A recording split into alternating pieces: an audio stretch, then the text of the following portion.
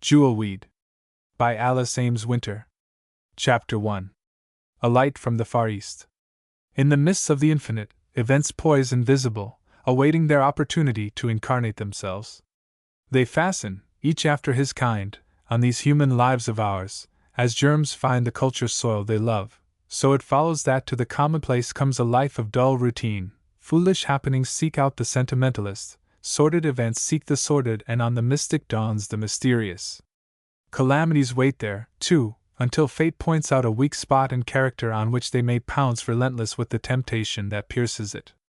As there are certain things that would scarcely dare to happen to certain people, so other greater events would hardly condescend to those whom they recognize as being their own inferiors.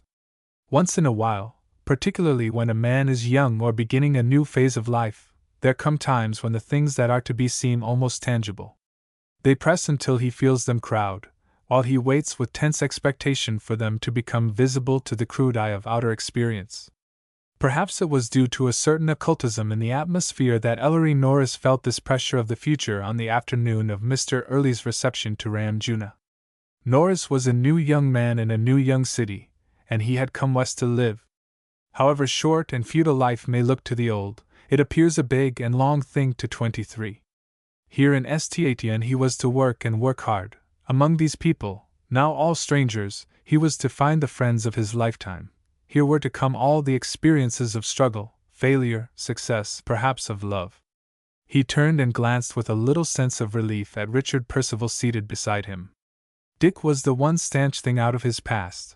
Dick he had known and loved at college. Dick was even now showing himself a friend, and all these other folk were but the ghosts of things to come. Then he laughed lightly at himself for his own fantasy, and returned to the survey of his surroundings. The vast new hall in which they sat, a hall young in years but old Gothic in pretense, might have suggested a possessor of the stately and knightly type rather than a little cockatoo like Mr. Early. But man has this advantage over the snail, that, whereas the snail is obliged to construct a home around its slimy little body, man may build his habitation to match his imagination and ambition. In the West, moreover, it is the custom to leave the low-vaulted past and build more stately mansions as fast as the increasing purse will permit. The great room was cool, even on a glowing summer day. Its heavy walls shut out the heat, and its narrow windows gave but a creeping light which lost itself in the vaulted spaces above.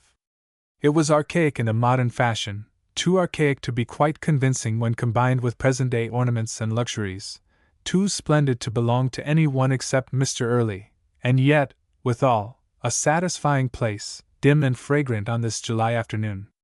The pale summery gowns of the women, and the sprinkling of dark coats of the few men present modified its gorgeousness.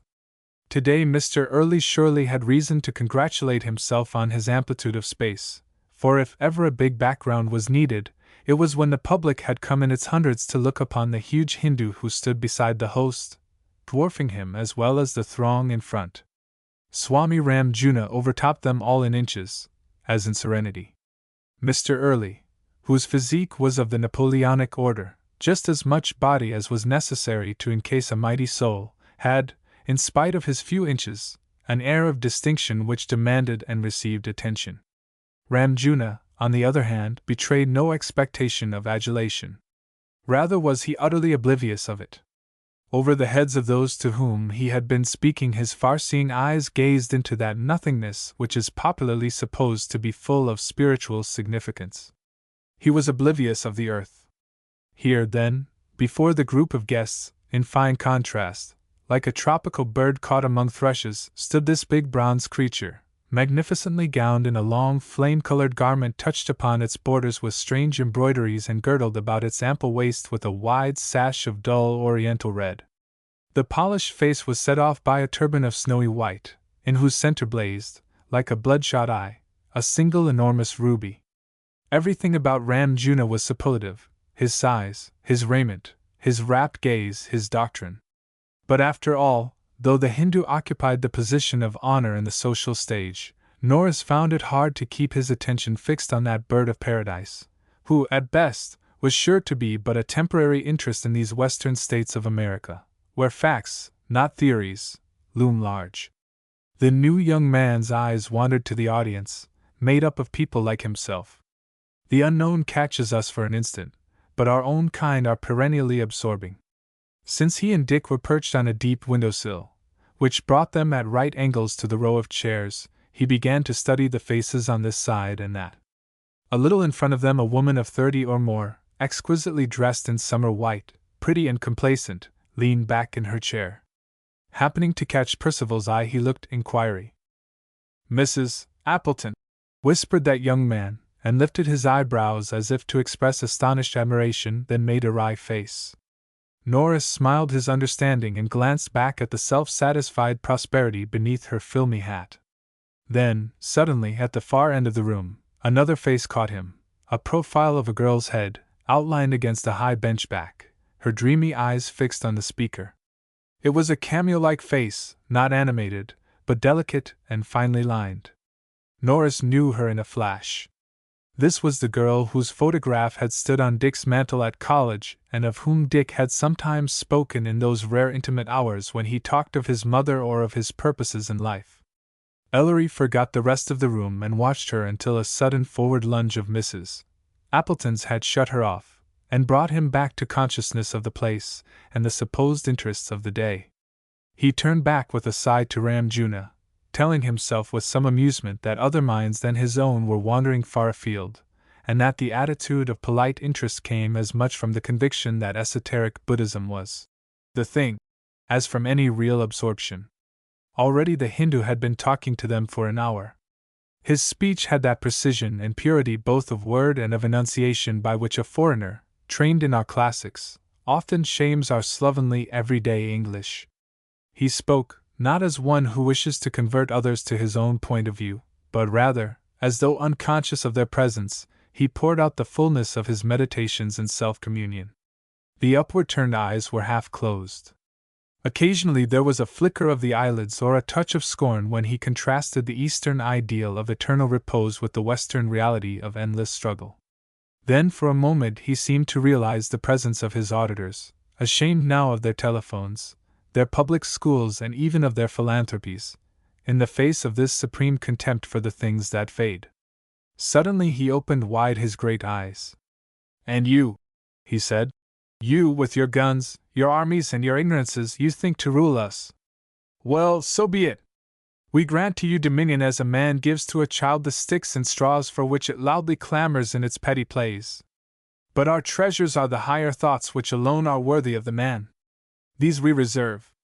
The great oriental ruby above his forehead seemed to burn more brilliantly than ever, as if to shame the frivolous occidental jewels that twinkled before it. "Yes," he went on, "these gems we do not submit to force. They are not to be ravished by blood and iron. Yet even these, our sacred treasures, we gladly share with those who, in humility and in the life of meditation, seek with us the universal truths. And truth, what is it? It eludes the scalpel of reason. It is the master and not the servant of logic. The only truths worthy to be known are those which are to be experienced by the soul in her hours of solitude. Then does she cease to think. Then does she cease to reason. Then does she know." He was dogmatic, and they fell under his sway. A hush deeper than silence lay upon his audience, as the Swami stood for a moment, as though lost in himself. Recalling his surroundings, he spoke again.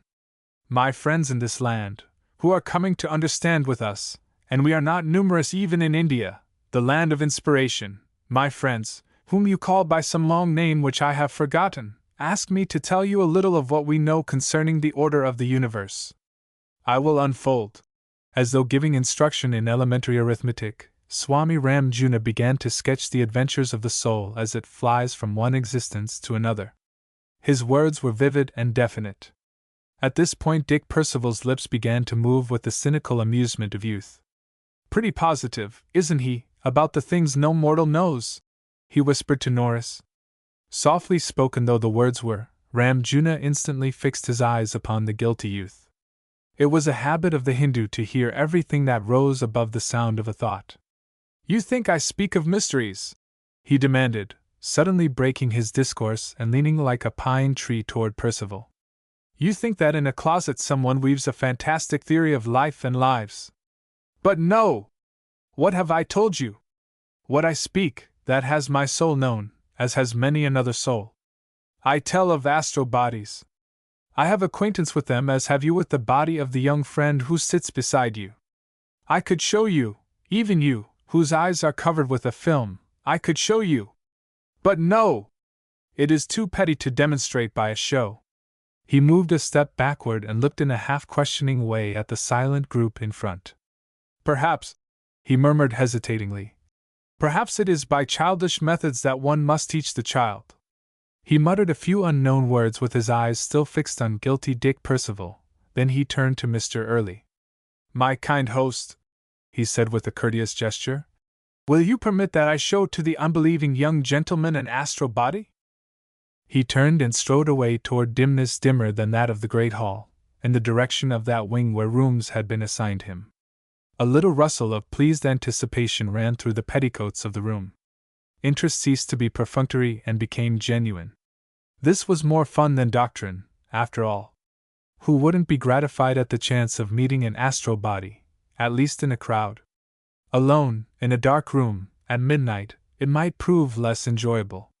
Presently the Hindu returned, carrying in his hand a strangely twisted retort, and something that looked like a primitive brazier.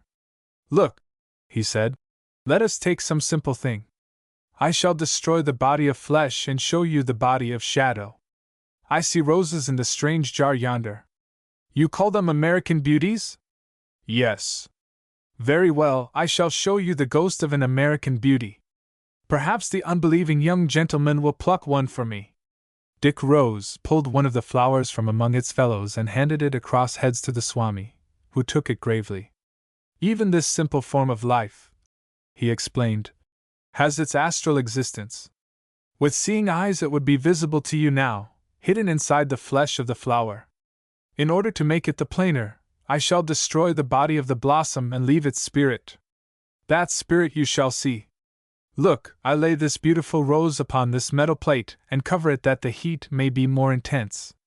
I consume it with the flame until the fire devours its shape and leaves only its ashes. A tense silence fell upon the waiting room, as Ram Juna thrust the covered rose into the brazier. At last he lifted the cover and displayed a little gray shapeless heap. The rose is dead, he observed quietly. He turned now toward the glass vial, in the bottom of which lay a few grains of pinkish dust. Into this he poured the ashes of the burned flower. He lifted it high in air and surveyed it. The rose is dead, he repeated, but under the right conditions you shall see what we may call its ghost. See. A gentle warmth. I hold it not too close to the devouring flame. A gentle warmth. Those at the back of the room were rising now to peer over the hats of the more fortunate in front, but the hush remained unbroken. The dark eyes of the Hindu were bent on the glass before him, and a mystical smile played about his mouth. In the bottom of the retort, in the bluish heap, began a movement, as though something alive were striving to free itself from bonds and rise. It heaved and struggled in the dusty mass, grew stronger, and instead of a shapeless writhing there came an upshooting pyramid, which gradually took upon itself form. A ghostly apparition of stem, of leaves, of a dusky red rose, grew more and more distinct until it glowed from its prison of glass, and Ram Juna smiled. The rose is dead, he said for the third time. A gasp of appreciation and awe passed through the room. The Swami turned to Dick Percival. That which I know I speak, he said simply. Then with a sudden abrupt movement, he shook the phial away from the warmth and held it up. Now only the poor body of ashes is within, he went on. The spirit is truly fled, until it shall find itself another incarnation, and we say that the flower is forever dead. What then is this death with which we play and which plays with us? But I weary you with my too long discourse. Give me your pardon. I shall know more. There rose the sound of moving skirts and loosening tongues. The spell of Oriental mysticism was broken, and this became but one of many entertaining things to be chattered about in moods that varied from credulity to amusement. The ordinary reception atmosphere took possession, and the tinkle of animated feminine voices filled the air. On the outskirts of the throng, which pressed forward to greet the host and to press the fingers of the seer, lingered the two young men, one of whom had stirred the unstirrable. Norris looked vaguely around as at unknown faces, and Dick nodded in this or that direction in that offhand manner which invites people to keep their distance rather than to seek further intercourse. But the woman, who was handsome and 30, refused to be held at arm's length. "How do, Mr. Percival?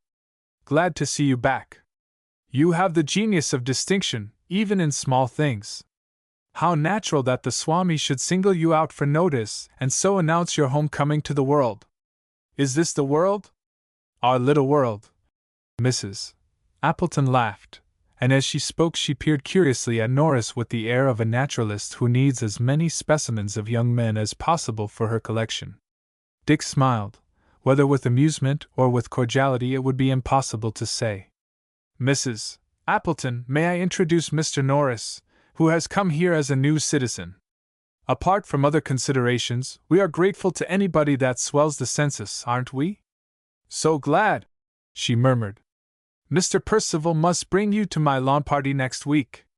But even while Norris expressed his thanks, Dick's eyes wandered until, with a cheerful start, he caught his companion's arm. "There she is, Ellery," he said. "This way." Norris knew in his heart that he was waiting for that summons, and he turned and followed as Percival began a slow progress through the crowd toward that uncompromising stiff-lined bench of the kind that Mr. Early affected, where sat the girl like a cameo, beside a woman somewhat older than herself. The younger woman lifted her eyes and caught from afar the greeting of the advancing men. That there should be no sudden illumination, no swift blush in her nod of recognition, gave Dick a slight feeling of irritation. He had regarded a little polite display of delight as in some way his right. But if she was undemonstrative, she had the virtues of her failing, for there was a certain serenity even in the broad curve with which her hair clung to her temples, and in the overcrowded room her smile was as refreshing as a draught from a cool spring. Both of these women were marked by a repose of manner which distinguished them from the eager crowd that was pushing toward the latest new apostle. It was the elder who put out a welcoming hand. "Ah, Dick," she said, "you are at home at last. How good it is to see you! When did you come?" "Last night. Mother sent me over here today with the promise that I should see you, and Madeline." His eyes traveled to the girl beyond. "And this, Mrs. Lennox, Miss Elton, is my good friend, Norris. You already know that we were lovely together in college, and in life we hope not to be divided. You'll be good to him, won't you?" In Mrs. Lennox's greeting there was that mixture of kindliness with shrewd instant analysis that becomes a habit with women of the world, and Norris stiffened with fresh realization that he was raw and unaccustomed to her suave atmosphere. He would have liked to be his best self before Percival's friends, and he felt like an oyster. Even the gentle eyes of Miss Elton seemed to measure him. Fortunately they thought chiefly of Dick, and when did Dick's facile tongue fail him?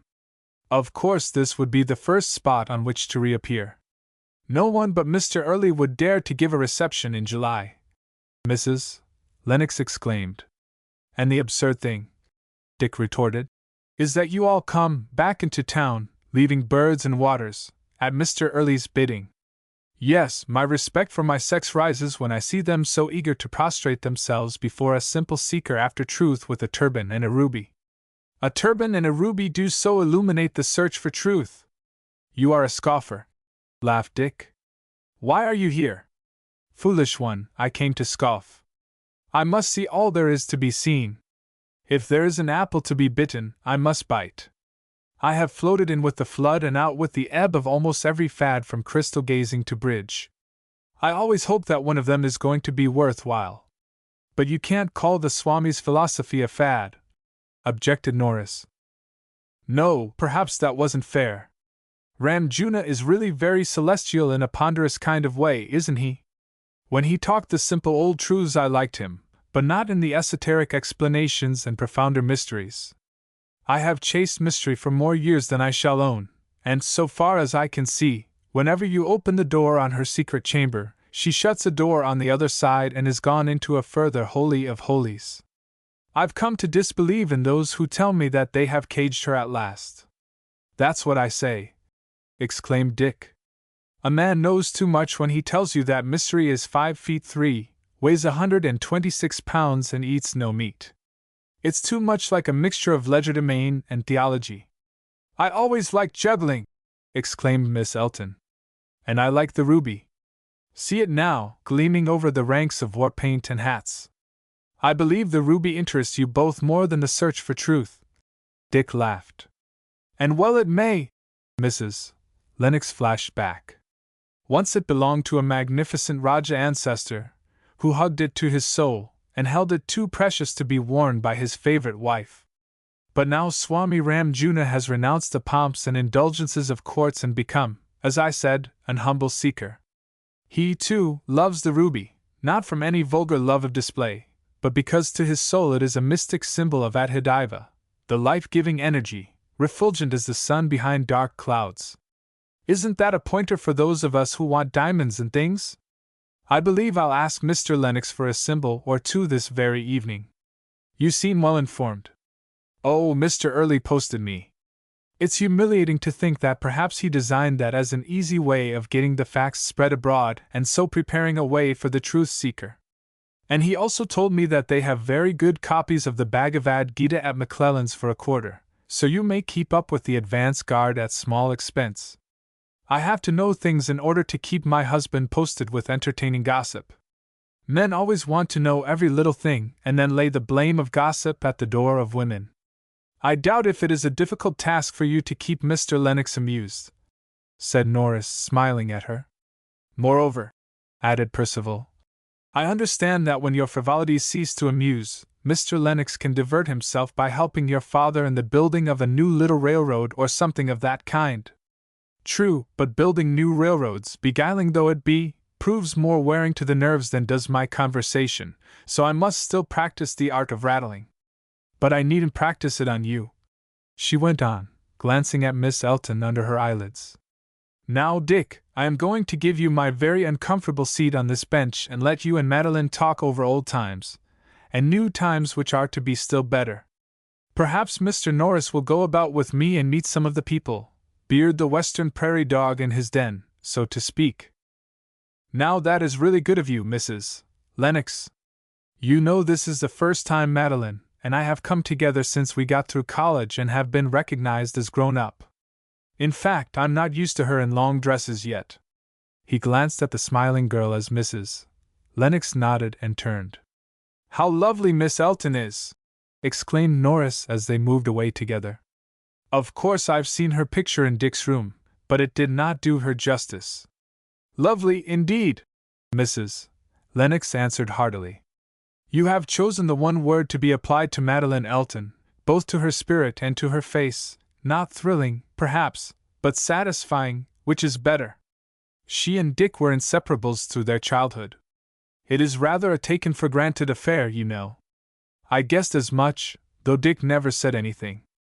There was something so confidential and kindly in her manner that Norris forgot his awkwardness and felt moved to confidence in return. Dick was born to all good things, he went on. I sometimes wonder how that feels. Then, seeing that she glanced at him inquiringly, Dick always seems to me one who needs only to stand still, and Fortuna takes pains to hunt him up and offer him her choicest wares. Life looks to him more like a birthday party than like a battlefield. I say it not in envy, but with the awe of one who has had to scrabble and who sees endless scrabbling ahead. But I believe part of the charm that I feel about Dick is his manifest predestination to good luck. One piece of his luck, if I am not mistaken, is in your coming here. There is no friend like a college friend for everyday wear, she answered kindly. Well, I owe my position here to him, Norris went on. When he found that I had an uncle back in Connecticut who owned a share in the St. Star, he began to pull wires both at that end and this to get me a place on the editorial staff. I'm afraid that nothing but wires would have got it for me. So here I am making my first bow to society under the shadow of his cloak. Of course you came here. What, really, is Mr. Early? Apostle, expounder of the universe, businessman, prophet. Norris laughed. He's our display window. The way in which he manages to keep a little lion always roaring on the bargain table astonishes us all every day. And when he runs short of foreign lions he roars a bit himself. Privately, I think he's more entertaining than the imported article. St. would be merely a western city without him. Now, she went on, I'm going to introduce you to some other girls. To me, as to Dick, Miss Elton may be the bright particular star, but she is not the only light. So Miss Elton and Percival were left alone in the crowd. Madeline, said the young man, does this getting through college make you feel as though you had suddenly had your cellars taken away and your attics left foundationless in space? The question is what next? That's what I used to ask you in the good old days when we played mumbly peg together. What shall we play now? I know what I shall play. There is home, with Mother enraptured to have me at her beck and call again, and of course, there are musical and social does. They are going to be such fun that I do not know if I shall have room to tuck in a little study. But I suppose you must have a harder game.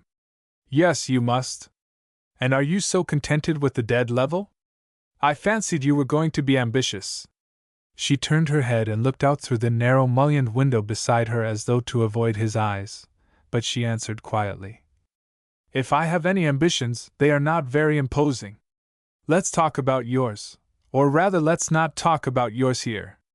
There are too many people and too much Swami. We are out at the lake, at the old summer home. Run out and dine with us tomorrow. Father is almost as anxious to see you as I am. You know you are his chief consolation for the fact that I am not a boy. Thanks. May I bring Norris? Not that I'm afraid of the dark by myself, but that I really want you to know him. Bring him, of course, Dick, she said without enthusiasm. And now do you suppose I can get you a cup of coffee or a sherbet? Hush, I don't know whether anything so vivid is possible. I believe, out of deference to Ramjuna, the refreshments are light almost to nirvana. You can't insult a man who lives on a few grains of rice by making him watch the herd gorge on salads and ices, can you? And do you really believe that great mountain of flesh was built out of little grains of rice? Mrs. Appleton, you remember her? She has pounced on me already. She remembers that I waltz like a dream. Dick, said Miss Elton scornfully, don't make the mistake of considering yourself a plum. Mrs. Appleton told me that the Swami feeds on dew and flaming nebulae. Humph, said Dick. I think he's a big bronze fraud. Oh, come, men may be great without playing football. She laughed. Well, he's not for me. I can believe in almost any kind of a prophet except one that works miracles. Who knows? The Swami may be the molder of your destiny, said Madeline gaily, with youth's lightness and referring to the vague future. He may, but I'd lay long odds against it. I must be going. Miss Elton rose. The crowd is thinning, and Mrs. Lennox looks impressively in my direction. We are going out together on the train. Their new country place is near us, you know. And you, ungrateful one, I suspect, have not even spoken to Mr. Early yet. Go and make your manners like a good boy. I'll expect you tomorrow afternoon. Mr. Norris, Dick has promised to bring you with him to dinner tomorrow. Till then, goodbye. Come, Ellery, we'll face the music, now that the real attractions are gone, said Dick. Mr. Early extended 2 hands, ponderous in proportion to the rest of his body, in fatherly greeting. Ah, Percival, my dear fellow, so you are done with Yale and back again in St. I welcome you out of the fetters of mere bookishness into the freedom of real life, where it is man's business to serve, and not to absorb. Dick blushed guiltily as several surrounding ladies turned their lorgnettes on him, but Mr. Early went on, undisturbed and very audible. I do not introduce you to Swami Ramjuna, because introductions belong to the world of conventionalities, and he lives in that world where real human relations are the only things that count, but I put your hand in his, in token of the contact in which your spirit may meet his great soul. Very good of you, I'm sure, murmured Dick, as the Swami bent his head and gave him a penetrating look. You, too, then, are a seeker? Ramjuna inquired in a low tone, but with his delicate and distinct enunciation. I hope so, Dick answered hastily, and with an evident desire to push the topic no further. And this, Mr. Early, is my old chum, Norris, who has come west to be on the editorial staff of the Star. The Star? It is the symbol of illumination. Is then your star devoted to the enlightenment of mankind? asked Ramjuna, transferring his fixed gaze. In a sense, yes, Norris faltered with a swift, guilty recollection of certain headlines in last night's edition. He who writes must think. He who thinks goes below the surface. He who goes below the surface is moving toward the center, said the Swami oracularly.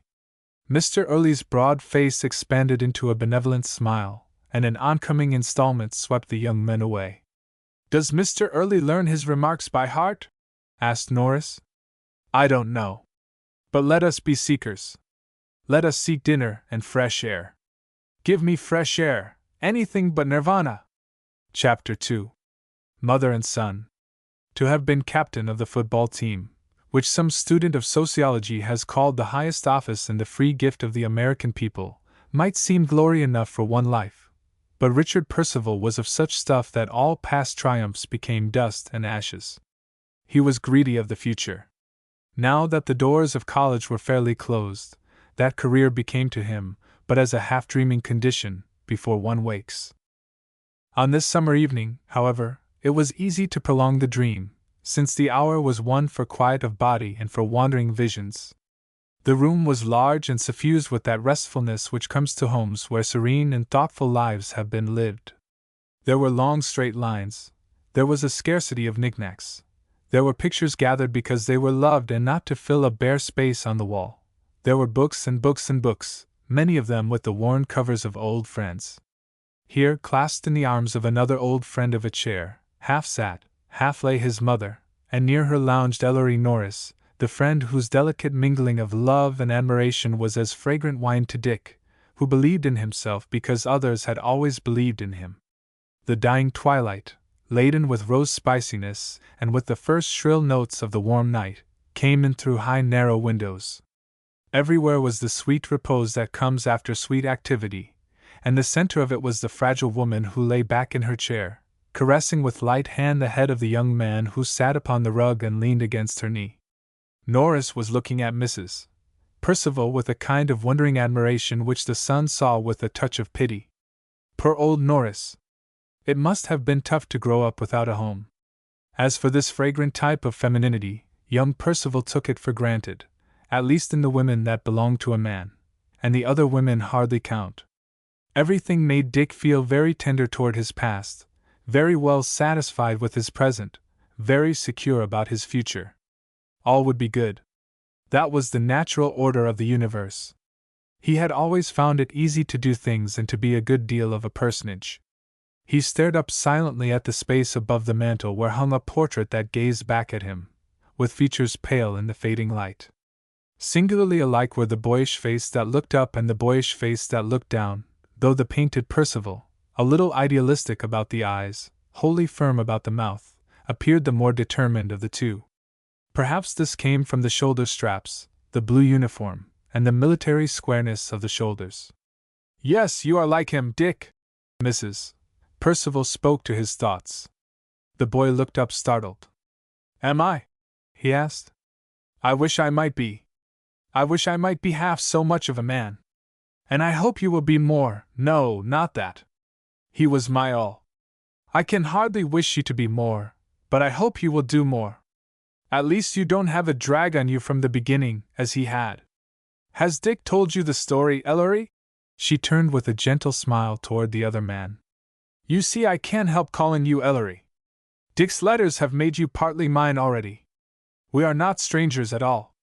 Norris flushed and impulsively laid his firm square hand over the slender one that was stretched upon the chair arm nearest him. You don't know how glad I am to be yours, and to have you for mine, he said. I never knew my mother. You know then how Minnesota was a pioneer state, and how she sent a fifth of her population to the war, and Dad among the first? You know how the first Minnesota held the hill and turned the day at Gettysburg, though few of them lived to tell of their own bravery? It makes the lump come up in my throat even to remember it, just as it did when I first heard the news and knew that my boy lover was there. There was silence a moment. Ah, Dick, you have a young body to match your heart, Mrs. Percival went on. But Dad, before he was 20, carried a bullet in his side. He had to conquer pain before he could spend strength on other things. Dick rubbed his cheek with the mother's trembling hand. Yes, he said soberly. It must have been harder to endure the sufferings that clung to him and killed him at last than it would have been to give everything in one swift sacrifice. Endurance, that's a word I don't know, do I, Mother? No, dear, that's the word you know least, but you'll have to learn it. Ellery, I guess that's where you have the advantage of me. Dick looked up with a smile. If I have, it's been a dar lesson, Norris answered with a wry face. Well, if Dad gave his life to his country by dying, I mean to give mine by living, Dick went on. There must be things that need doing. More than there are men to do them, said his mother softly. You have his spirit and his genius. You have health, too. Don't put a bullet in your young manhood. What do you mean, Mother? There are 1,000 wounds besides those from a gun. I'm counting on you to live his life as he would have liked to live it, to be his son, Dick. You mustn't expect the sun and the moon to stand still before me. Oh, well, I dare say I'm as foolish as other mothers. Mrs. Percival laughed as though she must do that or cry. But you were certainly born to something, Dick. You've shown it ever since you organized your first militia company and whipped the 5-year-olds in the next street. And he's kept right on bossing his particular gang ever since.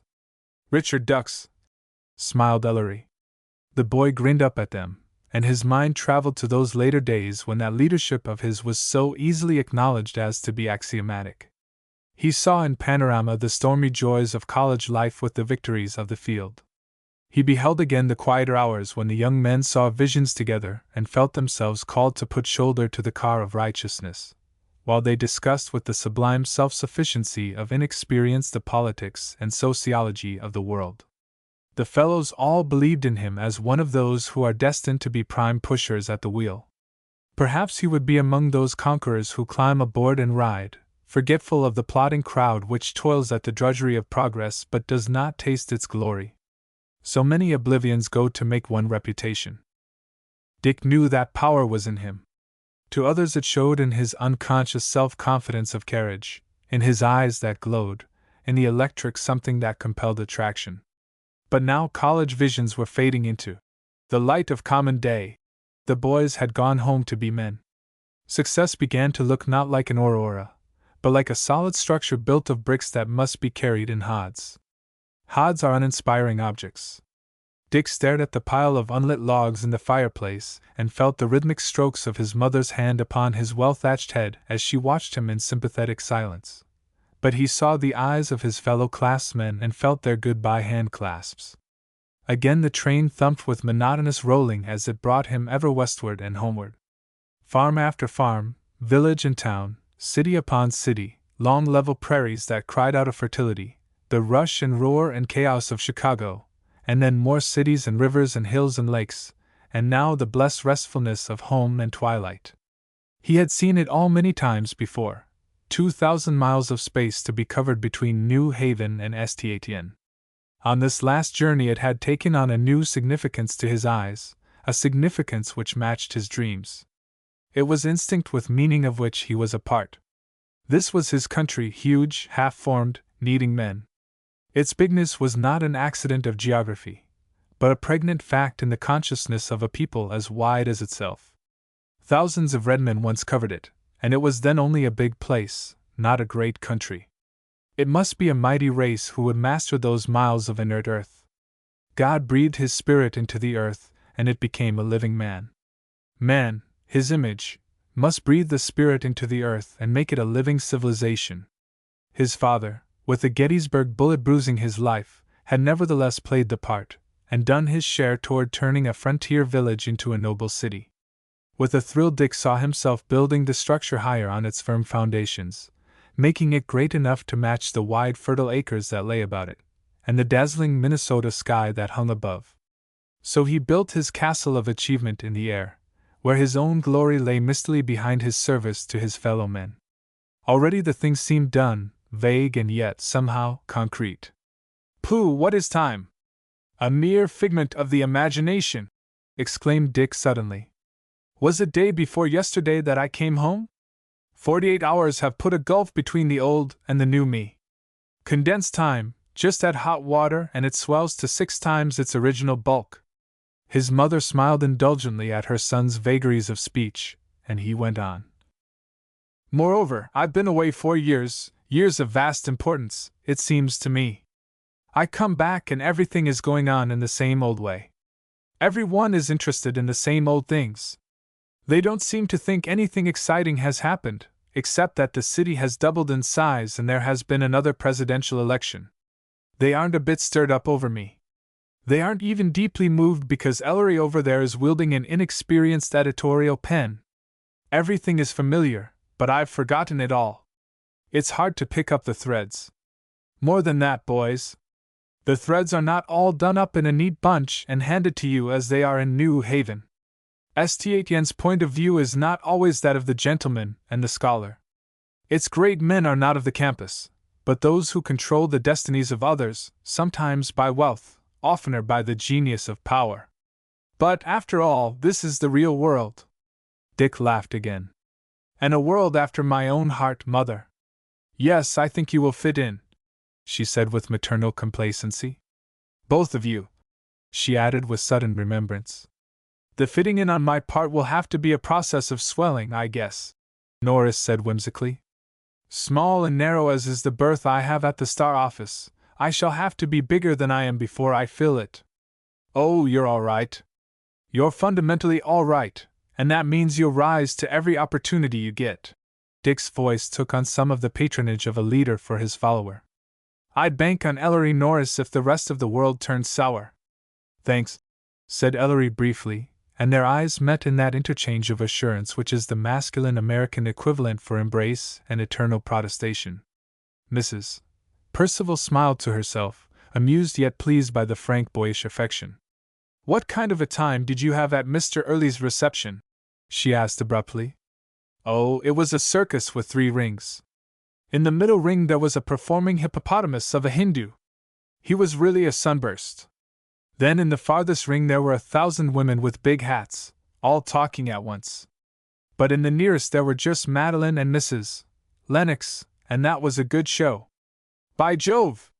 Madeline is prettier than ever, and hasn't found it out yet. That's the advantage of sending a girl off to a women's college where there is no man to enlighten her. Pretty! That's not the word to describe Miss Elton. She's too simple and dignified, remonstrated Norris. Bowled over already, are you? Dick jeered. Ellery is quite right, Mrs. Percival interrupted. Madeline has something Easter lily-like about her. You grow enthusiastic, Mother. I love her very dearly, Dick. Norris and I are going out to see her tomorrow. We'll take the motor, I guess. Mrs. Percival beamed down at him and gave his head an affectionate pat, and the son glanced up with a blandness that might easily have become a smirk. Yet his mother's complacent satisfaction with the inevitable irritated him. Madeline Elton might be the most admirable combination of the virtues and the graces, but he wanted to find it out for himself. Mrs. Percival rose with the air of one who has heard and said what she desired. Good night, dear boy, she purred as Dick struggled to his long legs. How good it is to have you to lean on and trust. These have been lonely years while you were away. Now I shall leave you two to your quiet smoke. Dick kissed her hand and then her lips, as though to show both reverence and love. Norris, too, stooped and kissed her hand, and the two watched her as she moved in her slow way up the stairs. As she disappeared, Norris turned and laid an arm over Dick's shoulder. That's the kind of thing, Percival, that you do not wholly appreciate unless you've gone without it. I grew up without any atmosphere to speak of, and I've been gasping for breath all my life. I wonder if I shall ever get a full allowance of air to live in. As they looked, friendly eye into friendly eye, Ellery seemed to review his own life in contrast with Dick's. Dick had background. He had to begin everything for himself. He had earned most of his way through college. He had earned his standing among the men as he had earned his standing in scholarship, by dogged persistence instead of by the right of eminent domain to which Dick was born. He had never envied Percival's readier brain, wider popularity, more profuse fortune, but something close to envy crept upon him now for this refinement of home, this delicate mother love. This was a loss not to be made good by pluck or perseverance. Love was the gift of the gods. Chapter 3. An Occidental Luminary. Over next door, beyond the thick laurel hedge, on this same evening, Mr. Sebastian Early, now that the last of his guests had withdrawn the silken wonder of her reception skirts, was settling down to a quiet evening with his turbaned guest. Now Mr. Sebastian Early is far too intricate a person to be dismissed, as Mrs. Lennox disposed of him, with a phrase and a laugh. In early life, it is true, he had seemed a commonplace and insignificant young man. His first appearance before the public was as the inventor of a hook and eye, but his hook and eye had such unusual merits that it seemed, according to the engaging pictures and verses in the street cars, to simplify most of the sterner problems of everyday life.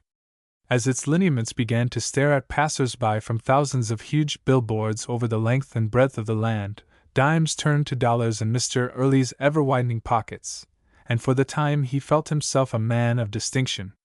Yet in these later and regenerate days Mr. Early sometimes had a moment's anguish as he remembered those miles of unaesthetic billboards, which once marred the meadows and streams of his native land, for with a widening horizon there had crept upon him a rising spirit of discontent. Perhaps it was that divine discontent, which William Morris celebrates, that makes men yearn for higher things. Department stores still rolled out their multitudinous cards of hooks and eyes, but the person of Sebastian Early passed unnoticed in the crowd. He yearned for fame, not for his product, but for himself, and the same ability that led him to serve the wants of the public in hooks now drove him to study its social demands. Like many another unfortunate, he began to perceive that dollars alone were not enough of a key to unlock the magic door.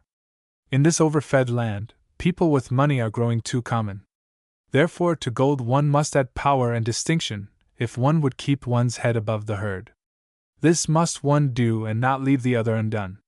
Sebastian determined to make himself interesting. The public has a fawning respect for fame. One or two abortive attempts convinced Mr. Early that his literary efforts would bring him not even the distinction of infamy. At last he hit upon an idea. He would be a patron of the arts, not one of your little ordinary buyers, but a man whose purse was, so to speak, regilded by mind. He spent 6 months of hard work as a student of the situation, and then he made his debut. He selected a few gems of half-forgotten 18th-century literature, gems that deserved to be given life preservers on that stream of oblivion into which they were too surely being sucked. These he brought forth in tiny volumes, wide-edged and thick-papered, illuminated as to capitals and bound in ooze or in old brocade on which were scattered a few decorations, calculated, so unthinkable were they, to upset the reasoning power of the average reader, and thus prepare him for the literary matter which he should find within. These books naturally took. They invited no man to read, but they were interesting to look at and therefore particularly adapted to those occasions when one must make a small gift to a friend. Scarce a center table in the country but held at least one. The beauty of it was that the literary matter cost him nothing, and the books were their own advertising billboards, for wherever they went they lay in conspicuous places. From books Mr. Early passed on to furniture, and he begot strange shapes, wherein forgotten Gothic forms were commingled with forms that never man saw before, and these also took. So the circle widened, until glass pottery and rugs were gathered into the potpourri of Mr. Early's genius. Finally he established his magazine, The Aspirant, for he began to feel the need of explaining things, chiefly himself, to his expanding circle. The Aspirant had covers of butcher's paper, and the necessity for self-defense at last developed in Mr. Early that literary style which he had found it impossible to cultivate, while he still had nothing to say. He grew a peculiar ability for self-glorification and for slugging the other man. Particularly caustic did his pen become in respect to those, whether painters, musicians, poets, novelists, or reformers, who had endeared themselves to the great mass of the public. The Aspirant always called the public the rabble. And you can't damn humanity more easily and cheaply than by calling it the rabble. Naturally, every one hastened to buy Mr. Early's furniture, his rugs, and his pottery, and diligently to read The Aspirant, in order that he or she might escape the universal condemnation. Be outré and you'll be right. Be right and you'll be outré. Be outré anyway, was the simple creed.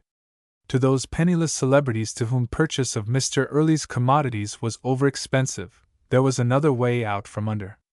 They might visit Mr. Early's hospitable home, and so contribute their mite to the halo of distinction that surrounded him. The great ones came to St. Etienne. They ate and drank and were exhibited to an admiring throng. They gave lectures, introduced from the platform by Mr. Sebastian Early. They went away and the aspirant chronicled their satellite excellences. No such ex-guest need fear a blow in the face upon its pages. All these things came before the public, more and more before the public every year. They kept Mr. Early's growing corps of assistants busy, inventing new furniture and new forms of invective. It is needless to say that the hook and eye was never included in the illustrious list of Mr. Early's productions. That gentleman frequently blessed himself in private that his first commodity had been put upon the market as the imperial, and not as the bright and early, as he had once half resolved. Only a few knew who was responsible for the billboards. Still, even his new enterprises paid. He was a good businessman, and he shared with the rabble an appetite for cold cash. Nor did the crafty arts exhaust either his abilities or his desires, for though he had no wish to pose before the world in the overdone role of a millionaire, still he needed money and ever more and more money. To get it he kept his hand in many a business enterprise and his eye on many a speculation of which the gaping world did not dream. Even his right-hand editorial writer knew not of his left-handed dip into an electric light company here or a paving contract there, for his left hand had assistants too, quiet, unobtrusive, even shy, men who could lobby a bill on the quiet, or wreck an opposing company, even though they did not know the difference between Hafiz and Chetney. And Mr. Early's mind was of such a broad catholicity that it would be hard to tell which side of his career he most enjoyed, the variety show or the still hunt. Thus it will be seen that this great man, who was a credit to the new art movement of our time, and of whom St. Etienne, a young western city, felt justly proud, was in his usual element when he introduced to the society, in which he was now a fixed star, a light from the Far East. And Swami Ramjuna seemed so sure that he himself was right and all the rest of the world was wrong, that Mr. Early felt him to be a kindred spirit. The impression deepened as he found himself alone with the Hindu. He had rather dreaded the strange demands and customs that might meet him, but the man of bronze and the snowy turban proved himself to be the best of table companions, suave, courteous, and sympathetic. He seemed even to take a kindly interest in such matters of a day as Mr. Early's incursions into the realms of art and literature. Through dinner they chatted almost gaily, and afterward, while Mr. Early smoked, the Swami joined him in the slow sipping of a liqueur. There is a frankness of those who have nothing to hide, there is a frankness which makes a mask for him who is, below the surface, all mystery. As Sebastian studied his companion, he told himself that this simple creature was after all a man, perhaps adapting himself to public demands as any clever fellow would, and, as this thought occurred to him, Mr. Early's benevolence increased. "You ought to write a book," he said with the air of one projecting a novel thought. "With your gift for expression and your insight into realities, you couldn't fail to make a success of it." "It is my intention," said the Hindu. Mr. Early looked a little taken aback, but brightened again with a new suggestion. "Why not do it here?" he asked. "Come, where could you find a more fitting place? You have your rooms in a wing of the house all to yourself. That gives you perfect solitude. I should be delighted to have you for my guest while you do your work, and when you finish, I know enough of the tricks of the trade to help you push it a bit. Of a certainty truth is self-vigorous, and needs no tricks to keep it living." "Ah, yes," the man of business answered cheerfully. "But one may boost it, my dear fellow." The Swami bent his great head and appeared to meditate. When he looked up, his spiritual eyes were narrowed to a speculative slit, and he studied the face on the other side of the comfortable log fire. "My friend, you are generous. You offer me a home, and I am fain to accept it, if I may put the offer in another form. For the present I must return to India. Too long already have I been away from the atmosphere which is to me life. I must see some of the brothers of my soul. I must saturate myself with repose and with the underlying, with karma. Also, in this too vigorous country, that is unattainable. But here, in this place, one who is filled with the message might give it forth to his brothers, or perhaps to the sisters, who appear the more anxious for it. Here the very energy of the air says give rather than grow. If I might a year, 6 months hence, accept your hospitality? He looked tentatively at Mr. Early. My home is yours. Do what you like with it, said Mr. Early benignly. He was thinking how well a picturesque cut of the Hindu's head would look on the covers of the aspirant, combined with a judicious puff within. The Swami smiled serenely. I observe, he went on in his delicate voice, that the wing on the ground floor, in which you have given me room, has 2 apartments, divided by a little passage, and that the little passage gives not upon the public highway, but upon a garden, quiet and lovely, that faces the sun and is shut in by brick walls and hedges. The farther one of these rooms is bare and but slightly furnished, though my bedroom is sumptuous like that of a Maharaja. Still the bare small room pleases me best. If I might have this room when I come again! If I might keep the bare room sacred to my meditations, all unentered save by myself! It means to me much that no alien mind, no soul of a common servant, should mar the serenity of the atmosphere in that spot where I sit alone with myself. I would have it dedicated to the greater me. It would be the capsheaf, do you not so say in this land of great harvests, thus to give shelter not only to my body, but to my soul, in this bare and quiet little room. Why, certainly, certainly! Mr. Early could not help thinking that a guest who spent most of his time alone in an empty room would prove no great tax upon his entertainer. I thank you, said Ramjuna, rising and making a salaam of curious dignity and courtesy. You bid me lecture. You bid me write and instruct in the sacred truths. That will I do when I come again, and my consolation shall be the unblemished hours when I sit alone in the little room which faces the sun. You comprehend me? You understand? And Mr. Early, who never, if he could help it, spent a half-hour in either solitude or idleness, answered again. Why, certainly, certainly. In some months, then, I may return, noble friend. And now I will bid you farewell until the dawn. The Swami, with marvelous lightness of foot in spite of his huge body, made off for his own domain. If Mr. Early, who now sat and yawned alone by the dying fire, could have peeped in on the excellent Ramjuna, he would have been much gratified by the evident satisfaction with which the Oriental surveyed the quarters which were one day to be his. The Swami strode at once across the bedroom, across the little passage that opened into the garden, into the unused room beyond. Here with a swift thrust he turned on the electric light, then moved from window to window, opened them, examined the heavy wooden shutters which he closed and unclosed, craning his bull neck through the opened sashes.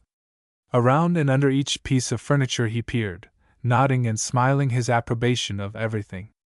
As he came out, he paused for some moments to examine the lock on the door. Quite inadequate, he muttered with a frown. We must do better than that. He stood and thought a moment, then put out the light, stepped to the garden door and disappeared into the night.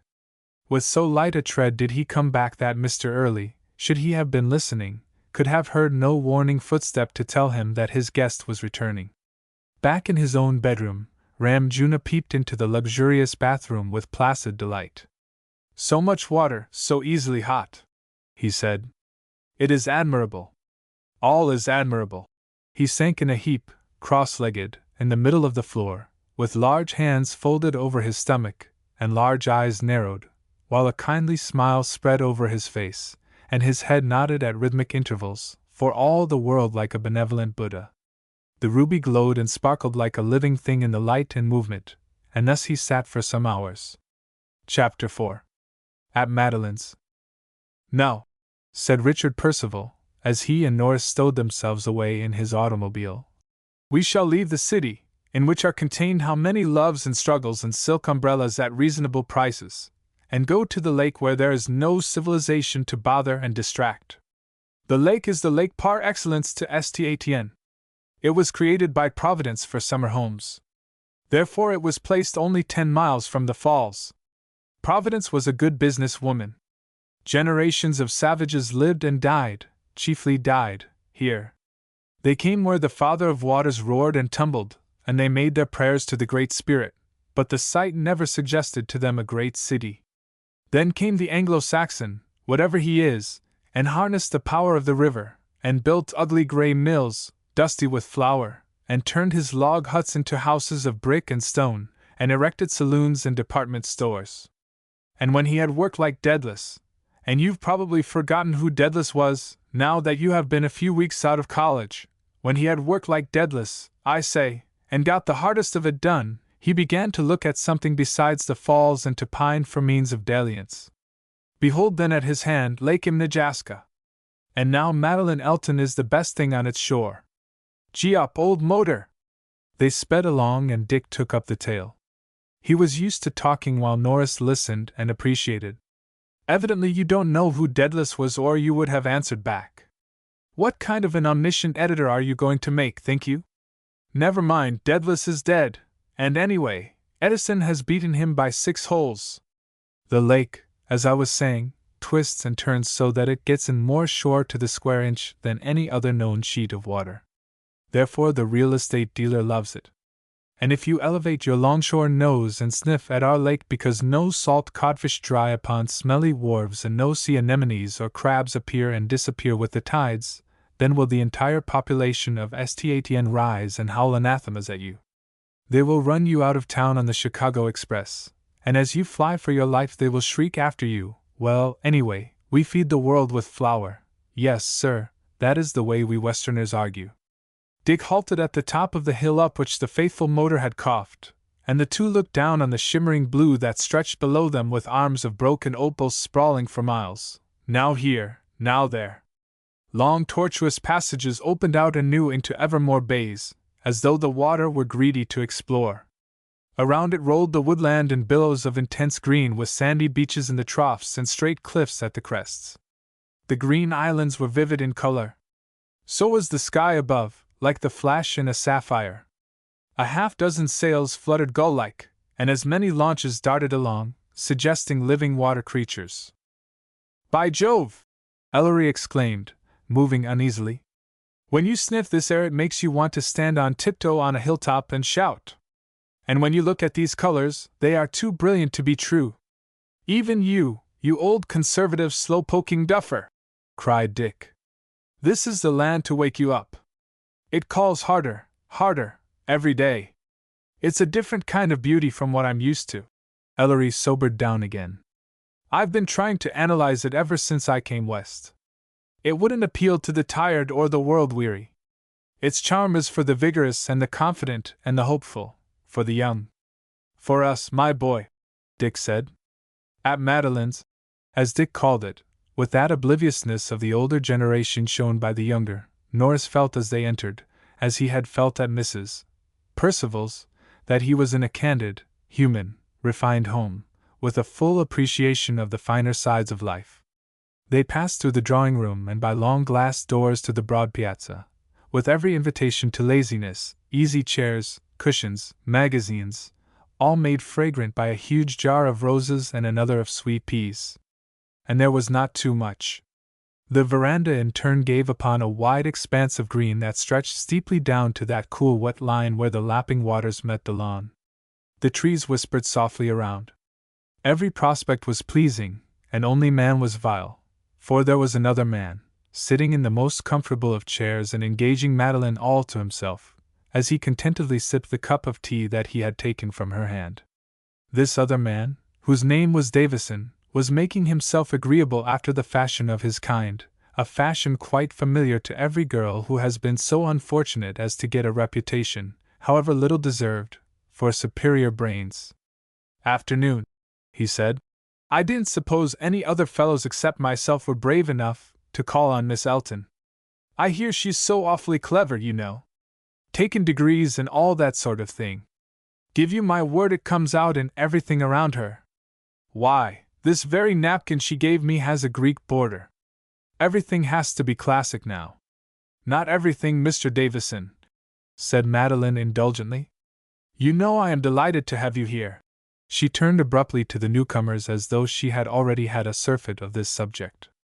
It is a pleasant thing to have had a good education, but one does not care to spend one's time thinking about it, any more than about how much money there is in one's pocket. You had a fine ride out? Madeline asked. Great, answered Dick. To be young, on a summer day, seated in a good motor with a thoroughly tamed and domesticated gasoline engine, and to be coming to see you, what more could we ask of the gods? You see, Percival feels that he must lard the gods into his intercourse with you, Miss Elton. Mr. Davison interjected. That's because the gods have become nice homey things, retorted Dick. Even in the West we couldn't keep house without Dionysius assisted by Hebe to superintend our afternoon teas, and Hercules as a patron of baseball. Madeline laughed, and cast a grateful look in his direction. You see how pleasant it is to feel familiar with the gods so that you can use them freely, she said. So you don't think it's necessary, in order to be clever, to despise everything that's done nowadays, because the Greeks used up all the ideas first? Asked Davison. Not at all. Nature conducts a vast renovating and cleaning establishment, and whenever any old ideas look the least bit frayed or soiled around the edges, pop, in they go, and come out French dry-cleaned and as fresh as ever. They're sent home in a spick-span box and you couldn't tell 'em from new. If we don't get anything new, I hope that we, at least, get rid of some of the old things, fears and superstitions, said Madeline. Things that are holy rites in one age are so apt to be holy frights in the next. Say, did you ever go down the streets of Boston and notice the number of signs of palmists and astrologers and vacuum cures? Exclaimed Davison. But perhaps it ain't fair to take Boston for a standard. Ellery, a true New Englander, stared at him in astonishment, as one who heard sacred things lightly spoken of. Most of us can see how funny we are, Davison pursued. Can we? Murmured Dick. But Boston, he went on calmly, has lost her sense of humor. She peers down at everything she does and says this is very serious. That's why she takes astrologers in earnest. They're in Boston. Anyway, I think you were mighty sensible to come back to us, Miss Elton, rather than to stay in the unmarried state, alias Massachusetts. A girl really has a much better chance in the West. Yes, that's where Miss Elton showed a long head, said Dick with evident glee.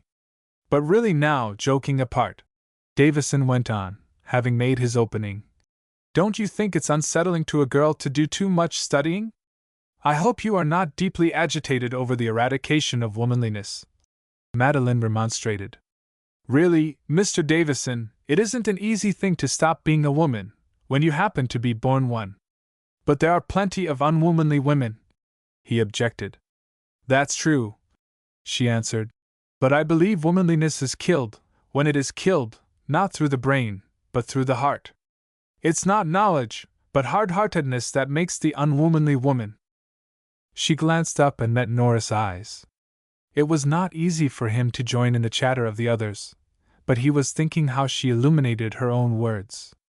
Manifestly she was not lacking in mind, and quite as evidently her brain was only the antechamber of her nature. She gave him the impression of the heart at leisure from itself.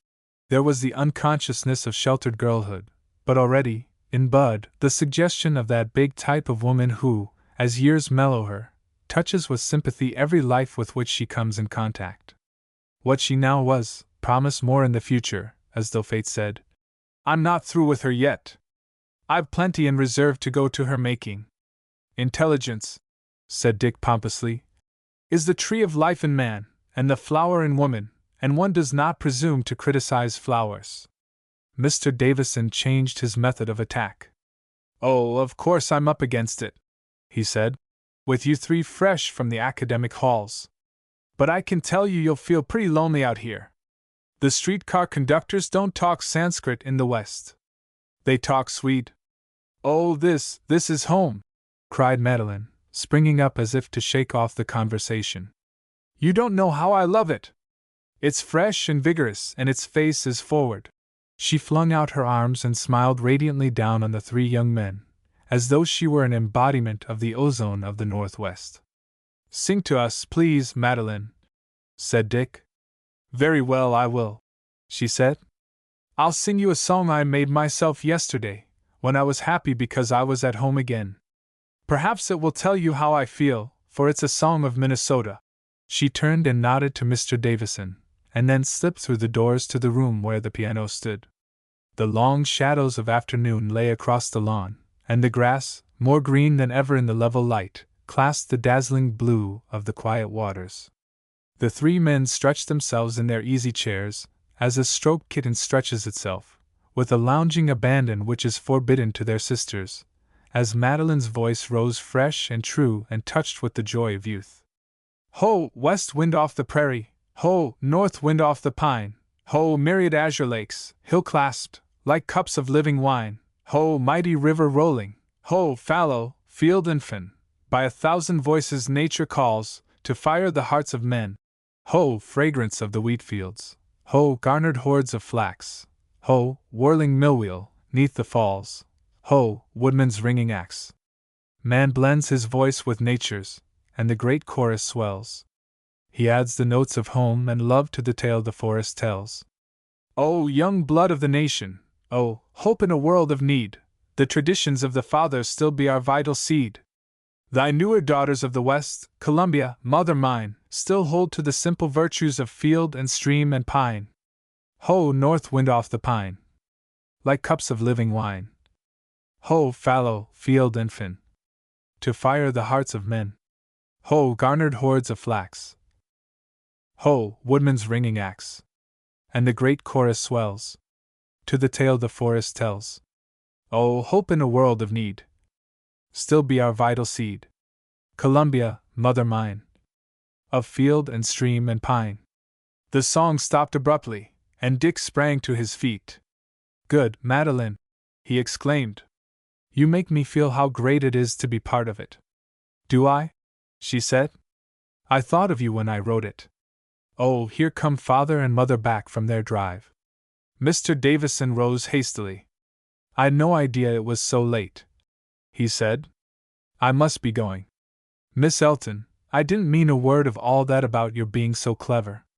You're all right. Thanks for the tribute. Madeline smiled as he disappeared down the drive. Dick, I wish you'd always be on hand when he comes. He makes my brain feel like a woolly dog. Rummy chap, said Norris. The older people came in to greet the boy they had known all his life, to ask the innumerable usual questions, to say the inevitable things through dinner.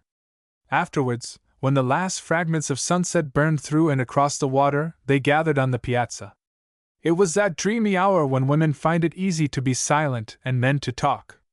Madeline and her mother sat close, with hands restfully clasped in their joy at being together. Mr. Elton eyed the two young men from his vantage of years of shrewd wisdom. Both the boys were clean-shaven, after the manner of the day, a fashion that seems to become clean manliness, vigorous and self-controlled. Both were good to look at, but here the resemblance ended, for Dick's long slender face and body lithe with its athletic training, was alive and restless, as though he found it difficult to keep back his passion for activity. Ellery, big but loosely joined, had the dogged look of one that held some of his energy in reserve. A good pair, Mr. Elton concluded, and felt a sudden spasm of longing for a son, not that he would have exchanged Madeline for any trousered biped that walked, but it would be a great thing to own one such well of young masculine vigor as these. It's going to be great fun for us old fellows to sit back and watch you young ones, the elder man ejaculated. There are several good-sized jobs waiting for you. That's a good thing, said Dick. When there's nothing to do, nobody'll do it. And it will be a tame sort of a world, eh? Well, thank the Lord, it's none of our responsibility any longer. You've got to tackle it. The new phases of things are too much for me, with a brain solidified by years. You might at least help us by stating the problem, said Norris. You see, it's like this. Until a few years ago, every census map of the United States was seen by a long line marked frontier. That line is gone. That's the situation in a nutshell. Our work, the subjugation of the land, is about done, and the question is now up to you. What are you going to do with it? You know the old story of the man who said he had a horse who could run a mile in 2:40. And the other fellow asked, what are you going to do when you get there? We've done the running and our children are there. Now what? You must develop a whole set of new talents, not trotting talents, but staying talents. I suppose, said Norris slowly, for Dick was silent. Circumstances bring out abilities. That's the law that operated in the case of the older generation, and we'll have to trust to it in ours. That's true. But I sometimes wonder if, after all, we are helping you to the best preparation. We send you back to get the old education. The tendency of old communities is to rehash the traditions until they become authority. New communities have to face problems for themselves and solve them by new ways. The first kind of training makes scholars. The second brings out genius. The old makes men think over the thoughts of others. Heaven knows we need men who will think for themselves. Well, old and young are fellows, said Dick. Today grows out of yesterday. Yes, if it grows. The growing is the point. It mustn't molder on yesterday. You must have enough books to get your thinkers going, but not more. You must not feast on libraries until you get intellectual gout and have to tickle your palate with dainties. A good deal of stuff that's written nowadays seems to me like literary cocktails, something to stir a jaded appetite. That's my friend Early's specialty, to serve literary cocktails. But the appetite you bolster up isn't the equivalent of a good healthy hunger after a day out of doors. When nature wants a genius, I suppose she has to use fresh seed, said Dick. And genius is creative, Mr. Elton went on.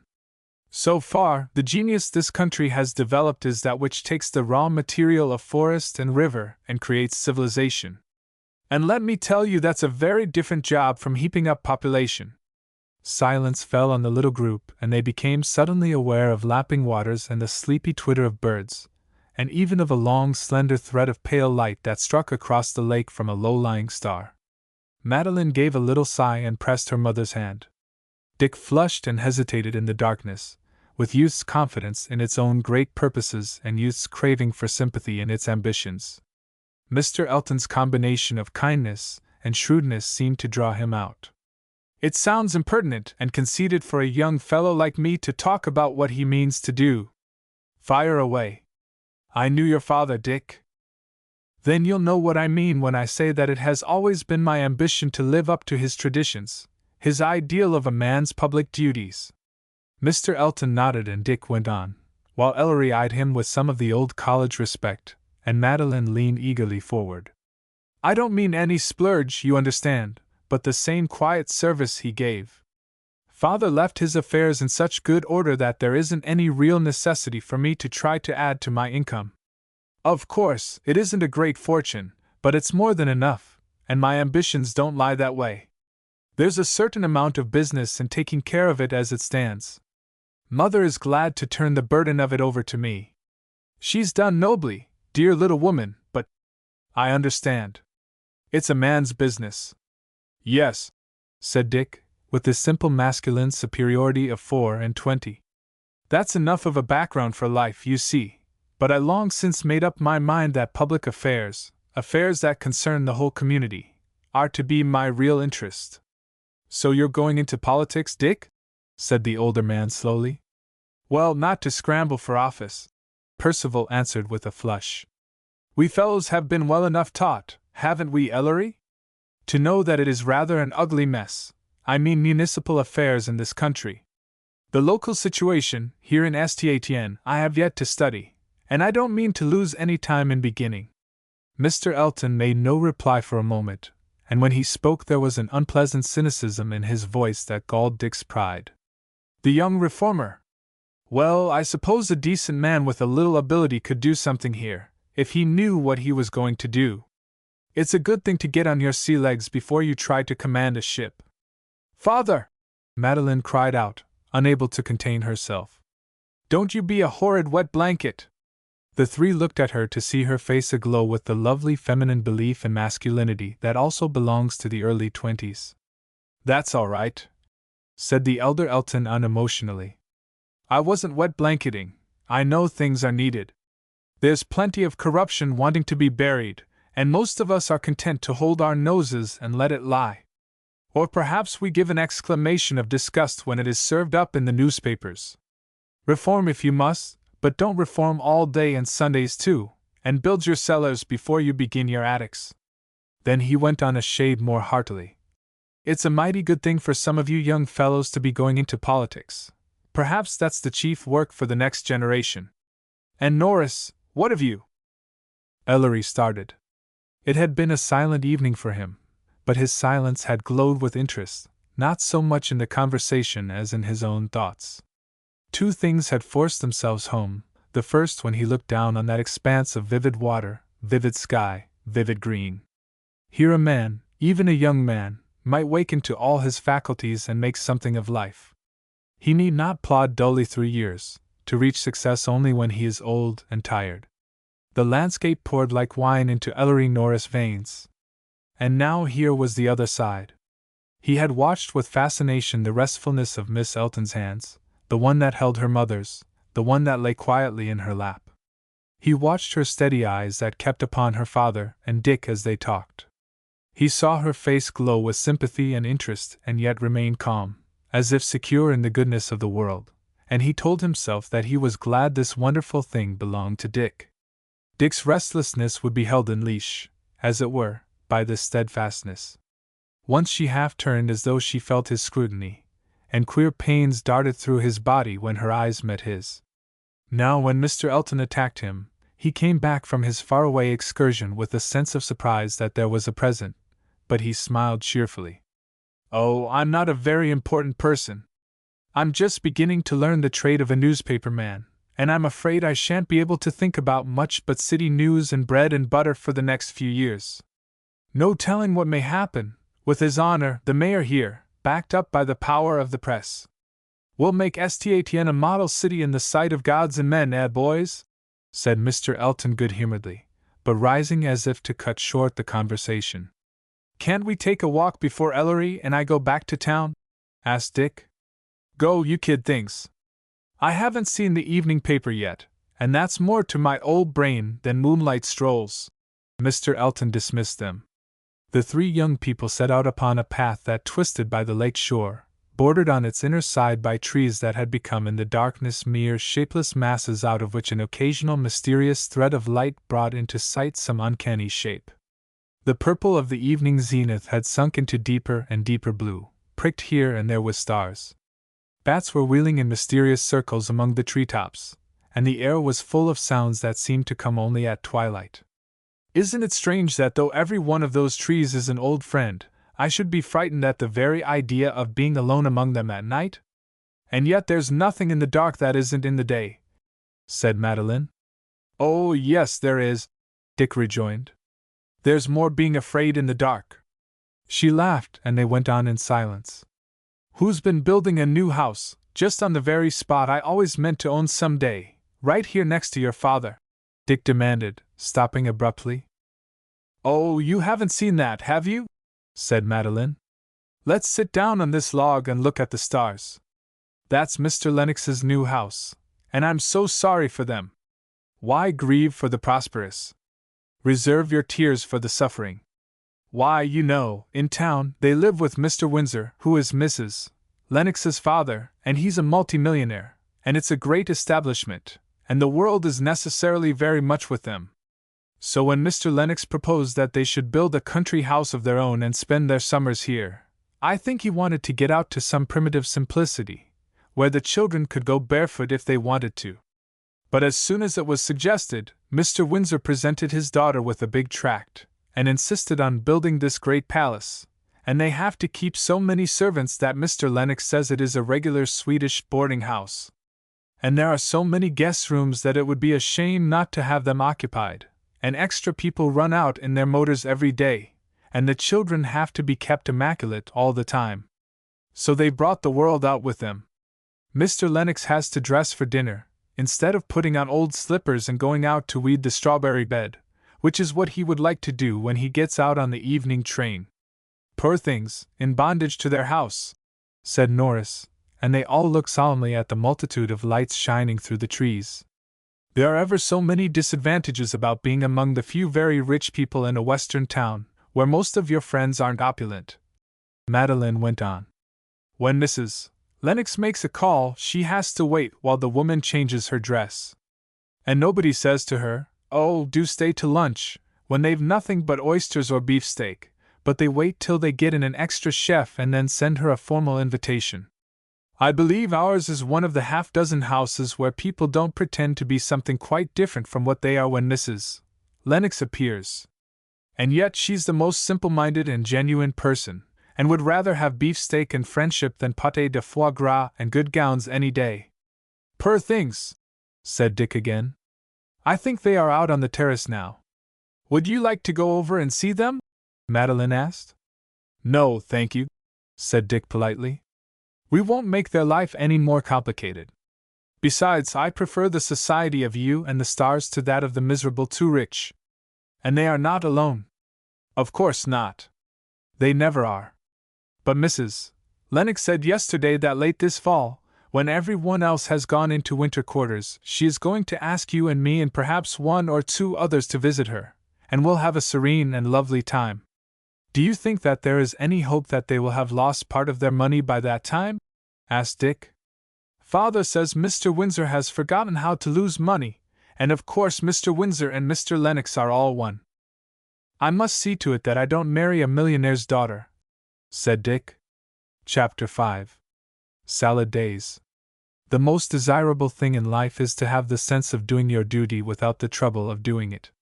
Therefore, days of preparation are always delicious days. There is the mingling of repose with all the joys of activity. To be planning to do things has in it more of triumph than the actual doing. It carries the irradiating light of hope and purpose, without the petty pinprick of detail which comes when reality parodies ideals. Dick's first summer at home was a period of delight. He absorbed ideas and so felt that he was doing something in this city of his birth which now, in his manhood, came back to him as something new and strange. The weeks drifted by and he seemed to drift with them, though both mind and body were alert. All the things he learned and all the things he meant to do were tripled and quadrupled in interest when he passed them on to his two counselors-in-chief, Norris, solid and appreciative, Madeline, even more believing and more sympathizing, but glorified by that charm of sex which gilds even trifling contact of man and maid, making her friendship not only gilt but gold. So he spent his days in prowling about and meeting all sorts and conditions of men, while Ellery slaved in a dirty and noisy office.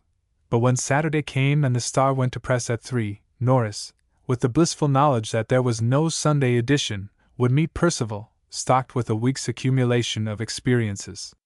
In the hearts of both would be deep rejoicing as, at weekend after weekend, they stowed themselves in Dick's motor and betook themselves lakeward, nominally to go to the country club and play golf, but with the subconsciousness for both that the lake meant Madeline.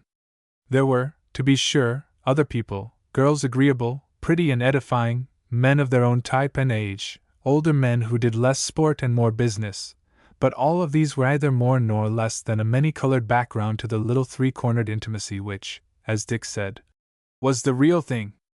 It came to be understood that the three should spend their Sunday afternoons together, not on the cool piazza, where intrusion in its myriad forms might come upon them, but off somewhere, either on the bosom of the waters or on the bosom of the good green earth, who whispers her secret of eternal vitality to every one that lays an ear close to her heart.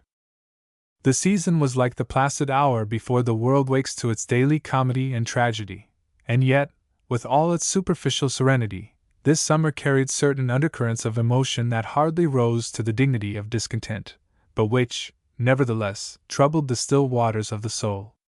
At first Madeline half resented the continual presence of Norris at these sacred conclaves. He seemed so much an outsider. Dick she had known all her life and she could talk to him with perfect freedom, but his friend often sat silent during their chatter, as though he were an onlooker before whom spontaneity was impossible. Yet as Sunday after Sunday the two young men strode up together, she grew to accept Ellery. First he became inoffensive, then she became aware that his eyes spoke when his lips were dumb, and finally, when words did come, they were the words of a friend who understood moods and tenses. In some ways it was a comfort to have this buffer between her and Dick. It helped to prolong the period of uncertain certainty. Dick never spoke of love, but the way was pointed not only by the easy restfulness of their comradeship, but in the very atmosphere that surrounded them. She read it half-consciously in the looks of father and mother as they met, and accepted Dick's intimacy in the house, in the warmth of Mrs. Percival's motherly affection when Madeline ran in for one of her frequent calls. Life was full of it, like the gentle half-warmth that comes before the sun has quite peeped over the horizon on a summer morning, and it was well that this dawn to their days should be a long one. Madeline had been away the greater part of 4 years, and she was now in no hurry to cut short her reunion with the old home life. Dick, too, had his beginnings to make, man-fashion, and they ought to be made before he took on himself the full life of a man.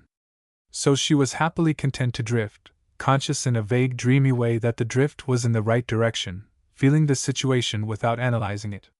It was a condition of affairs like Madeline herself, gently affectionate, but not passionate or deeply emotional. She was not of the type of women who rise up and control destiny. Norris, for all his passive exterior, had undercurrents that were fervid and powerful, and this first summer in the West, unruffled on its surface, stirred them and sent his life whirling along their irresistible streams. He never lost the sense that he was an outsider, admitted on sufferance to see the happiness of others and allowed to pick up their crumbs. If hard work, oblivion, and lovelessness were to be his lot, the hardest of these was lovelessness. Much as he loved Dick, he continually resented that young man's careless acceptance of the good things of life, and most of all did his irritation grow at Percival's way of taking Madeline for granted, enjoying her beauty, her sympathy, the grace that she threw over everything, and yet, thought Ellery, never half appreciating them. He himself bowed before them with an adoration that was framed in anguish because these things were, and were not for him. More and more cruel grew the knowledge that the currents of his life were gall and wormwood, flowing through wastes of bitterness. Yet along with the new grief came a new awakening, at first dimly felt by Madeline alone, then read with greater and greater clearness. But of all undercurrents, Dick, prime mover and chief talker, remained unconscious, absorbed in his own dawning career, delighting in his two friends chiefly as hearers and sympathizers with his multitudinous ideas. So it happened that one August afternoon, when it was late enough for the sun to have lost its fury, a not too strenuous breeze drove their tiny yacht through a channel which stretched enticingly between a wooded island and the jutting mainland. "Let's land there," Madeline exclaimed suddenly. "It looks like a jolly place." She pointed toward a stretch of beach caught between the arms of trees that came to the very water's edge, and enshrined in a great wild grapevine that had climbed from branch to branch until it made a tangled canopy. Dick turned sharply inward and ran their prow into the twittering sand. "Thou speakest, and it is thy servant's place to obey," he said.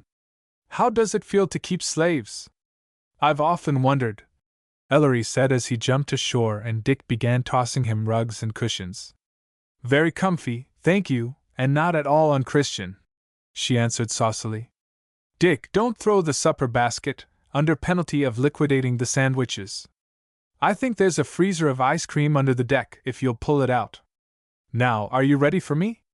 She stepped lightly forward under Dick's guidance, took Ellery's outstretched hands and sprang to the shore, where a kind of throne was built for her against a prostrate log. All this helped not because it was necessary, but as the appropriate pomp of royalty.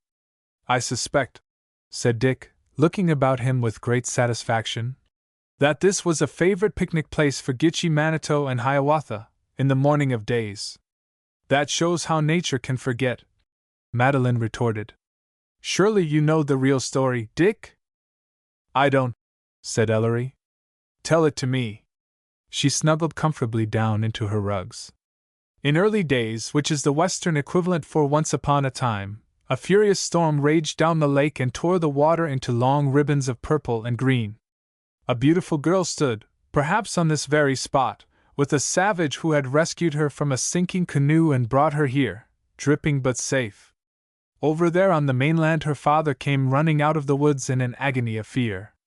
He saw her here, saw her signals, but the shriek of the storm and the roar of the waters drowned out the words that she frantically screamed toward him. He saw her point to the Indian, who was always feared, always counted treacherous, and his dread of the hurricane changed to terror of the savage. He raised his rifle and the girl's deliverer dropped dead at her feet. Then 50 years went by, and this became a bower for the eating of sandwiches," added Dick. Norris was lying on his back and staring through the tangle of grape and maple leaves at the flecks of blue beyond.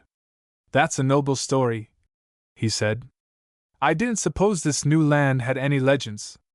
It all gives me the impression of being just old enough to be big. Isn't that the conceit of the Anglo-Saxon? He calls this a new land because he's lived here only about a half-century." "Things did happen before you were born, my dear boy," said Dick. "Indeed? What things?" Norris asked placidly. "Suppose you enlarge your mind by looking up the stories of the old coureurs du bois who used to stumble through these woods when they were the borderland between Chippewa and Sioux." Dick threw a pebble at Norris' face. "Suppose you go up to that inky stream in the north, which twists mysteriously through the forests, black with the bodies of dead men rotting in its mire. I don't wonder they thought the rough life more fascinating than kings and courts. I'd like to have seen sun dances and maiden tests. I'd like to have eaten food strange enough to be picturesque, and to have found new streams and traced them to their sources, and to have come unexpectedly on new lakes, like amethysts. It's as much fun to discover as to invent. And then the Jesuit fathers, half tramp, half martyr, they were great old fellows." "And the Frenchman, where is he?" said Madeline. "Gone, and left a few names for the Swede and the American to mispronounce. But you may come down later, Mr. Norris, and find how law and order, in our own people, fought with savagery out here on the frontier. It's a thrilling story. You love it all and its legends, don't you?" Ellery looked from one to the other. "Don't you?" Madeline asked. "By Jove, I do!" he cried, sitting suddenly upright as though stirred with genuine feeling. "I love it without its legends. It does not seem to me to have any past. It is all future. It makes me feel all future, too." "Do you know what's happened to you?" Dick laughed exultantly. "Gitche Manito the Mighty has got you, the spirit of the West, which, being interpreted, is ozone." "Something has got me, I admit," Norris cried. "What is it? What is it that makes the sky so dazzling? What is it that makes the leaves fairly radiate light? What is it that, every time you take a breath, makes the air freshen you down to your toes? I feel younger than I ever did before in all my life." The other two were looking at him. "Well, our height above the sea level," Dick began. "Oh, rot!" Ellery exclaimed. "It's something more than air, it's atmosphere. You feel here that it's glorious to work. You make me proud of you, old boy. It's funny how universally you fellows call me old boy. I suppose I was older than the rest of you. I had to take the responsibility for my own life too soon, and it took out of me that assurance that most of you had, that complacent confidence that things would somehow manage themselves. But I'm getting even now. I'm appreciating being young, which most men don't." "Bully for you!" Dick cried. "If you couldn't be born a Westerner, you are born again one. I am moved to tell you something that gave me a small glow yesterday. I met Lewis, the editor of the Star, you know, Madeline, and he insisted on stopping me and congratulating me on having brought Mr. Norris to St. Etienne. Said he was irritated at first by having a man forced on him by influence, when there was really no particular place for him, but, he went on, Mr. Norris is rapidly making his own place. We think him a real acquisition." "Oh, pooh!" Norris lapsed sulkily into his usual quiet manner. "Of course I can write better than I can talk. My thoughts are just slow enough, I guess, to keep up with a pen." Dick laughed softly as though he were pleased at things he did not tell. Madeline, for the first time, gave her real attention to Mr. Norris, whom she had not hitherto thought worth dwelling on, at least when Dick was about. Never before had this young man talked about himself. A silence fell. "Was that a wood thrush?" Norris asked, manifestly grasping at a change of subject. "I don't know, and I don't intend to know," Madeline cried, with such unusual viciousness that the two men stared. "Poor birds," she said. "I've nothing against them, but I'm in rebellion against the bird fad. I'm so tired of meeting people and having them start in with a gushing, 'Oh, how to do?' Only fancy, I have just seen a scarlet tanager, and you know they haven't, and they wouldn't care anyway, and their mother may be dying." Ellery laughed, and Dick said, "Well, what are you going to do about it?" "I'm going to invent a fad of my own." Let us in on the ground floor. If you like. I'm learning the notes of the wind in the treetops. It has such variety. No two trees sound alike. Hear that sharp twitter of the maples? The oak has a deep sonorous song, and the elms is as delicate as itself. I believe I could tell them all with my eyes shut. One breeze with infinite manifestations. I suppose our souls twist the breath of the spirit to our own likenesses in the same way, Ellery said. Madeline looked at him, and he smiled. You're getting poetical, old codger, said Dick. You must be in love. Ellery blushed, but Dick went on, oblivious of byplay. I move that we celebrate the occasion by a cold collation. Last week, your mother kindly made inquiries about my tastes that led me to infer that everything I most affect is stowed away in that comfortable-looking basket. So they had supper, and Norris fished a volume of Shelley from his pocket and read The Cloud, which Dick followed by a really funny story from a magazine. They fell to talking about their own affairs, which to the young are the chief interests.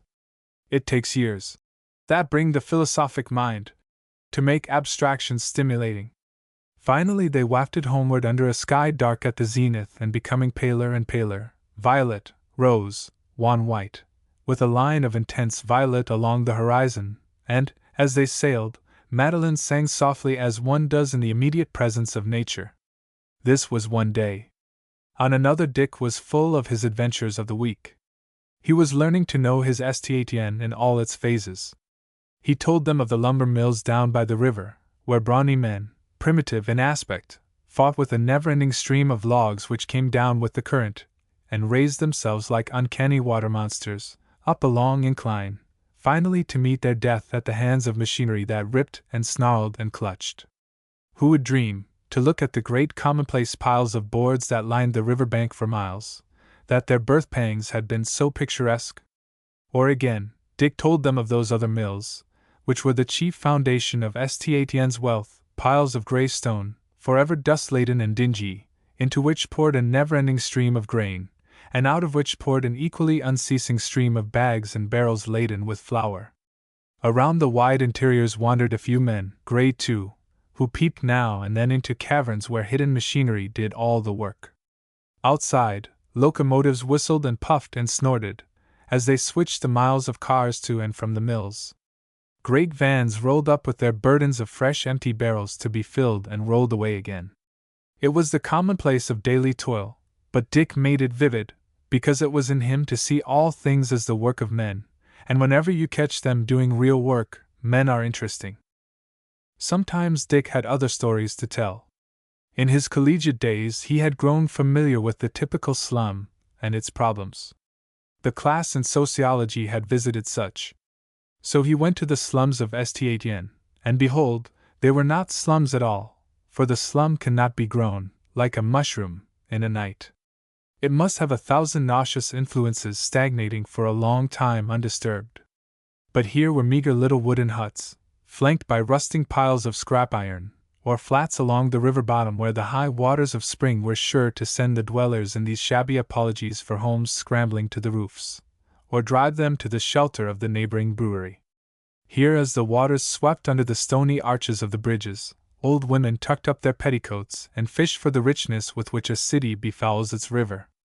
Here they made themselves neat woodpiles of the drift of the sawmills, and turned an honest penny by exhibiting on their roofs gaudy advertisements of plug tobacco, that those who passed on the bridge above might look down and read and resolve to avoid the brand thus obnoxiously glorified. Sometimes Dick had to relate a picturesque interview with a policeman who unfolded to him unknown phases of life, for though he believed in himself, Percival also believed in the other man, and therefore made him a friend. Every one likes a jolly friendly prince, and that was Dick's type.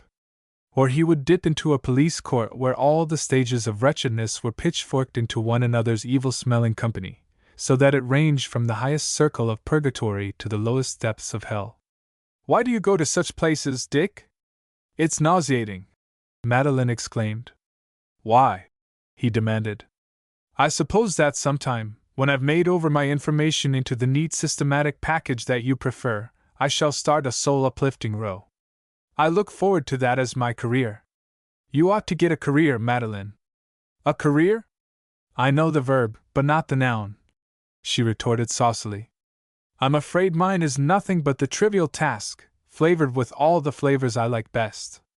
Sometimes, when they went home together at night, Percival had stories to unfold to Norris alone, stories he could not tell Madeline, of things found in the mire, upon which the healthy, happy world turns its back when every night it goes, uptown, to pleasant hearthstones and to normal life. These were tales of foul sounds and foul air, where men and women gathered and drank and gambled and laughed with laughter that was like the grinning of skulls, hollow and despairing. They were stories of girls with sodden eyes and men with wooden faces, of innumerable schemes to suck money by any means but those of honor. And these were the phases of his study that Dick looked upon with a kind of anguished fascination, as more and more he saw how the hands stretched out of that mire smirched the city which he hoped to serve. Sometimes, and this was when they were with Madeline again, Ellery would have his experience to tell, redolent of printer's ink, and full of the interest of that profession which is never 2 days the same, stories of how business toils and spins and is not arrayed like Solomon. Norris, too, was beginning to run up against human nature both in gross and in detail, and to know the world, from the fight last night in Fish Alley up to the doings of statesmen and kings. Madeline had little to tell, for she was living quietly at home, taking the housekeeping off her mother's hands and driving her father to the morning train. She had few episodes more exciting than an afternoon call or a moonlight sail. But the young men brought her their lives, and when she had made her gay little bombardment of comment, they felt as though some new light had fallen upon familiar facts. The very simplicity of her thought put things in the right relation and gave the effect of a view from a higher plane. There were many times when they did not discuss, but gave themselves to the joy of young things. They sailed, and Madeline held the tiller, and when evening came on, they curled down with cushions in the bottom of the boat and sang and chattered the twilight out. They played golf and tennis, and the blood leaped in their veins, for whatever they did it with heart and soul. As for their relations with one another, these were taken for granted, and what they meant, not one of the three stopped to question. It was enough that they were sweet and satisfying in silence. Late in the season there came a Sunday, memorable to Ellery, when Dick had gone away for some purpose, and, after a little self-questioning, Norris ventured alone for his afternoon with Madeline.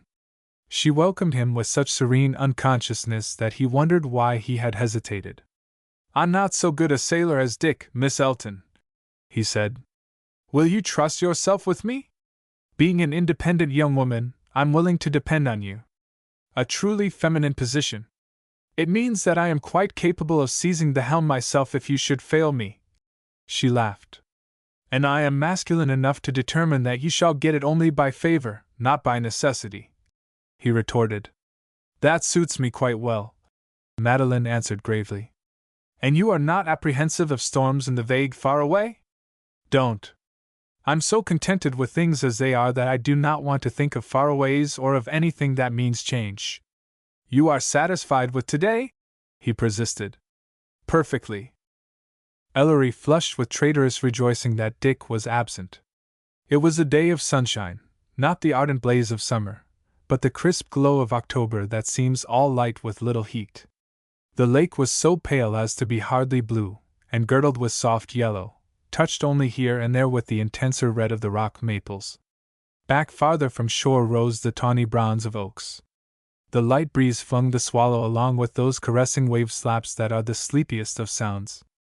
To sail under that sky, with Madeline leaning on her elbow near at hand, they two separated from the rest of the world by wide waters, was like a brief experience of paradise. Ellery watched the light tendril of hair that touched her cheek, lifted itself and touched again, near that lovely curve above her ear. The cheek was warm and creamy but untouched by deeper color. He fell into that mood of blessed silence that, as a rule, comes only when one is solitary. As they rounded at the dock he came back to himself with a sudden wonder if she had missed the titillation of Dick's chatter, for she had been as silent as he. "I'm afraid I have been very dull. I enjoyed myself so much that I forgot to try to amuse you. It's been a heavenly sail, exactly to match the day," Madeline answered with a deep contented sigh that filled him with delight. "I was this moment thinking what a comfort it was to know you well enough so that I didn't have to talk. It's a test of comradeship, isn't it? As they smiled at each other, his heart leaped with the consciousness of a bond below the surface.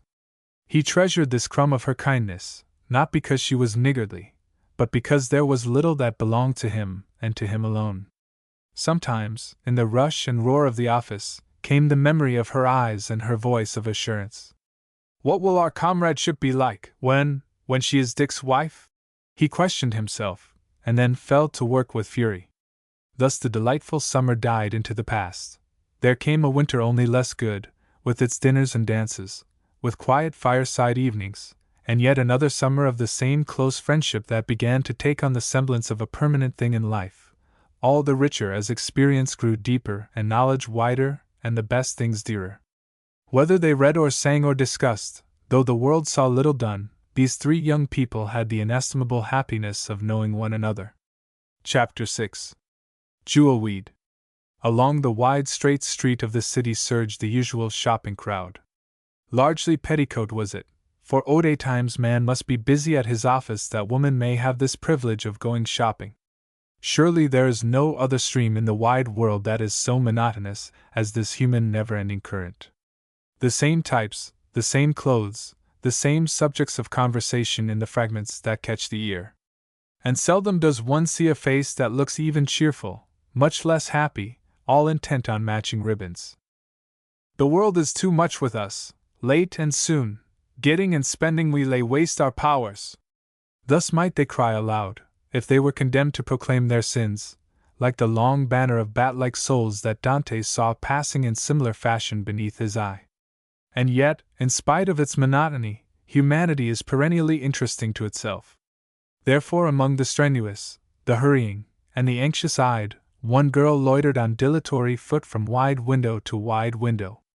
Girl seems an inadequate word to describe Lena Quincy.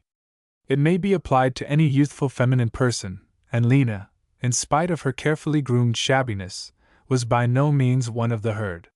She affected one like a bit of Tiffany glass, shimmering, iridescent, ethereal, and no ugliness in her surroundings could take away that impression. Every one who looked at her at all looked twice.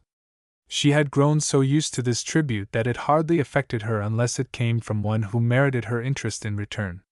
Now she was wandering from one to another of the ladies with the waxen faces, the waxen hands and the wooden hearts, who gazed back unmoved from behind their plate glass, though it was not the fixed and amiable smiles of the lay figures that caught her attention, but rather the curious way in which this one's braid was laid on the gown, or the new device in buttons, there beyond.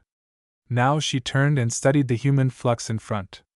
She was not shopping, save in sweet imagination. This was her theater, and she was fain to make the show last as long as possible. Her absorbent gaze saw everything. Yet it was selective too, for it passed swiftly over the chaff of the shabby and fixed itself on the wheat of the properly gowned. Sometimes she wove romances about her swiftly disappearing actors, romances not of heart and soul but of garments, of splendors and of money. But even such entrancing tissues of her brain vanished like pricked soap bubbles when there passed in the body one of those select few whose skirts proclaimed perfection. Could dreams stand against reality? Yet the dreams were blissful, though, when they were gone, the girl was left steeped in the bitterness of envy. It is said that there is a consolation in being well-dressed that religion itself cannot afford. It is to be remembered that there is also the Pharisaism which always forms a hard shell about every kernel of religion, and the Pharisaism of the correct costume is the most complacent of all forms of self-righteousness. Lena's lips grew positively pale as she saw it pass, drawing its rustling petticoats close to its side. She hungered and thirsted for this form of righteousness. It was early April, and there was a savage nip in the air, for Winter shook his fist at the world long after he dared to come out of his lair. Spring refused to sit in his lap for more than an instant, but leaped from that affectionate position, ashamed of her intimacy with the hoary sinner, and the buds swelled slowly and swelled exceeding small. Other women hurried, but Lena did not feel the cold except when she saw a set of magnificent Russian sables with a cordial invitation to buy now. Her eyes suddenly filled with tears at her own impotence. Why had God created her such as she was and then denied her the perquisites of her desires? It was as though nature should make the heart of a rose and should leave off all the outshaken wealth of petals, whose reflected lights and shadows make the flower's heart lovely. With the mist clearing from her eyes, Lena walked onward to the next big sheet of glass, and looked through a wealth of Easter hats and bonnets at the mirror that was meant to manifold their charms.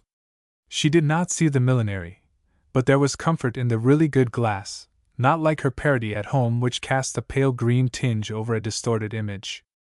On Lena nature had really spent herself. The very texture of her skin made the fingers itch to caress its transparent delicacy that let through a tender flush. Every curve of her body suggested hidden beauty, and the way she turned her head on her shoulders left one feeling how music and painting fall short of expressing the loveliest loveliness. But having accomplished a miracle, fate had left it without a meaning and thrown it on an ash heap. No wonder that it resented its position. Every man who passed Lena on the street looked at her, some of them spoke to her, but she was possessed of a self-respect that kept her from responding to such overtures. She prided herself on her virtue. Certain it was that the admiration of the other sex never set her vibrating with delicate emotions, never increased by a single beat the pulses of her heart, except when it suggested some definite benefit to herself. With reason, Lena congratulated herself on her firm resistance to the many-formed temptations that come to beauty housed with poverty. Now, as she looked in the milliner's glass, she saw her own face, rose-like and delicate. She saw the great violet eyes, so innocent that they almost persuaded herself, as they did others, that some creature more celestial than ordinary humanity wondered from behind them at the world. She saw the fair soft curls that clung about her forehead, and the sight of these things gave a momentary peace to her soul. Then she surveyed the dingy felt hat that rested brutally on the silken wonder of her hair, and rebellion rose again.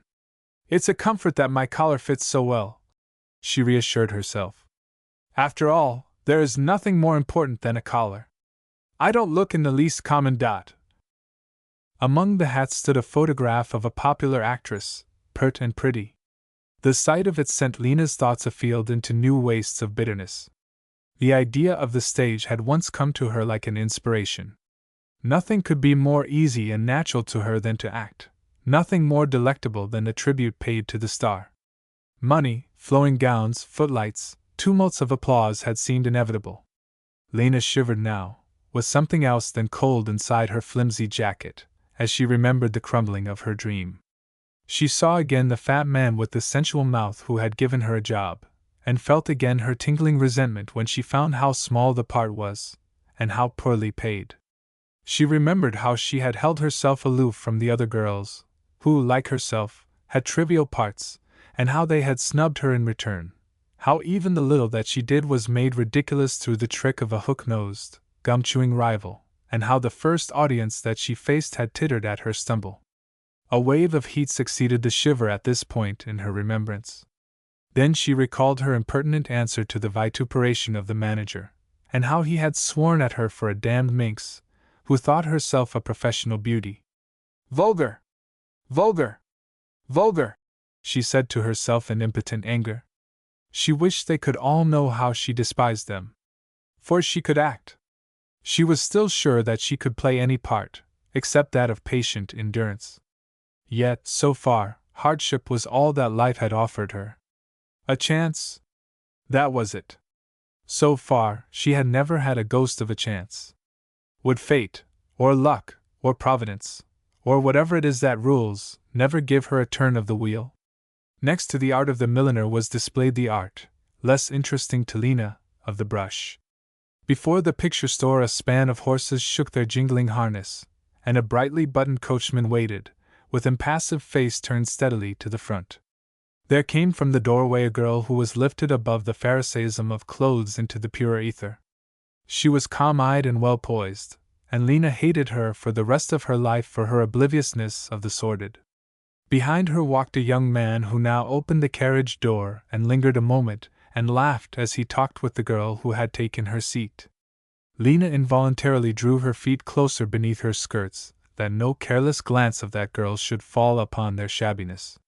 She looked at the man as she looked at the Russian sables. He was a type of that delectable world from which she was shut out. "I should be ashamed to be silly about fellows, the way some girls are," was her inward comment. But I'd just like to have people see me with a thing like that dangling around me. And I shall sometime. I'm a whole heap prettier than she is. The carriage door shut abruptly. Lena's two thin boots, out of plumb, suddenly slipped on a half-formed piece of ice. She made a desperate grab at the smooth surface of the window, and then came ignominiously down.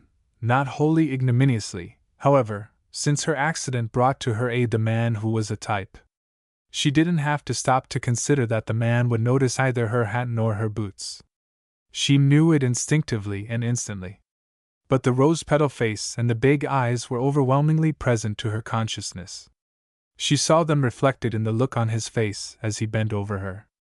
I hope you're not hurt. Not in the least.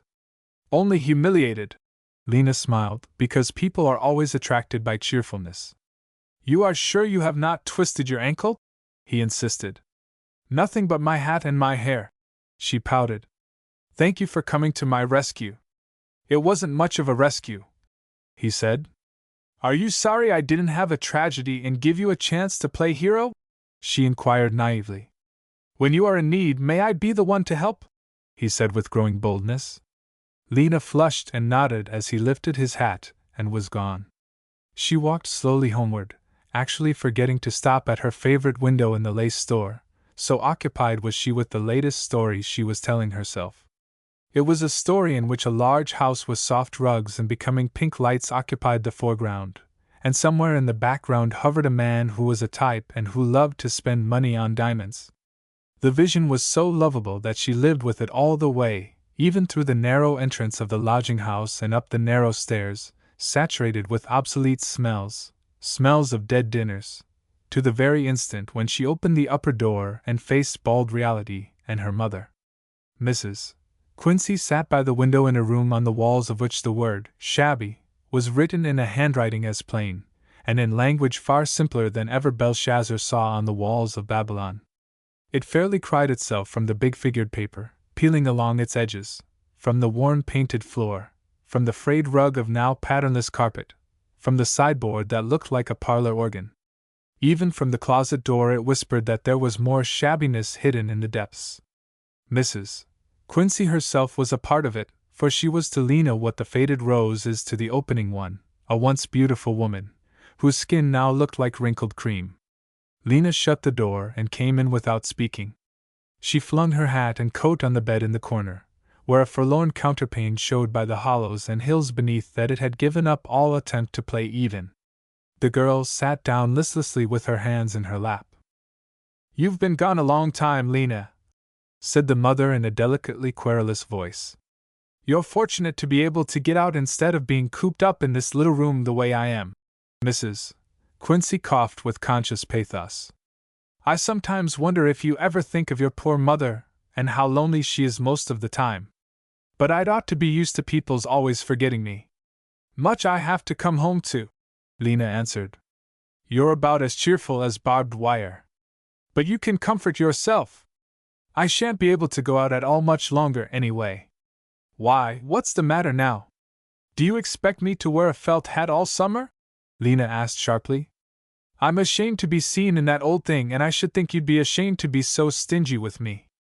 Her mother sighed and lapsed into the creaking comfort of her rocking chair. I ain't stingy, she said at last. But if you had your way, you'd spend every last cent of the pension the very day it comes. I've got to look out we don't starve. If you'd only make up your mind to work and earn a little instead of livin' so pinched, I'm sure I'd work if I could. But there ain't nothing for me to do but to set and suffer, and nobody knows what I endure. I wasn't born to be a working girl, said Lena sullenly.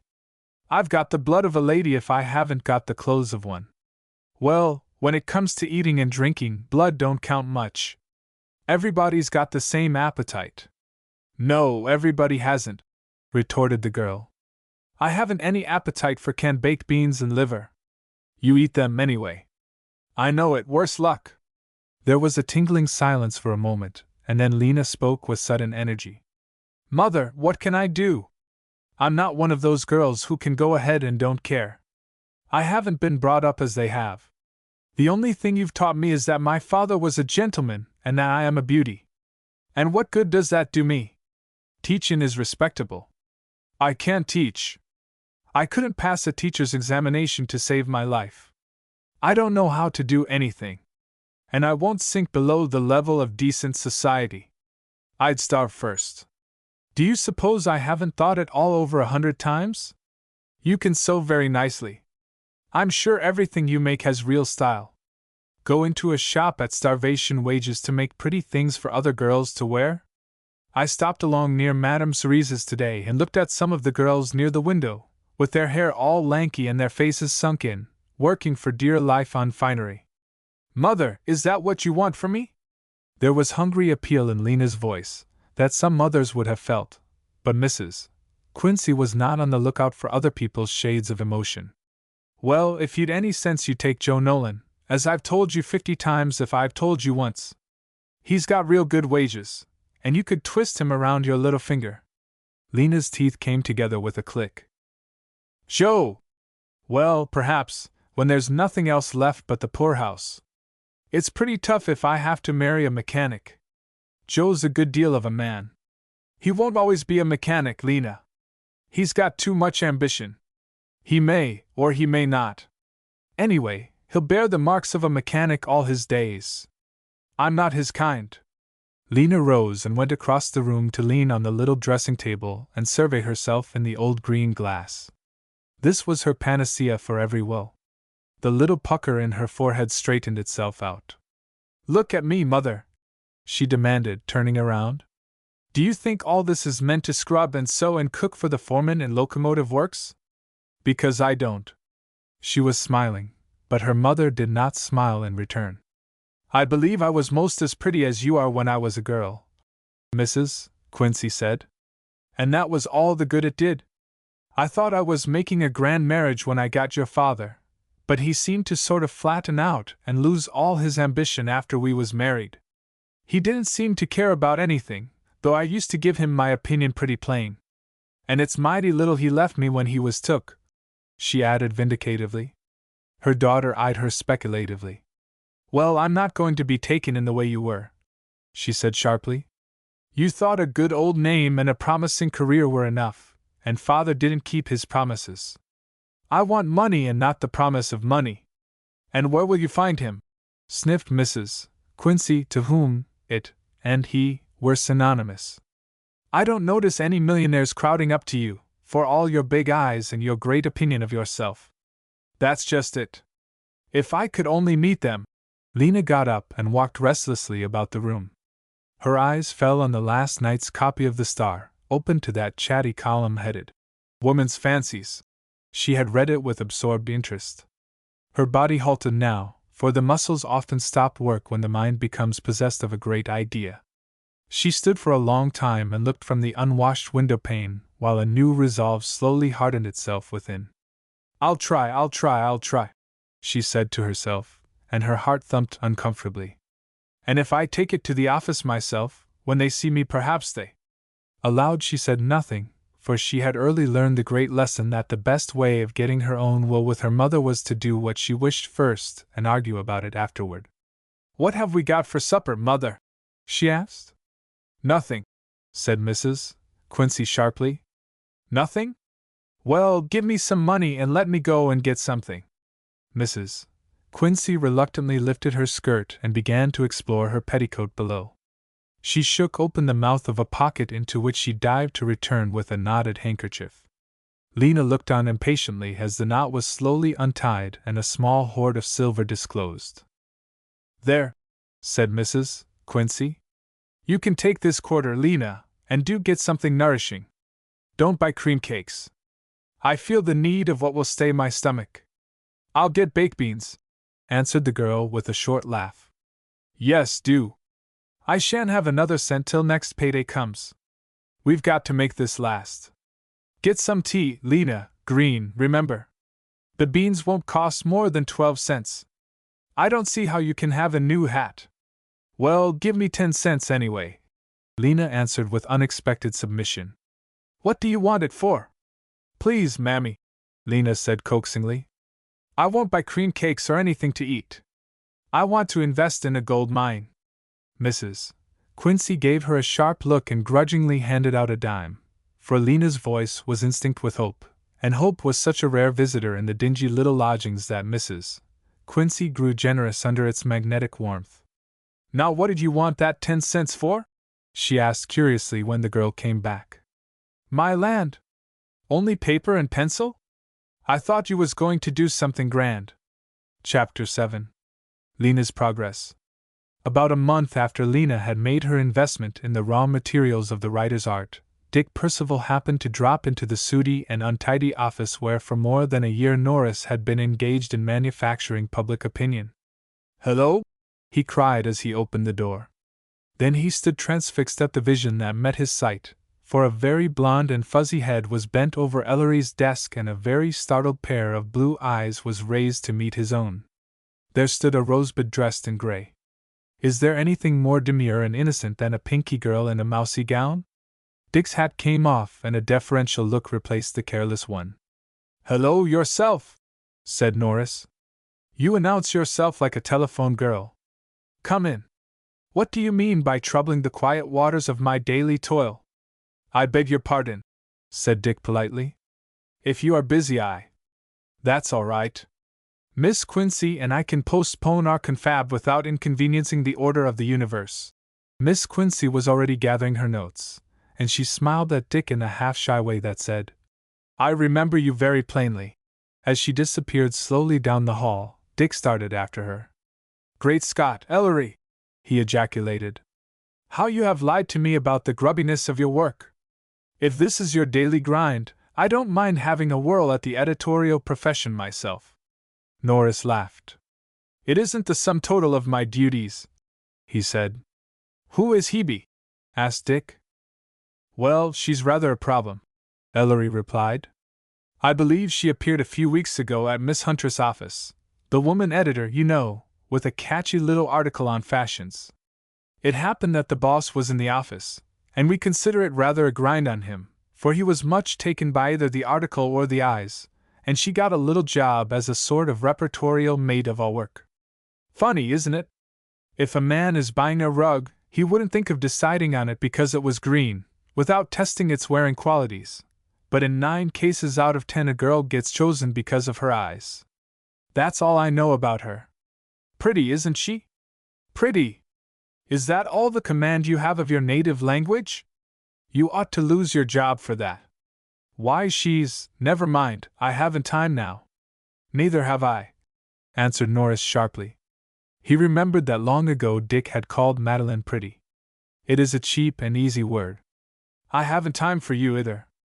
Will you go away, or will you keep still while I finish this work?" "Waltz away." Dick sat down on the windowsill and fell into a meditative state of mind.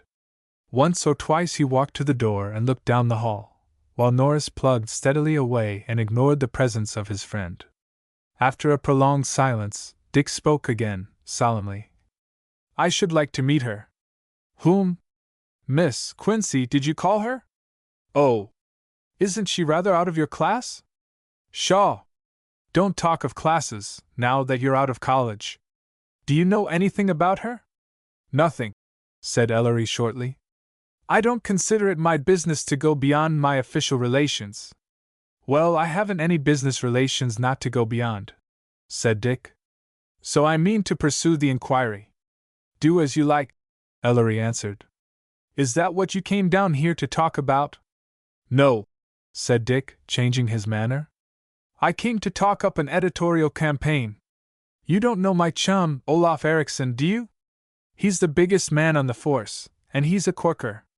I've learned more from him about bad smells than I did in 2 years of chemistry at New Haven.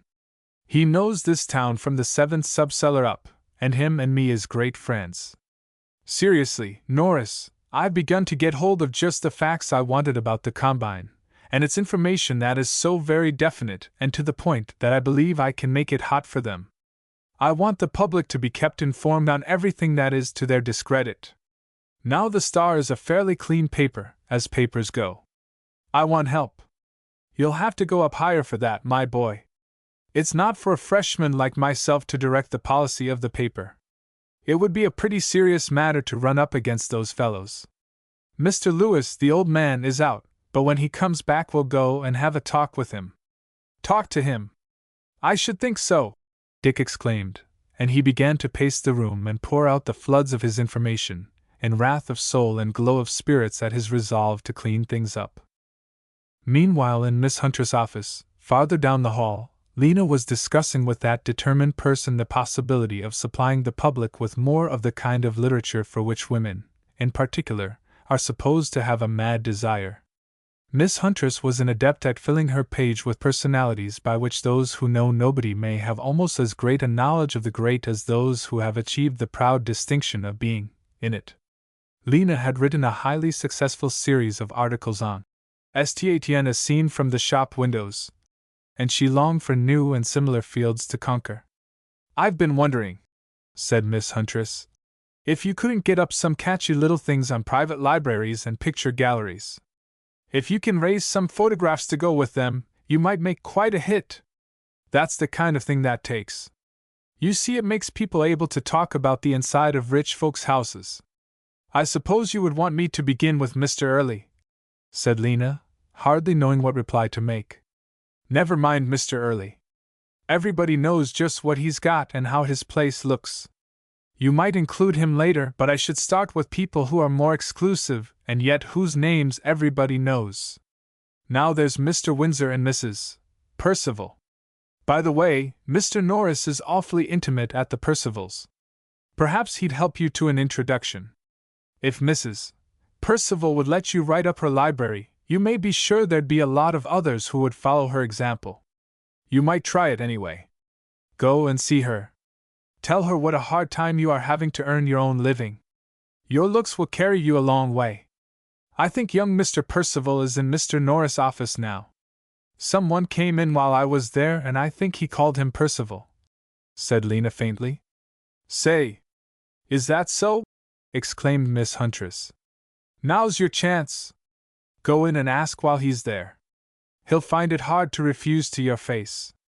You go, interposed Lena. If I go, it will look as though I knew. But you can walk in all innocent.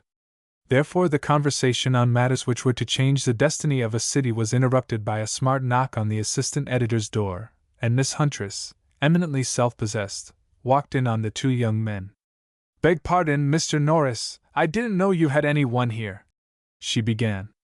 But I won't keep you a moment. The truth is, I want a series of articles on the private libraries of the city, and knowing that you are acquainted with Mrs. Percival, I thought you'd help the paper to an opening there. Let me introduce Mr. Percival, said Norris.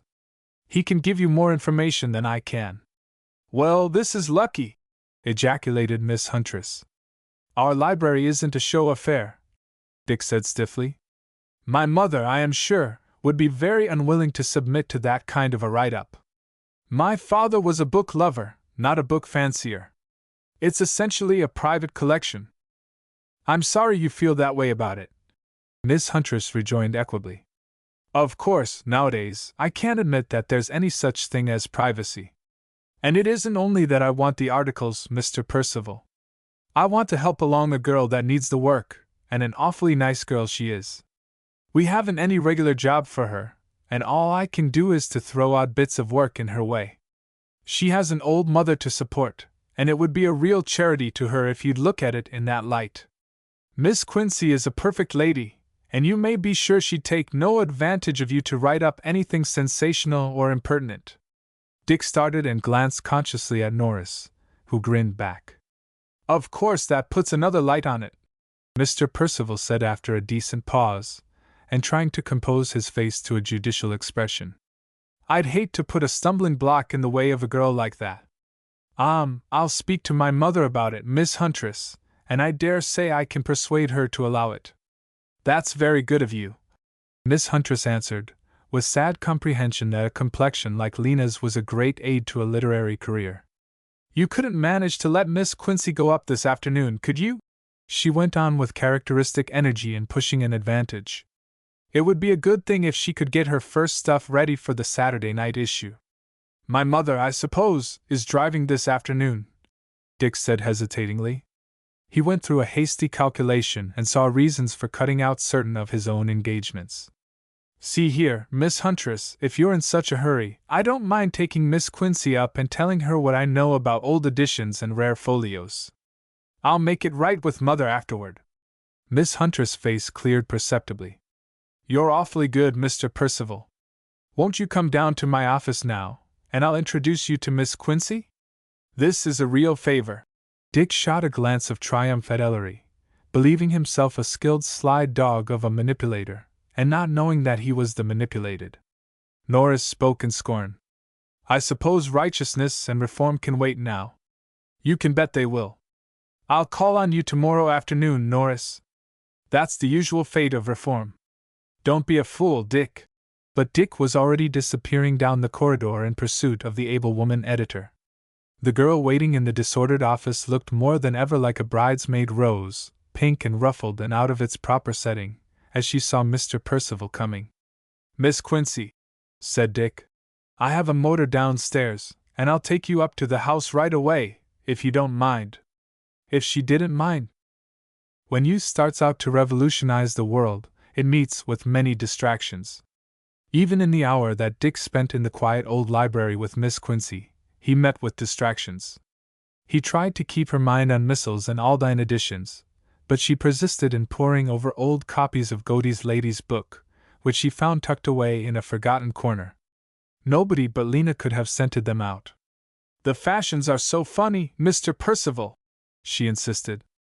Do look at these preposterous hoop skirts and the little short waists. Did you say that no one knows how that gold leaf was put on that ugly old book? How absurd! I must put that down. I suppose that is the kind of thing I have to write up. Be sure you don't get mixed up and describe monkish fishes and gold leaf on the bias, or you'll be everlastingly disgraced in the office. Never mind. I'll learn your horrid old pieces of information in a few minutes. Do let me look at this a little longer. Lena answered so prettily, and pointed with so dainty a finger, and glanced up so pathetically, that Dick too became absorbed in Godey's Lady's Book. Weren't they frightful guys? Lena went on.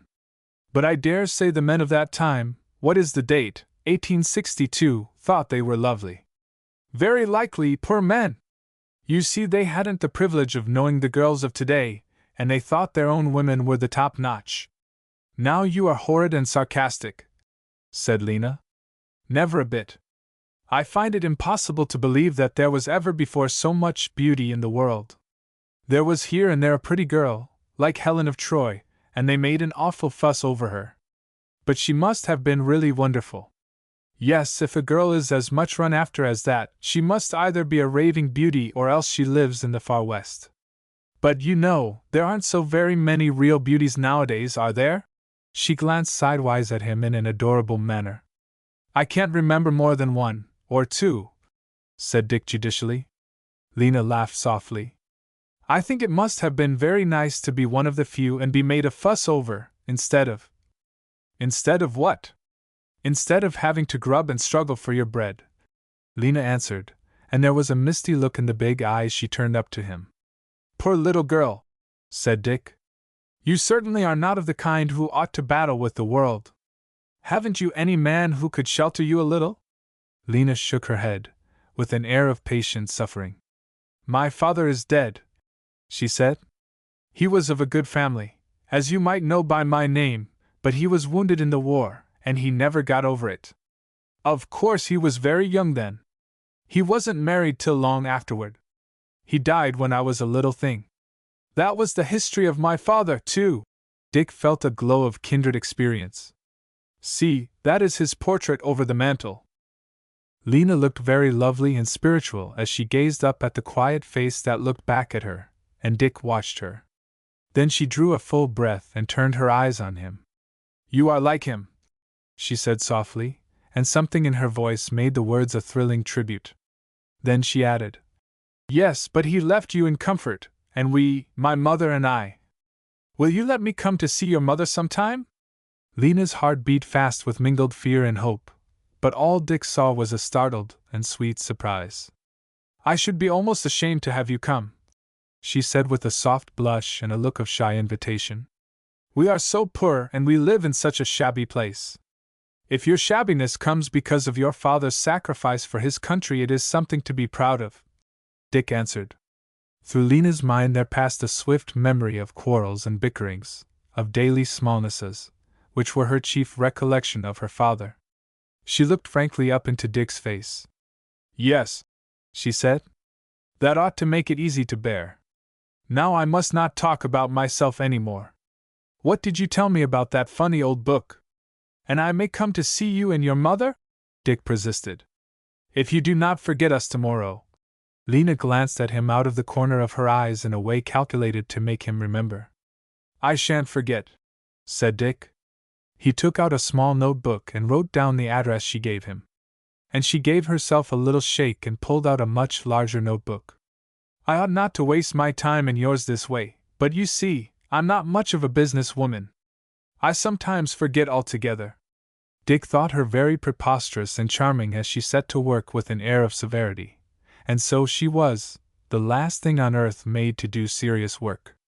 They leaned together over one treasure after another, in that electric nearness that moves you so easily, and sends a tingling sensation up the backbone. When she suddenly rose, her cheeks were pinker and more transparent than ever, and her eyes softer and dreamier. "Let me take you home in the motor," said Dick. "Dear me, no," Lena exclaimed. "I'm afraid you think me entirely too informal already. I'm so stupid and impulsive. I'm always doing wrong things and not thinking till afterward. Goodbye, and thank you, Mr. Percival." After he had bowed her out, Dick plunged into a big chair and spent a few moments in analyzing his own character. He perceived that in some ways he differed from most of his friends. Now Ellery and Madeline and most of the others lived along certain conventional lines, with certain fixed interests and habits. That kind of existence would be intolerable to him. He liked to star his days with all kinds of colored incidents that had no particular relation to his main work. He liked to run down every bypath, explore it a bit, and then come back to the highway. Those small excursions were apt to take a man into leafy dells where there were ferns and flowers too shy to fringe the dusty plodding thoroughfare. Dick liked that figure. It revealed to him a certain lightness of heart and poetry in himself that distinguished him from the prosy grubbers. This sprinkling of life with episodes was like a little tonic. It kept him vivid and alive. Take this very afternoon just past. It meant little, of course, either to him or to the pretty little pathetic reporter girl, but it had injected a bit of pleasure into her routine, and given him an insight into another kind of maiden from the well-kept, sheltered women he knew best. Such things help a man's larger sympathies. He was glad that he could enjoy many types of men and women. A rumble of wheels outside brought him out of this particular bypath into the highway. "What a dispensation that the mater didn't come home in the middle of it," he said with a sigh of satisfaction. Chapter 8. The Falls. According to his promise, Dick presented himself at Ellery's office on the next afternoon. He wore a brisk and moving air. "Miss Quincy is not here today," Norris said without looking up. "I know it," Dick answered promptly. "Are you through yet?" "I've finished with the ephemerae of this particular Tuesday, and before I begin on those of Wednesday, I have a few precious moments to waste on you." Ellery wheeled his chair around. "Do you know that this is Decoration Day and a holiday? Is there anything a sub-editor does not know? Have you ever been to the Falls of Wabino? No. And you call yourself a true citizen of St. Come with me and see the populace chew gum amid scenes of natural beauty. I thought we were going to agitate civic reform. We'll agitate as we go along. Come, Ellery, it's a superb day. I feel like the bursting buds. Let's get out." "My dear Dick," said Norris, "the trouble with you is that you never want to do anything. You always want to do something else. I begin to think that there are compensations to a man in having fate hold his nose to the grindstone. He learns persistence, willy-nilly. Stop your growling. Up, William, up, and quit your galley-proof. I am willing to bet that my flashes in the pan will do things before I am through. I dare swear they will get way ahead of my grubbing," Ellery rejoined, slamming his desk. "Come, I'll go with you." On the southern outskirts of the city lay a park where art had done no more than retouch nature. Here a placid stream suddenly transformed itself into an imposing waterfall, plunging with roars over a rocky cliff, and sending its spray whirling high in air to paint 100 elusive rainbows amid outstretching tree branches or against a somber background of stone. Dick left his motor near the brink of the cliff above the falls, and the two climbed down the steep bank, stopping now and again to yield to the fascination of rushing water and to snuff the fresh flying mist as it swept into their faces. Caught in the gully below, the stream, which had suddenly contracted a habit of unruliness, tumbled onward under trees and through overhanging rocks until it joined the Mississippi a half-mile away. There were other people, hordes of them, tempted by May's sunshine. "What is it, Ellery?" Dick demanded. "What deep-seated idealism is it that draws these crowds to the most beautiful spot near town as soon as spring offers more than half an invitation? It certainly isn't a poetry that crops out in their clothes or in their conversation," Norris grumbled. "The staple remark seems to be, 'Gee, ain't it pretty?' You mustn't expect to see aristocracy here. This is too cheap, and too easy to reach. Your aristocrat prefers less beauty at greater effort and more cost. This is the place to touch elbows with the populace." They had climbed down the long winding steps by this time, and were leaning against the parapet of a small rustic bridge that crossed below the falls. "Let's sit down on that bench," said Dick, "and let the sunshine trickle through the trees and through us, and feel the spray in our nostrils, and delight in hanging maidenhair ferns, and watch the girls go by, the girls in pink and blue dresses, each leaning on the arm of a swain who grins. It's vastly more fun than a fashionable parade." The branches met overhead, darkening the narrow chasm. The steep banks were spattered with Dutchmen's breeches that fluttered like butterflies poised for a moment. Downstream a few yards, where the valley widened, lay a tiny meadow where the sun fell full on a carpet of crowfoot violets that gave back the May sky. Two squirrels chased each other around a big maple, and a blue jay looked on and commented. "Why is this stream of girls and men out for their holiday like baked ice cream?" asked Dick. "That isn't a conundrum, it's a philosophic question." "I know, they give you the same sense of incongruity," Ellery answered lazily. "But I like them," Dick pursued. "I like a great many more kinds of people than you do, Norris. You are narrow-minded. You want to associate only with the good and true and bathed. Oh, I wish well to the majority of the race, but there are some that I do not care to eat with." Something in Ellery's voice made his friend turn and survey him. "You look tired. You're working too hard. Don't make the Western mistake of thinking frazzled nerves mean energy." "That isn't my kind," Ellery smiled. "I'm all right. Let me spurt for a while. I got my position through favor, Dick, yours and Uncle Joe's. I didn't particularly deserve it, and I didn't know anything about the work, so, for your sake as well as my own, I have determined to make good. Friendship may give a fellow his chance, but it doesn't hold down a job, you know." "Pooh! You've made good already. A man can be tremendously experienced, for the West, when he's been at a thing a year. Look at me and my work. What do you consider your work? Road inspector?" For, to tell the truth, Norris was not wholly satisfied with Dick's year of dawdling around the streets. "My profession," Dick answered with oracular gravity, "is a combination of hard work and fine art. It requires both toil and genius. I think I may say, with all natural modesty, that I have shown great natural aptitude for it. My profession is making friends. I have made friends useful and ornamental, friends great and small, friends beautiful and friends the opposite, which reminds me of your previous question, city politics. Whom do you suppose I supped with last night?" "Whom?"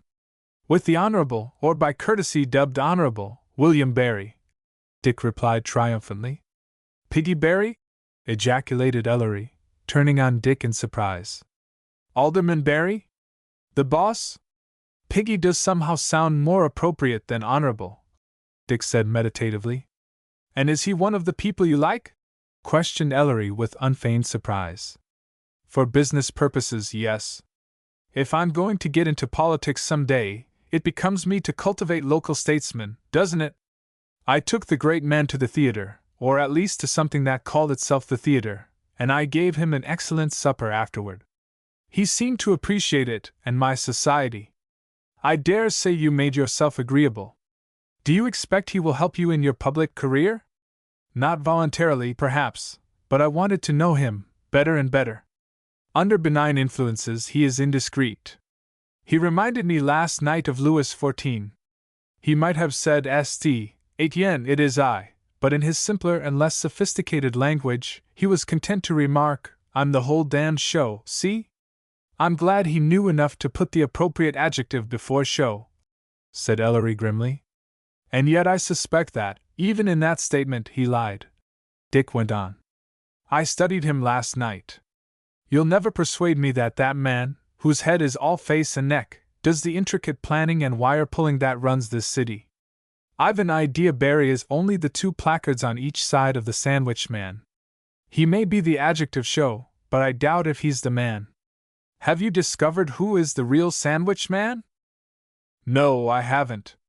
My reasoning is inductive.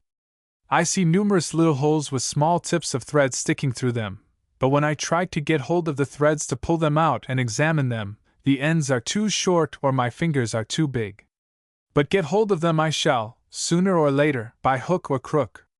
If I don't give some of those fellows the slugging of their lives, my name isn't Richard Percival. I suspect that it is Richard Percival, said Ellery with a whimsical glance of affection. This, as I read it, is the history, Dick went on. 6 years ago, when you and I were sub-freshmen, and unable to take an active part, there was a brief spasm of reform. It was a short episode of fisticuffs and fighting, which is for a day, a very different thing from governing, which goes steadily on from year to year. But this reform movement did result in giving the city a good charter. The Garden of Eden was once fitted out with an excellent system of government. Exactly. Charters, left to themselves, do not regulate human nature. The good citizens of St. Etienne went their own busy business way and left the less occupied bad citizens to adapt the charter to the needs of life, and that was an easy job, so easy that it has apparently been possible for one man to manage it. The charter put great power into the hands of the mayor.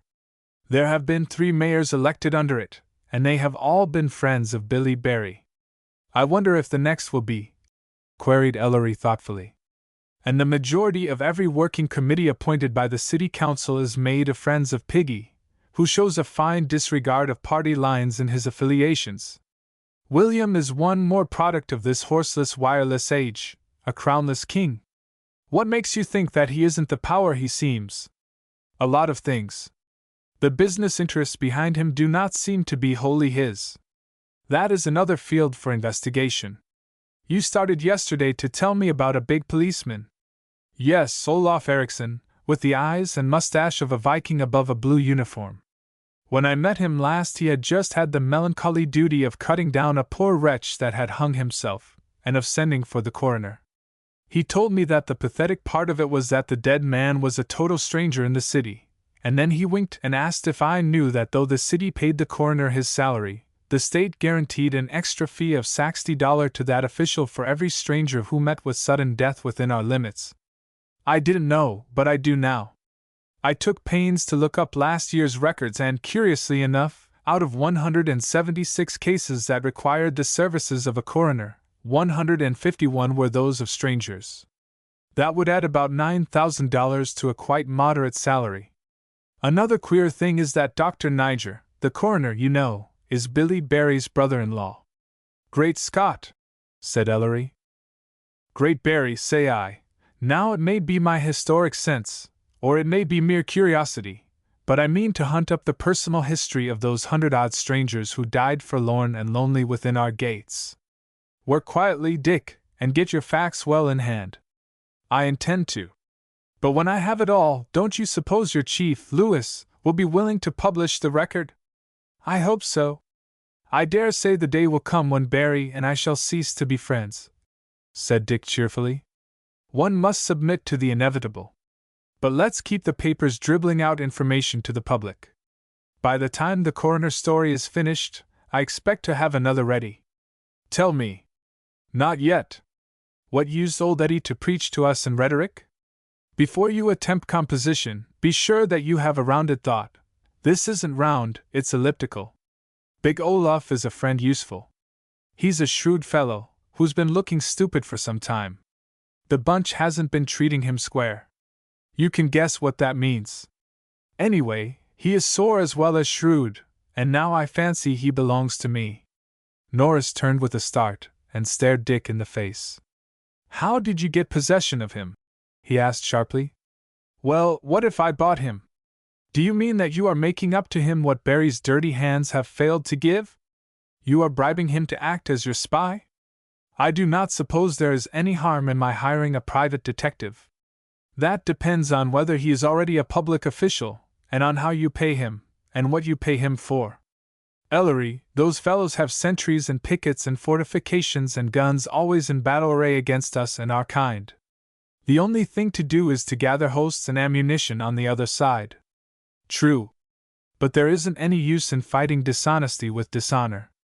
Dick, don't lower your standard to the mere flinging of mud. But Dick did not appear to listen. His eyes were caught by one of the passing couples and he sprang to his feet. Let's follow the stream a little farther, he said, moving as he spoke. The gorge grows wilder and more enticing the farther you go. He walked hurriedly down the path, and Ellery, whose mind seldom leaped, but progressed by orderly steps, followed in some bewilderment. An instant before Dick's face had worn the profound air of a man on whose shoulders rested mighty problems. Now every movement was boyish and exultant. He laughed to himself. The stream thundered, and one does not ask a friend to shout out his minor moods, so Ellery forbore to question. Suddenly the brook burst through overhanging cliffs of party-colored sandstone out of its thread-like gorge into the wide chasm of the Mississippi. A small steamer lay at anchor and tooted a discordant horn to signify to the world that she intended to be up and doing. A crowd of phlegmatic-faced revelers stood upon the bank and watched her with absorbed indifference, while a smaller number pushed aboard and prepared for true joy by laying in a store of crackerjack and peanuts at a diminutive counter. Just in time, Dick ejaculated, and he shoved Ellery on to the swaying deck as the hawsers were swung loose. They whirled out into midstream and exchanged the fine feminine delights of the brook for the bold masculine ones of the great river, whose craggy banks rose high, like fortifications, forest-crowned. Tangles of woodbine, clematis, and bittersweet sprawled down over striated rocks. The boat twisted its way through a current that boiled up from below in whirlpools. Here and there huge logs plunged downward like water monsters, as they threaded between wooded islands, where meek-looking cottontails squatted and twiddled their noses at the passing craft. On, until, far off, loomed the boldest, highest cliff of all, its top crested by a quaint old slit-windowed round tower of a fort, once a border defense against Chippewa and Sioux, now backed by the sleek lawns of well-groomed officers. Ellery looked around at his fellow passengers, contentedly munching their peanuts and conversing in broad English flavored with Norse. They were a good-natured assemblage, who choked and snorted and chuckled and whinnied in their laughter. Norah's eyes were caught by one girl, conspicuously because plainly dressed. As she turned her profile, he glanced at Dick. Dick too was staring at her, and even while Ellery eyed him, he raised his hat and bowed gravely, with a deferential air that became him. So, exclaimed Norris under his breath, that was why we tore like madmen to catch this boat. It would have been a pity to lose it, Dick responded innocently. It is a delicious bit of scenery from here to the fort. I wanted you to see it. Pink and white scenery with yellow curls, jeered Ellery. Dick made no reply and Ellery went on. She has a young man already. You can't go and take her away from him. That wouldn't be playing fair. The man with her is an oaf. He has a loose mouth that wobbles when he opens it to pick his teeth. So you think that though you may not snatch her bodily, you may make her wish to be with you instead of with him, and that the wish will lie fallow in her heart. Dick, you are a student of human nature, Ellery said, half amused, half irritated. I dare say he is a gentleman at heart. Oafs always are. What you really do, Ellery continued, is to make her uncomfortable and conscious of his clothes and his sprawl. She flushed when she saw you, and she has been sitting stiffly ever since. Oh, drop it, Norris, Ellery shrugged his shoulders. I don't know what you want to do it for, he said. You're a queer combination, Dick, of the whole-souled reformer and the abject goose. Nothing inconsistent about being a philanthropist and a philogynist. By Jove! She's pretty in her Malays pink, and pecking like a little wren at her oaf. Ellery, it's a brute of a shame that such as she should be cast before him, she, a fine lacy creature who shows her breeding through it all. How much are you in earnest? There you go again! Dick turned on his friend with a kind of exasperation. You belong to that period of social development when they ask a man's intentions if he looks twice at the girl he dances with. I don't have to be in earnest, thank heaven! But when I get a chance to look at anything so lovely as that girl, I mean to do it, just as I look at a flower or a picture. I don't mean to lose all the delicious froth of life. Do you happen to know her first name? Lena, answered Ellery shortly. Lena! It's a delicate, fragile little name, not meant for a girl who has to plug her way through life. Her real name is Andromeda, poor child, chained to the rock and momently expecting the jaws of poverty.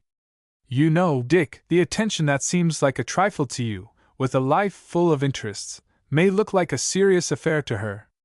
See here, old man, you needn't be so snippy. Must I confine my philanthropy to the old and ugly to keep it above suspicion? I'm just so far interested in this, and no more, that I'm sorry for that little girl, and if I saw a chance, I'd do her a good turn, as I pass along, and if I didn't think more of you than of any other man, I wouldn't give you the satisfaction of rendering so much of an account of myself.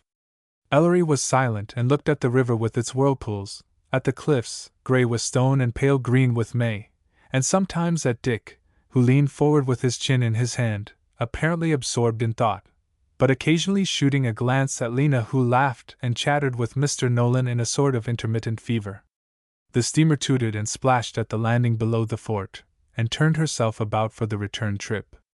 Sand martins dropped from their holes in the cliffs and skimmed across the bows, and the breeze blew fresher as they headed upstream. Still the two friends sat in silence, though once Percival looked across and laughed, as though he enjoyed the other's seriousness. Norris, you are funny, he said. Why? You always see consequences to things. Most things have both causes and effects, Ellery retorted, ruffled. I deny it, said Dick. When they creaked at the dock, Dick suddenly pushed forward so that he almost touched Lena in the crowd that was hurrying to shore. Good afternoon, Miss Quincy, he said. I hope you have enjoyed this little sail as much as I have. Knowing that he had watched her ever since they started, she looked up at him with flushed inquiry. Yes, it was lovely, she said. Come on, Lena, exclaimed her escort, seizing her arm. I guess we ought to hurry. There'll be an awful crowd on the streetcars. If you'll allow me, said Dick. I have an automobile up near the falls, and I'd be delighted to. We come by the cars and I guess they're good enough for us to go home by. Mr. Nolan interrupted roughly. We're blocking the way here. Come, Lena. He glowered at Dick's lifted hat and added quite audibly. Confound the dude! Thought he could cut in, did he? Now then, said Dick as he dropped back. The oaf made a mistake. If he'd gracefully accepted my offer, he'd have gone up several pegs in her estimation. As it is, when her pretty little feet get trodden on by the crowd on the back platform, she will view us with regret as we whiz by. Poor little Andromeda! They loitered as the other trippers, now filled with zeal to catch the trolley, pushed past them up the glen, and soon they were practically alone. Nature reasserted her sway as though there had never been laughter and babble along the musical stream and under the overarching trees. The friends walked more and more slowly. A white thing lay on the path before them, and Dick stooped to pick it up, while Ellery looked on with mild curiosity. It's a letter stamped and sealed. Percival peered at it closely, for though the level sunlight flooded the tops of the trees, down here by the stream it was fast growing dark. Not much sealed either, he added, noticing what a tiny spot of the flap stuck tight to the paper beneath. Someone has dropped it here. By Jove, Ellery, it's addressed to William Barry. I'd give a farm in North Dakota to know what's in it. He turned it again and stared at the back. I notice, said Ellery, That there was a mailbox near where we left the automobile. You can post it as we go along. Yes, assented Dick. He glared at the name of William Barry as though it fascinated him. Then he tucked the letter into his breast pocket. As the motor began to champ its bit, Norris remarked, "You forgot to mail that letter, Dick." "So I did," said Dick. "No matter. I'll post it in town. It will go all the quicker." Chapter 9. An Invitation. A full month slipped away after the little excursion down the river before Dick saw Lena Quincy again. In fact, he had almost forgotten her. That day, if it was recalled at all, was chiefly memorable because it marked a change in his attitude toward his chosen occupation. It seemed that revelation after revelation poured upon him. The intricate threads of city politics fascinated him more and more as he began to understand whence they led and whither. But one day on the street Dick met and passed Lena. She gave him a little bow, wistful, it seemed to him, and she looked tired and thin. His conscience smote him. He had really meant to do a common kindly thing to cheer this girl, but it had slipped his mind. That night he hunted up her address in his notebook and found his way to the dismal lodging-house. Four cheap-looking young persons were loitering in the parlor, 2 were drumming on a piano that was out of tune, and the room smelled fusty. The assembled group giggled and disappeared upon his entrance, and Lena, when she came down the stairs, flushing with embarrassment and pleasure, looked as much out of place as he felt. He stood before her, hat in hand. It would be impossible to talk to her in such a room. "Miss Quincy," he said, "it is such a perfect night that it is either more nor less than self-torture to stay indoors. Can't you be a bit unconventional and go out with me to the band concert in the park?" He remembered that she went about with the oaf. Lena hesitated. She realized that this call was a crucial affair to her, though his long delay in coming proved it to be a casual matter to Mr. Percival. She must make no mistake. In her instant's hesitation, while her soft eyes were looking inquiringly into his face, she had an inspiration. "I should love it, Mr. Percival," she said with that little air of reserve that set her apart. "But don't you see, I can't go with you until you know my mother and unless she approves." "Of course," said Dick, quite unconscious of Lena's play-acting. Lena turned and twisted a bit of worn blue plush trimming on the shelf over the gas log before she showed him a blushing face. "The only thing I can do is to ask you to come upstairs and meet Mother. She can hardly move about enough to come down." She led the way with anxiety in her heart as to how her mother would behave. Would she show irritable astonishment if Lena treated her with gentle deference, and asked her permission to be out in the evening with a strange young man? But Mrs. Quincy knew a thing or two as well as her daughter, and Dick saw only that the room was very ugly, that Lena moved about with lips compressed and voice gentle and full of tender consideration, to make her mother as comfortable as possible before she went away.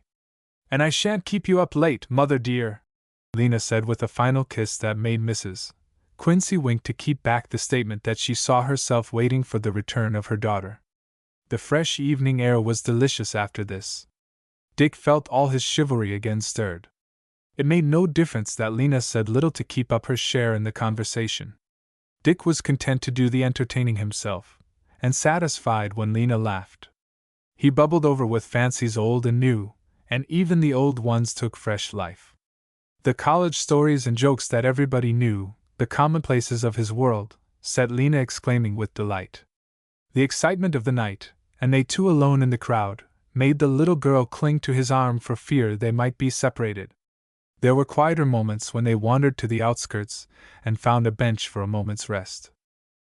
Once he spoke of some of the rough sides of her work, and she answered quietly that she was used to such things and managed to forget their hardship. Dick glanced at her face, self-contained in the gaslight. He remembered her mother and the ugly room. He had a vision of a sweet spirit bearing an adverse fate with dignity, and now giving him, in return for his small act of courtesy, the perfume of her presence, her beauty, her wondering admiration. For the time it seemed to Lena herself that she was what he fancied her. She was only showing him, she thought, the best side of herself. It was natural that she should hide the other. The clock in the steeple far above tinkled out 10, and Lena drew herself to attention. "Oh, not yet," Dick exclaimed. "Let's go somewhere and get an ice." Again Lena hesitated.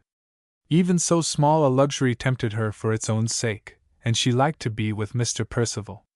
With Jim Nolan she would have gone in a moment, but she was determined that this man should not think her too easy of access. "I think not," she said reluctantly. "I must go home to Mother. She isn't used to being up late, and she needs my help." She knew that she had answered well when he urged. "Very well, then. If you will give such very little nibbles of your time, you must give me more of them. Will you come out again, to the theater, off in the motor, anywhere?" Lena could hardly speak, but she smiled up her thanks. "Oh, Mr. Percival," she said. As he walked away after seeing her home, he felt himself irritated with the other women, the women to whom ease and pleasure are a matter of course. So they fell into the way of making little expeditions together, and Dick no longer joked with Ellery about this delectable morsel of pinkness, but kept his growing intimacy to himself. This dell, by the way, into which he had strayed by accident, was becoming more fascinating than the crammed highway with its buzzing life. July and August and September passed, and, in spite of her reserve, Dick felt that he was coming to know little Lena well. He had told her all about himself, his mother, his three-cornered intimacy with Norris and Madeline, his plans for his own future, and to all she listened, sometimes with a dreamy far-off look in the big eyes, sometimes with a swift smile of sympathy, in spite of the fact that he and his point of view were often puzzling to her. And he brought dainties and flowers to the dingy room. Lena, on her side, thoroughly enjoyed some phases of her acquaintance with Mr. Percival. Apart from all other considerations, it was a real pleasure to prove herself the actress she knew she was. She pretended, when she was with him, that she was a wholly different kind of person. It was fun to do it well and convincingly and deliberately. It was exhilarating. But deeper, far deeper than her histrionic satisfaction lay the hope that Dick Percival might be the key to some other kind of life than that she led, and as the months went by, this hidden intimacy, delicious to him because of its very remoteness, began to irritate her. Was he ashamed of her? Was he playing with her?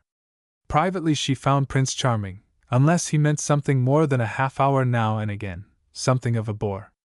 Of what pleasure could it be to her that he was rich and happy and full of plans and in touch with all that was delightful, if he gave none of this to her? One evening she seemed listless as she sat enduring an account of a garden party he had been to the day before. He had thought it might amuse her, but it evidently didn't. "I'm always telling you of my affairs," he said half querulously. "Why don't you give me your experiences?" "There's nothing to tell," she said dully. "You've had so many interesting things happen, and you expect ever so many more lovely things to come, but I've always been pinched, and I shall have to keep on pinching forever, I guess." "Nonsense," Dick answered impulsively. "The future is sure to bring you better things." She looked down a moment, and Dick had an impression that she was holding back tears. At any rate, when she lifted her head again, her face wore a cold little stare that he had never seen before, and that seemed to hold him at arm's length. "I'm quite alone with the people I have to live among," she said. "I'm not like them, and I don't care for them." "Am I one of your kind?" Dick asked. He reviled himself the next moment for having said so much, but Lena seemed to draw no inferences, though her color heightened a little as she answered. "Oh, you! There's only one of you, unfortunately. You are a little oasis in my desert. I'm very grateful for you, but—" Lena had said such things before. Dick began to revolve plans for a larger kindness, and in his slow masculine intellect, fancied that it was all his own idea to try and bring this small person into contact with those who would appreciate her, and with whom she could be happy, for of course Lena herself was quite submissive to her lot. To Dick's friends this long summer dawdled itself away much as the previous one had done. There were the same weekends at the lake, with Dick more full of vivacity than ever, Ellery growing more certain of himself, Madeline rounding slowly out of girlhood into womanhood. Yet there was a difference. Half a dozen Sundays, when Percival was too busy, Ellery, half irritated with his friend, half exultant in his desertion, spent the quiet afternoons à deux with Madeline. It seemed to Norris that some indefinable change was coming over Dick. At times he was vivid, even fantastic, and again he lapsed into erratic silences out of which he came at new and unexpected points. He developed ideas that appeared to his friend not quite in keeping with the sterling Dick of old. He was less sensitive, so thought Ellery, in his code of honor as he saw more and more of the crooked ways of men. Once Norris met him walking with one of the cheaper aldermen, and he wore a duplicate, in gilt, of the alderman's walk and swagger. He talked politics and reform, but with less emphasis on his ideals and more on the game, which seemed to mean the fun of catching the rascals red-handed and turning them out. Madeline, as Ellery studied her, was unaware of any change either in Dick himself or in his attitude toward her. It was like her to be above suspicions or small jealousies. So summer slipped into October, and there came a month of lovely days. Winter, after a feint, slunk into hiding again, and the only result of his excursion was a more splendid red on the maples, a more glowing russet on the oaks. Indian summer reigned in his stead, flinging broadcast her gorgeous colors and her melting mellowness. That men might not surfeit of her sweets, she tempered her daytime prodigality of heat by nights of frost. People were coming back to town, a few, very few, in velvet gowns, but mostly in rags and anxious about their autumn wardrobes, and yet these were days to make one long, as one does in spring, for the smell of the good brown earth and the sniff of untainted country air. The atmosphere was full of glowing warmth that penetrated to the heart, and made every face on the street reflect some of its delight. For autumn with her thousand charms and witcheries was proving that she died, not from grey old age, but in the fullness of her prime. Madeline Elton, therefore, wished herself back again with the fallen maple leaves and the pines that held their own, and Mrs. Lennox was fitting temptation to desire as the two hobnobbed over cups of tea in easy friendliness. When Dick Percival appeared, Mrs. Lennox saw the way to make her bait irresistible. "Dick!" she cried. "Just the man! Don't you pine for sunshine in your nostrils instead of city smoke? Doesn't the thought of winter coming, cold and long, make you appreciate these last heavenly gleams? Do you remember what a delicious week you and Mr. Norris and Madeline spent with me a year ago?" "Yes, to everything," said Dick. "All of which means, what?" "No cream, please, Madeline." "All of which means," answered the lady, "that Mr. Lennox and I are wise in our generation and do not fly to the city when the first birds go south, that I want Madeline to come and pay me a visit, that, as a kind of sugar plum, a chromo, if you please, to induce her to buy my wares, I propose that you and Mr. Norris should join us on the Sunday of next week. What do you say? May the Lord prosper you, and I'll do my part as an attraction," Dick replied heartily. "But I choose to be a sugar plum rather than a chromo, especially if Madeline is going to eat me." "I didn't need any additional inducement, Mrs. Lennox," said Madeline. "Yourselves and all outdoors are surely sufficient. It will be good to get away from the grime. Now what behave you in your bonnet, Dick?" For a new look had come into his face as she spoke. Percival had been glancing around the cheerful, comfortable room whose very books and pictures suggested peace of mind. It seemed to him that he looked with Lena's longing eyes rather than with his own, familiar with these surroundings. He was thinking how little his small courtesies counted, and how much these women could do if they chose. Why shouldn't he be bold? Madeline and Mrs. Lennox were simple-hearted enough to take his plea at its true value, and not misunderstand his motives. They would be interested in Lena in exactly the same way he was. He smiled at Madeline's serenely inquiring face. "Well, Dick?" she asked again. "I was wondering whether I dared to suggest a little act of human kindliness to you too. You women are so much more ready to do such things than men are, but we are more apt to run up against the cases where it is needed. There's a pathetic little girl doing some hack work for the Star. Norris knows her. She's just one of those delicate creatures that ought to live in the sheltered corner of a garden, and she's out on a bleak prairie. She's about as much like the people she has to associate with as an old-fashioned single rose is like a cabbage. Even her mother, who is the only relative she has, is nothing but a fretful porcupine of a woman. I've been to see them a few times and the situation seems to me almost intolerable. If ever a girl needed a friend or two, it's she, not for charity, you understand, but just for real contact with people of her own kind. Now a man's not much use in such circumstances, is he? But naturally I think you are about the best kind of a friend in the world, so I came up this afternoon partly to see if you wouldn't give her a hand.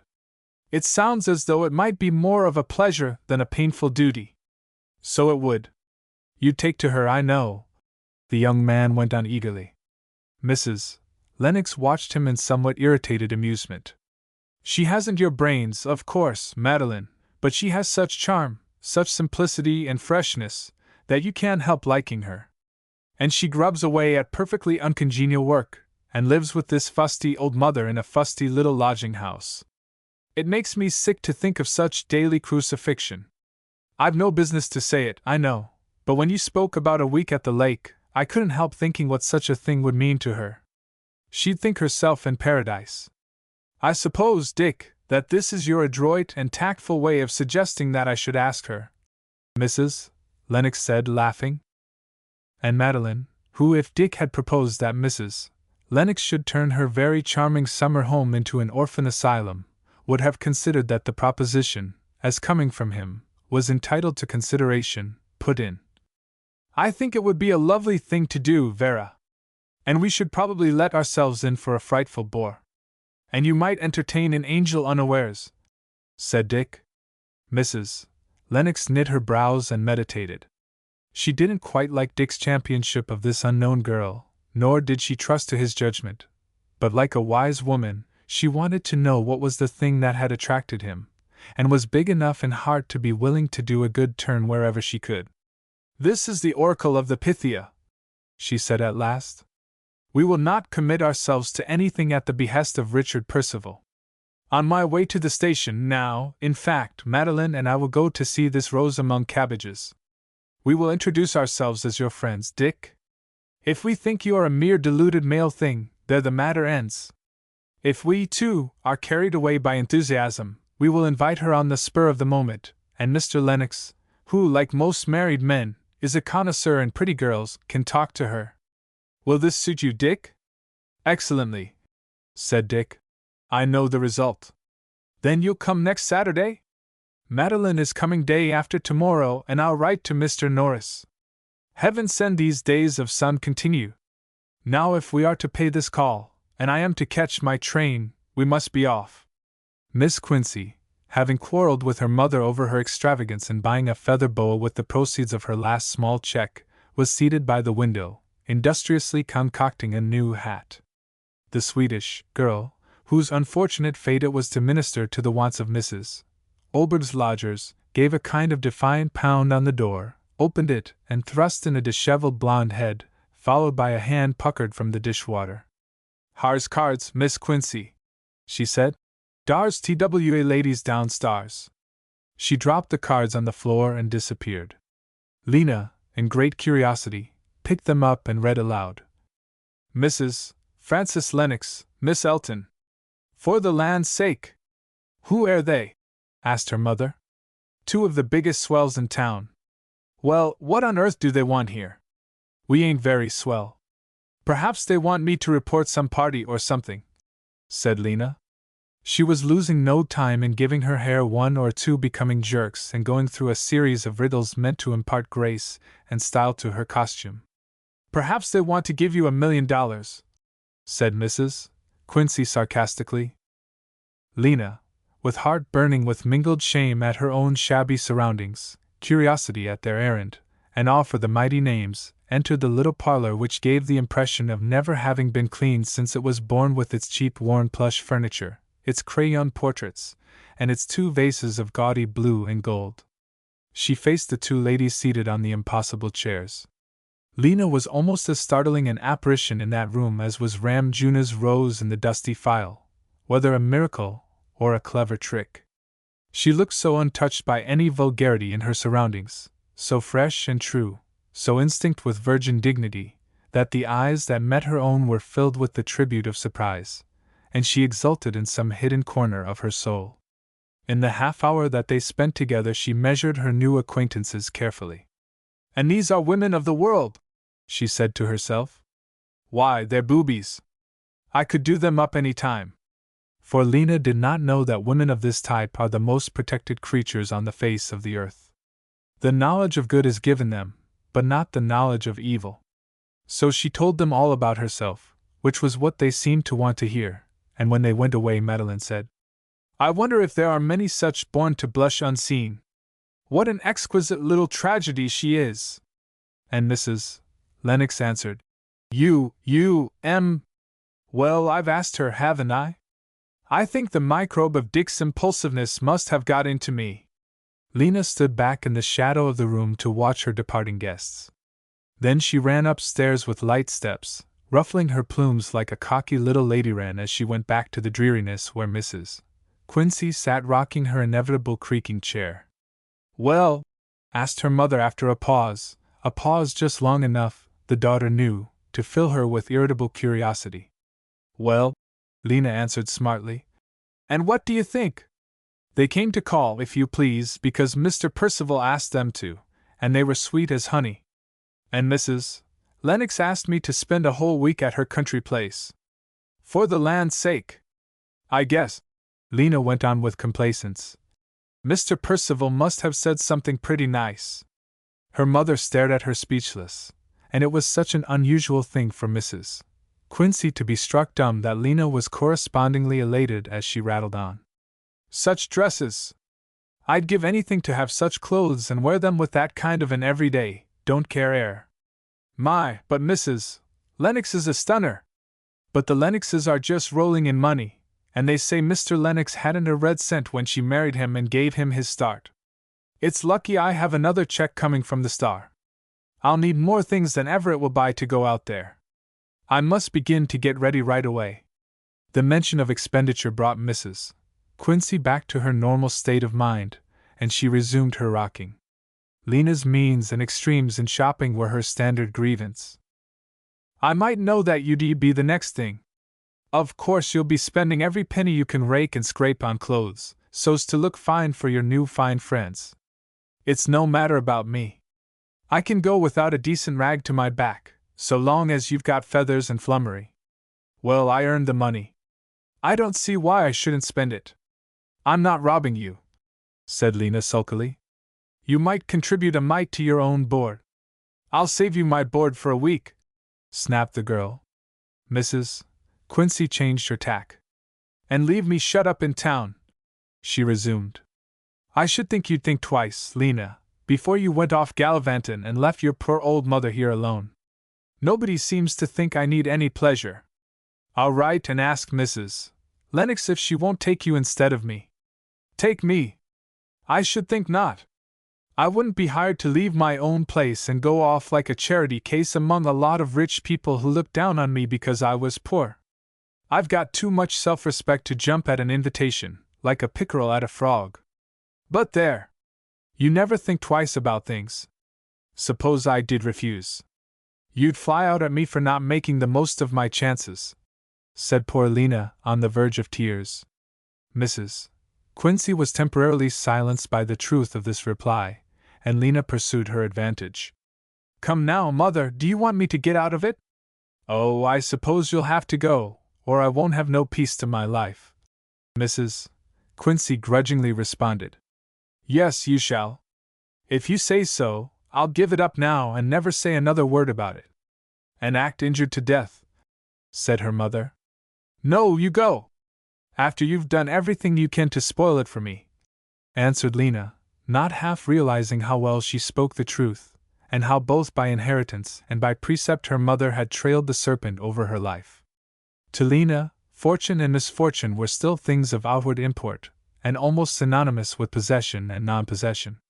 Yet, in spite of Mrs. Quincy's dour looks, Lena found herself singing as she moved swiftly about the room.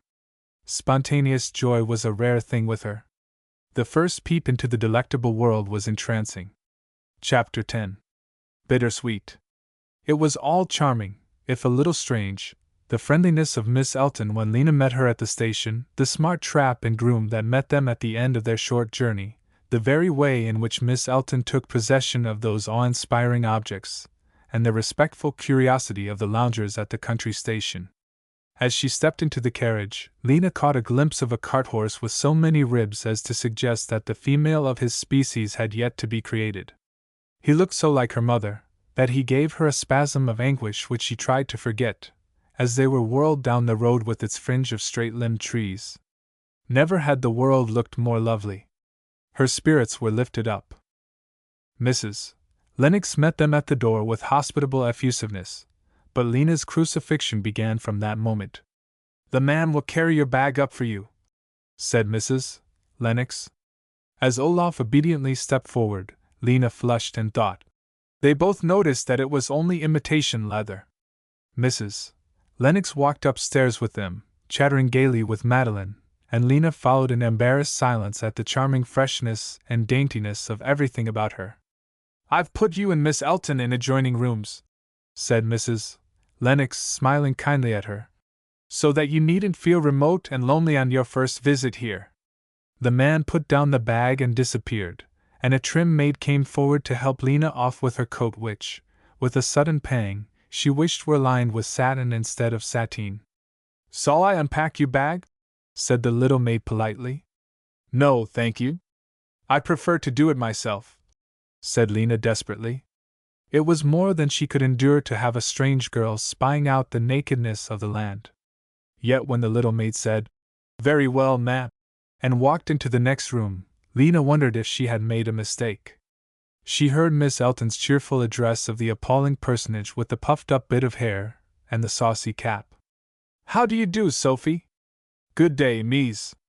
Is there anything I can do for you?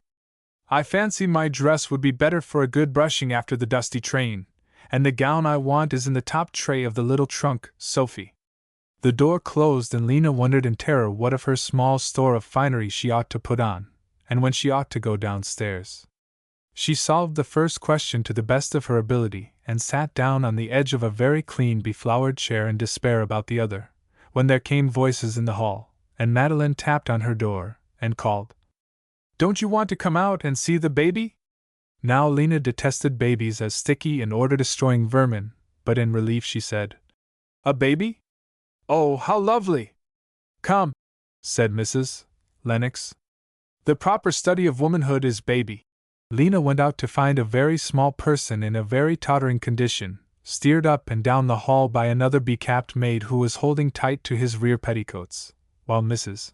Lennox trotted by his side, pulling a woolly lamb that bowed with enchanting precision, and allowing her skirts to be worried by a small puppy, whose business in life was to bite anything hard that lay on the floor or that wiggled. Mrs. Lennox and Miss Elton sat down on the floor to tousle and to be toast-led amid laughter and hair-pulling and frantic yelps from the puppy, while Lena looked on and said, "Isn't he cunning?" and wondered whether she ought to sit on the floor or not. She wondered if this were indeed the millionaire Mrs. Lennox of whom she read with awe from the "In the Swing" column as being present at such and such society functions, thus and thus attired. Somehow Mrs. Lennox, seated on the floor, with her hair over one eye, disconcerted Lena more than any amount of grandeur would have done. She felt as one might who should catch the Venus of Melas cutting capers. Then the redoubtable lady jumped up, tucked in a few hairpins, gave a final shake to her small son, and said, "I dressed little Frank myself this afternoon. Don't you think I did a good job? Dressing a baby combines all the pleasures of the chase with the requirements of the exact sciences, Miss Quincy. Now let's go down and have some tea before Big Frank gets home. I think we've time for a little friendly chat." This time Lena followed with greater sense of security. She knew her dress was pretty and becoming, though inexpensive, and as for conversation, that to Lena's mind meant clothes and society, with which she felt a journalistic familiarity. "Perhaps you prefer cream in your tea?" said Mrs. Lennox, with hand poised over the little table. "No, thank you, I like lemon," answered Lena, who had never tasted it before and now thought it very nasty indeed. Then she wondered why she had told such a small useless lie. But it was comfortable to be in a big lovely room with a pile of logs blazing in a great fireplace, and soft lamps shedding a glow rather than making spots of light. She wished she had, like Madeline, picked out a very easy chair instead of the stiff one she had selected, but she felt too shy to move until Mrs. Lennox suggested it, and then she was embarrassed because she was embarrassed. She wondered if she should ever be able to do things like these women, without thinking of what she was doing. Madeline was idly turning the pages of a magazine, and now she held it up. "Look at these illustrations. Aren't they stunning?" "I don't know," said Mrs. Lennox. "I'm growing tired of that kind of thing. It isn't art, it's a fad. The trouble with most of this modern work is that it is too smart and fashionable. The clothes are more important than the people. Quite a contrast to ancient art, where the people were everything and the clothes nothing," Madeline retorted. "After all, I rather like the modern way. The old Greeks were not a bit more real people. They were nothing but types. And very decapitated and de-legged types," said Mrs. Lennox with a laugh. "And dirty, too, like the Sleeping Beauty. Do you know, it gives me the shivers to think of the Sleeping Beauty, lying there for ages, with dust and cobwebs accumulating on her. I'm sure I hope the prince gave her a thorough dusting before he kissed her. You are horribly realistic, Vera, a person with no imagination." "I think I have just shown a truly vivid imagination. It is the business of imagination to build up a world of loveliness and order." "I don't agree with you. I think it is the business of imagination to project things as they really are. I don't want to slip out from under reality and see only beauty. Beware, Madeline, or you will degenerate into a mere optimist. Isn't it funny that if your opponent can call you an optimist, he feels that he has delivered a knockdown blow to all your arguments?" Mrs. Lennox suddenly pulled herself together and turned toward Lena, who sat silently drinking her tea and taking no part in the conversation. "Did you tell me that your mother is an invalid, Miss Quincy?" "Not exactly, but she can't go about much. It seems to play her out to walk. It must be very hard on her to stay in the house all the time. I wonder if I might take her to drive with me once in a while?" A scarlet flush passed over Lena's face at the very idea of her mother's querulous vulgarity being displayed to this woman, and Mrs. Lennox could not help seeing her embarrassment. A little wave of pity swept over the older woman. It must be a cruel fate to be ashamed of one's surroundings. Mrs. Lennox herself was one of those serious-minded persons who regard their opportunities as responsibilities. She waged constant warfare with the dominion of externals, and believed with all her heart that the life was more than raiment. But a momentary doubt assailed her as to whether, after all, it might not be easier to conquer things when one owned them, rather than when one had to do without them. It has generally been Dives who is represented as enslaved by the goods of this world. Perhaps Lazarus, if his heart is absorbed in sordid longing for what others have and he has not, stands just as poor a chance of the kingdom of heaven. What could she do to make Miss Quincy feel at ease? The girl certainly had brains and character. Dick had told them of her brave bearing of burdens. This stiff back and this silence were but the tribute of shyness to new surroundings. So ran Mrs. Lennox's swift thoughts, and she set herself to make Lena talk about the things with which she was familiar, to link her past to this present. Evidently the same thought was flitting through Madeline's brain, for before Mrs. Lennox spoke she began. "Do you know, Miss Quincy, I have felt a little envy of you ever since Dick first told us about you." "Envy? Of me?" Lena exclaimed, moved to genuine surprise. "Yes," Madeline went on, leaning forward, eager to explain herself. "You see, I seem to have had a good deal of training, which looks as though it should prepare me to do something, and then I don't do anything. It makes me feel flat and unprofitable. I'd like to feel like you every night, as though I'd really accomplished a thing or two. Isn't it like Madeline to try to make the girl feel the dignity of drudgery?" Mrs. Lennox said to herself. "The stuck-up thing," thought Lena, rubbing it into me that she does not have to work for her living. She was tempted to make a sharp answer, but remembered her diplomacy and held it in. "Work isn't always so pleasant when you're in it," she said. "Everything is apt to look rough around the edges until you hold it off and get a view of it as a whole." Mrs. Lennox put in. "Even love, sometimes. But I think that, next to love, work is about the best thing in life." "Oh, that depends," Madeline cried. "When I read papers at clubs, people talk about my work, but nobody thinks that it is worthwhile.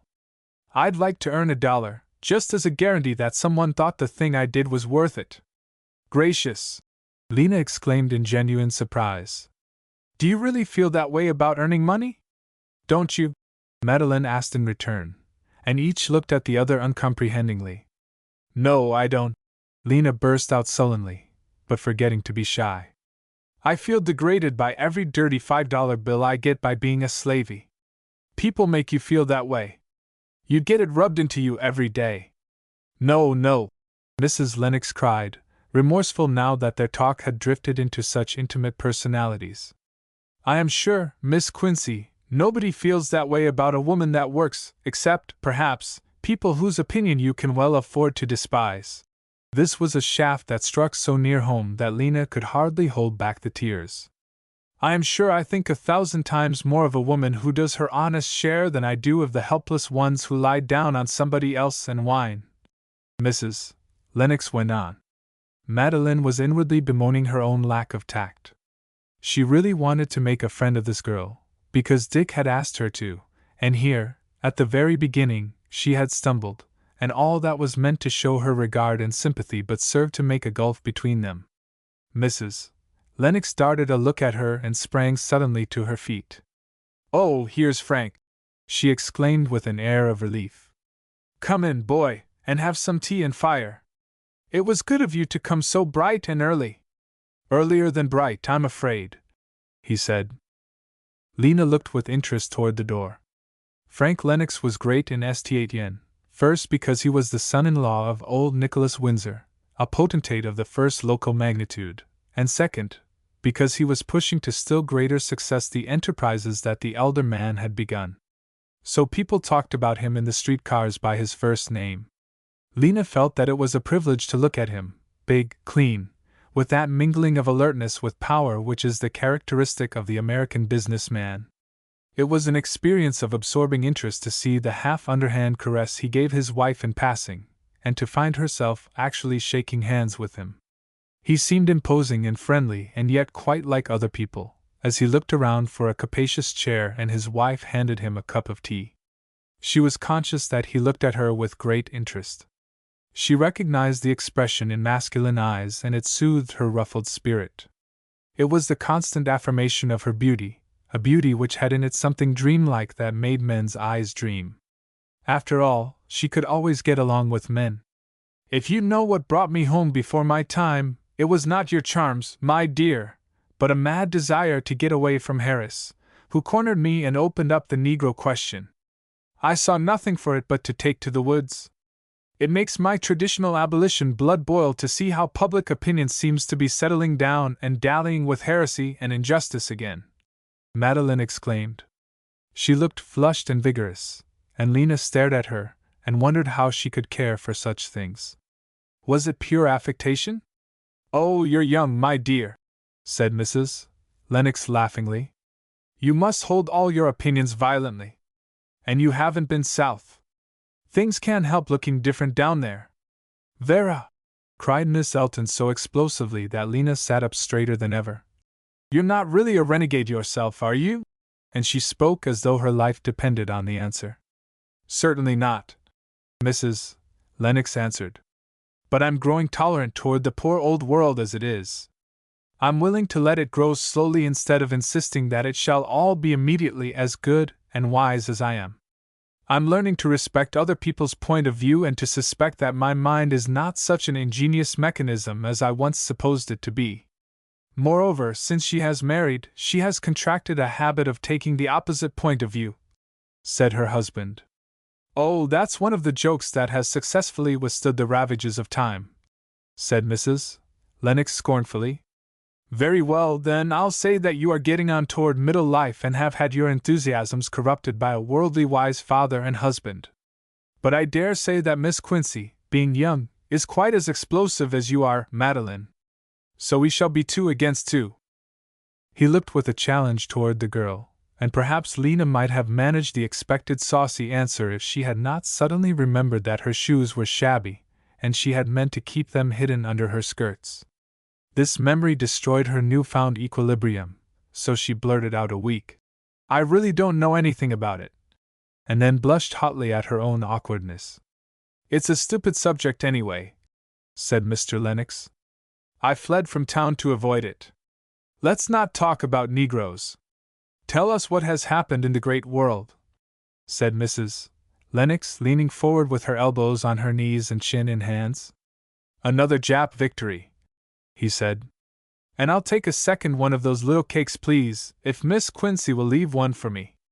It cuts me to the heart to see how the young girls of our generation stuff on little cakes. If they'd only take example by these same Japanese, who develop strategy and patriotism on rice, cherry blossoms, and gymnastics, there'd be some hopes for us as a people. He glanced again at Lena in a very amiable manner, as though he expected her to be saucy in return, but she blushed with mystification and mortification. She had felt doubtful as to whether she ought to take another of the little cakes, but they were very good, and she was young enough to love goodies, without many chances at anything so delectable as these particular bits. And now to be detected and made fun of! She began to question if she should be able to get along with these men, after all. Thank you, he went on after a pause. And now that I'm comforted with cake, another cup of tea, Vera, and then, if you would complete my happiness, just give me a posy out of that bouquet for my buttonhole. His wife rose, pulled a flower from a vase, and pinned it to his coat. Here's mignonette. That's for dividends, she said, and she put her fingers in his hair and gave his head a little shake. Don't infringe on my head, it's patented, he said. Now go and sit down, and I will tell you something really exciting as well as instructive. I know about it because I have the privilege of helping the good work with a few dollars. Professor Gregory has dug up 200 or 300 old manuscripts somewhere near Thebes, and he cables that they belong to the 1st century after Christ, that he expects them to illuminate most of the dark recesses of the time, and that I am privileged to share the glory by making an ample contribution. Doesn't that stir your young blood? I never hear of these things without a passionate desire to go to some respectably aged land and dig and dig and dig. It's a choice between doing so and making things in this very new land for some other fellow to dig up 6,000 years from now. Which would you choose, Miss Quincy? Lena was extraordinarily pretty, and he had a theory that pretty girls were made to be talked to. Lena thought so too, yet all she said was, I should think the digging would be very dirty work, though. He glanced at her swiftly, and though there was nothing unfriendly in the look, she felt an uncomfortable shiver. She fell into a miserable silence which she hardly broke when the others addressed her with a deliberate question or made some manifest effort to include her in topics introduced for her benefit. These attempts were only too apparent to her and rasped her soul the more. These people had such a perplexing way of saying whatever came into their heads. They were serious and frivolous at unexpected places. They were not at all elegant. They were natural, but their naturalness was not of Lena's kind. Mr. Lennox rose and smiled at his wife. I think I must go and have a look at my latest son, he said. He is a very interesting person. At present he seems to be composed of 2 simple but diverse elements, a stomach and a sense of humor. At the door he paused again and said, Have you seen our new coat of arms, Madeline? 2 kids rambunctious? He went away and sounds of manifest hilarity floated down the stairs. And then dinner was announced, and he looked so good-tempered when he returned and gave Lena his arm that her spirits were again lifted up. She had never before been escorted to a meal as though it were an affair of ceremony. I met an old fellow today, her host began with persistent attempt to draw her out. That told me that for 2 years he had dined on bread and milk. And then I felt that I was a favorite of fortune to be able fearlessly to storm the dining room. Happy the appendix that has no history. Lena giggled helplessly. Was it amusement that she saw in Mr. Lennox's eyes as he unfolded his napkin and surveyed her? It's an awesome thing, isn't it, to be living in a world darkened on one side by the servant question and on the other by the appendix, like Scylla and Charybdis? She found herself sitting down to face the mysteries of a meal whose type was different from any hitherto met in her brief experience of life. Her internal summing up was, Of course I can't make any impression on Mr. Lennox. He likes the other kind of woman. She looked at Mrs. Lennox, a woman of restraint and dark hair and straight lines, and contrasted her with herself, a thing of curves and sunshine colors. She did not know that a man never cares for a type of woman, but only for woman in the concrete. Poor little Lena! When the evening was over and she found herself at last in her too splendid bedroom, she put arms and head down on the dressing table and sobbed. These people were simple where she was complicated and complicated where she was simple.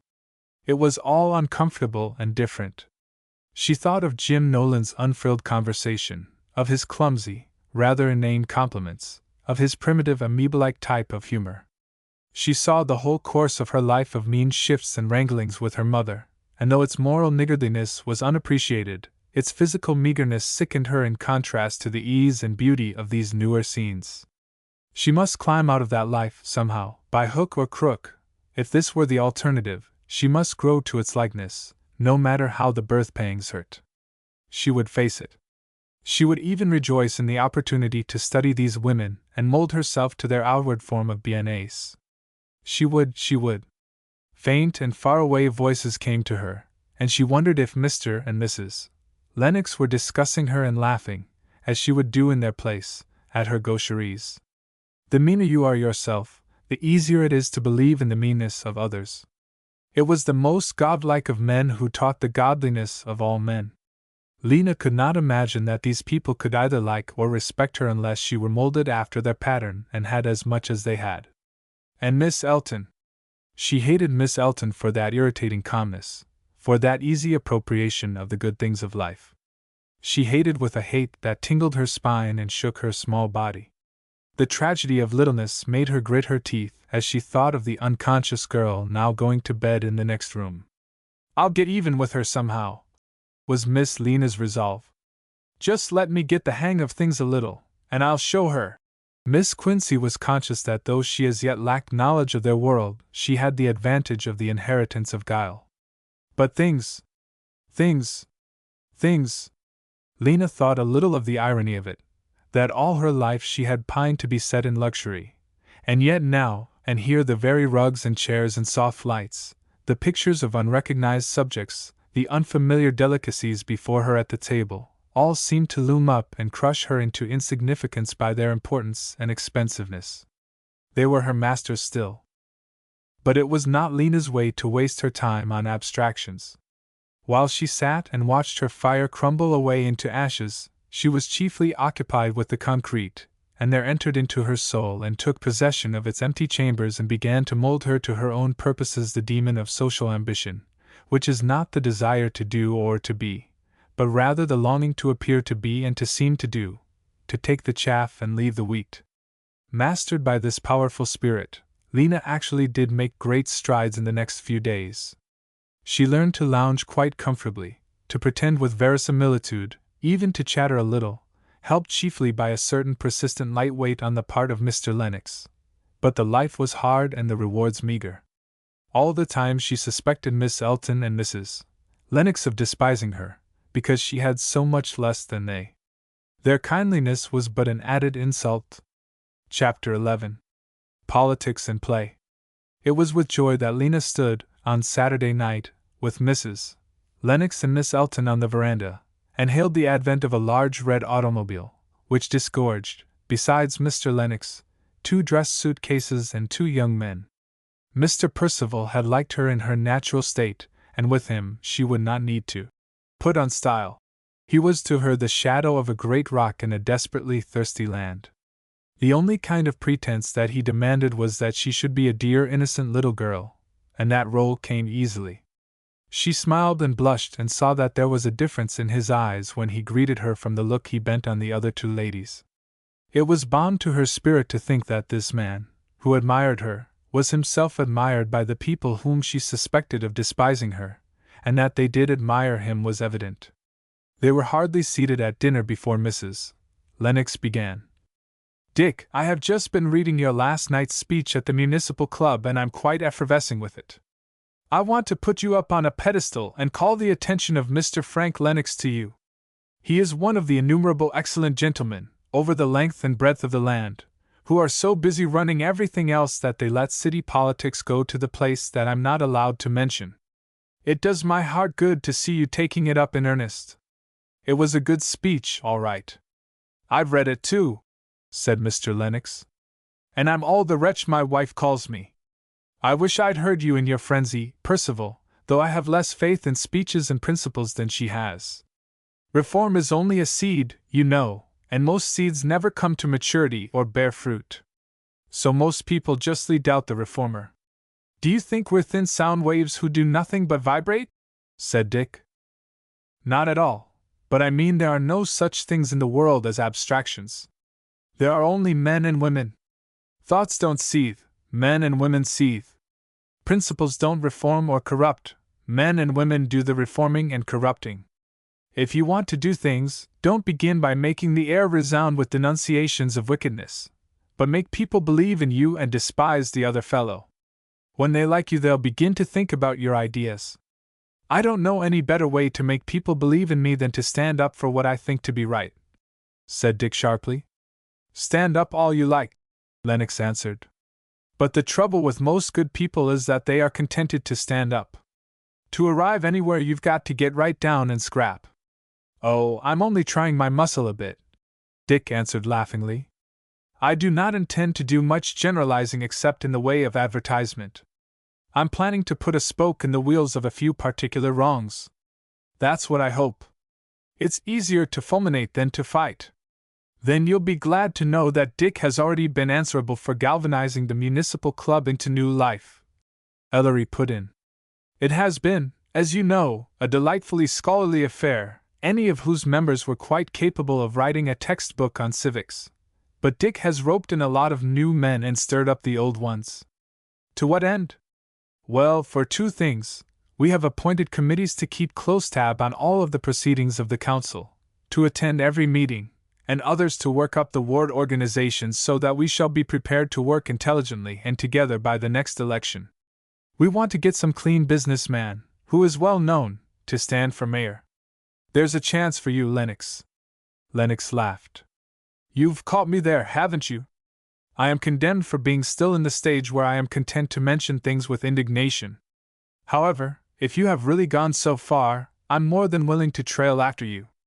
I'll at least back you with a few facts, such as every businessman knows, and I'm good for a substantial contribution toward any campaign you may undertake. And what I do there are others who will do too. I'll not forget your promise, said Dick. As usual, when men talk public affairs, the women had been content to listen, but Madeline's temperament was too strong for her restraint. It's all very well for you to put your hand in your pocket, Mr. Lennox, she cried. But I don't want to hear you trying to undermine Dick's idealism. If he does not have the comfort of some purpose higher than the daily fight, how can he endure it? Don't persuade him to run through life on all fours and never look at the stars.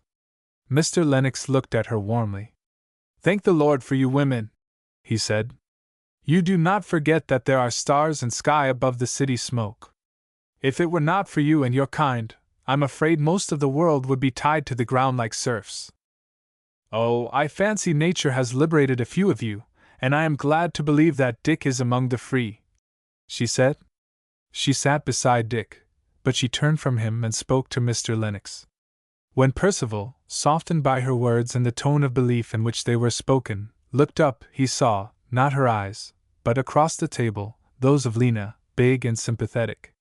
As he gazed into them, he saw all of Madeline's confidence in him, all of Madeline's ideals, but the more spiritual, the more feminine, because they were unspoken.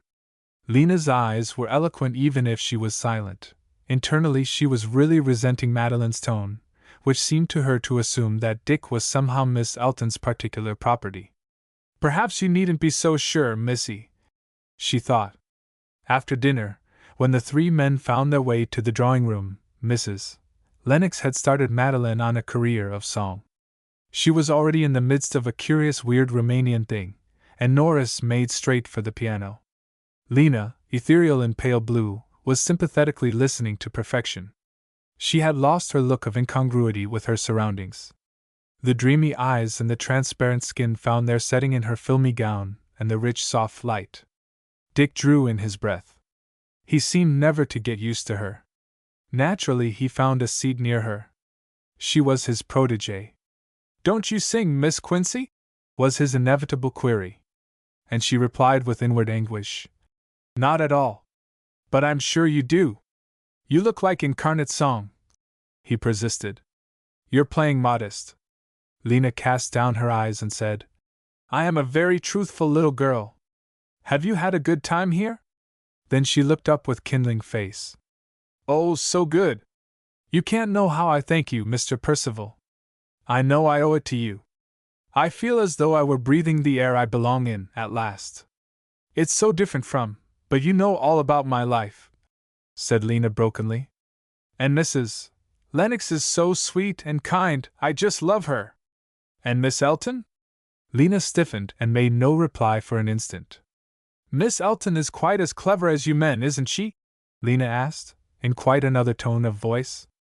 Infinitely more so, said Dick cordially. Do you like it? She asked in a breathless way. Why, yes, in Madeline, he answered. She isn't a bit priggish, you know, but just naturally interested in everything good. Why? Don't you and she get on? Lena gave an uneasy little twist as though she did not enjoy the question, and she sighed. Why, frankly, I don't wholly. It's my own stupid little fault, of course. I'm not clever. She's very charming, but she gets a little tiresome to me. Does she? Said Dick ponderingly. It's very hateful of me to say such things about your particular friend, said Lena contritely. Besides, I don't mean, what do I mean? I never thought it out. But it's so easy to tell you everything, Mr. Percival. And I think it's rather nice for a girl to be more silly and inconsequential part of the time. She laughed in a gurgling little fashion. I believe it is, said Dick speculatively, as he looked at her. But Madeline's awfully jolly, you know. I've had more good times with her than with any other girl I know. No nonsense about her. That's it, no nonsense, said Lena, and this time her laugh was not so pleasant, and Dick glanced across at Madeline with a kind of resentment. It isn't like Madeline to go back on a fellow that way, he said to himself. Of course she's had all kinds of advantages over this poor little thing, but it's small of her not to forget them. I trusted her to make things sweet, and for the first time she has disappointed me. He looked at Madeline with a distinct feeling of irritation as she rose from the piano. Mr. Lennox came and absorbed Lena, whom he was teaching to answer him saucily. Lena enjoyed this process, and it had inspired her to a really clever device, namely, to say vulgar little things in a whimsical way, as though she knew better all the time but wanted to be humorous. A good many other people have had the same brilliant idea, but it was none the less original to Lena, and it saved a lot of trouble and pretense. Norris and Miss Elton were hobnobbing and laughing at the other end of the room, and Dick followed them. Have you been out of town, Dick? Madeline asked as he came up. I tried to get you over the telephone a day or two ago, and they told me you were away. Yes. He laughed exultantly as he sat down. I ran down to the penitentiary at Easton, just to make sure that I wasn't mistaken in a fact or two. What now? Asked Norris. I've been told that Barry, the Lord of Statn Madeline, is at last tired of his humble but powerful place, and intends to show himself the master that he really is by running himself for our next mayor.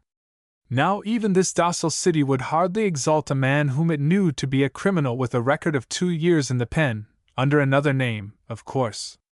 Is it possible that Barry... I've verified my facts. There is only one man in the city besides myself that knows this, and he's Barry's closest friend.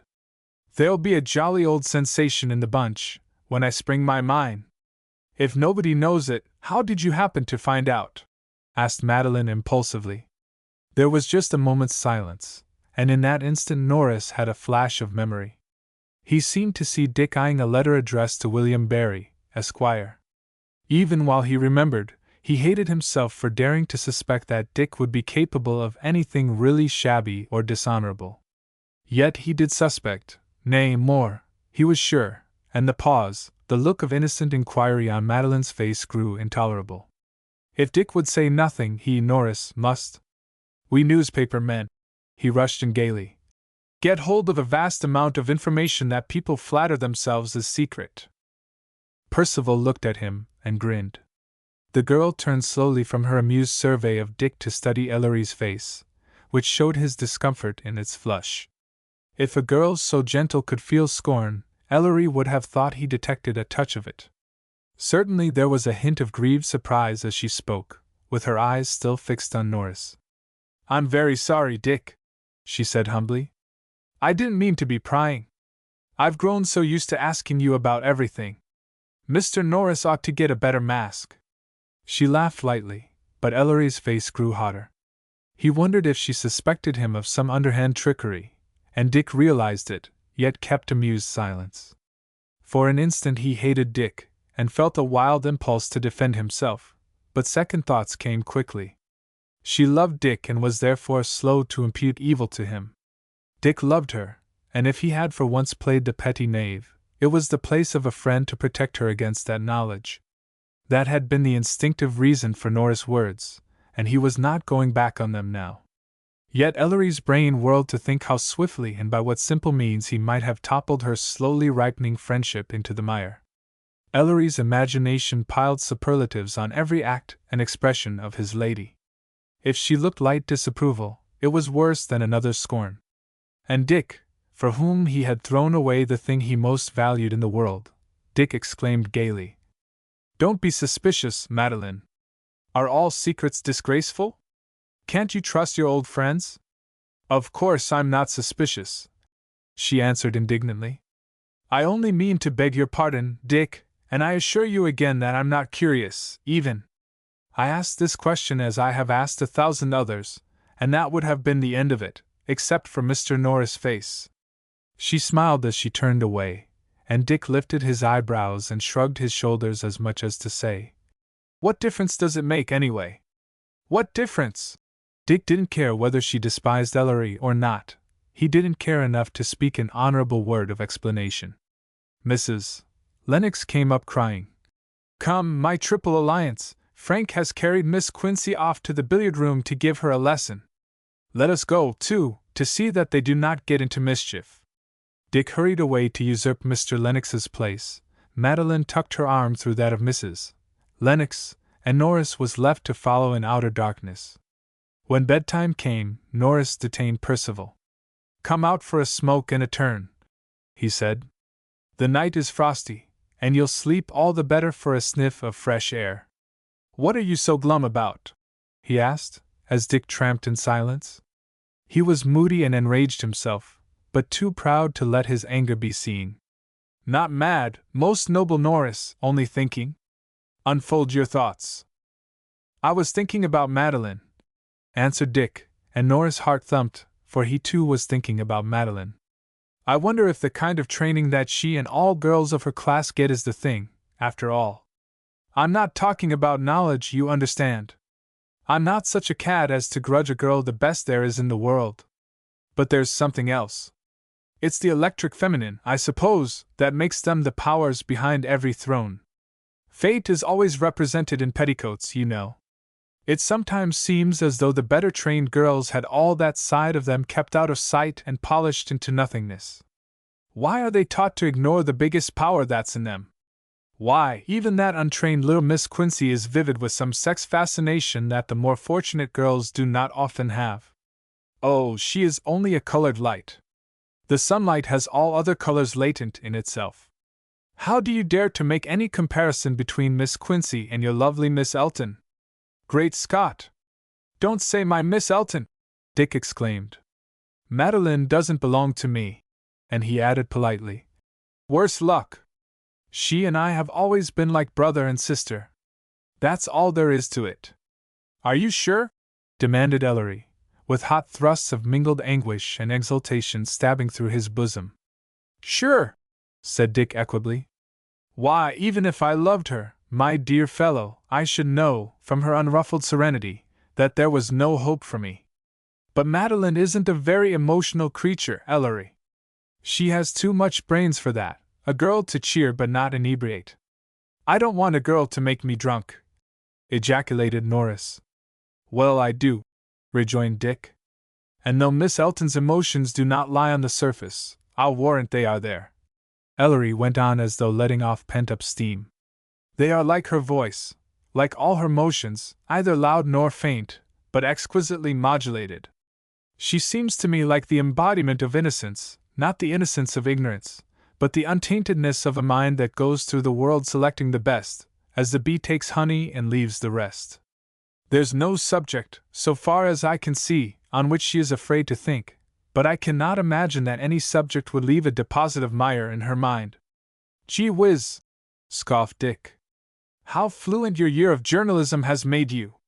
What a great thing it is to be a serious-minded young man with eyeglasses, engaged, while yet in youth, in molding public opinion through the mighty agent of the press.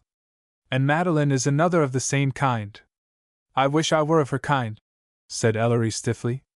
You may poke fun at me as much as you like, Dick, but it's beneath you to jeer at her. You old duffer, aren't you two the best friends I have in the world? I like the clear and frosty mountain peaks. How did you find out about Barry? Ellery asked abruptly. I do not have to tell you any more than Madeline. Seeing the grim look on Nora's face, Dick went on. Let's go in and to bed. We seem to rub each other the wrong way tonight. If we don't separate soon, we shall be having a French duel. Chapter 12. An Engagement. The gates of the delectable world, it seemed to Lena, opened very slowly, and the mild fragrance and warmth that dribbled out to her through their narrow crack intensified her outer dreariness. Once in a while Mrs. Lennox or Miss Elton did her some little kindness. Occasionally Mr. Percival came to see her, but her shame of her mother and her home made these visits a doubtful pleasure. The sordid monotony of her work oppressed her every morning and depressed her every night. The little money that she earned fell like a snowflake into the yawning furnace of her desires. Bitter is the fate of her to whom the goods of this world are the final good, and to whom those goods are denied. There came a night when a certain great lady gave a dance, and Lena was deputed by the feminine head of the staff of the Star to report these doings of society. At first the chance looked to her delightful. She was to have a peep into the world of charm which was her dream and her ambition. She walked through the wide empty rooms with their soft lights and masses of flowers. She surveyed the dining room, a wilderness of candles, orchids and maidenhairs. She felt her feet sink luxuriously into the rugs, oh, so different from the threadbare and grained carpet at home. She peeped into the ballroom, smilax-draped and glowing as if eager to welcome the guests to come. Through it all she carried a prim air, making businesslike notes on her little pad, but beneath her very demure exterior raged a storm of rebellion that these things should be and not be for her. The world was one huge sour grape, and yet she must smile as though it tasted sweet. There were blurs in her eyes as she stumbled up the back stairs, whither her way was pointed, that she might stand in a corner of the dressing-room where the now fast-arriving ladies were laying off their wraps. She swallowed a lump in her throat and winked hard in the attempt to forget or ignore the careless looks thrown at her by these ladies, as the maids removed the long cloaks made more for splendor than for warmth, or drew up the gloves on bare arms less lovely than her own. Many of the women looked twice at her, and she thought, and resented the fact, that they were surprised to see so much beauty. She could not be impersonal like the other reporters, sensible girls, taking all this as a part of the day's work, and whispering names to one another, which Lena, too, must catch and treasure for her repertorial harvest. She must glance with swift inclusiveness at the more striking gowns, that later she may serve them up in the technical slapdash of the social column. An hour of it left her faint and sick, not with cynical scorn of the spectacle, but with longing and self-pity. The crowd in the dressing-room was thinning now, but whether she had finished her duty or not, she must escape. She could endure it no longer. Again she made her way down the narrow non-angelic stairs and out at a little side door. The night air was sweet and cold. She paused for a moment under the light of the porte-cochere to watch the string of carriages and the swirl of silk and laces that passed through the opening door, to listen to gusts of music that came to an abrupt end as the outside door shut on her. Suddenly a figure loomed beside her, and she looked up to see Dick Percival, straight and big, with the electric light gleaming on his white shirt front, where his overcoat fell back. There was an unpleasant sternness in his deeply shadowed eyes. "Miss Quincy!" he exclaimed. "What are you doing here?" "I was sent to report it," said Lena weakly. I'm going home now. Going home alone? Nearly midnight? What else can I do? It's what the other girls, reporters I mean, have to do. I shall walk home with you, said Dick sharply, and he drew her aside into the shadow, as though ashamed of being seen, and piloted her in silence to the sidewalk. Lena gave a little sob as he drew her arm through his, and still they walked on until the lights of the great house grew dim in the distance, and only the quiet of the city streets by night enveloped them. Ought you not to go back now? You'll lose all the pleasure, said Lena timidly. Are you doing much of this kind of thing? Dick demanded. This is the first time. I hope it will be the last, he answered glumly. So do I don't like it, whispered Lena. I can't endure it, Lena. Lena started as she heard her name. Lena, come over here into the park for just a moment. I want to talk to you. I can't. It's awfully cold, said Lena, but she followed his lead as she remonstrated. And you have on a wretched little thin coat. Why aren't you decently dressed? I haven't anything. Lena spoke under her breath. Dick stamped his foot as a substitute for a curse, whipped off his heavy greatcoat, wrapped her in it, and pushed her down onto a bench. Lena, he said, standing squarely in front of her, I know I've no right to hope for anything, no right to speak, even, when you know me so little. But by heaven, I can't endure to see you grinding out your life in this way, when there's even a chance that you will let me prevent it. You flower of a girl, you! Oh, Lena, I love you, I love you! He caught a small white hand that held together the heavy coat, and kissed it in a kind of frenzy, while Lena, rigid with desire to be quite sure what this signified, peered stolidly at him from over the big collar. She was too wise in her generation to leap to conclusions about the ultimate meaning of Dick's passion. She would not unbottle any emotion until she knew. Lena, if you could see how I love you, you'd trust me, I think, even with yourself. If you would be my wife. Something in Lena seemed to break, and she gave a gasp of relief and gratitude that was almost prayer and approached love. Then she buried her face in her hands and sobbed aloud, as Dick put both arms around her and drew her head to his shoulder. Lena, do you love me a little? He whispered, as if in awe. Oh, Mr. Percival, said Lena. I do. How could I help it? But I could not dream of your loving poor little insignificant me. And how could I help it? He said, mocking her. Little you may be, but this part is bigger than the whole world. You belong to me now, and I won't have you depreciate yourself. Oh, Mr. Percival, is it true? Suppose you say Dick, and thank God that it is.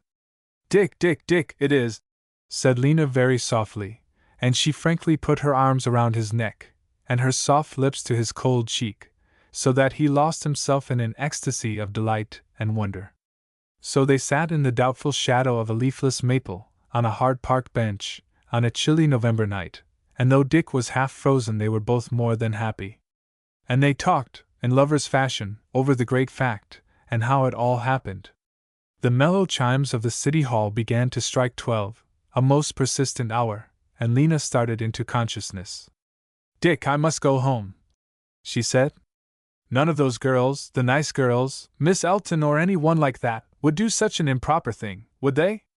I should think not, said Dick. I wouldn't ask them to. And I wouldn't allow them, laughed Lena. Now come, like a dear boy, and walk home with me. There are so many more things that I want to say, remonstrated Dick. Stop a moment under this light and let me see your eyes, Lena. You'll have to look up. I want to talk plain business to you. First, you'll give up this reporting folly, won't you?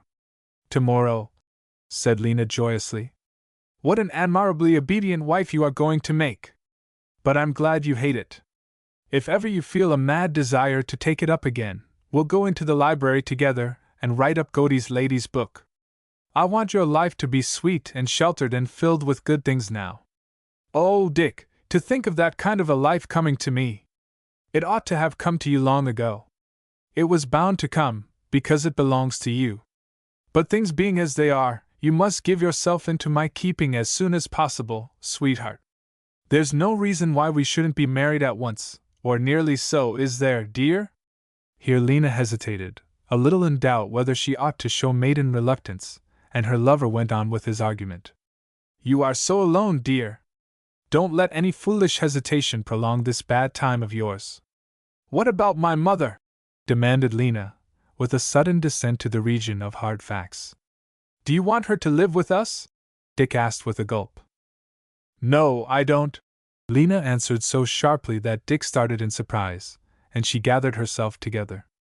It would take a long time for me to explain things to you, she went on in gentler accents. But Dick, Mother and I are not very happy together. I'll tell you all about it sometime. Perhaps she would be just as contented to live somewhere else. Very well, said Dick with a sense of relief. We must make her comfortable, of course. In reality, nobody else's comfort made a rap's difference just then. I dare say we can find some jolly little apartment, and somebody to take care of her. Hire somebody for her to find fault with, said Lena, with a return of acid. What about your mother? Oh, I couldn't let Mother live anywhere but in the dear old home. It's too big and lonely for her by herself, so we must share it with her. And no other place would ever have the flavor of home, either to her or to me. Lena stopped short in her progress. Does the house belong to you or to her? Technically to me, I believe, not that it makes the slightest difference, dear. Then I should be mistress of it, not she? I'm sure she'd be only too glad to turn the housekeeping cares over to your pretty little hands, said Dick, smiling, but a little uneasily. She's a good deal of an invalid, you know. But there's plenty of time to think of all these details. I suppose you've had to worry about the little things until it's become a habit, he added in a kind of apology to himself. I've been a bond slave so long, said Lena, that I'd like to feel perfectly free and mistress of everything around me.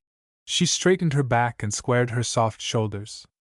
So you shall be, answered Dick happily. Even of your husband.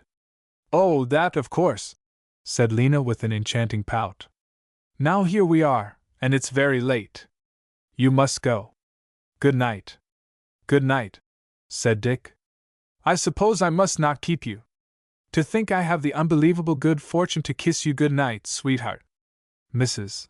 Quincy turned over in the lumpy bed which she and her daughters shared and said, with a querulousness undiminished by her sleepiness, You ought to be ashamed of yourself, Lena Quincy, gallivanting around at this hour of night. It ain't decent. But there! I guess I know my business, Lena snapped. She turned out the gas to undress in the dark rather than encourage her mother's conversation. She needed to think. An awful problem had just presented itself. How was she to get a trousseau? It was in another mood that Dick Percival walked home. Whenever anything very great and wonderful happens to us, we are apt to bow our heads and cry, What am I, that this should be given to me? Doubtless he is the noblest man who most often feels this exultant humility. This was Dick's hour on the mountain.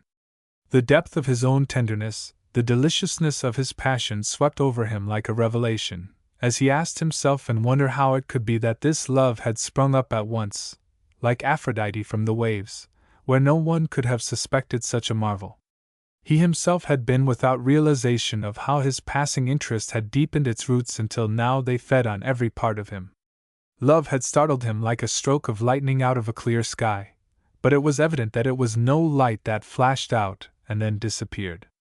It had come to stay. Then came self-reproach.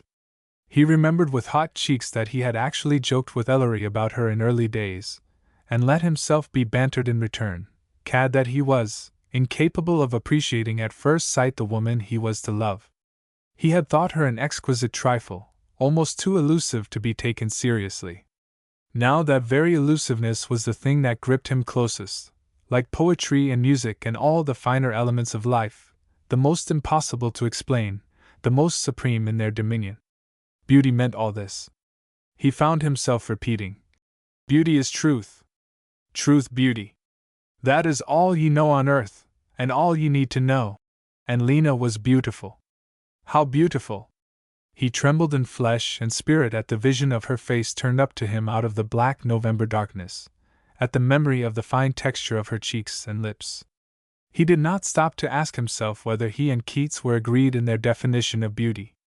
Moreover, poor Keats never had the delight of anything so pink and golden and blue-eyed as Lena Quincy. Chapter 13. An Awakening. A little scrawl of a note, delivered just after breakfast at Mr. Elton's door, brought Madeline to visit Mrs. Percival, who, like her mother, seemed to be in continual need of her. She found that lady lying in her favorite chair in the library, the chair that had been her refuge in the days of her early widowhood, that had comfortably housed her when books carried her away from her own world of sorrows and problems into the world of illusions, the chair in which she had dreamed of the great things that were to come into a younger life, not her own, and yet deeply her own, her son's. Now she lay back in it with clasped hands, thinner than usual, and with eyes sadder. Madeline came in like a young Hebe, glowing with health and vigor, and infinitely tender toward fragility. "You are ill, dear Mother Percival!" cried the girl, dropping to her knees and slipping an arm behind her friend's back in an unconscious attitude of protection. Mrs. Percival's fingers followed the soft curve that the girl's hair made around her forehead. "No, dear," she said slowly, "but I had something to tell you. I wanted to speak to you myself, before anyone else had the chance. Please tell me quickly. So many of my dearest hopes have come to nothing," Mrs. Percival went on, with a little bitterness that Madeline thought unlike her. "Each blow, as it falls, seems the hardest to bear. I've tried to accept whatever happens, graciously. It isn't always easy, Madeline, dear." "Yes?" said Madeline. "Dick. Is anything the matter with Dick?" Madeline rose with a little cry. "Dick does not think so," his mother answered. "My child, you have seen something of this little Miss Quincy?"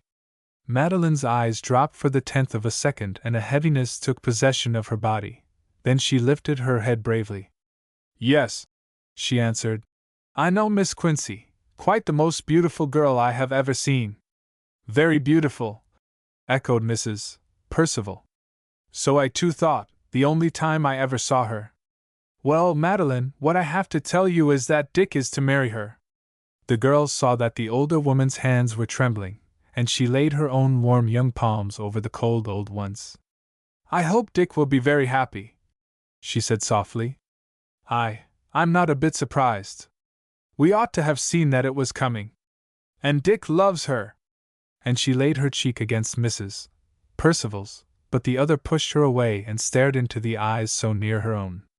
"And you can take it so quietly?" she asked. "Forgive me, dear, if for once I break down the barriers of reserve. I love you so much, let me be frank. Surely you know what I hoped, what I thought." "You thought Dick and I loved each other," Madeline said bravely. "I hope so. Heaven knows I hope so. We are too good friends for that, dear Mrs. Percival. One needs a little something unexplored and unexpected in a lover, don't you think so? Dick and I knew each other in kilts and pigtails. Well, it seems I am as much of an old fool as Dick is a young one," Mrs. Percival said bitterly. "I'm good for nothing but to lie here and comfort myself with dreams. You're an old dear, and Dick is a young one." Madeline tried to laugh. "And Miss Quincy is exquisite, charming." "An old fool," repeated Mrs. Percival. "Now listen, sweetheart. If Dick marries this girl, I have no intention of forgetting that he is my son, and that she is his wife. I shall do all I can to help her to be worthy of him, but before that happens, I am going to have the satisfaction of speaking to just one person in the world, you, exactly what I think about it. From what Mrs. Lennox told me, after her visit in the country, and from what I saw myself, I think she is a vulgar little image overlaid with tinsel." "Oh, don't!" Madeline cried. "You and I do not really know her, but we can trust Dick. He's too fine himself to be attracted by anything but fineness. She must have character to have made the fight she has with fate." "Attracted by character! Pins and figs! My son is just like all the others, I am finding. He's attracted by pink flesh. And as for heart and soul, all the women that Dick has known well have been women of refinement. He takes their purity and nobility for granted, as a part of womanhood. He thinks he's marrying you and me. His reason has nothing to do with it." For the moment Madeline had no answer, and Mrs. Percival went on. It's foolish to care what people say about your tragedies. Oh, you needn't shake your head. This is a tragedy, Madeline. And I do care about the world. I hate to think of the whispering and gossiping because my son, has fallen a victim to a cheap adventuress. Nonsense, Madeline broke out. Miss Quincy isn't an outcast, just because she has had the world's cold shoulder. And people aren't so silly as to let such external things prejudice them. Don't mistake me, dearie.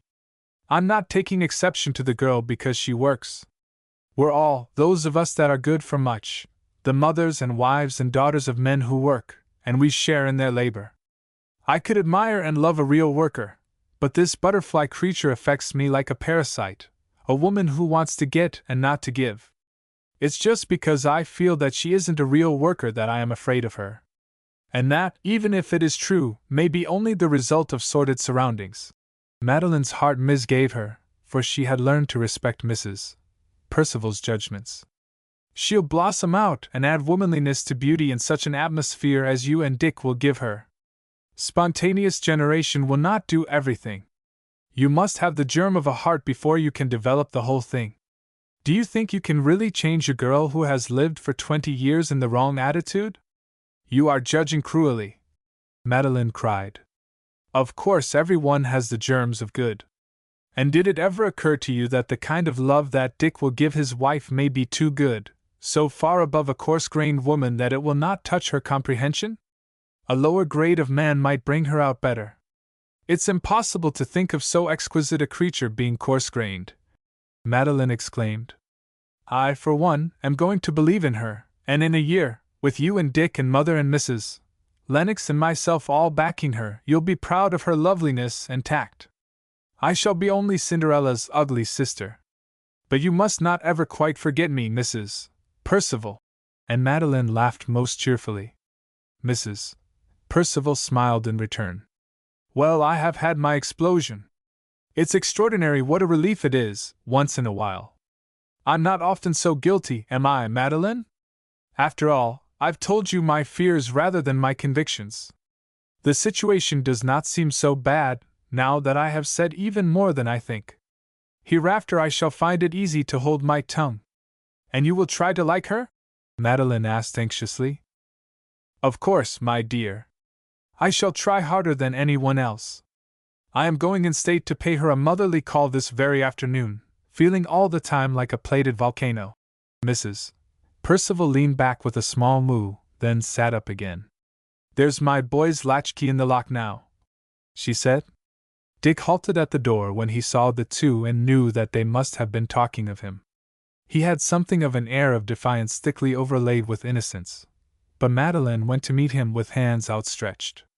Dick, she exclaimed, I congratulate you with all my heart. She's the prettiest creature in the world. Dick, manlike, regarded this as the highest possible tribute to his beloved and glowed in return. His defiance dropped like a shell and he shook Madeline's hands with enthusiasm. You're a trump, he said.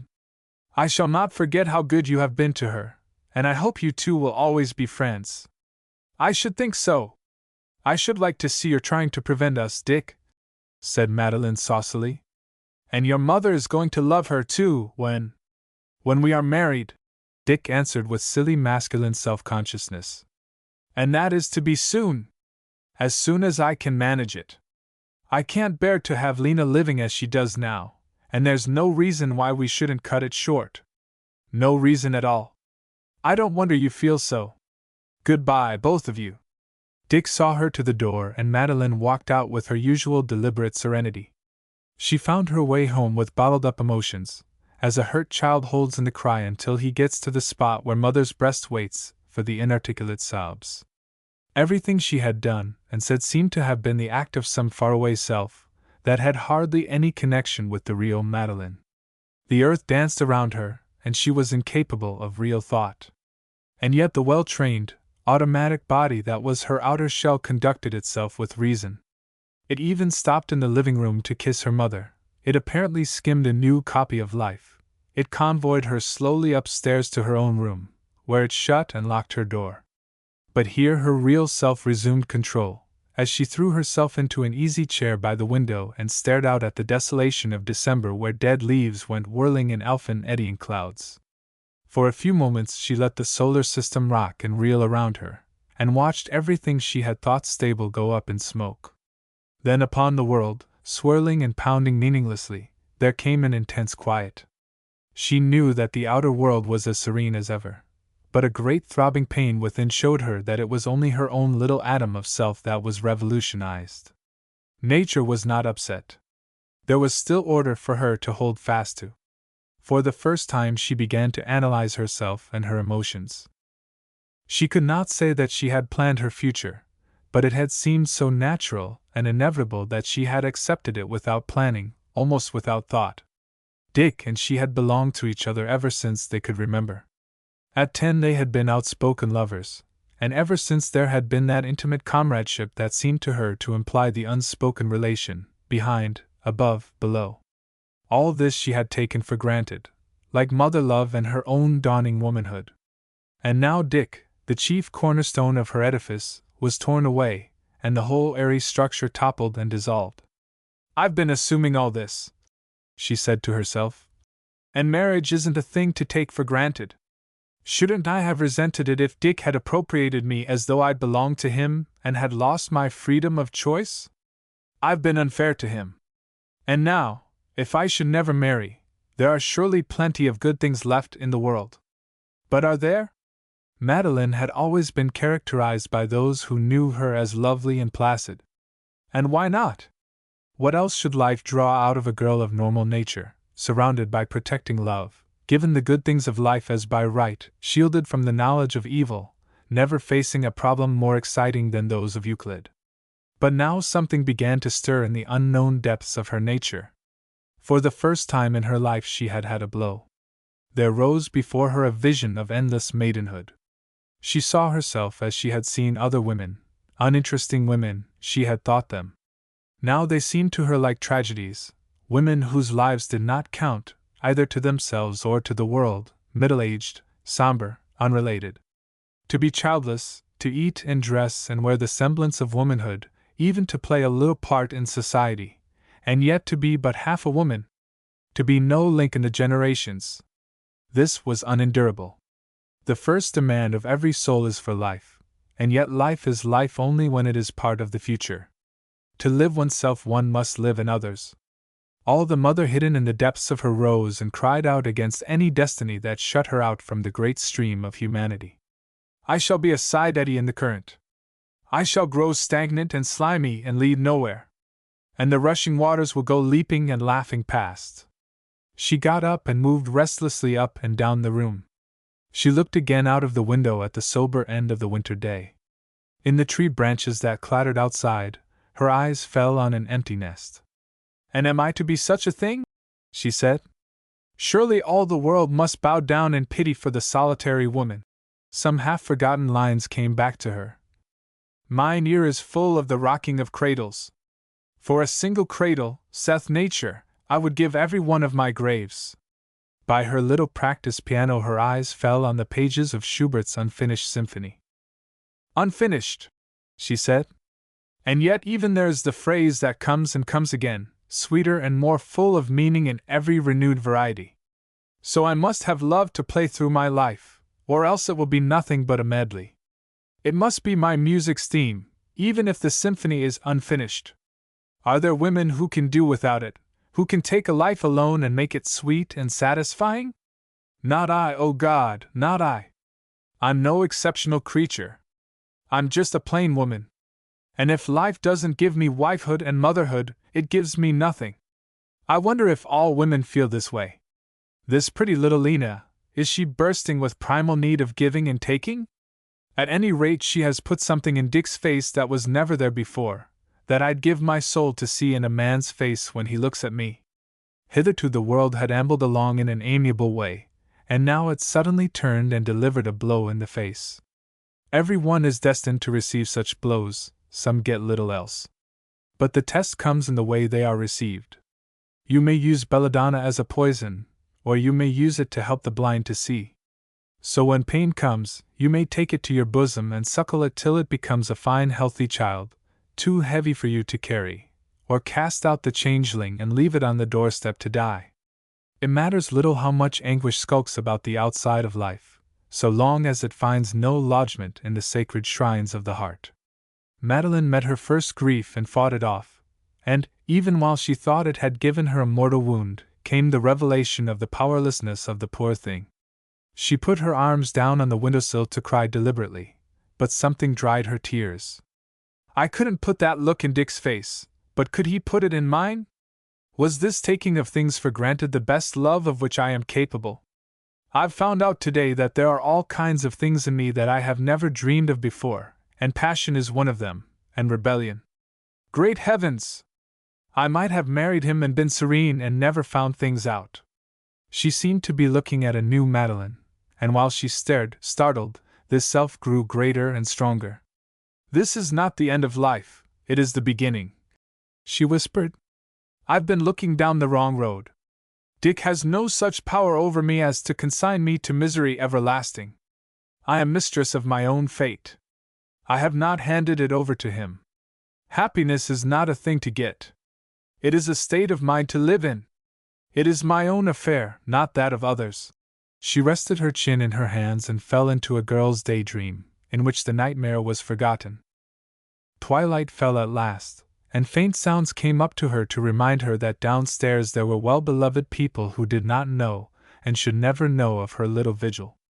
Her father must be coming home. It was time for her to put on her armor and go down. Armor is one of the necessities of life. If we can't wear it in steel plates on the outside, we must mask the face with impenetrability, and the manner with pretense. Never let the heart be vulnerable.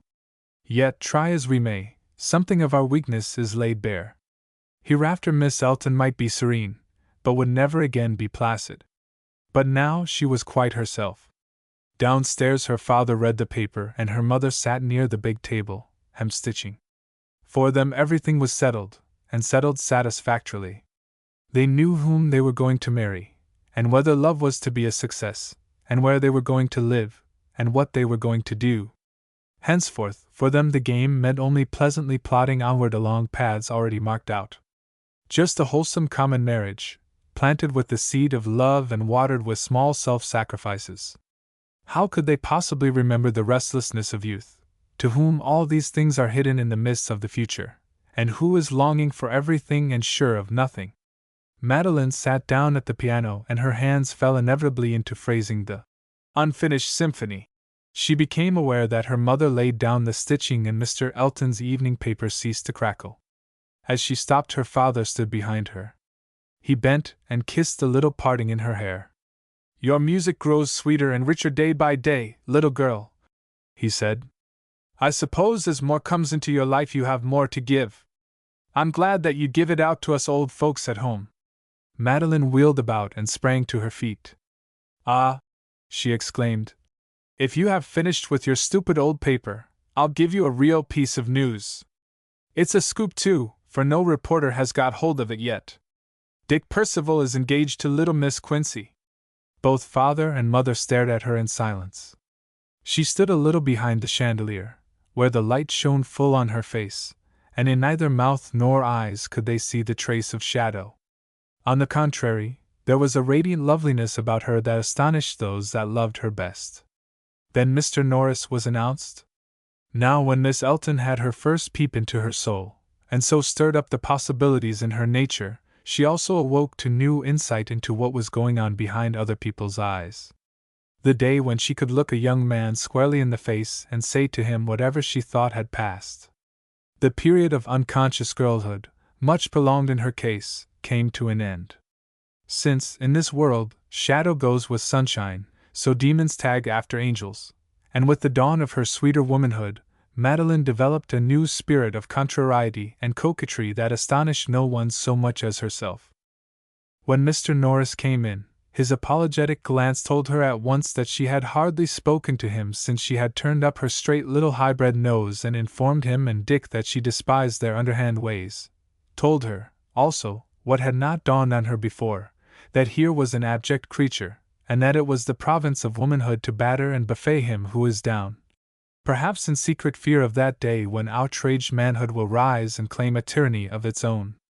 So she put out her hand with that stiffness that holds at arm's length, and said, "Oh, how do I do, Mr. Norris?" just as though they had never sailed together in dual solitude, and she allowed her lip to curl in evidence of her disapproval of the much warmer greeting of her elders. She sat down and eyed and tapped a small bronze slipper, while she ignored the reproachful glances of her mother at her rank desertion of conversational duties. Her father hardly noticed it. He himself so liked young men that he frequently forgot that his daughter, and not himself, might be the object of their quest. So he plunged cheerfully into an animated discussion of the new tide in civic politics, while Norris dully and conscientiously tried to bear up his end. Ellery's eyes, however, as well as the thoughts behind those superficial thoughts that guided his words, were absorbed in the other side of the room, where Miss Elton canvassed with her mother the merits of various embroidery silks. She was lovelier than ever. He had thought her perfect before, but tonight she had added a sheen to perfection and made herself entrancing, both reposeful and vivid. He wondered if she had heard of Dick's engagement, and if her color covered a pale heart. Suddenly she flung up her head impatiently, and came behind her father's chair to clap a small hand over his mouth in the middle of a sentence of which Norris had entirely lost track. "Father, father!" she cried. "Do you think Mr. Norris wants to come here and wander over stupid politics all the evening, after he has been writing stupid editorials about them all day? They are stupid, I've read some of them." She smiled at the young man. "Wouldn't you both infinitely rather hear me sing?" Mr. Elton kissed the offending hand before he put it gently down. "I know I should." Norris sprang up. "May I turn your music?" he asked eagerly, but she shook her head as she moved away. "There isn't going to be any music to turn." She began to sing the same little Romanian song that he remembered on their last evening in the Lennox house, and his spirits, lifted for a moment by her smile, went down again. "Into the mist I gazed and fear came on me, then said the mist, I weep for the lost Sunday." She sang passionately, and he could have cried aloud. It was true then that she was grieving for Dick. "The music is uncanny, isn't it?" she said, as she ended and found him near her. "How does it make you feel? If I should find an image for my feelings just at present, you would scorn me for my base material thoughts." "Find it," she commanded. "I think I feel like a mince pie, a maddening jumble of things delicious and indigestible." She laughed and grew friendly. This, he thought, is, after all, her permanent mood. But before he could take advantage of it, another caller, Mr. Early, appeared, and again she basely deserted Norris to the mercies of her father and mother, and devoted herself to the evident beatification of the apostle of the new in art. Chapter 14. The Return of Ram Juna. One gloomy evening in January Mr. Early sat alone.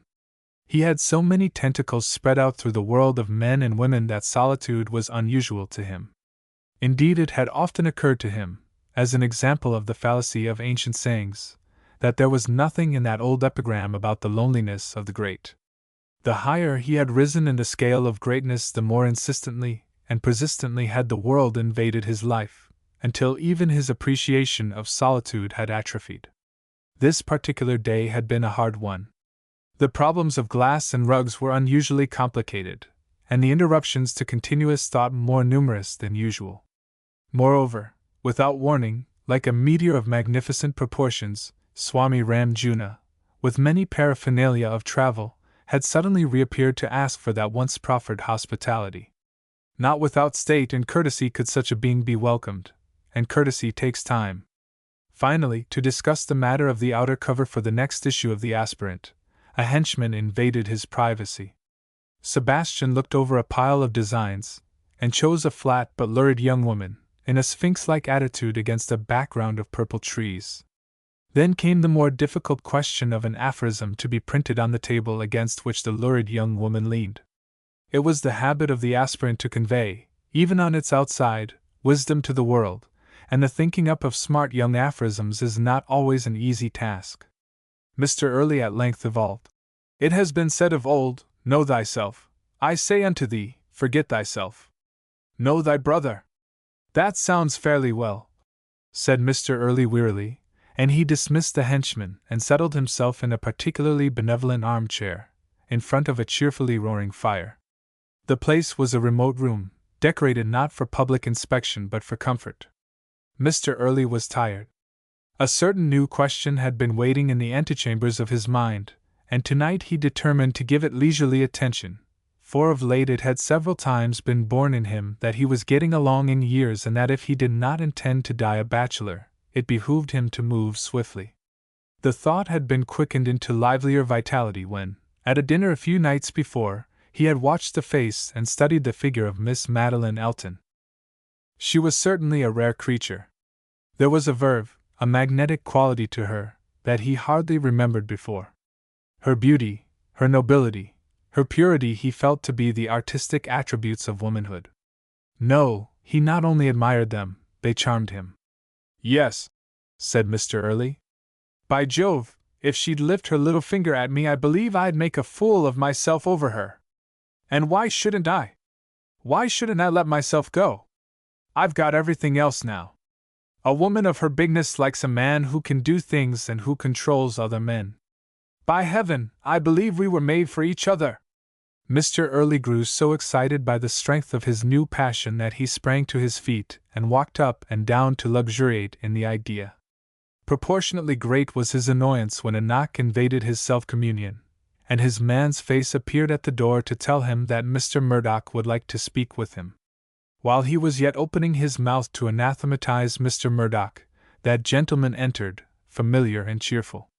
The man who came in was, in his way, a force almost as great and as worthy of regard as Mr. Sebastian Early himself, in fact no less a personage than the power behind the throne of that uncrowned king, William Barry.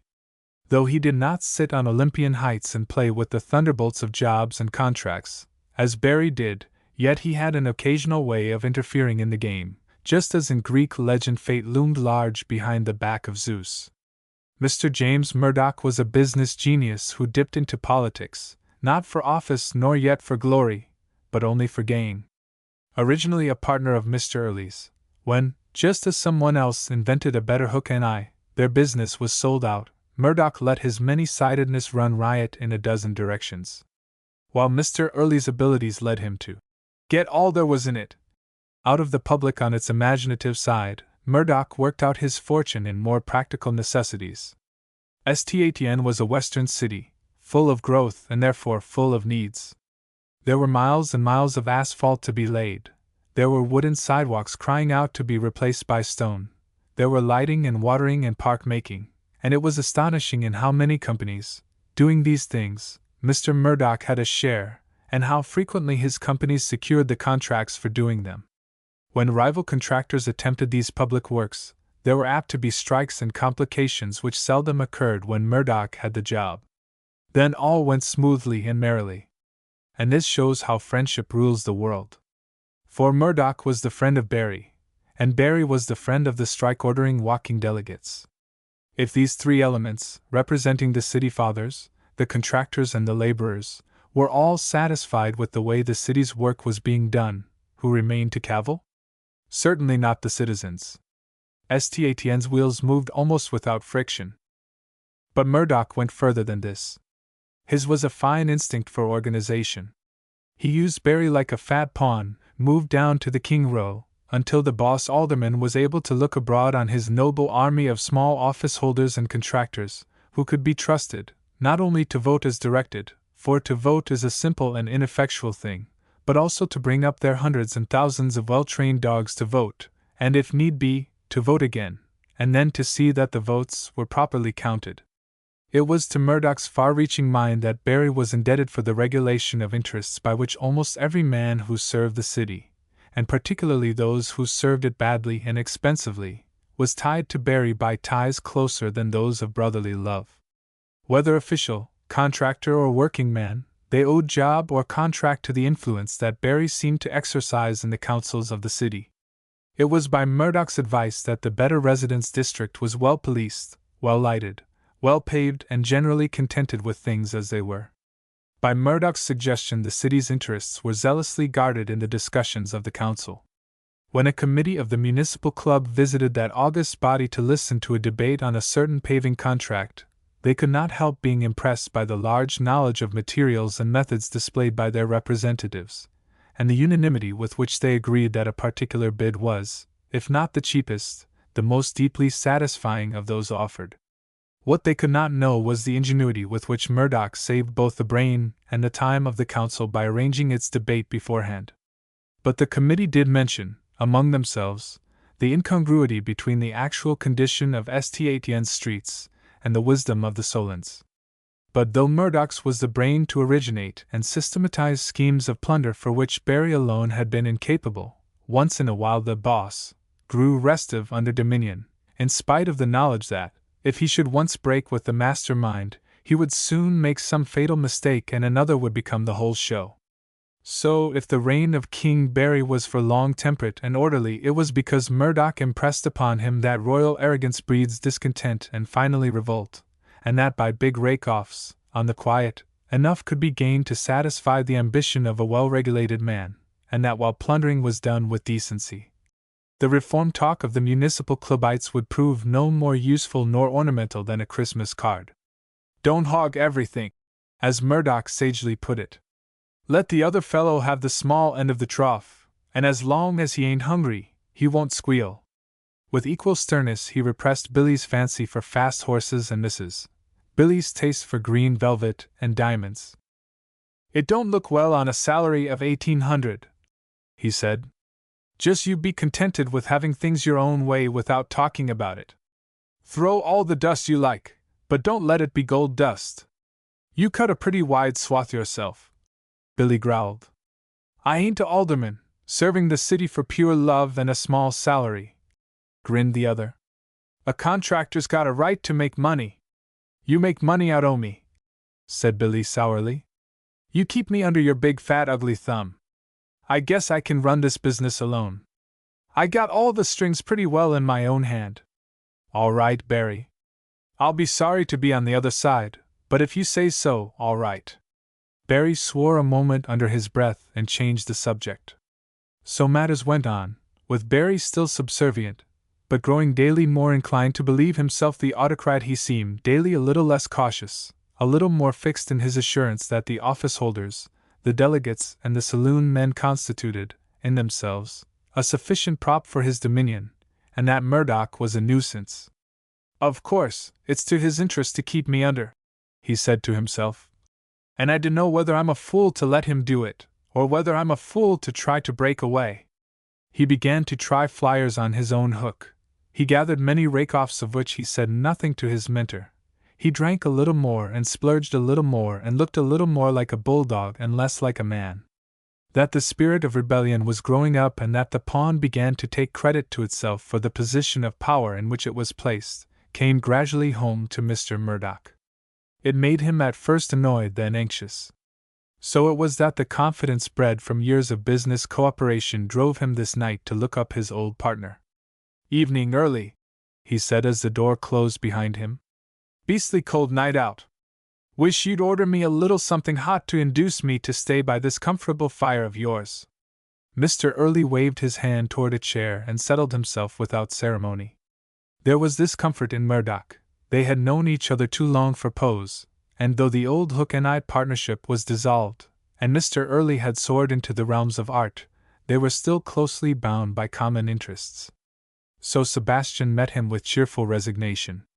Sit down, Jim, he said. I don't mind a nip myself. What's up? What's down, you'd better ask? Lord save us! What's that? Exclaimed Mr. Murdoch, as he caught sight of the lurid lady lying amid the litter on the table. That's the cover of my next magazine. Never mind it. It's not in your line. Well, I should say not, said the other with a slow grin. I've been pretty much vituperated for some of my business deals, but I never sprung a thing like that on the public. Forget thyself, that's good, Early. He winked a wink that came more from the soul than from the eye. Oh, drop it, Jim, said Mr. Early, relapsing into the old vernacular. I'm sick of everything tonight. Here's your cocktail. Help yourself to a cigar. You ought to get married, instead of sitting here with the blues all by yourself. Tell you, a warm little wife is a nice thing to come home to. Thank you, Jim, said Mr. Early dryly. They sank into silence, a comfortable silence, permeated with the fragrance of tobacco, with warmth in the cardiac region, and with that crackle of burning logs that satisfieth the soul. But occasionally Mr. Early shot a sharp glance at his companion, and his study did not reassure him. At last he spoke. Well, out with it, Jim. It's evident that you've something on your mind. You're right, I have, said Murdoch with sudden emphasis. I don't know whether you can help me, but it's second nature for me to try you. I'm getting anxious about Barry and affairs connected with him. What about Barry? I thought you had him in your pocket.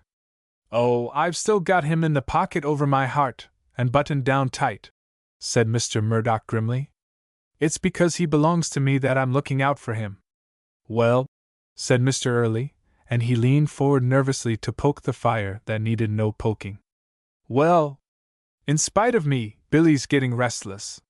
He's getting worse than restless, and I'm afraid to think how he may break out. You know how he loses his sense once in a while. Have you noticed how the Star has been running him of late?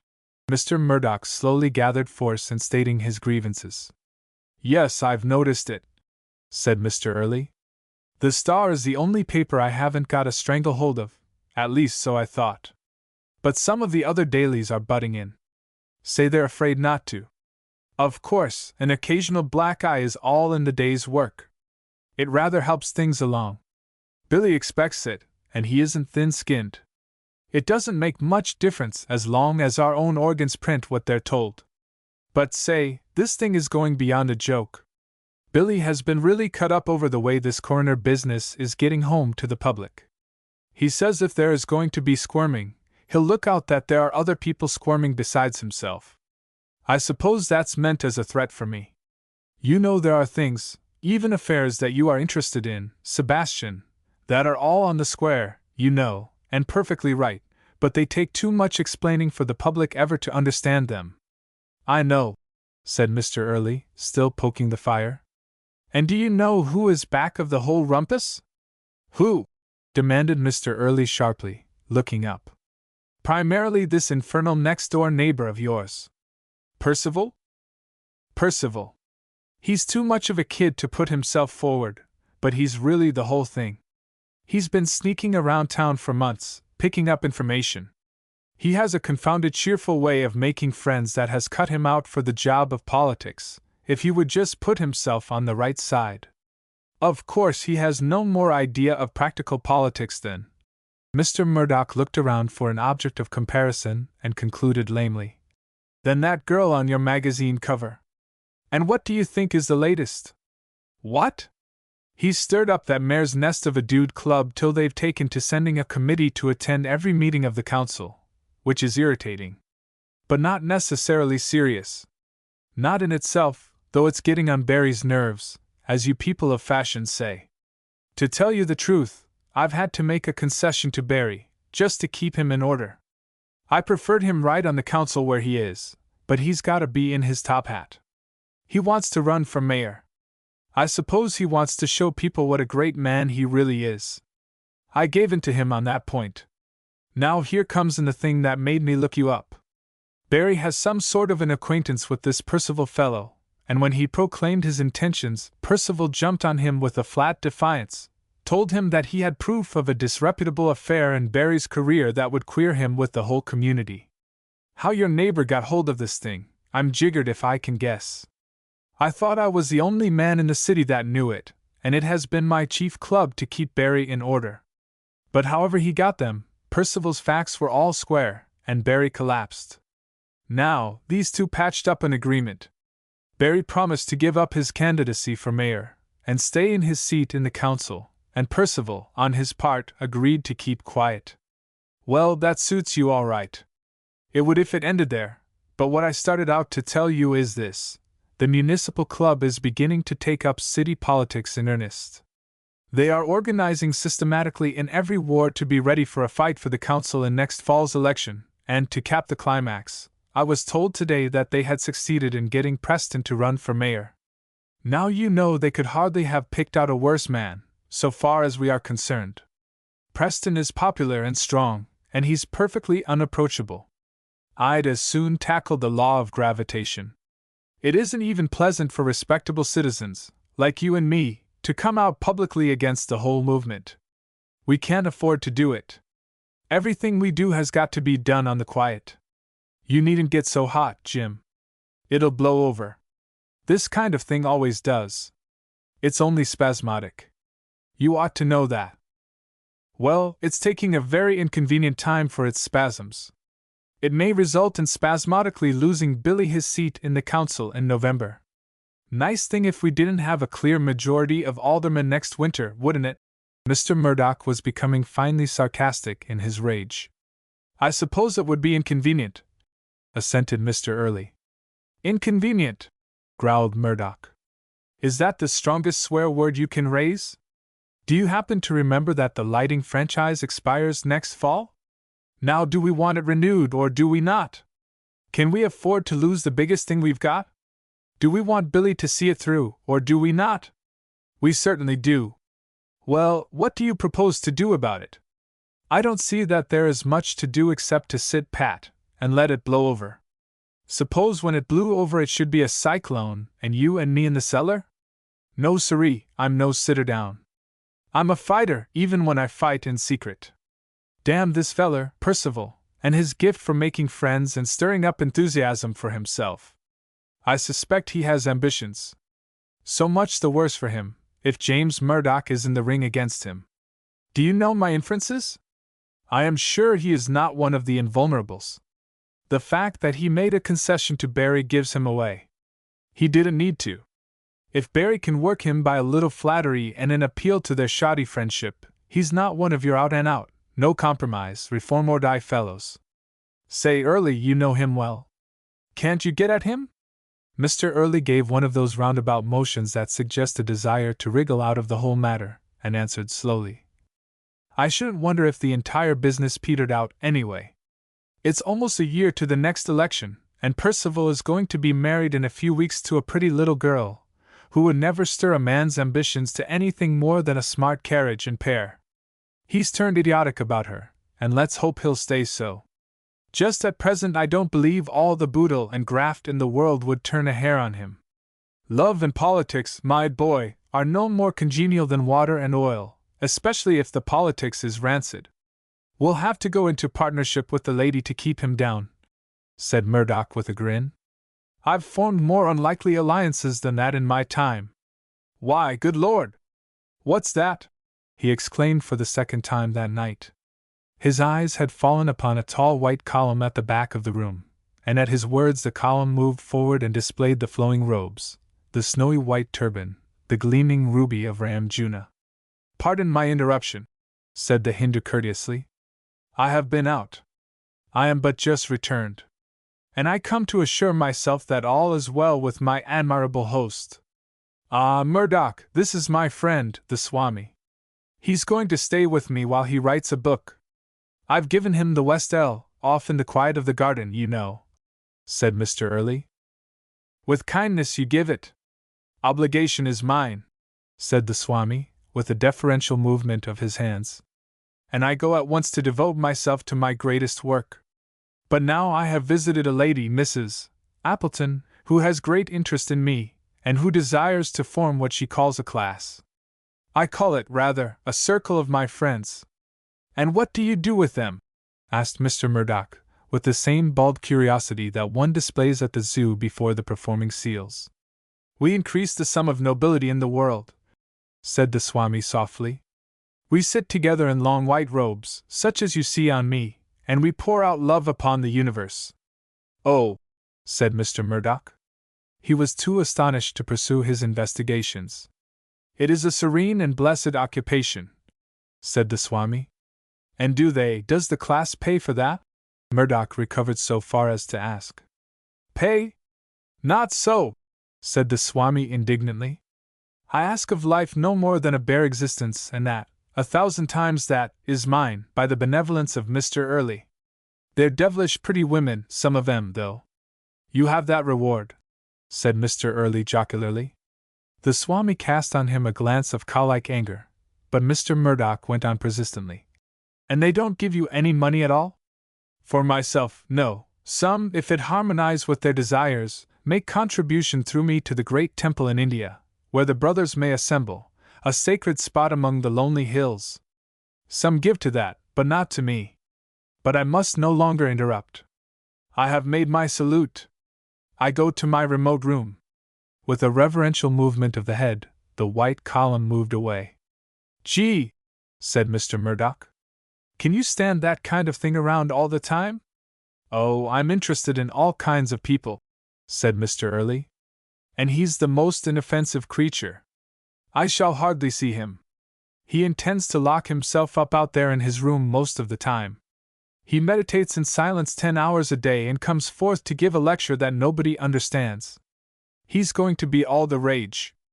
And of course, if he's the rage, you have him. I wish you'd make Billy Barry the rage, said Murdoch. It's all I can do to popularize myself, said Early whimsically. I'll think over the situation a bit, Jim, and see if I can see any way out from under. Of course, Percival hasn't any record by which you can discredit him and keep his mouth shut, at least not yet.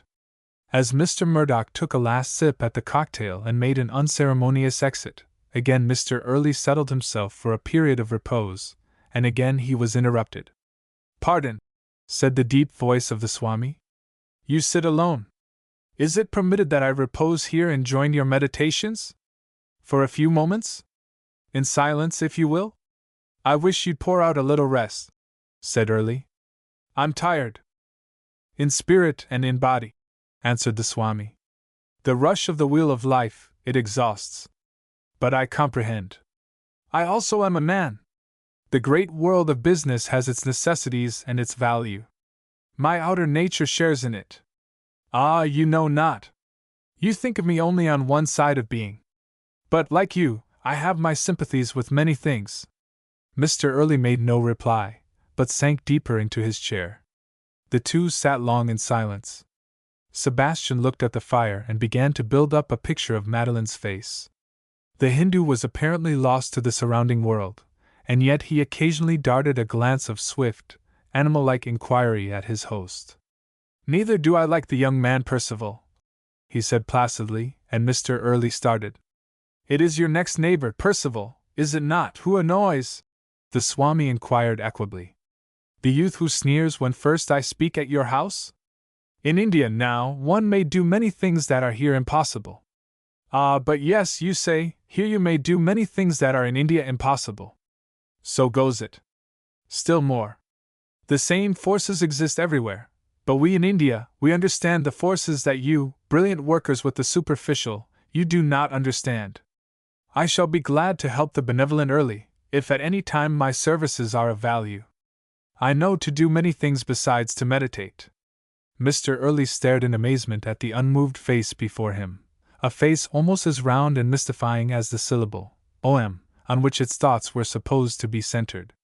And remember, I, too, dislike the young man Percival, pursued the Swami blandly. Mr. Early's mind suddenly stiffened with horror.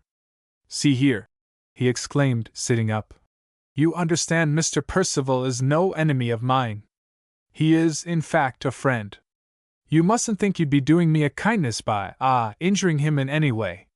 My understanding, said the Swami, still unmoved. Fear no midnight assassination, noble friend. That is petty and dangerous. I am not oblivious of the conventionalities. But the mind may be reached, as well as the body. Percival may do as we wish. The higher animal at all times controls the lower. Perhaps at some time I may serve you. But you weary. The body makes demands. I bid you good night. He put out a great paw, and Mr. Early grasped it weakly, feeling that he was in the position of one who has started an oil gusher and cannot control its flow. He might have to light it to get rid of it.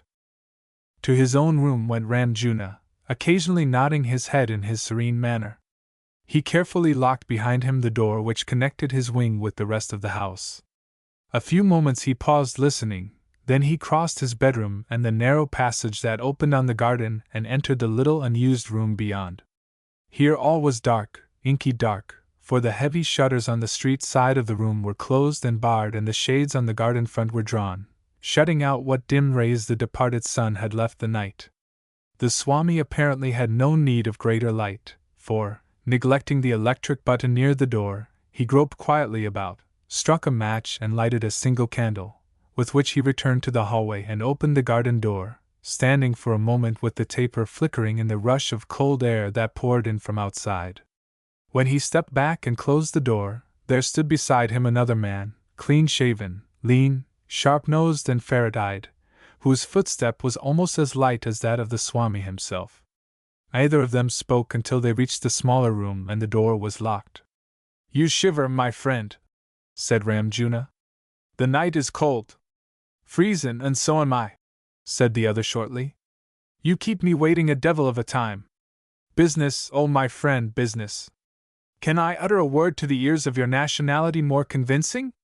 I was necessitated to converse with my host, the rich and amiable Early. Ah, the nature of humanity is eternally interesting." His companion grinned. "Which means, being interpreted, you've got some lay, I suppose?" "What is it?" "Abruptness is to me foreign," said the Swami, waving his great hand with its combination of fat palm and taper fingers. "It disturbs me. Perhaps, some day, I shall need tell you. The amiable Early is as are all mankind. On the one side he gropes among infinities. Do we not also? On the other side he is tied by this body of clay to the groveling earth. Are we not also? Am not even I myself?"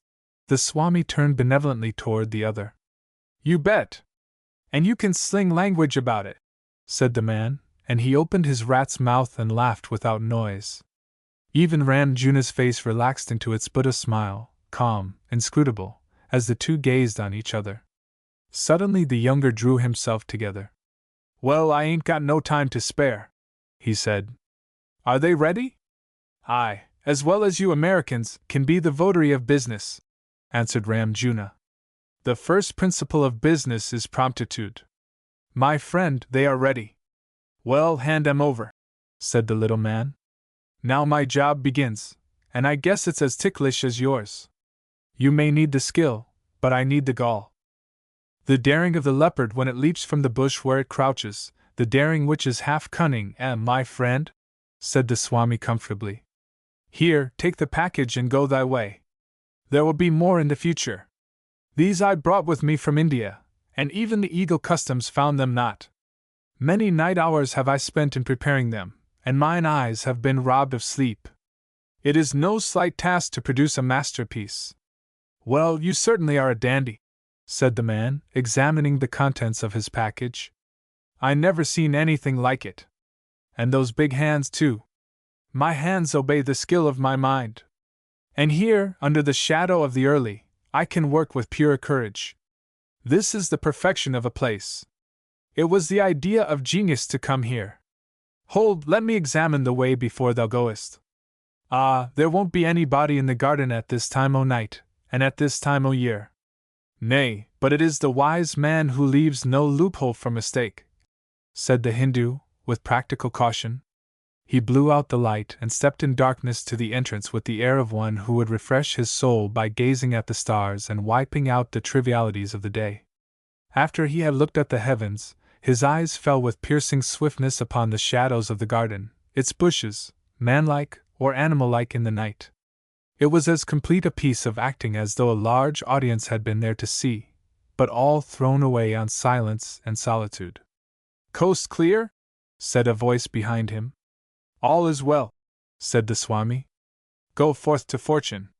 The door closed softly, and Ramjuna sought the repose he had earned. Chapter 15. The Honeymoon. The first months of winter were full of excitement to Lena. She frequently assured herself that she was rapturously happy, but, while intellectually she accepted the fact, no genial warmth pervaded her consciousness. The entrance to her new life was too briar-sprinkled for bliss. Daily to face her mother's mingling of complaisance, self-pity and fault-finding, to meet Dick's friends, whom Lena, in her suspicions, regarded as thinly disguised enemies, to scrimp together some little show of bridal finery for her quiet wedding. All this filled her with mingled irritation and gratification. Most aggravating of all were the persistent attentions of Miss Madeline Elton. No one likes to be loved as a matter of duty, certainly not Lena Quincy, whose shrewd little soul easily divined that this equable warmth of manner, which she dubbed snippy condescension, sprang from affection for Dick and Mrs. Percival and not for herself. Madeline set Lena's teeth on edge, and it must be confessed that Lena often did as much for Madeline, but each politely kept her sensations to herself. Miss Elton always assured her optimistic soul that things would come out all right, that love was a great developer, that small vulgarities of mind were the result of association. Lena, on the other hand, might have broken friendly relations once and for all except that she found Miss Elton both useful and interesting. A friendly and very sly conspiracy between Madeline and Mrs. Percival had for its object the helping out of Lena's meager trousseau by certain little gifts, and even of money delicately proffered so that it might not wound a sensitive pride, and since Mrs. Percival was a victim to invalidish habits, it fell to Madeline to act as executive committee. But they need not have troubled themselves about delicacy, for Miss Lena greedily gobbled everything that was offered to her, with pretty expressions of gratitude, to be sure, but internal irritation because the donors were not more lavish.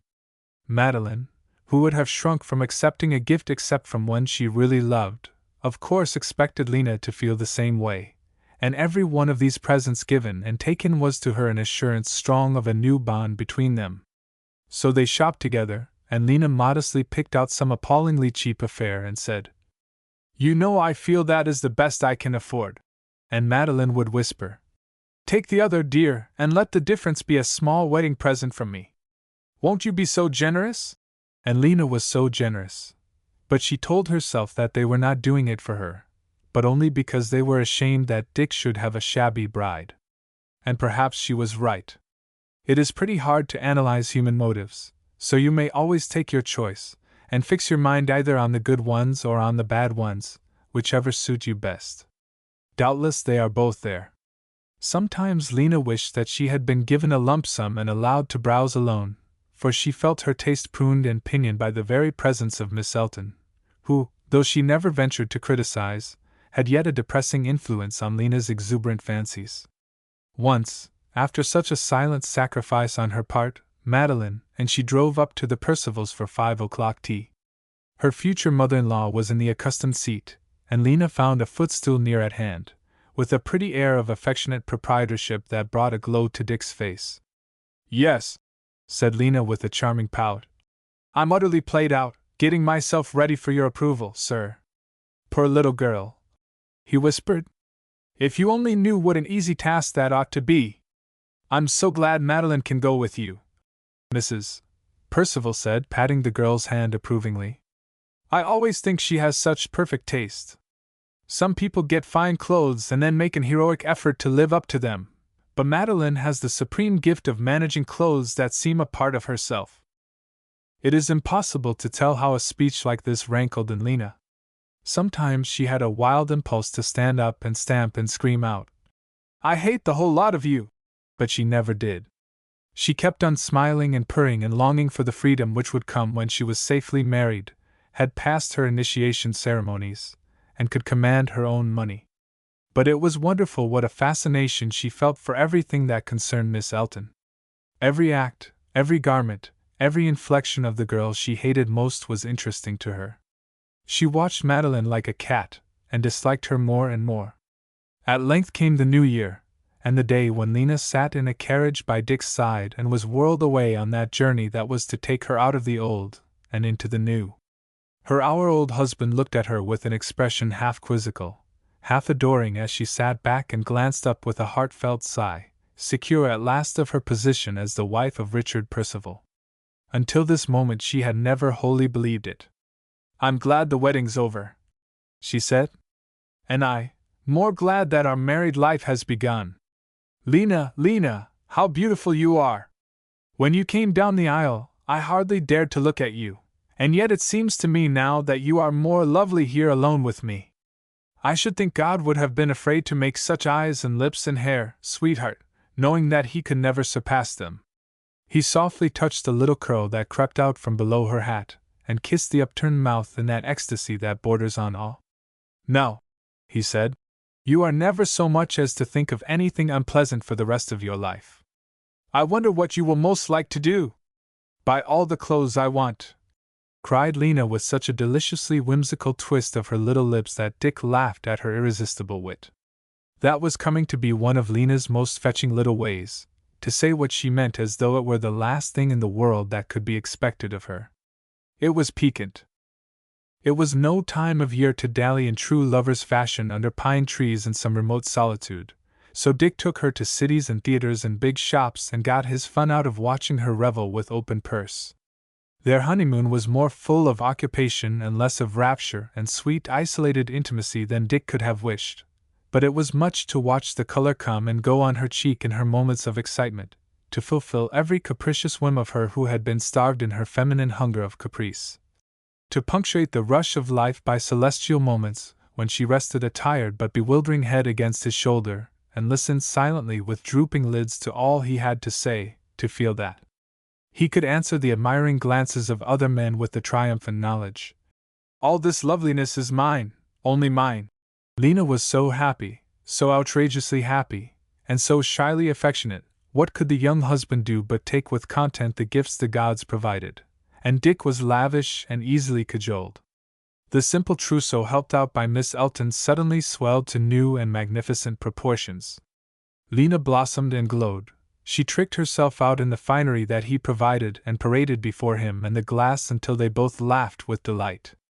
Dick felt that he was playing with a new and sublimated doll. It was all so amusing, so inconsequential, and such fun. Although he wondered a little where it would be appropriate to wear the enormous pink hat with drooping plumes which perched on the showily fluffy head now facing him, he quite appreciated the effect. "Oh, of course you think I'm stunning," Lena pouted. "But the question is, what will other people think?" "Other people aren't the question at all," retorted Dick. "Who cares what they think so long as you and I know that you are the very loveliest woman on this whole wide earth, this good old earth?"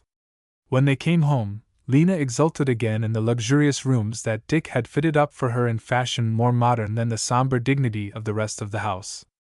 Here was another new sensation, a household without bickerings. The elder Mrs. Percival, having accepted the situation, was no niggard in her spirit of courtesy, but very gracious as was her wont, and Lena was astonished to find that she and her new mother-in-law ran their respective lines without collisions. The half-invalid older woman breakfasted in her own room and occupied herself with quiet readings and sewings and drivings, but when she did appear on the family horizon, it was always as a beneficent presence. Lena purred in the presence of comfort, but when you see a kitten serenely snoozing before the fire, it does not do to leap to the conclusion that this kitten would not know what was expected of her on the back fence at midnight. If storm and stress should ever come, Dick had himself helped her to feel that beauty would fill the measure, wherever it fell short, that however she might sin, beauty was her sufficient apology. Mrs. Quincy, established in a little flat with a middle-aged submissive slavey, was as nearly reconciled to fate as her nature would allow. Her rooms were pleasantly furnished, but Lena's mother was full of the genius of discord, and almost automatically she so rearranged her surroundings that each particular article made strife with its neighbor. Harmony and Mrs. Quincy could not live in the same house. When Lena paid her duty visits, and she was irritated at the frequency with which Dick's and Madame Percival's expectations seemed to exact them, she had not only to listen in nauseated impatience to Mrs. Quincy's minute questions and comments on people and things, but she had also to feel her rapidly developing tastes offended by her mother's domestic order. "Miss Elton's real kind. She's been here twice since you was here. And she brought flowers. Mother! And did you have a newspaper on top of that pretty little table? Land sakes! And if I didn't, I should have to watch Sarah every minute to see she didn't put something hot on it or scratch the mahogany top. I can't afford to have everything I've got spoiled. No knowin' when I'll get anything more, dependent as I am on other people. I'll bring you a pretty table cover then. I'd like a red one. But I didn't suppose you'd think of gettin' one. "Oh, Mother, red wouldn't look well in this room. Now, I just think a bit of real bright red would hearten it up." "If you don't get red, you needn't get any, Lena Quincy, for I won't use it. Are you going now? Seems to me you got precious little time for your old mother since you put on all your fine lady airs. And Lena? Have you ever watched a cecropia moth when it crawls out of its dull gray prison of chrysalis? It is a moist, frail, tottering creature with tiny wings folded against its quivering body, but as the spring sunshine brings to play its magic and infuses its subtle heats, there come shivers of growth.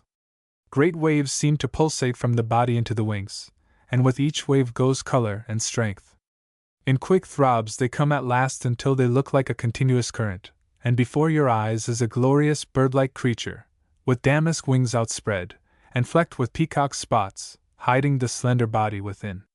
It feels its strength, spreads and preens itself, and is away to the forest to meet its fate. Such was Lena in the first months of her marriage.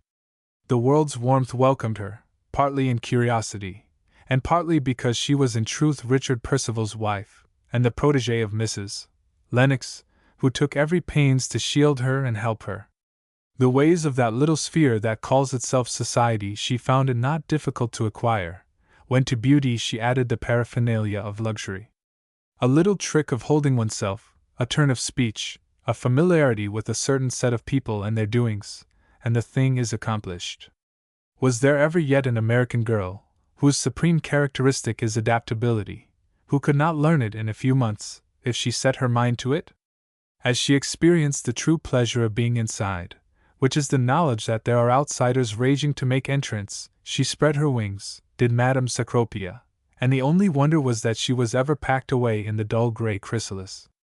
And now every one forgot that ugly thing, when Lena changed her sky but not her heart. Dick and she lived in a whirl, and if he would have liked, after strenuous days spent in spreading political feelers, to have found at home quiet evenings and old slippers, he was rapidly learning that the position of husband to a young beauty is no sinecure. And he admired and loved her too much to fling even a rose leaf of opposition in her path. The very hardship of her past made him tender to every whim of the present. Dick's chivalry was deep-grained, as it is in men who have lived among pure and simple women. In everything that wore petticoats he saw something of his mother, fragile, noble, ambitious for those she loved and forgetful of self. When Lena began to show him things that he could not admire, he laid the blame of them, not to her, but to the world that had played the brute to her. And if he tried to change her it was with apology in his heart for daring to criticize. But as Lena came to take for granted the ease and comfort of her new life, she more and more laid aside the pose with which she had at first edified her lord, and spoke her real mind. She had fully acquired the manner and the garments of a lady. She could not see that more was needed. One gray wintry day, as they walked homeward together from a midday musicale, they passed a grimy little girl who whimpered as she clutched her small person. "What's the matter, girlie?" asked Dick, and as he stopped his wife, too, halted perforce. "My petticoat's comin' down," sobbed the child. "Is that all?" said Dick. "I wouldn't cry about such a little thing. I'll soon fix it for you." And he stooped. "Dick," said Lena imperatively, "there's a carriage coming." "Let it come," said Dick. "Sorry I haven't a safety pin, girlie, but I guess this one will do till you get home." That impulsive interest in all varieties of human nature was so natural to him that he took for granted that it was a part of our common nature. He looked up with a smile to see Lena's face crimson with wrath and shame. Her expression sobered him. "What's the matter?" he demanded. "It was Mrs. Lennox who drove by," she urged. "And she looked so amused." "I don't wonder. I'm amused myself," he replied gaily. "A nice thing for a gentleman to be seen doing," Lena went on, with a voice growing shrill like her mother's. "To play nursemaid to a dirty little street brat." She had said things like this to him before, but always with that little smile and naughty child air. Now, for the first time, she forgot the smile, and this small omission made an astonishing difference in the impression. "I don't know what else a gentleman should do," answered Dick. "Or a lady either. Mrs. Lennox would have done as much for any baby, her own or another. Much she would, said Lena sharply. I've been at her house. She has rafts of nurses to do all the waiting on her children. I guess she doesn't let them trouble her any more than she can help. If she's unlucky enough to have the squally little things, she keeps away from them. Even as she spoke, Lena realized that her acid voice was a mistake, but she said to herself that she was tired of acting, and it did not make any difference what Dick thought now. She was his wife. Perhaps you don't know the whole, Lena, Dick answered. I happen to have seen Mrs.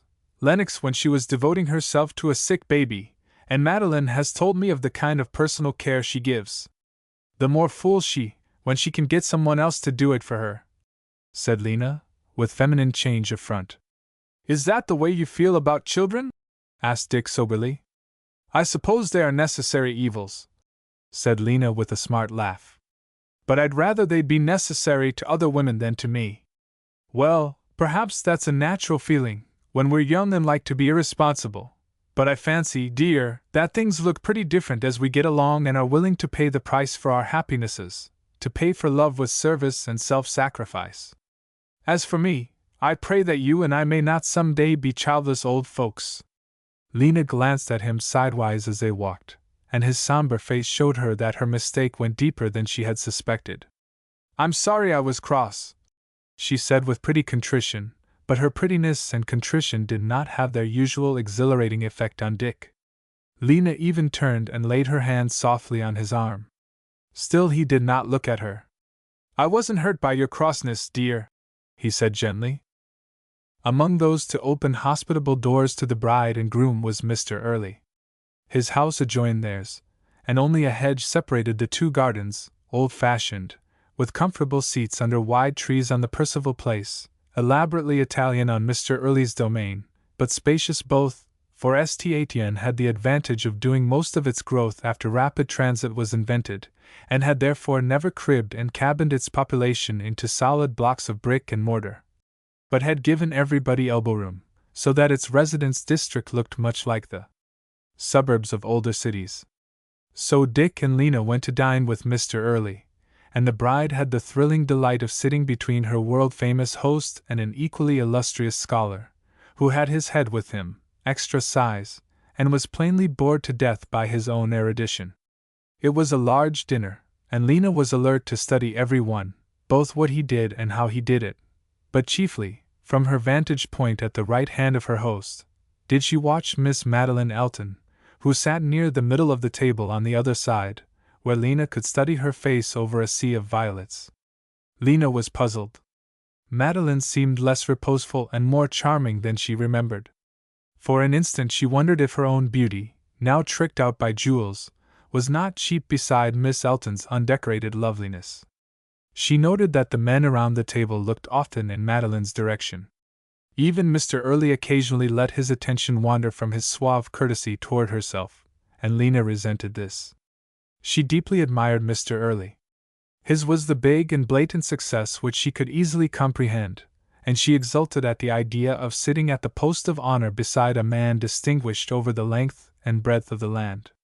Once, even her own husband, Richard Percival, leaned forward and gazed at Madeline as she spoke across the table, and there was a look in his face that Lena treasured in her cabinet of unforgiven things.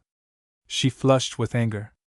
Her hatred of Miss Elton was as old as her acquaintance with her husband, and its growth had been parallel.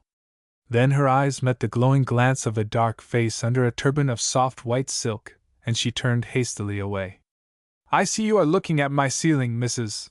Percival, said Mr. Early. It is a reproduction of the beautiful fan tracery in the Henry VII Chapel at Westminster. Doubtless you recognize it. But alas, it is impossible to attain the spiritual beauty of the original until age has laid its sanctifying hand on the carving. This has had but a year of life for each century that the chapel tracery can boast. And of course, I admit that the effect must be modified by the surroundings. A dining room can never have the atmosphere of a church, can it, my dear Mrs. Percival?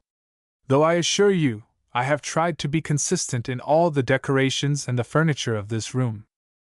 It's very beautiful, said Lena. And who is the large gentleman with the long white mustaches? Surely you have met Mr. Preston? He is one of our best type of business men, and the candidate that the new reform element, in which your husband is playing an honorable part, is hoping to set up for mayor. It would be a notable thing for this community if we might have a man of his stamp represent our municipality. I have heard Dick speak of him, said Lena. And is that the wonderful Hindu of whom I have heard? All the ladies are crazy about him, but I never happened to see him before. That is Ram Juna. He has been with me now for 2 months, and is to stay indefinitely. He is engaged on a work that will, I am convinced, add one more to the sacred books of the world. We need such men in this age of materialism, do we not? And I feel gratefully the beneficent effect of such a presence in my house. So Mr. Early went on with ponderous sentences and a sharp look in his eye. But Lena hardly heard him. She was absorbed in the soft lights and the flowers and the wonderful china, most of which, her host told her, had been made in his own works and was unique in the world. But strange as were all these things, her eyes kept coming back, as if fascinated, to the man-mountain in the silky white robe. The big ruby on his forehead seemed to wink and flash at her, and as often as she looked she met the sleepy eyes fixed on her face. Then she was irresistibly drawn to look again to see if he was still watching. For once, she forgot her big blue eyes and her bright little fluffs of hair and all the execution that they were meant to do on the masculine heart, because there was something different in the way this Oriental surveyed her. It was an unblinking and unemotional study. Fortunately, Mr. Early was content to talk and let her answer in brief. Talking was not Lena's strong point. Mr. Early went on with his monologue, in platitudes about art, and Lena looked interested, or tried to, while she caught scraps of conversation from farther down the table. Miss Elton was telling a story of her cooking class in a certain poor district. She had shown a flabby wife, noted even in that region for her lack of culinary skill, how to make a dish at once cheap, palatable, and nutritious. And I said, "Now, Mrs. Koshak, if you'd give that to your husband some night when he comes home tired, don't you think it would be a pleasant surprise?" But all I could get out of her was, "I'd ruther eat what I'd ruther, I'd ruther eat what I'd ruther, and I'm afraid Mr. Koshak is still living on greasy sausages." "That might teach you, Miss Elton," said Mr. Preston, "the futility of trying to improve women by reason. Now a man—" "Oh, pooh, reason! Reason!" exclaimed Mrs. Lennox, turning upon him. "I'm sorry for you poor men, you mistaken servants of boasted reason. Reason is the biggest fallacy on earth. It leads men by the straight path of logic to pure foolishness." "And how is your woman's reason to account for that?" he asked tolerantly. "Oh, I suppose your premises are never true. Or, if they are, another man's opposite premises are equally true. So there you are. 2 contradictions are equally valid, but being a reasonable man you can't see more than one of them. And women can see both sides, of course. Truly. And flop from one to the other with lightning rapidity. We are too completely superior to reason to have any respect for or reliance on it. Do you think I try reason on my husband when he is in the wrong in his arguments with me? Not at all. I just say, 'I'm afraid you are not feeling well, dear,' and I put a mustard plaster on him. It's extraordinary how seldom he disagrees nowadays. Or when he's very obstinately set on an objectionable course, it's a good plan to say sweetly, 'I'll do just as you like, dear.' He invariably comes back with an emphatic, 'No, we'll do as you like.' I relinquish all claims to be called a reasonable being," said Mr. Lennox with a wry face. "When we, the unmarried, hear confessions of this kind," said Madeline, "it gives us an incongruous feeling to remember how happy you, the married, seem, after all." "Getting along becomes a habit," retorted Dick. "Matrimony is like taking opium. It fixes itself on you. I suppose when the hero of Kipling's poem found out that she was only a rag and a bone and a hank of hair, he kept on loving the rag, even while he felt like gnawing the bone and pulling the hair. He knew he had said an ugly thing. It wasn't like him. He flushed as he saw Mrs. Lennox glance sharply at him. "Dick, Dick, that is heresy," she exclaimed gaily. "We must pretend there aren't any vampires, and that we do not know what they are made of.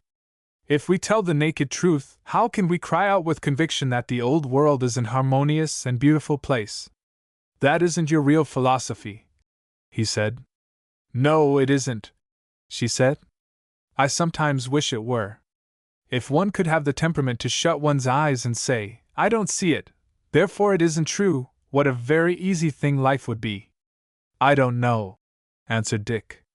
Going it blind with a dog and a string doesn't generally make it easier to walk. That's true, Madeline put in. A little dog isn't a very good guide up the hilly road of righteousness. As for me, I prefer open-eyed obedience to blind obedience. I'll be bound you prefer obedience anyway, Dick said in an undertone, and he looked at her as though something in her hurt him. He turned abruptly to Mr. Preston. Preston, he said, I wish we could hold a special election and put you into the executive chair before your time. Every kind of evil thing is taking advantage of our present lax administration. I believe the crooks of other cities are flying to us on the wings of the wind. One of the plainclothes men told me today that the government detectives have traced a gang of counterfeiters to our beloved city, though they have not succeeded in spotting the rascals' whereabouts. It's rather humiliating to find Statn picked out as a good hiding place for any villainy there is going. You needn't be so sure that a special election or any other kind would carry us in, laughed Mr. Preston. I'm not so confident as you seem, Percival, that this community is overwhelmed with the consciousness of its rare opportunity. And so the talk drifted on, as usual, to politics. After dinner, in the drawing-room, Lena saw her husband in conversation with Ram Juna. The two crossed the room, and Dick introduced the new prophet. I fear my too constant inspection disturbed you. Myriad pardons for me, began the Swami in his mellifluous voice. It is the tribute. When I feel deep interest I am prone to forget all but my study. See, I am the last of a family once powerful and wealthy, yet I hardly regret that heritage that I have lost. I look at you. You are the type of another fate. You are a bride, young, lovely, with the vigor and glory of this new race of America. I envy not, but I wonder. So I look too long. Lena glanced discomfited at the retreating back of her husband and said, I'm sure I didn't notice anything peculiar. A curious gleam came into Ram Juna's sleepy eyes. Ah, then you, like me, love to examine the soul, your own or another's. You have fellow feeling. So you forgive. May I sit here beside you? Lena drew aside her petticoats, and the Swami shared her little sofa. You see that while you make study of others, I make study of you. I should wish to be your friend. I should in fact fear to have you count me an enemy. Lena blinked at him in an uncomprehending way with her big eyes, and he smiled innocently in return. A woman who is an enemy is a danger. But men are tough-skinned and hard to kill. Is it not so? And even a woman enemy is often powerless to hurt. But when a woman hates a woman, then the case is different. A woman is easy to hurt. A little blow, even a breath on her reputation or to her pride, and the woman is wounded beyond repair. Is it not so? Still Lena stared blankly at him, but as he did not return her gaze, her eyes followed his to the other side of the room where Miss Elton bent over a table, with Mr. Early on one side of her and Dick Percival on the other. Oh, she said with a little gasp. Oh, and Ram Juna looked back at her and smiled again. Therefore I was right to desire your friendship and not your enmity, was I not? Said he. I, too, am a good friend and a bad enemy. See, Mr. Early shows some wonderful Japanese paintings. Shall we join them in the inspection? And Lena went with wonder, and in her mind there began to form vague clumsy purposes which the Hindu would have despised if he had read them. Nor did her conversation with her husband in the home-returning carriage tend to soften Lena's heart. Dick was in an uncomfortable and irritable state of mind which was strange and disconcerting even to himself. Instead of giving her the big hug that was his habit when they found themselves safely alone, he said sharply, Lena, you use too much perfume about you. I wish you wouldn't. Do I? Asked Lena ominously. Is there anything else? Well, since you give me the chance to say it, dear. Dick's tone was now apologetic. I'd a little rather you wore your dinner gowns higher. I know many women do wear things like yours tonight, and your dressmaker has dictated to you, but I think the extremes are not well bred. Just look at the best women. Look at Mrs. Lennox and Madeline. But here Lena gave so sharp a little cry of anger that Dick stopped dismayed. How dare you? She screamed. How dare you hold up a girl you know I hate as an example to me? If she's so perfect, why didn't you marry her? I'm sure she wanted you badly enough. Dick shrank back a little. To him love, the desire for marriage, was hardly a thing to be touched by outside hands. He wished Lena would not tear down the veils of reticence so ruthlessly. Lena, she did not want me at all. Be reasonable. Well then, you took me just because you couldn't get her, did you? Everything she does and wears is perfection. And there's nothing about me that's right. Lena had now come to the point of angry tears. There's one thing about you that's right, and that's my arms, sweetheart. Dick spoke sturdily in spite of trepidation, for this was a new experience to him. You know I love you, Lena. I did not mean to hurt you. I thought only that you were a sweet little inexperienced woman, and that you would welcome any hints from your husband's worldly wisdom. Come, don't turn into an Undine, dear, and get the carriage all wet. For his wife was now sobbing on his shoulder. You've told me lots of times that I was perfect, she cried. I don't see why you want to change me now. You're so inconsistent, Dick. I wish that I could make up for my brutality, said Dick. How can I, Lena? I feel like the fellow that threw a catsup bottle at his wife's head at the breakfast table, and then felt so badly when he saw the nasty stuff trickling down her pretty curls that he brought her home a pair of diamond earrings for dinner. What a horrid vulgar story, exclaimed Lena. Isn't it? Dick rejoined. But vulgar things are frequently true, as we learn with sorrow. Lena, can't we believe that our marriage certificate had an affection insurance policy given with it? Don't let us indulge in little quarrels. As you say, they are vulgar. I want love to be not only a rich solid pudding full of plums, but I want it to have a meringue on top. As he hoped, this made Lena laugh, and she pulled out her over-scented handkerchief to wipe her eyes. Dick shut his lips tightly, grown too wise to speak. Chapter 16. Lena's Friends. Lena sat one morning behind the coffee urn so self-absorbed and smiling that Dick wondered. Mrs. Percival, he remonstrated. You have a husband at this end of the table. Have you forgotten it? What are you thinking about? Dick, I believe I have found a friend, a real friend, Lena jerked out. A good many of them, I should say. Who is this fortunate person? Mrs. Appleton. Mrs. Appleton. Dick gulped at his coffee and stared at his wife in some perplexity. Isn't she for one thing, a good deal older than you? She'll be all the better guide, Lena retorted with one of her demure pouts. You know she invited me to join the class she has gotten up for Swami Ramjuna. You needn't grin in that horrid way, Dick. I shall be so wise very soon that you'll be afraid of me. Heaven forbid, you dear little inspirer of awe. At any rate, she's taken the greatest fancy to me, and I to her. She came here yesterday in the pouring rain, and we spent a long afternoon talking together. We feel the same way about everything. She says that with my beauty, I ought to make a great hit, and she's going to give a big reception in my honor. Of course, with her experience, she can be a great help to me. I see. Dick forgot his breakfast entirely, and meditated. What is Mr. Appleton like? Lena persisted. He has enough money to make me pale my ineffectual fires, and he adds to that the personality of the great American desert. But I suspect his wife is so wholly satisfied with the golden glow that the latter fact has never penetrated to her consciousness. I think Mrs. Appleton has not yet recovered from her astonishment at finding herself wedded to profusion. It appears to delight her afresh from day to day. You can be very nasty about people when you choose. Lena's tone was unmistakably vexed. Frankly, Lena, I do not like Mrs. Appleton or her attitude toward life. She is the kind of woman who refuses to take the simplest thing simply, the kind that thinks subscription dances and clubs and private cars and family tombs were invented chiefly to show our exclusiveness. Well, what are they for?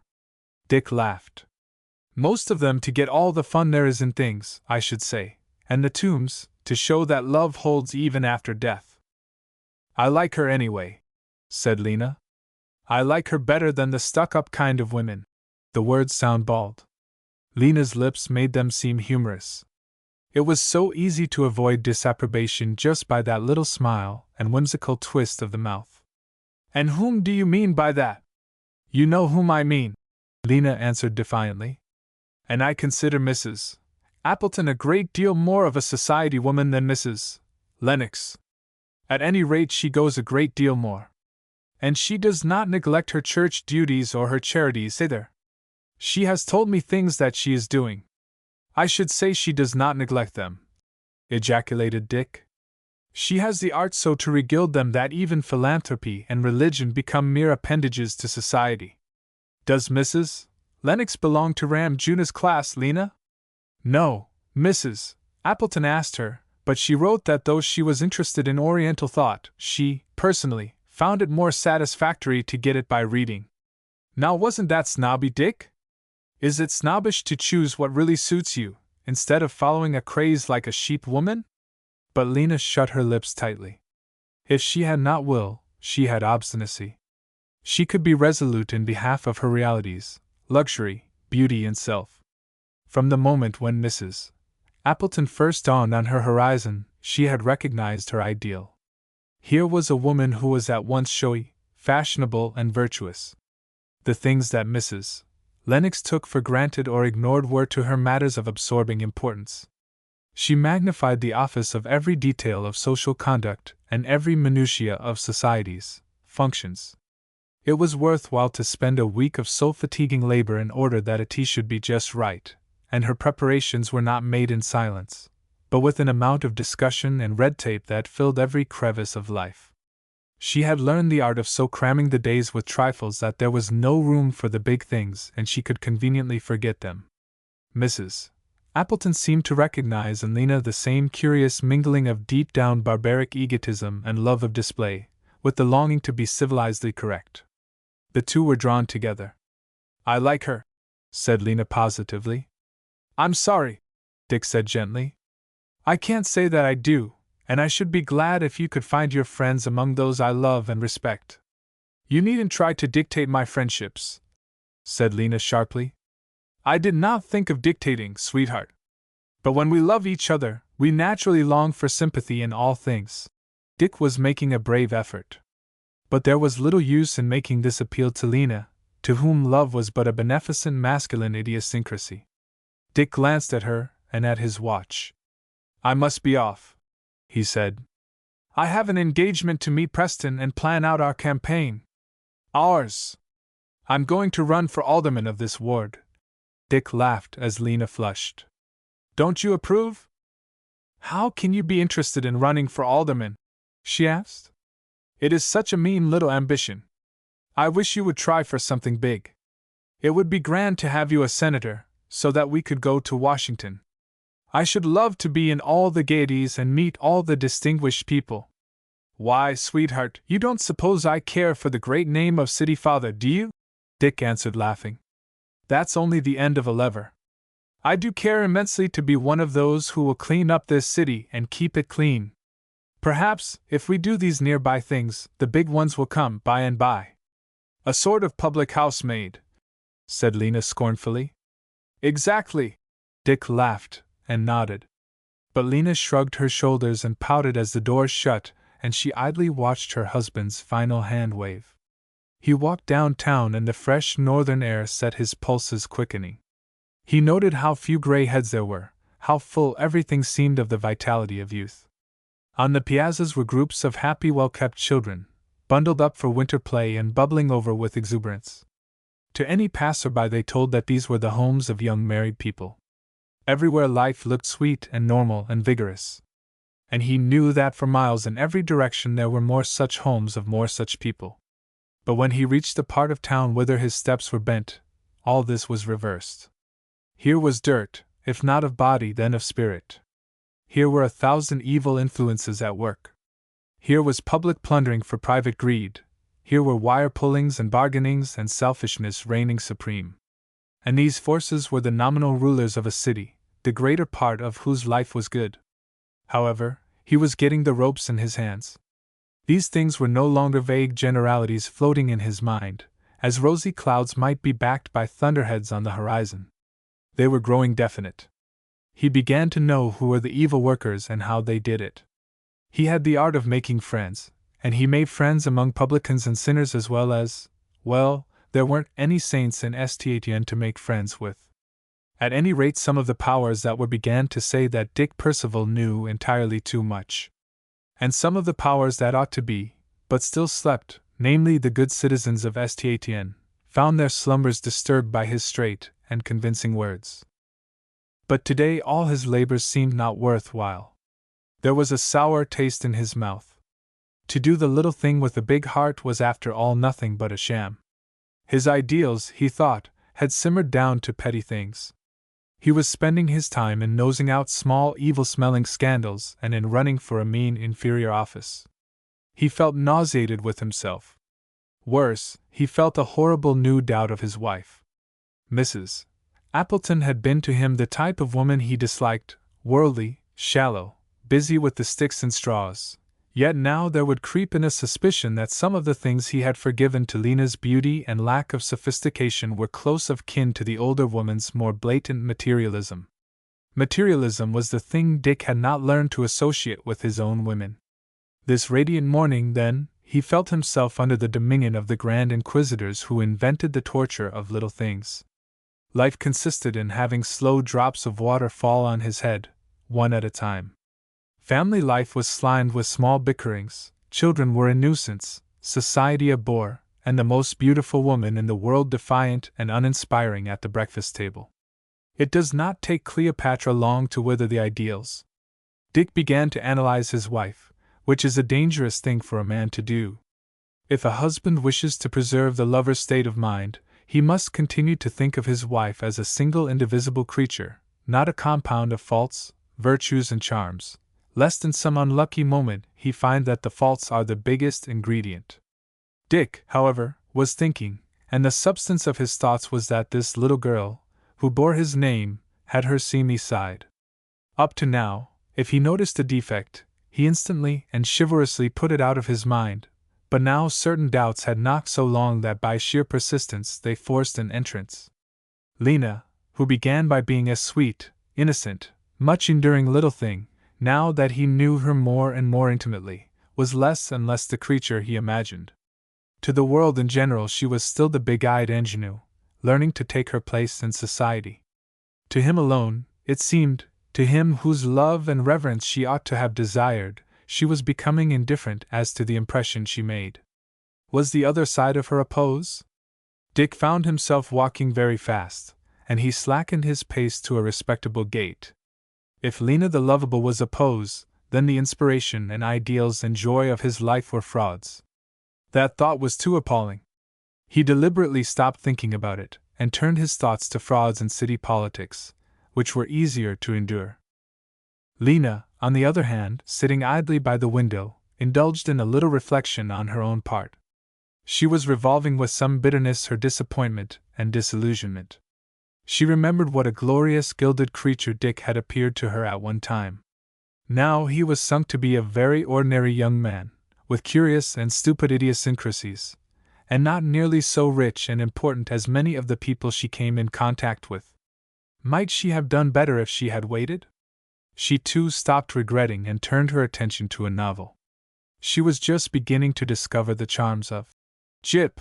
She looked up to see Mr. Early come up the pathway, and a moment later he stood beside her.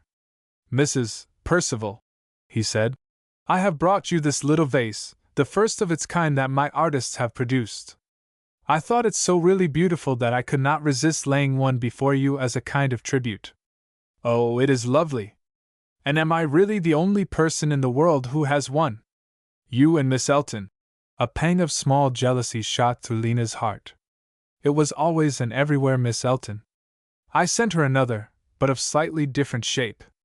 I am, as you know, a worshipper of beauty, but all these creations of man's hands are but parodies, are they not, Mrs. Percival, on absolute beauty? They are like ourselves, the creatures of a day. Nature herself, in sea and air and woodland, produces exquisite loveliness, and yet even her achievements are dwarfed when one stands face to face with one of creation's masterpieces, a woman. And Mr. Early made a ponderous bow as he presented his work of art. Lena was so impressed by this compliment that she wrote it out while it was fresh in her memory, and when Dick came home, she read it to him. He gave a great bellowing laugh that grated harshly on Lena's nerves, and then at sight of her reproachful eyes he drew himself together and gave her a friendly pat on the shoulder, affectionate, to be sure, but quite different from Mr. Early's chivalrous manner, and said, "Thinks you better than his old straight-legged tables, does he? Well, I should say so.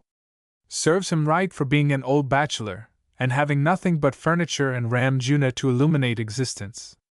I should expect that combination to drive a man either to drink or to blank verse. I don't think it is nice of you to swear, Dick," Lena answered severely, but on the verge of tears. "Swear, sweetheart? Why, what do you mean?" "Well, it's almost the same thing to talk about blank verse." Dick laughed again and went directly to the library without even noticing the extremely lovely new dress which his wife had put on for his edification. Dick's limitations were becoming manifest to young Mrs. Percival. He might be a gentleman, but she feared that he would never be more. There was nothing imposing about him. He had lifted her out of sordid want, but he would not raise her to the pinnacle of greatness. The bland, flat face of Mr. Early and his commanding slowness of movement impressed her imagination much as a great stone image might its votary. Here was indeed the truly illustrious. She devoured every floating newspaper paragraph that concerned Sebastian, for she was still under the dominion of the idea that greatness in the dailies constituted greatness indeed. She would have been proud to touch the hem of his frock coat. How much greater her elation when, on public occasions, he singled her out and stalked across the room to utter in loud tones, intended for the ears of 100, some well-rounded compliment. A conquest of Mr. Early would have been, for Lena, the consummation of achievement, but she could not help seeing that his eyes turned more frequently upon Miss Elton than upon Mrs. Percival, upon Miss Elton, of whom she felt constant jealousy and abnormal curiosity. Jealousy rose to its height when, on a certain afternoon, from her favorite post beside a window, Lena watched a carriage drive up to Mr. Early's door, and Miss Elton dismount and run up the steps. Mrs. Percival leaned forward to make sure of her eyes, and then she sat and eyed the hole where the mouse had disappeared. Of course she could not know what was going on inside. When Madeline received a note from Mr. Early, asking her to come and see some very wonderful tapestries that he had just hung, it seemed the most natural thing in the world. Sebastian's house was always more like a museum than bachelor's quarters. He was continually turning it inside out for public inspection, so Madeline went in all innocence, expecting to find a dozen or so of her friends sharing the private view. She was embarrassed, but hardly seriously, as Mr. Early came forward to welcome her. "Am I all alone?" she said with a little laugh. "Apparently you are. But I dare say some others will drop in on us in a moment," Mr. Early made answer. "Meanwhile I am favored, for your opinion is what I particularly want.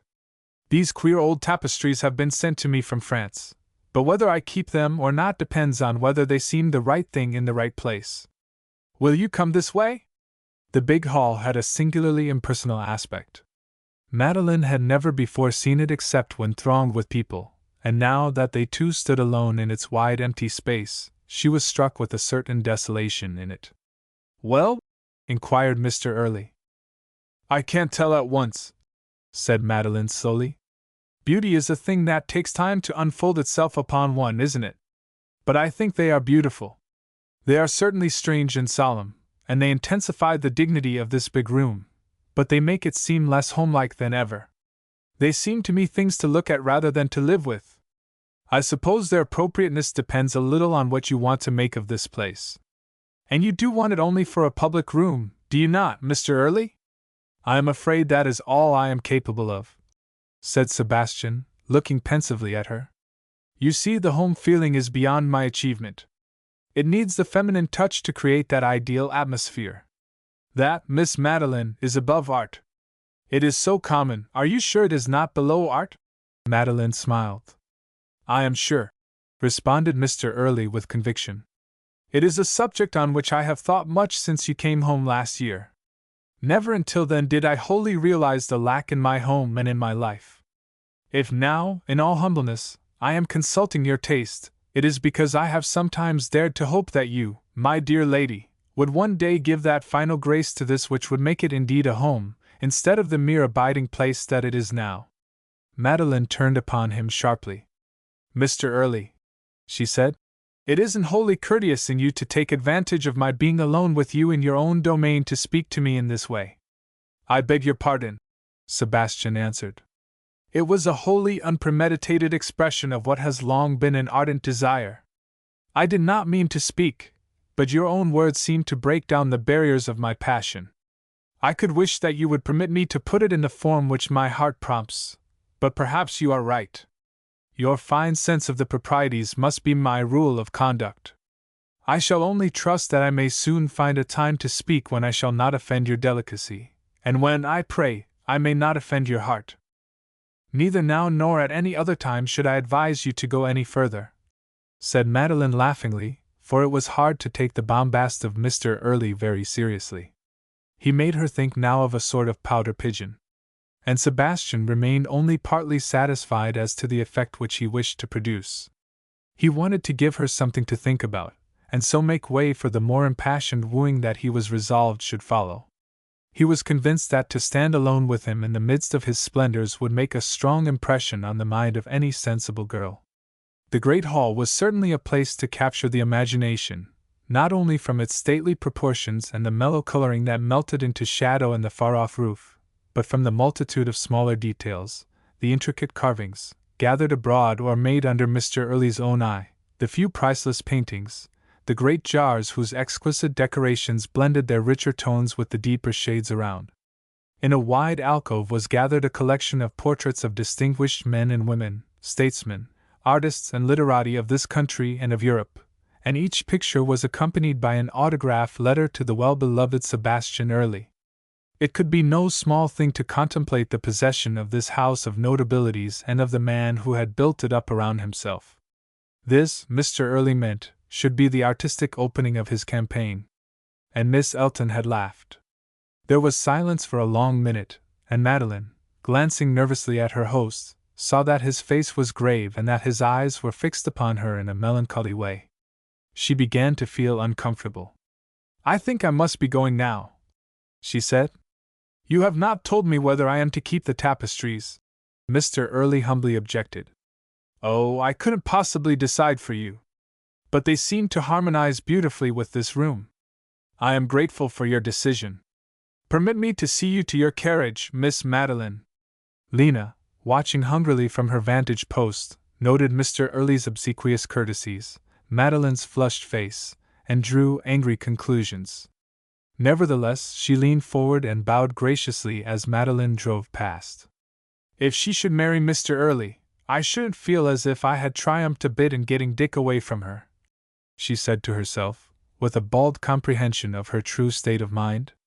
For Lena made up for her pose toward others by a certain unimaginative frankness in her self-communings. Then, catching a glimpse of another figure, she exclaimed, "Oh, there comes Miss Huntress!"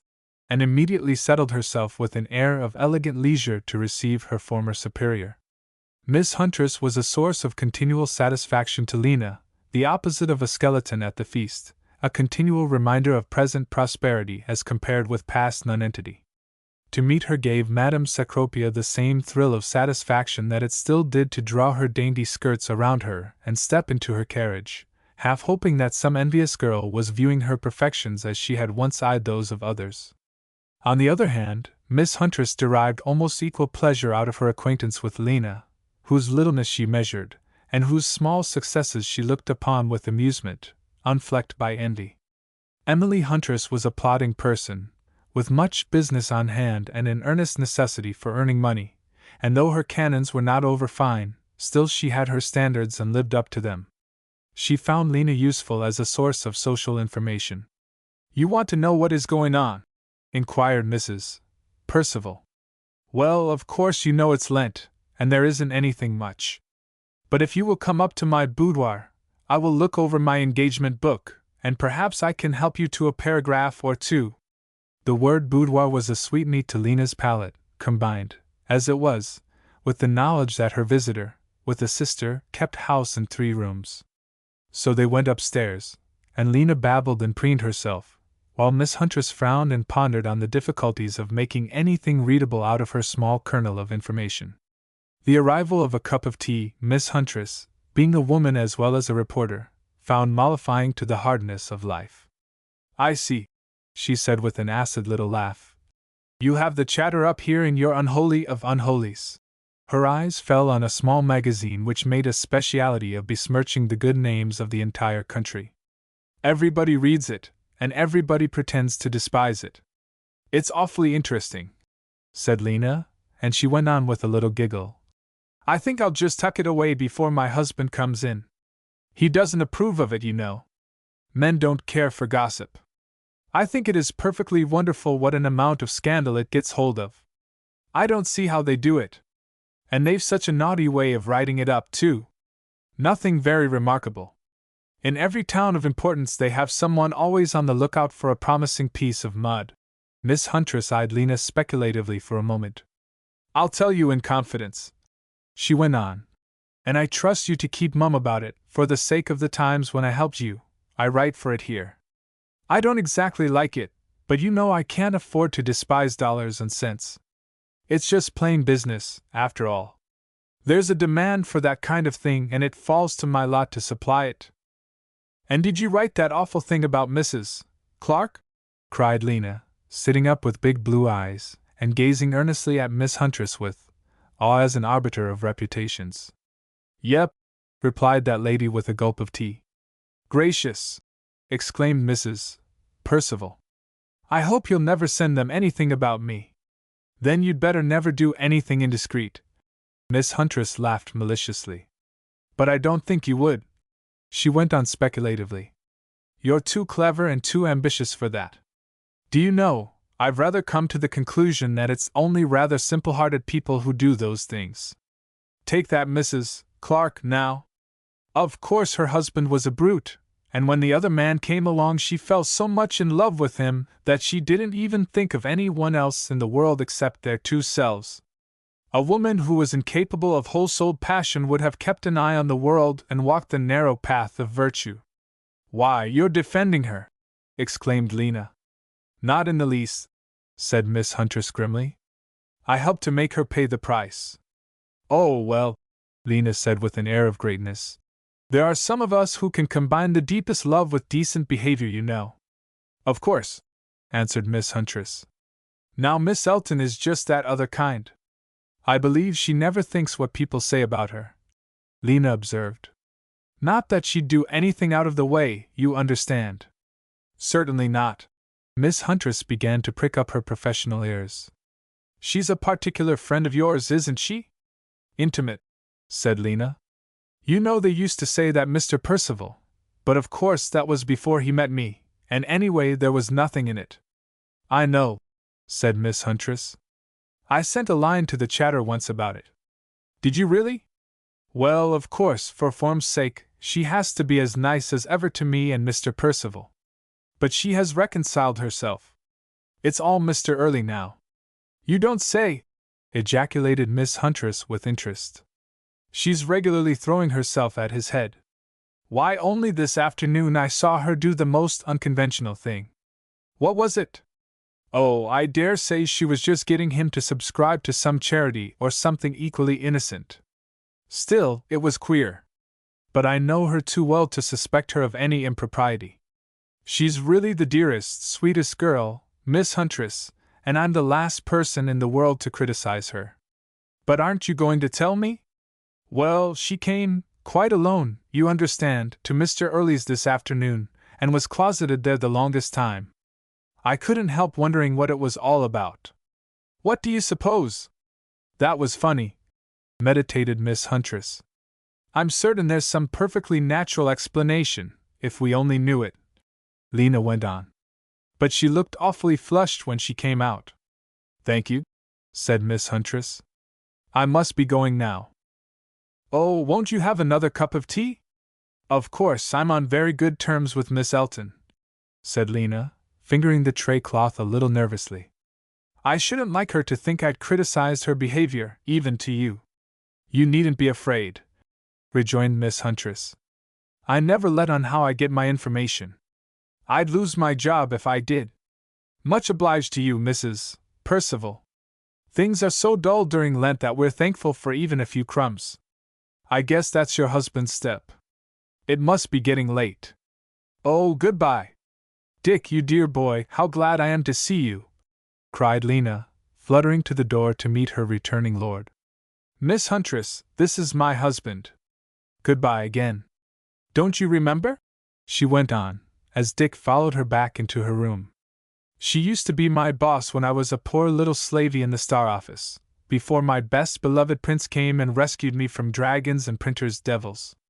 And are you so fond of her that you keep up the acquaintance? Oh, I remember how hard it used to be to get matter, and I don't mind helping her out a bit when she's hard-pressed. You are a kind-hearted little soul, Lena. And her husband stooped and kissed her fondly, doing penance in his heart for his doubts of a day or two ago, thoughts cruel, unjust, unwarranted. Lena had never looked more delectable than now, with her head on one side, pouring his tea. She kissed each lump of sugar as she put it in and laughed at her own conceit, and she brought the cup over to his chair and rubbed her apple blossom of a cheek against his with a little purr. I'm afraid you think me very silly, Dick, she laughed. I do not seem to get a bit wiser or better behaved, do I, for all Mrs. Appleton and Ramjuna, and even your lovely high-bred mother? Dick, do you despise me? Despise? Why, I love you all over, said Dick. Chapter 17. Grape Shot. Mrs. Quincy, in her solitary confinement, unloved and complaining, might be considered a figure either repulsive or pathetic, according to the onlooker's point of view. Fortunately, there are always a few big enough at heart to turn towards the world a face of affection rather than of criticism, to whom woe appeals more than vulgarity.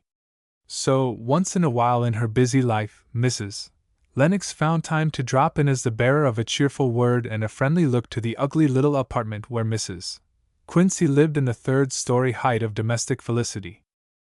On an April afternoon she came, like a dark-eyed Flora, her hands loaded with daffodils that might bring a glow of the beauty of spring even to an inartistic spirit.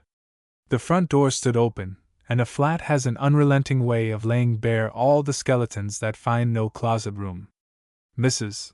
Lennox surprised a scene of domestic economy in the tiny parlor. The curtains had been taken down for fear they would fade, and a large piece of newspaper lay where the sunlight struck the carpet. In the middle of the room sat Mrs. Quincy, and before her on a kitchen chair stood a little tub of foamy soap suds. A maid was stationed at hand with a bar of soap and a bottle of ammonia, and the steam of homely cleanliness filled the air. Good gracious, I declare! Ejaculated Mrs. Quincy. If it ain't Mrs. Lennox! Come right in. I'm just washing out my underflannels and my stockings. I can't bear the slovenly ways of servants, and it's only myself as can do 'em to suit myself. There, Sarah, you take the things away, and I'll let you rinse 'em out this once. And mind you do it good. Be sure to use 4 rinses. And soft water, mind. And hand me a towel to wipe off my hands. It's real good of you to come and see a forlorn old woman, that I know can't be much pleasure to you, Mrs. Lennox. There ain't many that takes the trouble. And yet time was when I was considered as good-lookin' as that ungrateful daughter of mine, that I slaved for years. Put them flowers in water, Sarah. I guess a butter jar's the only thing I got that's big enough to hold them. Mrs. Lennox sat down, wondering if time and life could ever transform the smooth beauty of Lena's features to this semblance of failure which they so closely resembled. Mrs. Quincy's face was like a grain field over which the storms had swept, changing what was its glory to a horror. The scarlet-faced Sarah hustled tub and chair and dripping garments kitchenward. The visitor took up her task of cheerfulness, and Mrs. Quincy cackled and grumbled to her heart's content. Lena'd be shamed to death if she knew you'd caught me doin' my wash, she whined. I hope you won't tell her. She can come down on me pretty hard sometimes, I tell you. Oh, I won't tell. Mrs. Lennox laughed. I only wish you had let me help. I was thinking what fun it must be, with a maid to hold the soap. It took me back to nursery days. I used to love to wash dolls' clothes. I don't do it for fun, Mrs. Quincy snapped.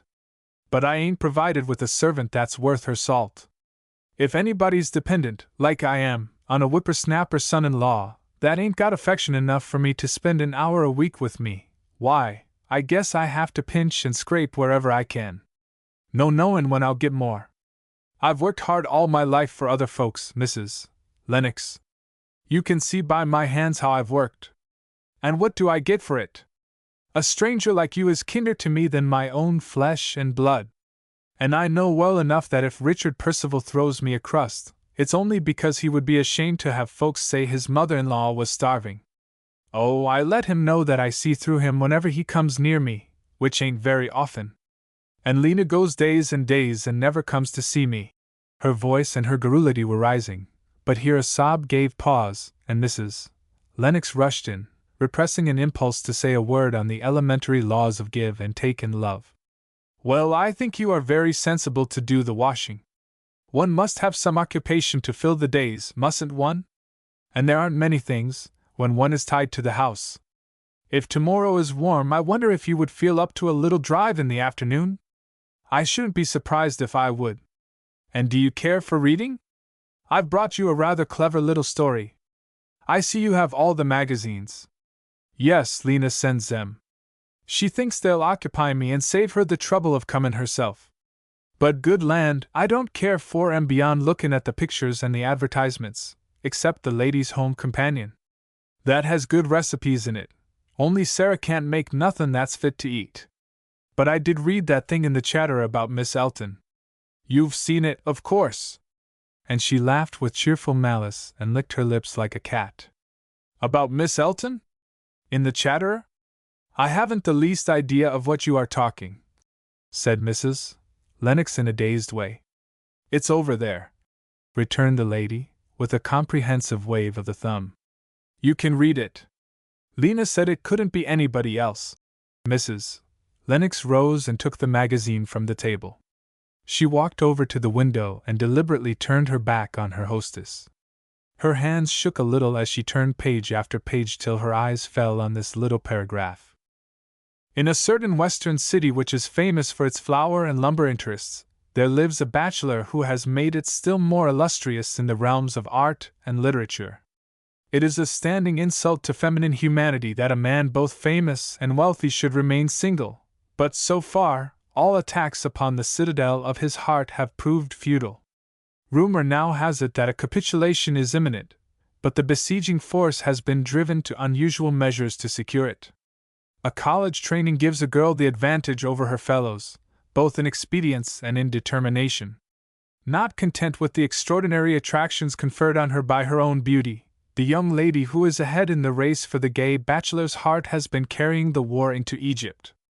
Gossip saith that there are quiet hours spent by these two in the seclusion of the bachelor's stately home, when, doubtless, his masculine heart melteth within him, and the bonds of his servitude are tightened. Still, it is a dangerous game for a supposedly reputable girl to play, isn't it? And a little, well, let us call it unconventional. Mrs. Lennox shut the magazine and her own teeth. It is inconceivable that such stuff should be printed, and that people should buy it, she said. But you see, it is so vague that it might refer to anyone at any place, and even if we knew who was meant, it is too insignificant a piece of small malice to receive anything but contempt. And now goodbye, Mrs. Quincy. I hope these coming spring days are going to help you to better health. Goodbye. I always appreciate your visits, whined Mrs. Quincy. I'm sure, with all you have to do, I don't wonder you don't come oftener. I know there's nothing to draw you. Mrs. Lennox went away with a deep breath and a longing for fresh air. She shook her head at the waiting coachman and said, I am going to walk, Emile. She moved along in a cloud of conjectures, not that the small paragraph seemed to her very important, but she was a little sickened by the sudden glimpse of petty minds, who, being rich, stay by preference in the slums. Mrs. Quincy, like Mrs. Percival, makes me feel that life is not a big thing to be lived for some big reason, but an affair to be scrambled through day by day, grabbing everything you can, and hating those who have grabbed more. What a way to worry through 70 or 80 years! She groaned to herself. Almost at her own door she met Ram Juna, who turned with her to make one of his ponderous calls, while she sat and talked with him of emptiness and philosophy, with that vivacious patience that becomes a habit with women of the world. But when the door opened and her husband appeared, accompanied by Dick Percival and Ellery Norris, she heaved a distinct sigh of relief. "We know that the dinner hour is looming on the horizon, and we're not going to stay," said Dick. "But your husband has some civic reform monographs that I thought I would borrow while he was in the lending mood." "You needn't apologize, Dick," she laughed. "You are more than tolerated in this house." There came a sharp noise, and Madeline Elton, with pale face and eyes big, stood in the doorway. Everyone knew that something had happened, and Mrs. Lennox, who saw the rolled magazine in the nervous hand, guessed its purport in a flash. "My dear girl," she cried, running forward, "you are not going to let such a pinprick hurt you." "Oh, Vera!" exclaimed the girl, putting her face down on her friend's shoulder. "You know, it does hurt. I can't help it." And she sobbed.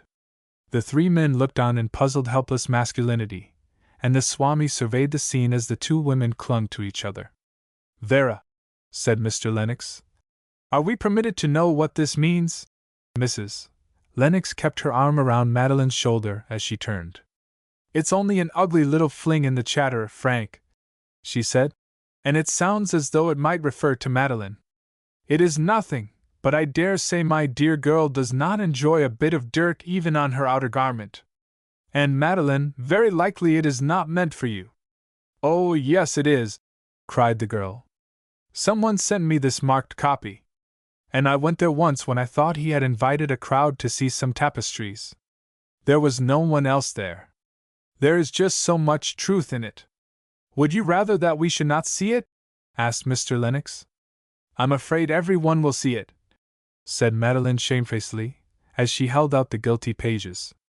The three men leaned their heads over the table with a curiosity that would have done credit to women, while Ram Juna still looked on. "I have already beheld the writing," he said suavely. "Mr. Early gave way to unwonted anger when he saw. The lady must have an enemy." "That is it," cried Madeline, turning upon him swiftly. "I think I am not so much hurt by the scandal. Everyone who knows me will believe better of me. But what cuts is that there should be someone who wants to hurt me. I've always thought of the world as a friendly place. Who is it that hates me? Bah, it is a very small enemy who seeks small revenge," said the Swami, whose own heart was filled with contempt and irritation. This was not according to his plan. "In India, we do not sow revenge." Mr. Lennox stepped back to the fireplace, from which point a man always surveys the world at an advantage. "It isn't worth an extra heartbeat, Miss Elton," he said. "Ignore it and your world will promptly forget it. But Mr. Lennox, you do not understand. It is not the question of the truth or falsehood of the story that shakes me. As you say, that is too absurd. But I shall always wonder who is my enemy, and why." Norris was looking at her with awakened terror.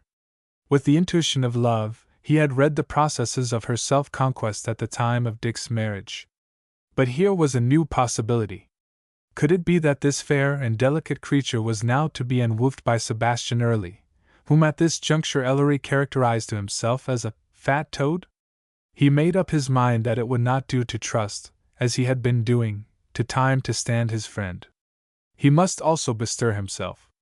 "I wonder," he said aloud, "I wonder if Miss Huntress knows anything about it. I have a dim idea that someone told me that she wrote things for the Chatterer. Our society editor, you know.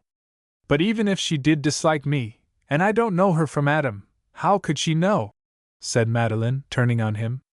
"You see, I was alone with Mr. Early, and I am sure, for certain reasons," here Ellery was horrified to see a little flush creeping over her face, "that he would not be guilty of any attempt to besmirch me. And no one else knew that I was there, except A sudden startled look came over her face, and she looked involuntarily at Dick. "Except," she said, and her voice trailed off. "Besides, these small acts are those of women," said the Swami placidly. Dick had caught Madeline's look of astonished comprehension, and he turned pale as he saw. Now, with Ram Juna's words, conviction flashed upon him. He remembered Lena's dislike for Madeline, of which he had made light. He remembered the little insignificant woman whom he had met in his wife's boudoir. The fact that he was Mr. Early's nearest neighbor clapped assurance on suspicion, and his muddled mind was capable of only one idea. No one else, least of all Madeline, must suspect her little meanness. "Dick, you have an inkling," said Mr. Lennox abruptly, but in all innocence. "Not in the least," said Dick hurriedly. "I assure you that if I had the slightest reason to suspect anyone, I would be the first to speak. You know I think everything of you, Madeline." He went toward her in a futile way, with outstretched hand, but Madeline's eyes were down, and apparently she did not see the friendly overture. His face looked pale, strained, and old as he stood for a moment before her, and the others surveyed them in silence. "As you say," said Dick in sprightly fashion, "the best thing is to forget the whole incident. Lennox, if you will give me those papers, I must be off." "Our lines lie parallel," said the Swami. "Will you permit that I walk with you?" The four who remained stood awkwardly during the departure, and with the closing of the door, Mr. Lennox gave an inarticulate ejaculation. "Miss Elton," he said, "I think your problem is solved." "You mean it was Mrs. Percival?" "You are as sure as I." "And Dick knew," said Ellery. He blushed as he spoke. "Oh no, Mr. Norris!" cried Madeline in sharp distress. "That would be unendurable. And besides, he said he didn't." "Dick lied," Ellery stated calmly. "I will never believe that Dick would lie." "He certainly lied," Ellery persisted. "Any man would lie to protect the woman he loves." "Never!" exploded Mrs. Lennox. "Frank, you would not lie for me." "Assuredly I would," her husband answered quietly. "If you needed lying for." She looked at him with speechless dismay. "Therefore," Ellery went on, "it behooves a man to love a woman who demands truth and not untruth as her reasonable service. The responsibility rests with you women. You can not only make men lie, but you can make them believe that there is no such thing as truth in the universe. Isn't it so, Lennox?" Mr. Lennox smiled and nodded, Jove-like. "Oh, yes, they pull some strings," he said. "But don't cocker them up too much. Don't make them think we are nothing but clay in their hands." "You couldn't, because, to our sorrow, we know better," retorted his wife. "Nevertheless, you've unsettled everything," said Madeline dejectedly. "But, Miss Elton," Norris put in, "you must not think that I believe that a man is without responsibility for the kind of woman he loves. That is where the first turning up or down comes in. He's no right to give his soul to the thing that is mean or base. He has the right to choose his road, but after he's chosen, he has to travel wherever the road leads." Dick's disintegration began from the moment that he met Miss Quincy. "I've known it for a long time." "Poor little thing," said Madeline. "She is so small. I hope she will grow to be something like a mate for Dick." "Do not flatter yourself with wishes," cried Mrs. Lennox. "There's only one soil in which the soul can grow, and that is love. Unless I misread her, there is no room in her for anything but Lena Quincy Percival." "And yet," objected Ellery, "she is certainly not a person weighted with intellect. I should say she is all impulse and emotion." "Anomalous but by no means uncommon, Mr. Norris," she rejoined. "All emotion, yet without emotion of the heart. In her little world, self lies at the equator, and every one else is pushed off to the frozen poles." The others looked at her doubtfully.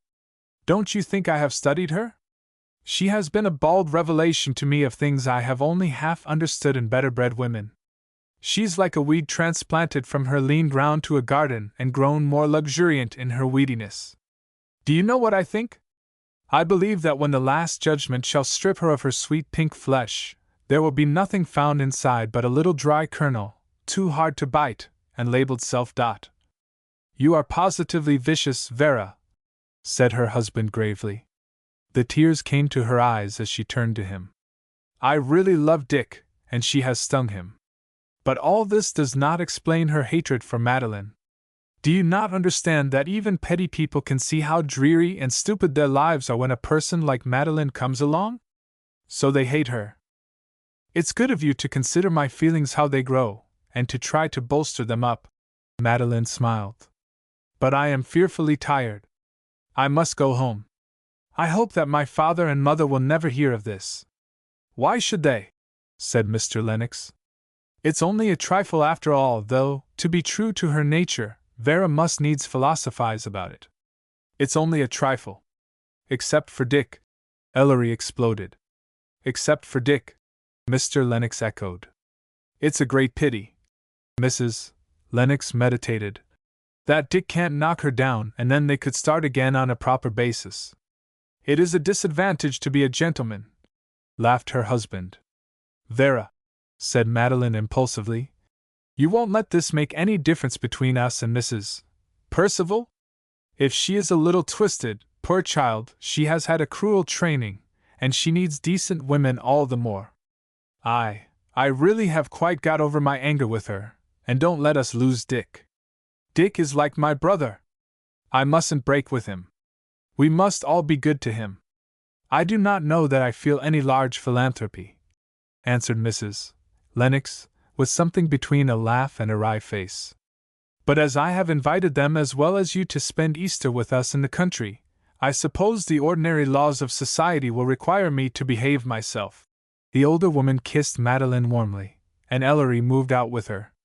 He had so entirely made up his mind to walk home with her that he quite forgot to ask her permission.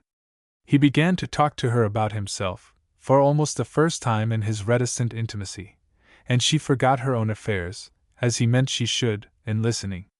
Afterward she could not remember his words because parallel with them she was reading her own interpretation. Already in a vague way she understood him, but his little story gave her the crystallized impression.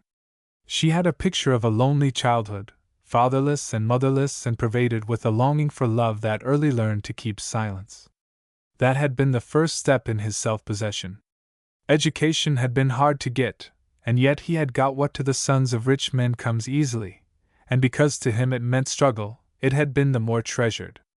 Knowledge came hard because his mind worked slowly and painfully, therefore his grip was the tighter, and the habits of thought wrought out by exercise were now giving him a facility that cleverer men might envy.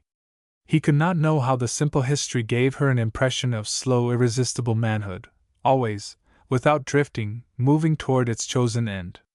When they halted at her door, she had a feeling that she could not let him go, just yet. You'll come in and dine with us, will you not? She asked impulsively. I wish I might, he answered with that longing tone one falls into when surveying an impossible and alluring temptation. I simply have to work tonight. I'm already late for my engagement. May I come sometime soon?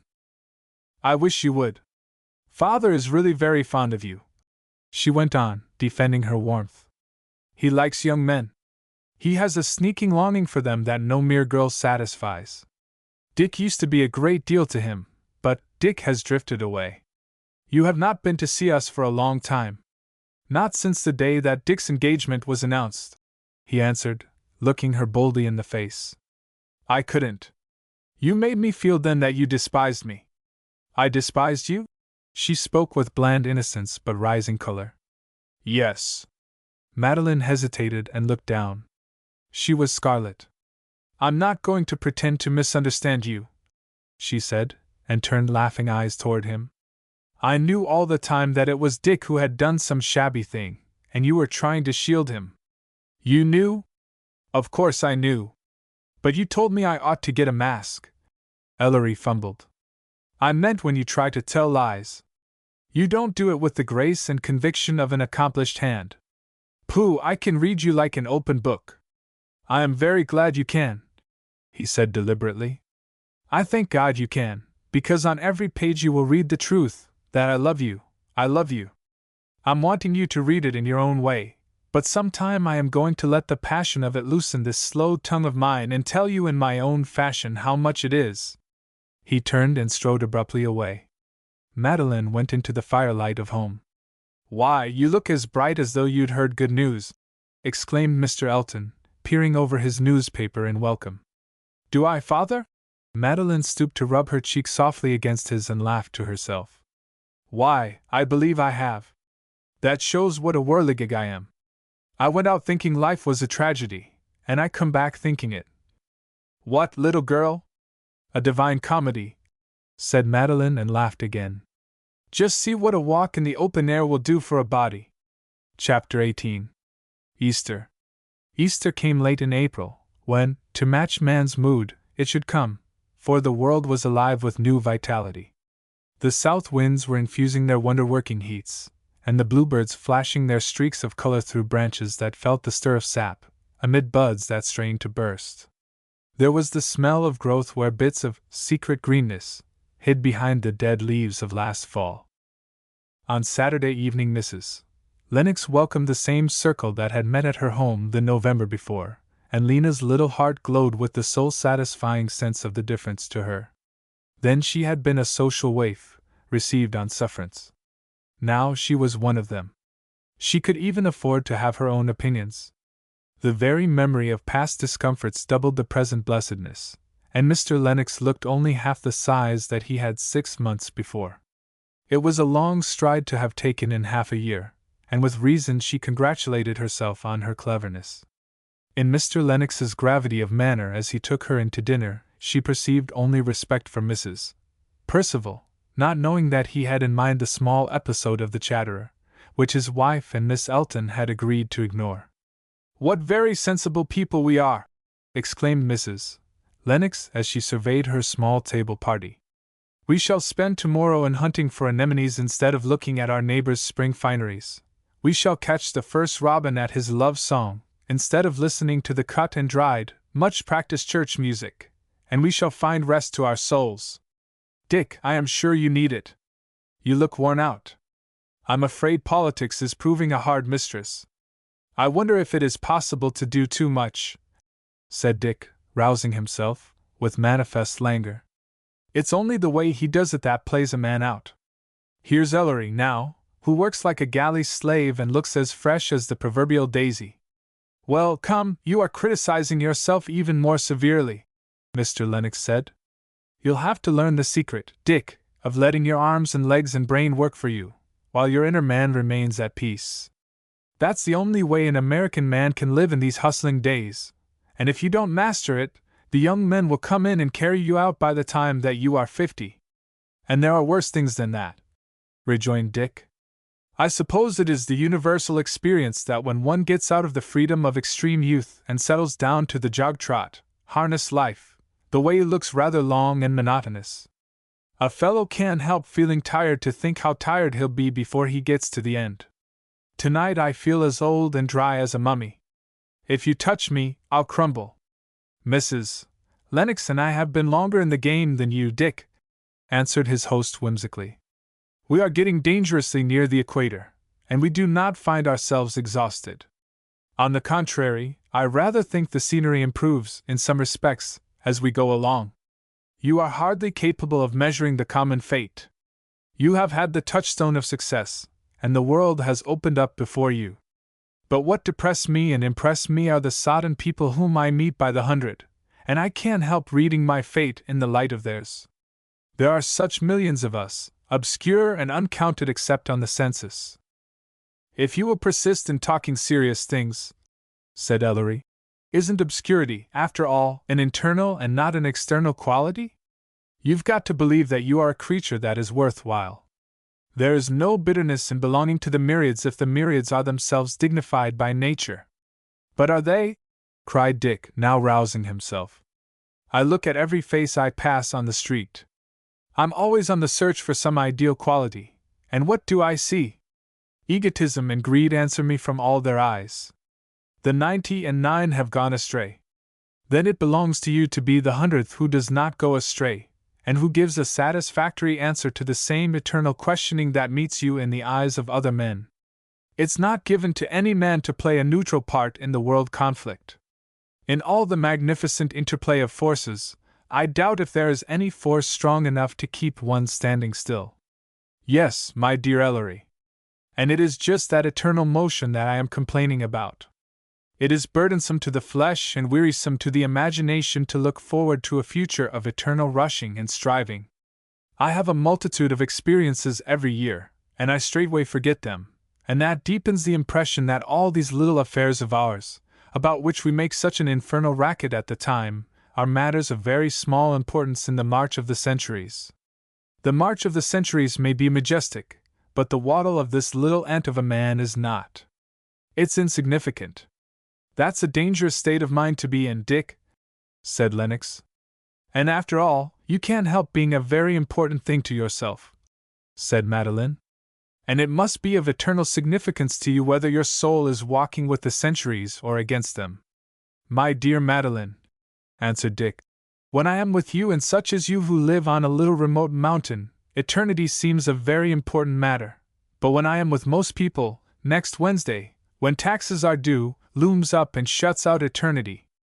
And you will permit me to think that you women who are sheltered and who sit with the good things of life heaped about you, don't know very much about practical conditions. But why isn't my conscience as practical as my clothes? Persisted Madeline. And why is the fortune made today in Montana mines and lost tomorrow in Wall Street any more practical than this same majestic march of the centuries and the great thoughts that circle about it? Practical is such a foolish word, Dick. Undoubtedly to you, said Dick with a little sneer. But to most of the race to which we have the honor to belong it is the word that makes the dictionary heavy. It is because you do not know its meaning that you women, or perhaps I ought to use the despised term, ladies, become the very beautiful and useless articles that you are, works of art, which may thrill and charm a man for a moment, when he has time to look at them, but which bear little relation to the stress of life which you cannot comprehend. Dick, Madeline spoke almost with tears in her eyes. It is not like you to have a fling at women. You see I'm gathering wisdom as I go along. Gathering idiocy, you mean, interposed Mr. Lennox. Dick, you young fool, the ideal woman is the goal toward which the rest of humanity must run, and the sooner you bend all your practical faculties in that direction, and there abase the knee, the better for you. He nodded down the table toward his wife, and she pursed up her lips and said, You nice goose! That's the way to keep us sweet-tempered. I hope you're not going to turn cynic, Dick, said Ellery. The role does not fit you. A cynic, interposed Mrs. Lennox, always thinks that he has discovered the sourness of the world. In reality all he has found is his own bad digestion. I should hate to think there was anything on my table to cause acute indigestion, Dick. Perhaps there is a cog loose in his brain so that his wheels do not work together, added Ellery. At any rate, cynicism is self-confessed failure, so don't give way to it. Mr. Lennox concluded. Oh, I give up.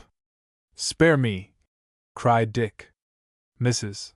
Lennox rose with a little nod, and as Madeline swept past him towards the door, Dick turned for an instant and stopped her laughingly. Forgive me, he said. I did not mean it. I felt like saying something obnoxious. But you always used to want to be nice, Dick, she answered. Miss Elton. Mrs. Percival spoke severely, as a matron to a heedless girl. Perhaps the gentlemen would prefer to have their smoke alone. Are you coming to the drawing-room with us? Later, much later, Lena, in the privacy of her own room, awaited the coming of her husband, who seemed to her to prolong outrageously the game of billiards which made his excuse for sitting up a little longer than herself. She shook out her fluff of hair, and arrayed herself in a bewildering pink dressing gown from beneath which she toasted some very pink toes before the fire. She knew what arguments told on the masculine intellect. And at last Dick came. Sit down over there, she commanded. No, you shan't come near me, Dick, until I've said my say. I'm really much displeased, and you need not act as though you thought it was a trifling matter. Dick sat humbly in the spot appointed. Dick, I don't want you to say any more horrid little things about women. You've done it several times lately.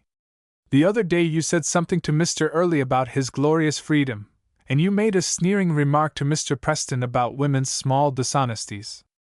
Only jokes, I assure you. Everybody knows that women are a great deal better than men. They must be, said Dick.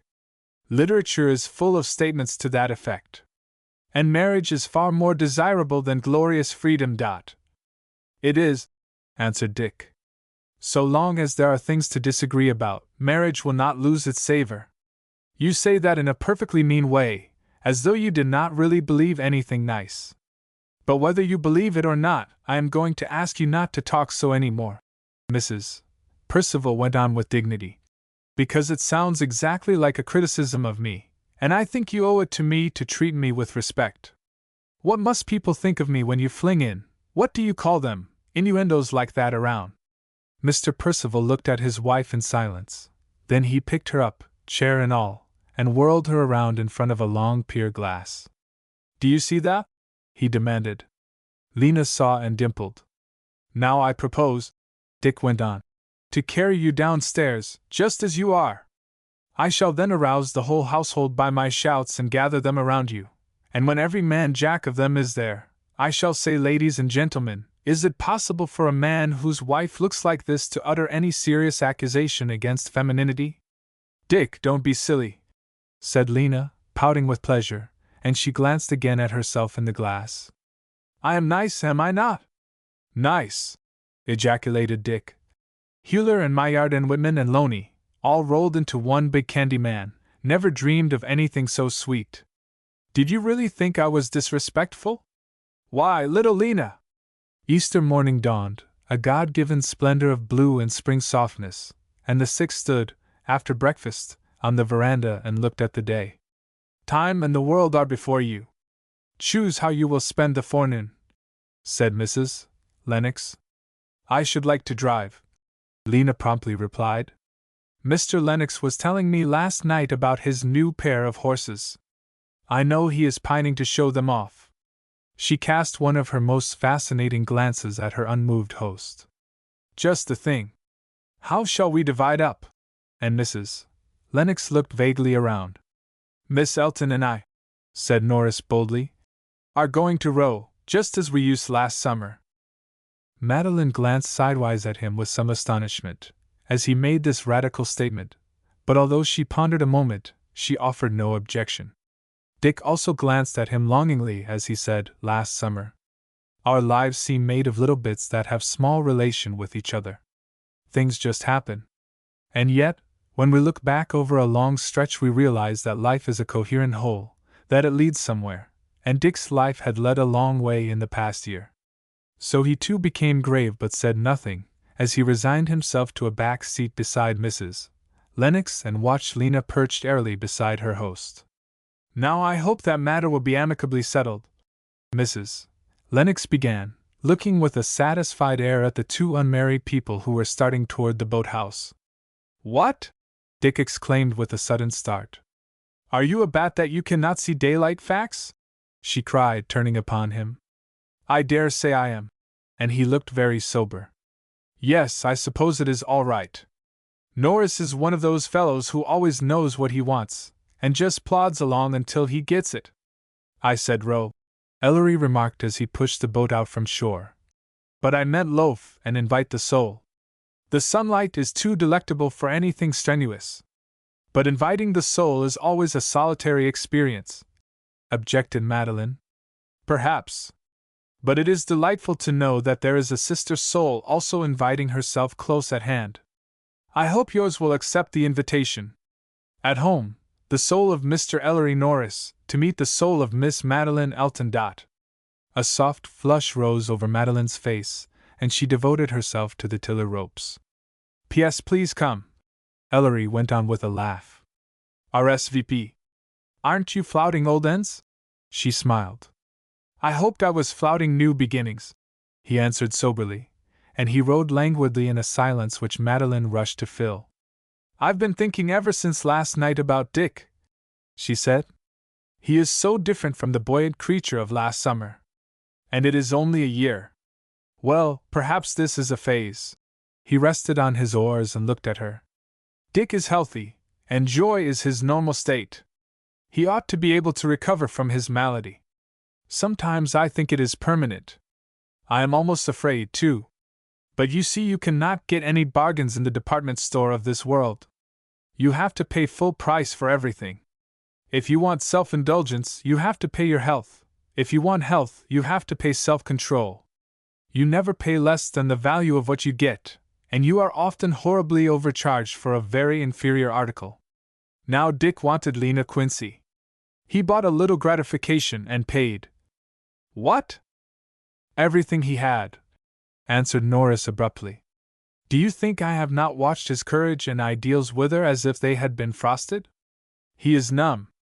Heavy as frost, Wordsworth said, and that's the weightiest figure he could find. It did not take her a month to begin to change him.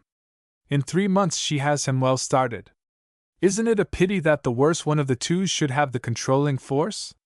But Dick's very volatility that we love has laid him open to this thing. I'm glad, said Madeline slowly, that he has his political interest. Yes, he's going into it with a kind of fury. Won't that give him a big outlet? He may get a lot of satisfaction and do a really creditable thing.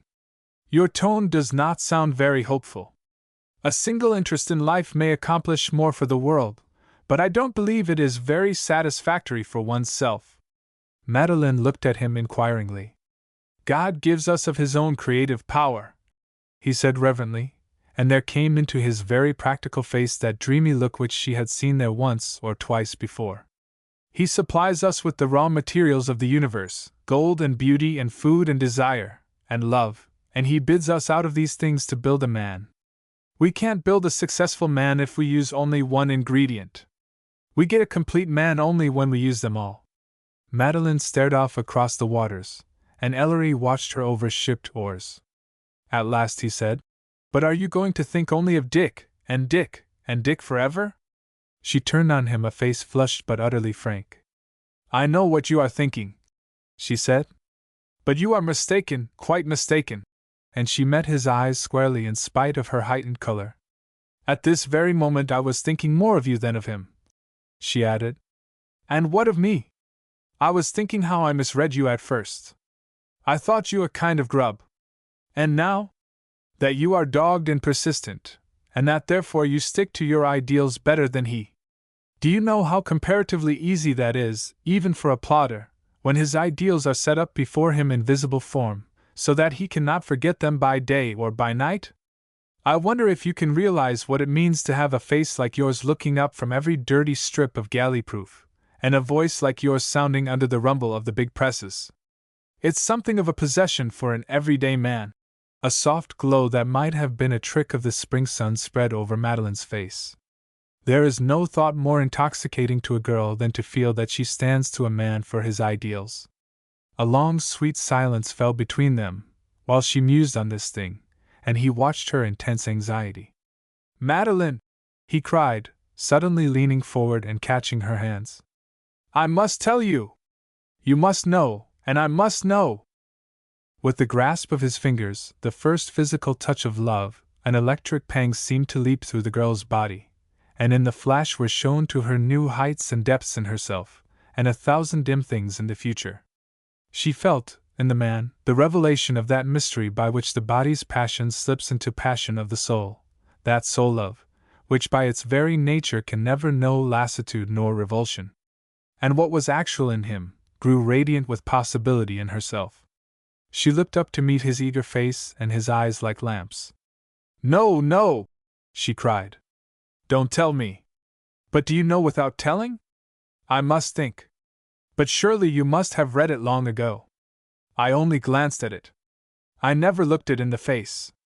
Don't examine it too closely now, or I'm afraid you will find it a poor thing, he said whimsically. Take it on impulse, Madeline.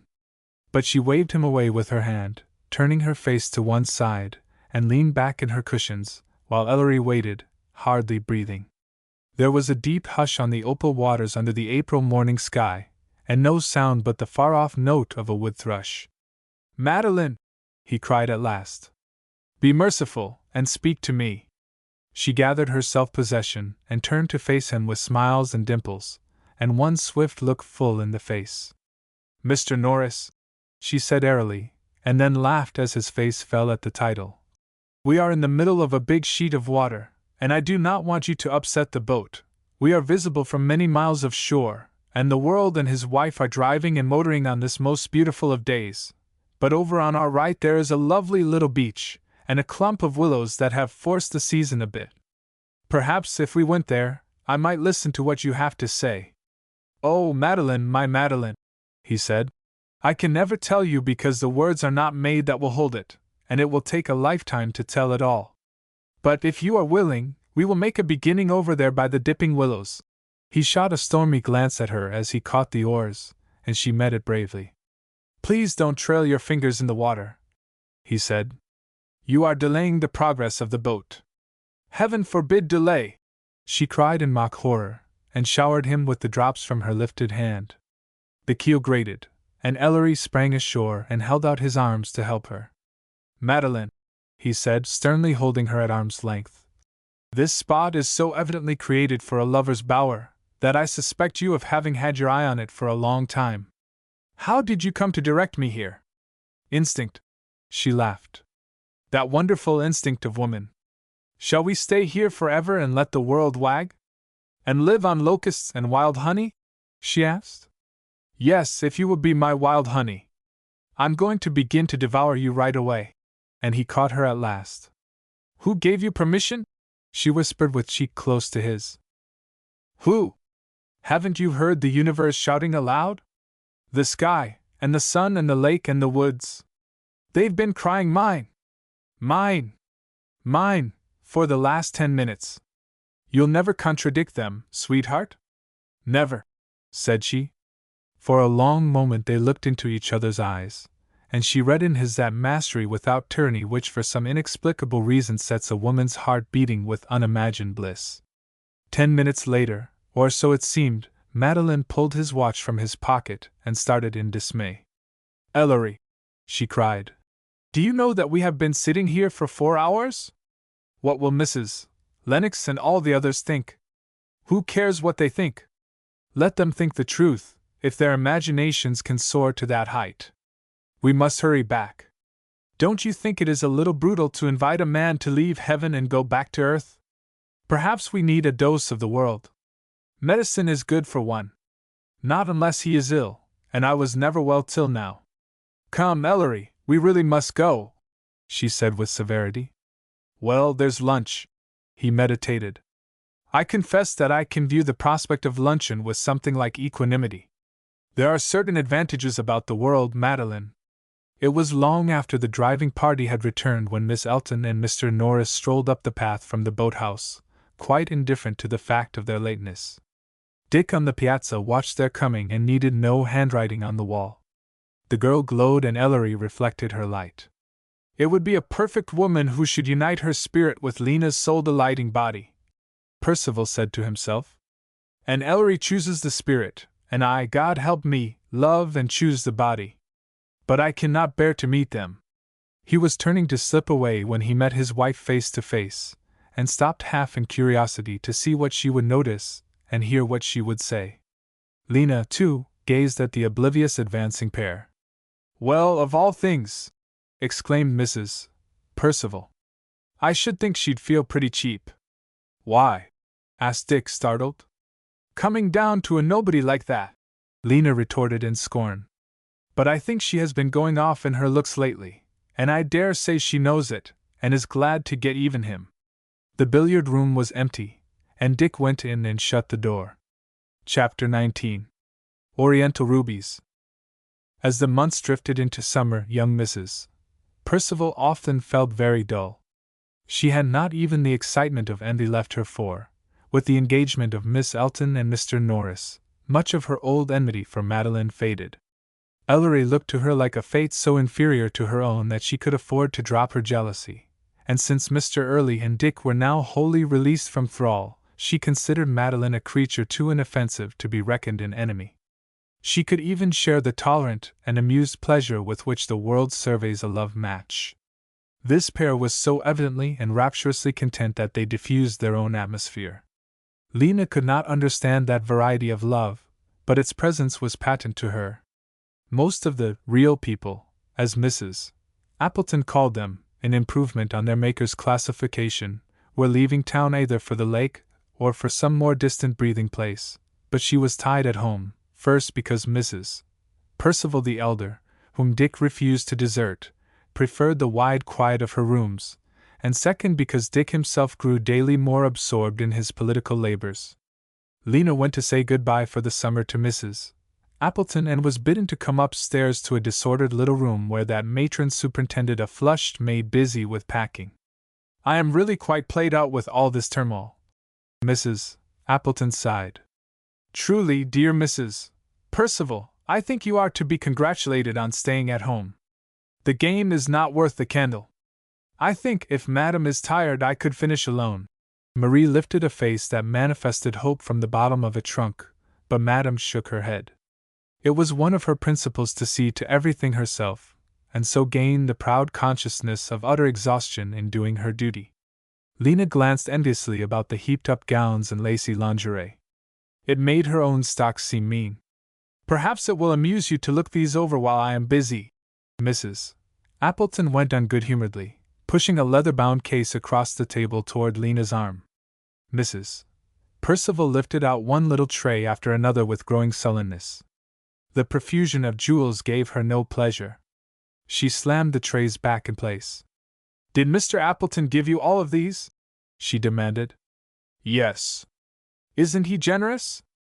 But he says that my type of beauty is one that can stand lavish decoration. He's certainly more free than Dick," Lena said with bald envy, reviewing her own small store that a few short months ago had seemed to her like the wealth of Ormus and of Ind. "My dear," Mrs. Appleton exclaimed with a self-conscious laugh, "you can hardly expect Dick Percival to rival Humphrey." Mrs. Percival felt bitterly her friend's loftiness of position. It was of course impossible for a woman to feel superior to what she owns, and Mrs. Appleton owned more and always would own more than Lena Percival. "Do you know, my love," Mrs. Appleton pursued, "I think your husband is making a great mistake in going in for petty politics. With his pull, and his fair amount of capital to start with, he ought to be able to make a fortune. He's just throwing his life away." "Don't you suppose I know it?" Lena cried tearfully. "I've told him so 100 times. He's just crazy over these nasty little things. He's willing to sacrifice anything to get the place of ward alderman away from some miserable Swede. Think of me tied in town all summer! I wouldn't stand it," Mrs. Appleton answered absently, her eyes on Marie, stuffing tissue paper in a sleeve. "A woman has such influence on her husband. Take matters in your own hands, my dear." Lena, rebellious at heart, found her only diversion in occasional weekends at other people's country houses, or in long flights by evening in Dick's motor.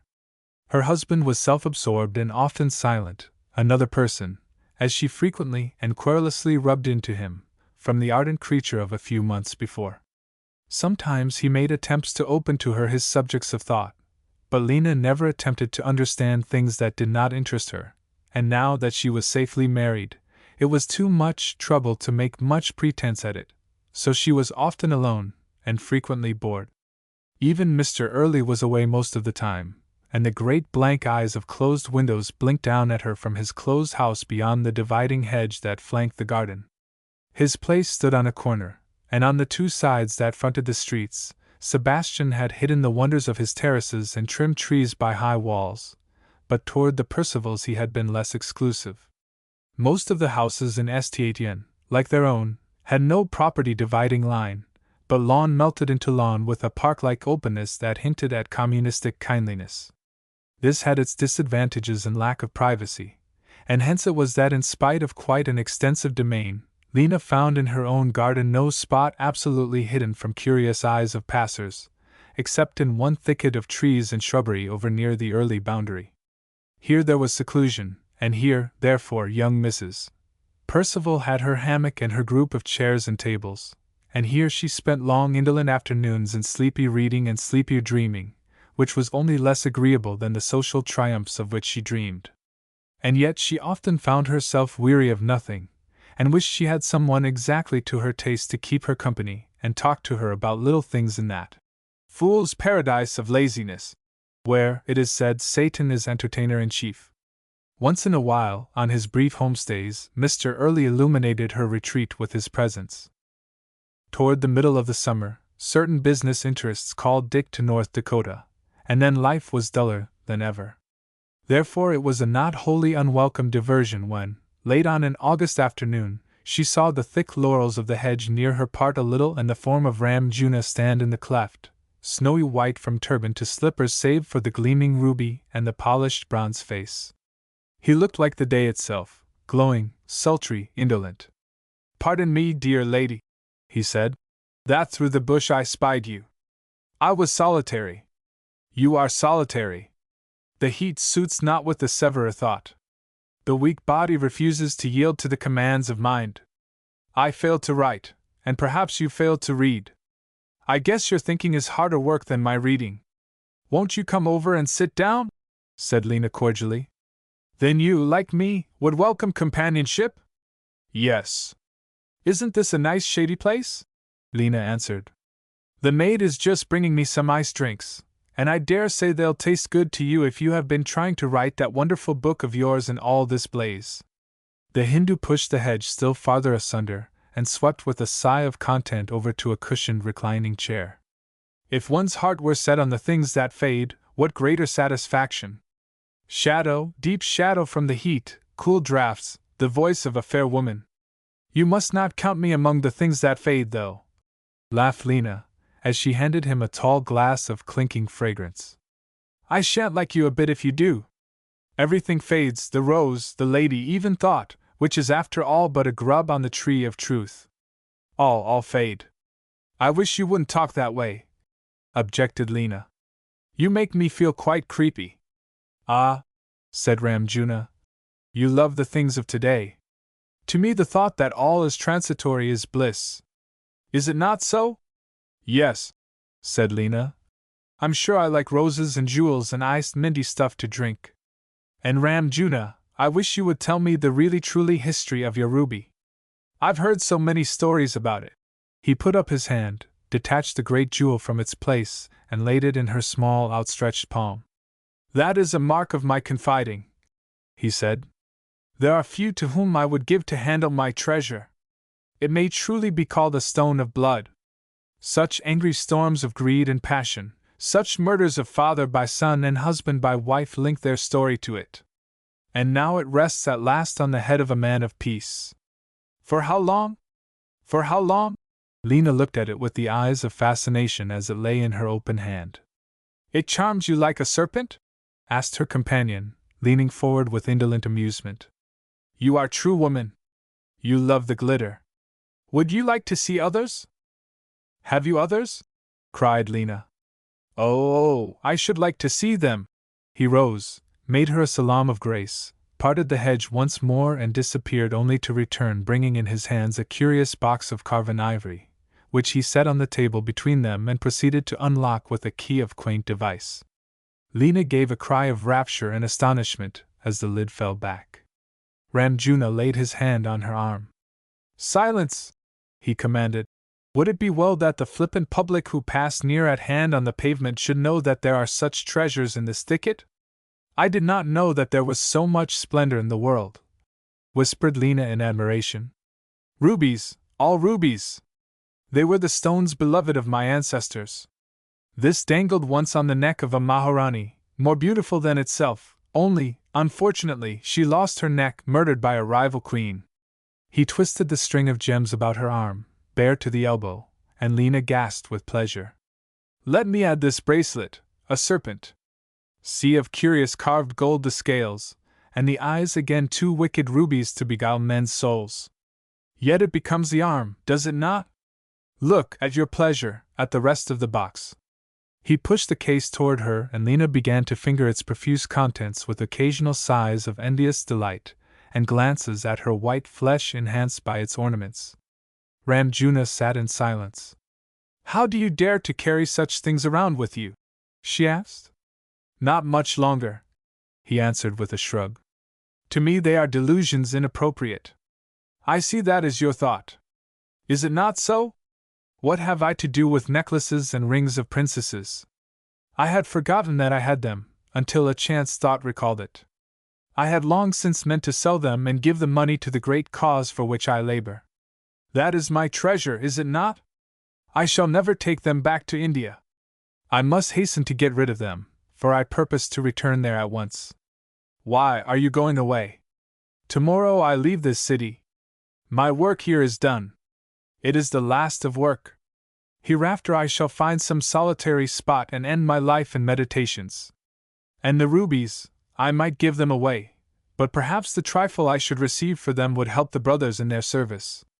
I shall not expect or wish their value. Oh, I wish I might buy some of them. Why not? No lady could wear them with greater dignity.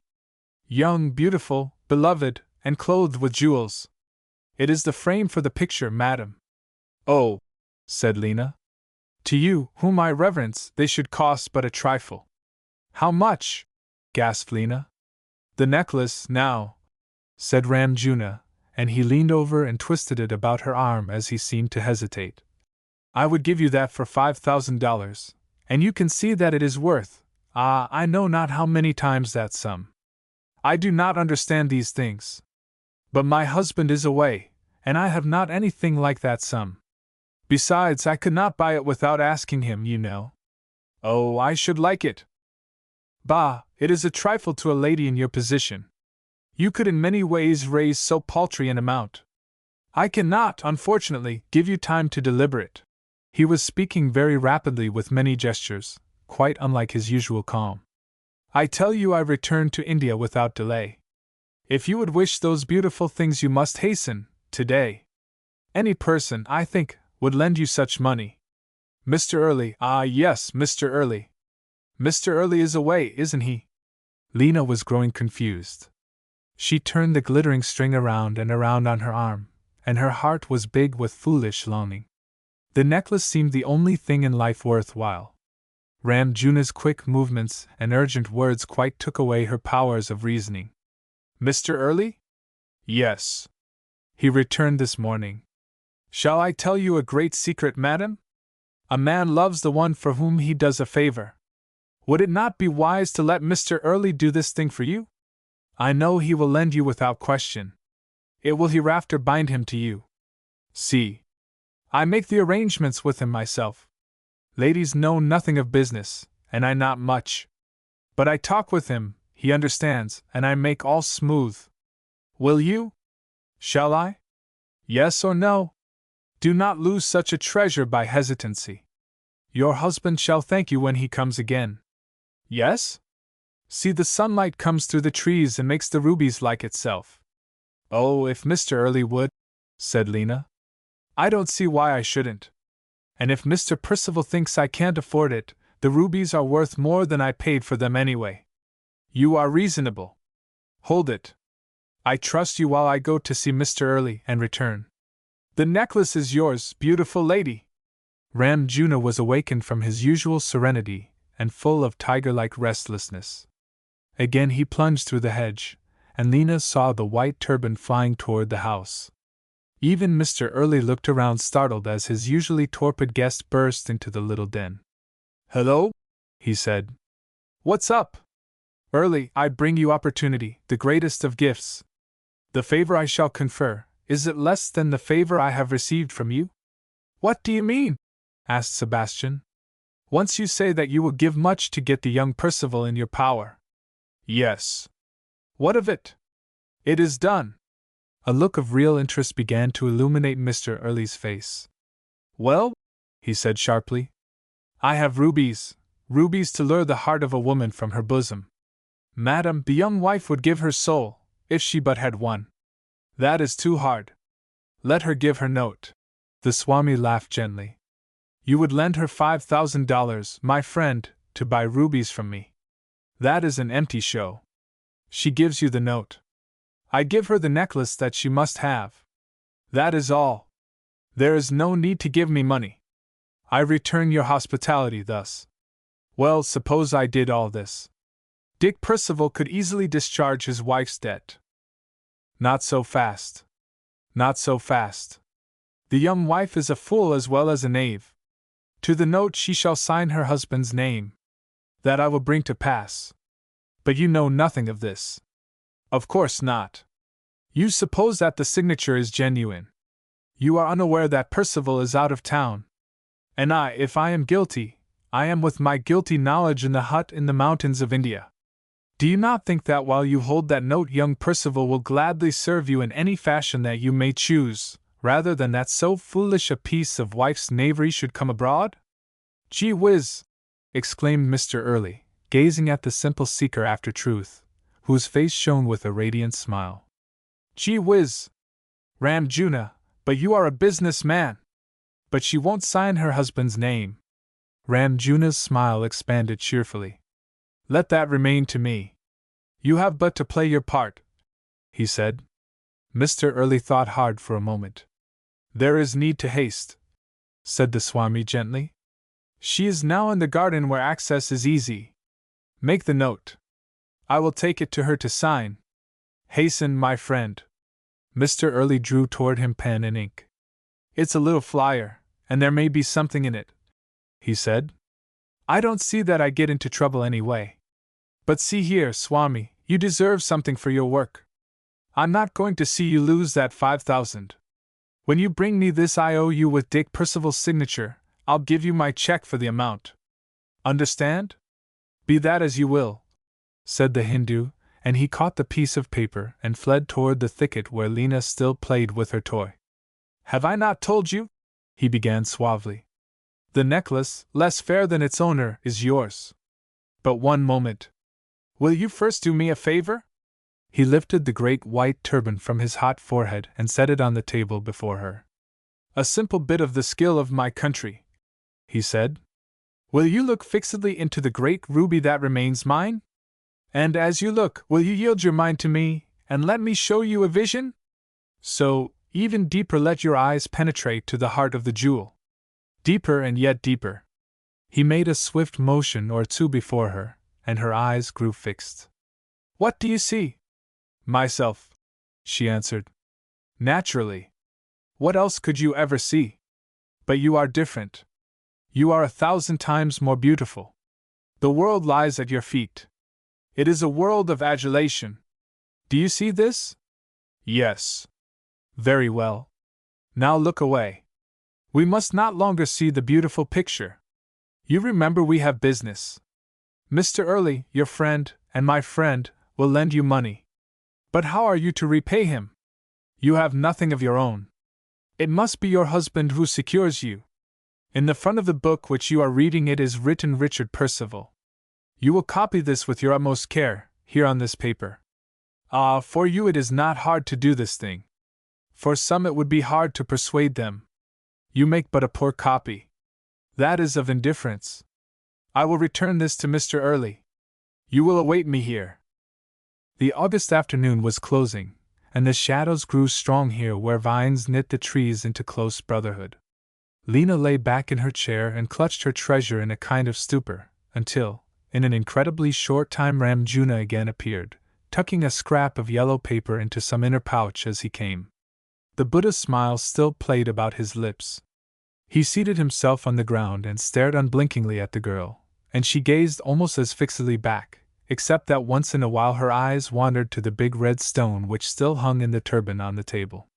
10 minutes, 15 minutes, they sat in silence, as though the Swami enjoyed the experience. Then the bronze man rose and moved slowly toward her. Awake! He whispered. You must never forget that you wrote your husband's name when you had not the right. In India, our knaves are not also fools. There was a sudden sharp noise and a cry in the garden behind the hedge, and the Swami leaped into attention with the swift motionlessness of a wild animal.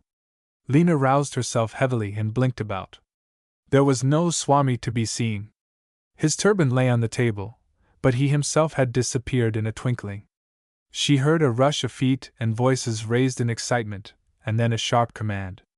Even while she listened, confused, a blue-coated starred man appeared at the opening in the hedge, and over his shoulder she saw Mr. Early's face, startled out of its decorum into bewildered anxiety. Beg pardon, miss, said the officer. Have you seen anything of that nigger preacher? The Swami? Asked Lena. The man nodded. He was here a moment ago, at least I think he was. I I'm not sure. And he seems to have gone away. I don't know where he is. She looked vaguely around. Left this in his hurry, I guess, said the man, taking possession of the turban. He must be hiding somewhere near. With your permission, I will search the house, miss. And he moved off without waiting for the said permission. Mrs. Percival, said Mr. Early.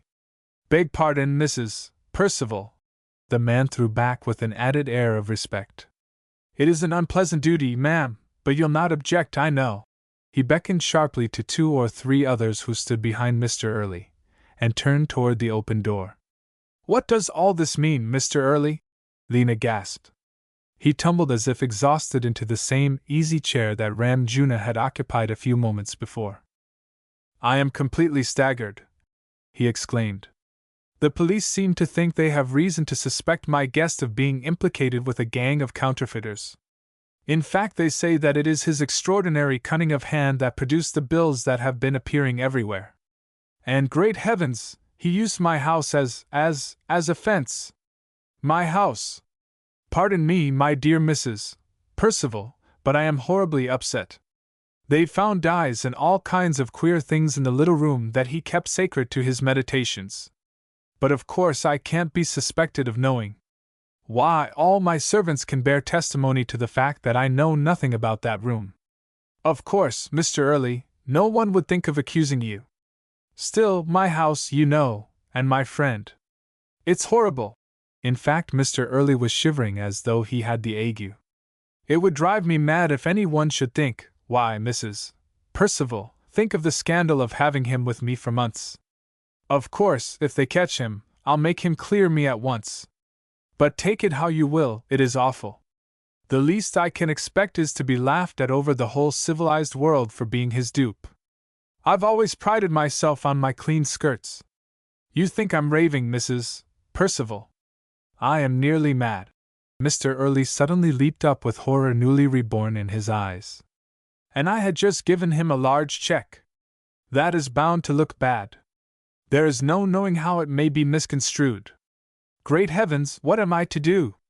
Lena flushed. I'm afraid that check was for me, she said.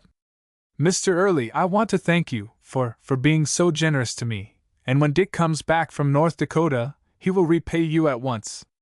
Mr. Early caught himself up and remembered that he had a part to play in the present drama. When Dick comes back, he said in a stupefied way. What do you mean by when Dick comes back?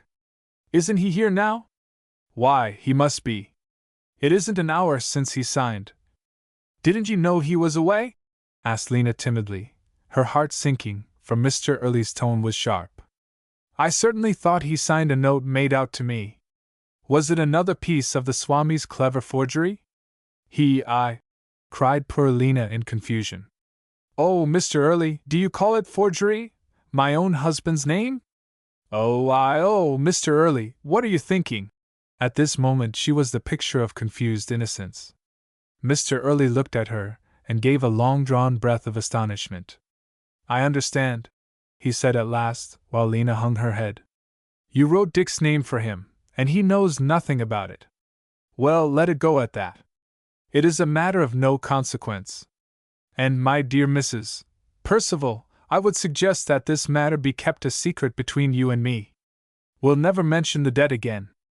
I'm sure you will accept the rubies as a little gift from one of the most humble of your admirers. He bent forward and kissed her fingertips in his most gallant manner. Oh, Mr. Early, you are so good! Lena's voice expressed manifest relief. The memory came back to her of what Ram Juna had said about the bond created by favor. It flashed into her mind. He thinks it is sweet and innocent and womanly in me to do such a thing in ignorance. Dick would think so too. How should I know? But suppose Dick shouldn't like to have me take them from you, such a magnificent gift? I would suggest. Mr. Early's manner was regaining some of its self-possession. That you speak of the necklace, is that it in your hand? A really wonderful thing, with curious settings, carved by hand. As I was saying, I would suggest that you speak of it as a gift from the Swami, who, as is well known, was much impressed by your charms. A present from such a creature, who hardly comes into the category of ordinary men, would create no such remark as might a gift from me. Do you not see? We will let the truth remain a little secret between us two. I have an idea that we shall not be likely to see Ram Juna again. I fancy he is a fellow of greater cunning than any of us dreamed, and if he has a little start of the detectives, I doubt if they have so much as a glimpse of his heels, though, to be sure, he is rather a marked figure, and difficult to disguise. Now don't forget. The Swami, with oriental profuseness, gave you the rubies. You are a dear, gushed Lena. Oh, I do hope he is gone. After all, it was a relief that Dick should not know. One favor I must ask, my dear Mrs. Percival, Mr. Early went on hesitatingly. If, by any chance, Dick should ever come to know of this, will you assure him that I supposed his signature to be genuine? I wouldn't have him suspect that I was a party, or at least that I knew that you wrote it for him. For really, little woman, it wasn't strictly honest, you know. I'm afraid it wasn't, Lena confessed with charming blushes. But I didn't think. I don't know much about such things, you know. Of course you don't. No nice woman does, said Mr. Early comfortingly. And now let us forget it. Here come the officers, said Lena. It ain't no use, said the captain disgustedly. He's given us the slip, somehow. And we'd watched the house and made sure we'd nab him. What are you going to do? Asked Mr. Early. Take his kit, and set guards and send telegraph descriptions of him in all directions. 'Tain't likely he can get clean away. He'll be a marked man wherever he goes. If there is anything I can do to help you, said Mr. Early grandiloquently, you can command me, though you may imagine that it is very offensive to me to be mixed up in this kind of affair. Well, rather, said the officer dryly. Then, seeing the flush rising on Mr. Early's face, he went on with the patronage of the majesty of the law. You needn't fear that you'll suffer any personal inconvenience. We've had you under surveillance for a long time, ever since we began to suspect your nigger friend, and we know you are all right. But the assurance seemed to add to Mr. Early's discomfiture. Looks as if it was going to blow up a storm. A dark night would be a good thing for him and a nuisance to us. But we'll catch him sure. They were gone, and Lena lingered a moment, fastening her dearly bought bauble around her neck and gathering her books, while a maid came scudding from the house to bundle rugs and cushions away in face of the thunderheads looming in the southwest. A sudden sibilant sound brought Lena to attention. Mrs. Percival, she heard. Look up. Among the branches over her head the leaves were drawn so closely together that only a few faint glimmers of white showed, and the brilliant eyes that glared down at her were the most conspicuous things she saw. Listen and reply not, he said. You will bring a dark and large great coat, and other dark garments that you can find, and leave them here with swiftness and secrecy. I command you. If you do not obey, I will make it the worse for you. He snarled suddenly, and Lena jumped back as though a tiger had sprung at her throat. The face disappeared among the leaves, and Lena sped toward the house, hastened by a crash of thunder and a few great drops, that seemed to her frightened imagination like the servants of the savage creature that she had left in the treetops. She slipped out again, in spite of wind and rain, obedient to his command, and as she dropped her bundle at the foot of the tree trunk, she whispered, I hope that you will get away. But she heard no reply.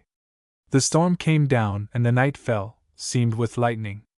Lena quietly ate her dinner, and listened to the well-bred calm voice of her mother-in-law as she wondered what Dick was doing, and when he would be at home again. But Lena wondered what Ram Juna was doing, and whether she should ever see him again. Chapter 20. A light from the east goes out.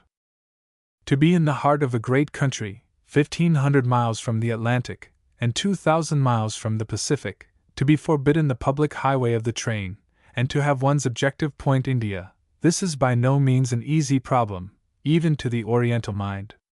And who could know what was going on in the being that crept away into the storm, strong with the instinct of hiding and of cunning? He must have balanced all things. To go westward, where the great steamers plied toward the Orient, this would seem the natural course, and yet that way lay interminable prairies and empty stretches, and again deserts and piled mountains, without shelter and without food. It is easier to hide among people than amid solitudes. On crowded city streets, we jostle without seeing. It was no great feat to transform the once Swami of the flowing robes and lofty port into a hulking, skulking Negro tramp, like the sturdy villains of ancient days, sleeping in woody nooks by day, and pursuing his slow journey under the stars, answering the look of such human beings as he met with suspicion, keeping to the hamlets where police officers were scarce and knowledge of the criminal world scarcer, and where solitary housewives, whose men were in the field, could be persuaded, half through charity and half through fear, to dole out food. Ah, but it was a weary journey. The world, of whose littleness we boast when we think of steam and electricity, grows very sizable again when a man comes back to the elemental means of progress, his own 2 legs. As for the smaller world in which he had been living, the world of luxury and of worshipping disciples, he laughed silently to think what a mirage it was and always had been. Down the Mississippi he crept, sometimes peering from between the great trees that flanked its steep banks, as the Red Indians did long ago, to see the boats of the white man go serenely up and down that mighty swirling current, and stopping even in his self-absorption to feel a little of the beauty when the great river spread itself into the shimmering expanse of Lake Pippin, or to remember, at Winona, the picturesque legend that he had heard of the deserted Chippewa maiden who here threw herself from the overhanging rocks into the pitiless rush of waters below, and left only her ghost and her sweet-sounding name to the spot. He halted to inspect the great monolith, 100 feet in height, of Sugar Loaf. He had an idea that in some little town to the south he might venture to board a straggling cross-country train to Chicago, and once in the thick of men again, he believed himself safe. He had always been wary enough to keep on his person a certain sum of money. Such as it was, it might serve his purpose. It also tickled his sense of humor to think that, shabby black wayfarer that he was, he had in his pocket a check for $5,000 that he could not cash, and a handful of rubies that were enough to awaken the suspicions of the least suspicious. But still, day after day and night after night, he plodded patiently on his way down the watercourse, until at last, at Prairie du Chien, 200 miles from St. he felt that he might comfort his inner man with hot food, and his weary legs with a bed and a pillow. He prowled along the streets of the country town looking for some cheap lodging house where such as he, a humble, cringing, dog-like fellow, might find shelter. He looked through a dusty window and saw a shaggy-bearded, roughly dressed man shoveling food with a knife, and he felt that he had found the right place. The proprietor of the establishment sat at a small table absorbed in the perusal of a week-old Sunday newspaper. He growled out a "Guess so." "Sausages, baked beans, coffee," to Ram Juna's polite inquiry. It neither looked nor smelled inviting, but the Hindu submitted to fate and swallowed a hasty and unpalatable meal. "Can you tell me where I can get a bed for the night?" he asked, turning to his host. The evident refinement in his voice made that worthy look up from his literary occupation in some startled curiosity. "They ain't many places where they take niggers," he said with an unpleasant grin. "But I guess you might find a berth at Sally Munn's, if you ain't too particular about morals. She's a mare outer herself, keeps a place 'bout 6 houses down, first street to the left." The man stared impudently as he spoke, but Ram Juna said, "Thank you," with his usual politeness as he went out. The Hindu noted the impudent stare, but he went away with an indifferent air. "See here," said the proprietor to his single other customer. "Ain't this picture in the paper the very image of that black feller that just skipped? Say, it's him. We'd ought to look this up. There's a big reward offered." While Ram Juna slept, lying in all his day clothes, some subtle subconsciousness kept watch, became aware of disturbance, and roused his body to attention. He got up, tiptoed to the open window, and looked out at the group of men standing below in the darkness. "Ah, shut up, Sal," one of them was saying to an angry woman in the doorway. "We ain't going to raid ye, though Lord knows you wouldn't have no kick comin' if we did. What we want is that black feller that come tonight. We suspect he's one of a gang of counterfeiters that the St. police are after, and we ain't going to lose the chance of the reward. You fellers keep right under the window, and I'll take you 6 upstairs with me. He's big and he may show fight. Get your guns ready." Don't shoot to kill. We want to deliver him alive. But you needn't be afraid to use a ball on him. Ramjuna drew away from the window and smiled his old Buddha smile. With clumsy creaking precautions they mounted the stair. The moment for the climax came. There was a rush all together, a breaking down of the shaky door. The crew burst into the room, an empty room, and stared puzzled and stupefied at the walls and at each other. "Well, if that don't beat all!" ejaculated the sheriff. "Wherein, has that fellow disappeared to?" "They say," said Josiah Straight, a lank westernized Yankee, "that them Hindu jugglers and lamas, and so forth, has supernatural gifts, and I begin to believe it." Something over a month later, Mr. Early burst in on Mr. and Mrs. Percival as they dawdled over the breakfast table. "It's no time to be paying calls, I know," he apologized, "but I've had such a sensation this morning that I had to come over and share it." "Yes, there are times when a man wishes that he had a wife to talk to." "What is it, Early?" Dick asked indifferently. Mr. Early was waving a bit of paper about in a way quite hysterical. "Do you see that?" he cried exultantly. "I never expected to see it again, but I declare it is worth its price. I was going over my bank accounts the first thing this morning and I found it." "How do you expect us to know what it is when you're fanning it about that way?" Dick demanded. "It's a check, man, a check for $5,000 that I gave Ramjuna the very day of his unceremonious departure." Lena turned scarlet, and Mr. Early noticed it with fresh glee. "A check I gave Ramjuna," he repeated. "It's been cashed, with 4 endorsements, in New Orleans. Now how did he manage that, tell me? The Swami is one of the great geniuses of the age. Of course I wanted to see the rascals punished, and it makes me hot to think how they used my house and all that, but by Jove! I'm glad they haven't Ramjuna. From New Orleans, a seaport, mind you. I am willing to make a good-sized bet that he's well on his way to his favorite Himalayas by this time, ready to meditate on the syllable Om for the rest of his life. Oh, it's too good. How he must laugh in his sleeve at the rest of the world. But how did he get that check cashed?" "Well, if I were in your place, I should have it traced back," said Dick, the practical. "Of course I shall," exclaimed Mr. Early. "Of course I shall. I shall put it in the hands of the police at once, for I'm sure of one thing, if it helps to root out any sinners, Swami Ramjuna won't be among them. He's gone for good, take my word for it, and as for the other rascals, I hope with all my heart they may suffer." He nodded jubilantly at Mrs. Percival, and she flushed again. "It's a very good joke, certainly," said Dick. "But rather an expensive one for you, I should say, Early. Oh, I shall get $5,000 worth of satisfaction out of it," Mr. Early went on enthusiastically. "And I'm proud of the Swami, proud of him. And the splendid simplicity of him.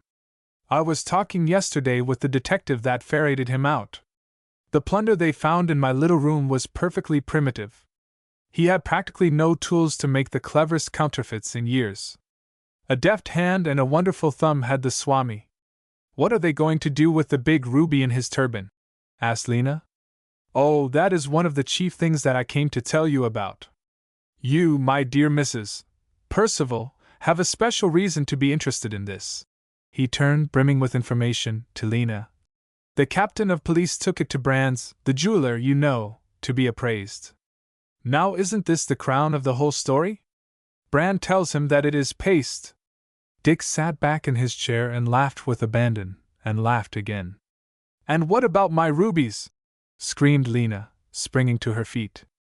"I have not the slightest doubt that they are paste, too. Everything he touched was fraud. I'm glad of it.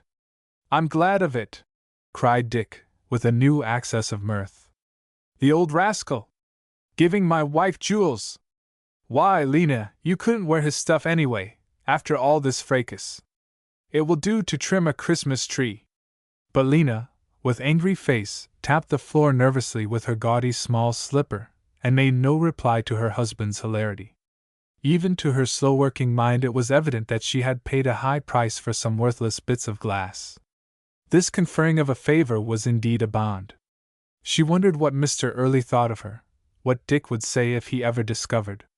Chapter 21. A light in the west goes down. The strenuousness of the fall campaign almost wiped these events from Dick's mind.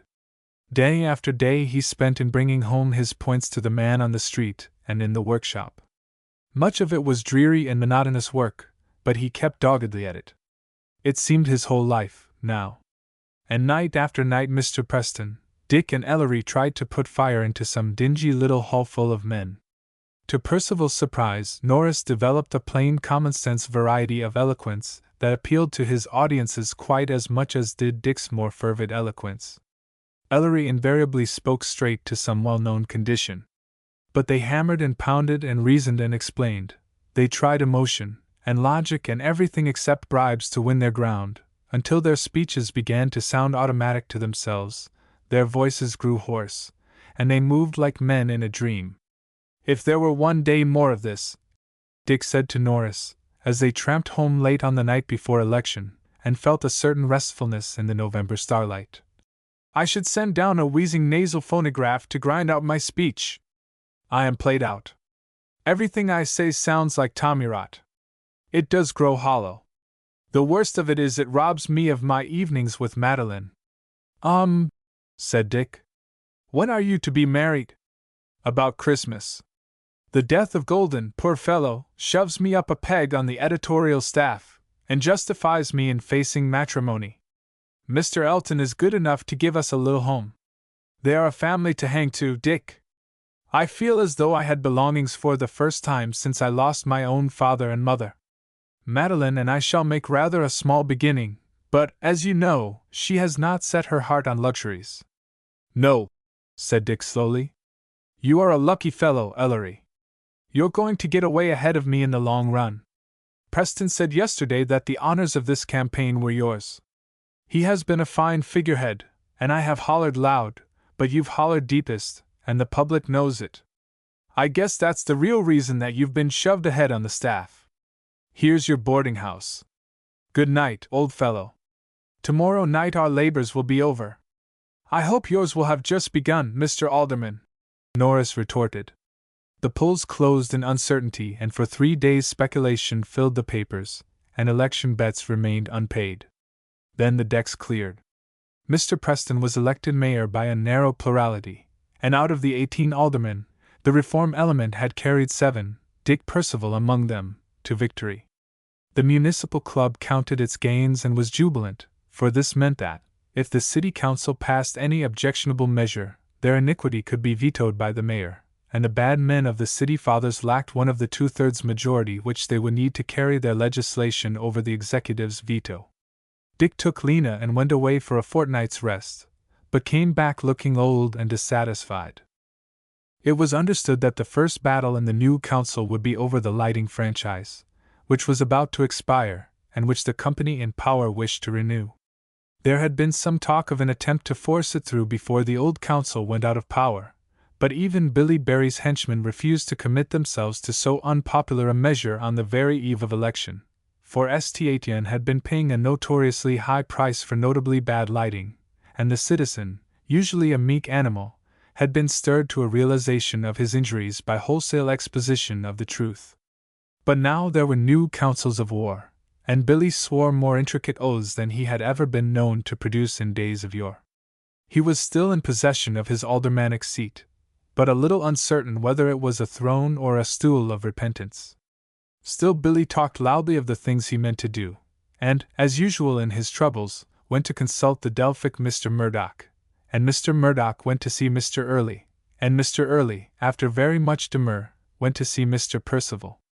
Sebastian did not like to mix himself publicly in politics, and the reformers were his friends. Still, one evening just before the franchise was introduced, Mr. Early did drop in on Dick in a friendly sort of way. Percival took him to his own sanctum, and settled down with him to the friendly communion of cigars. Mr. Early hesitated and was manifestly ill at ease, which gave Dick a pleasurable amusement, while he waited to hear the discomfort unfolded. At last Sebastian said, "Dick, you know I am a man of art rather than of politics, and of course I am in entire sympathy with the idea of clean government, but I want to talk to you about this lighting business." "Well?" said Dick, as he took out his cigar. It's a matter of some importance to one or two of my friends, and I may say, to myself, that the old contract should be renewed," said Mr. Early, gaining confidence. "I want to ask you to look at it in a reasonable light. I suppose you fellows had to be a little outrageously virtuous to make your campaign, but now it's time to drop that and get down to business." Dick resumed his cigar with an air of settling the question. "Mr. Early," he said, "I do not think it necessary for us even to discuss this matter. This was one of the main issues in the campaign. Some of us were elected on purpose that we might rid the city of this kind of thing, and we proposed to carry out our pledges. There is nothing more to be said. There are personal considerations to every question, Percival," answered Mr. Early, shading his face with his hand, and watching Dick's expression with artistic appreciation of the changes that he felt sure he should see. "Not for me," said Dick. "Thank heaven my hands are clean, and I can do whatever I believe to be right." "Yes, for you," answered Mr. Early suavely, and then he broke into a suppressed laugh. "Why, you young idiot, if you care to be told, your feet are limed, and the sooner you recognize the fact the better." "What do you mean?" cried Dick with fierce resentment.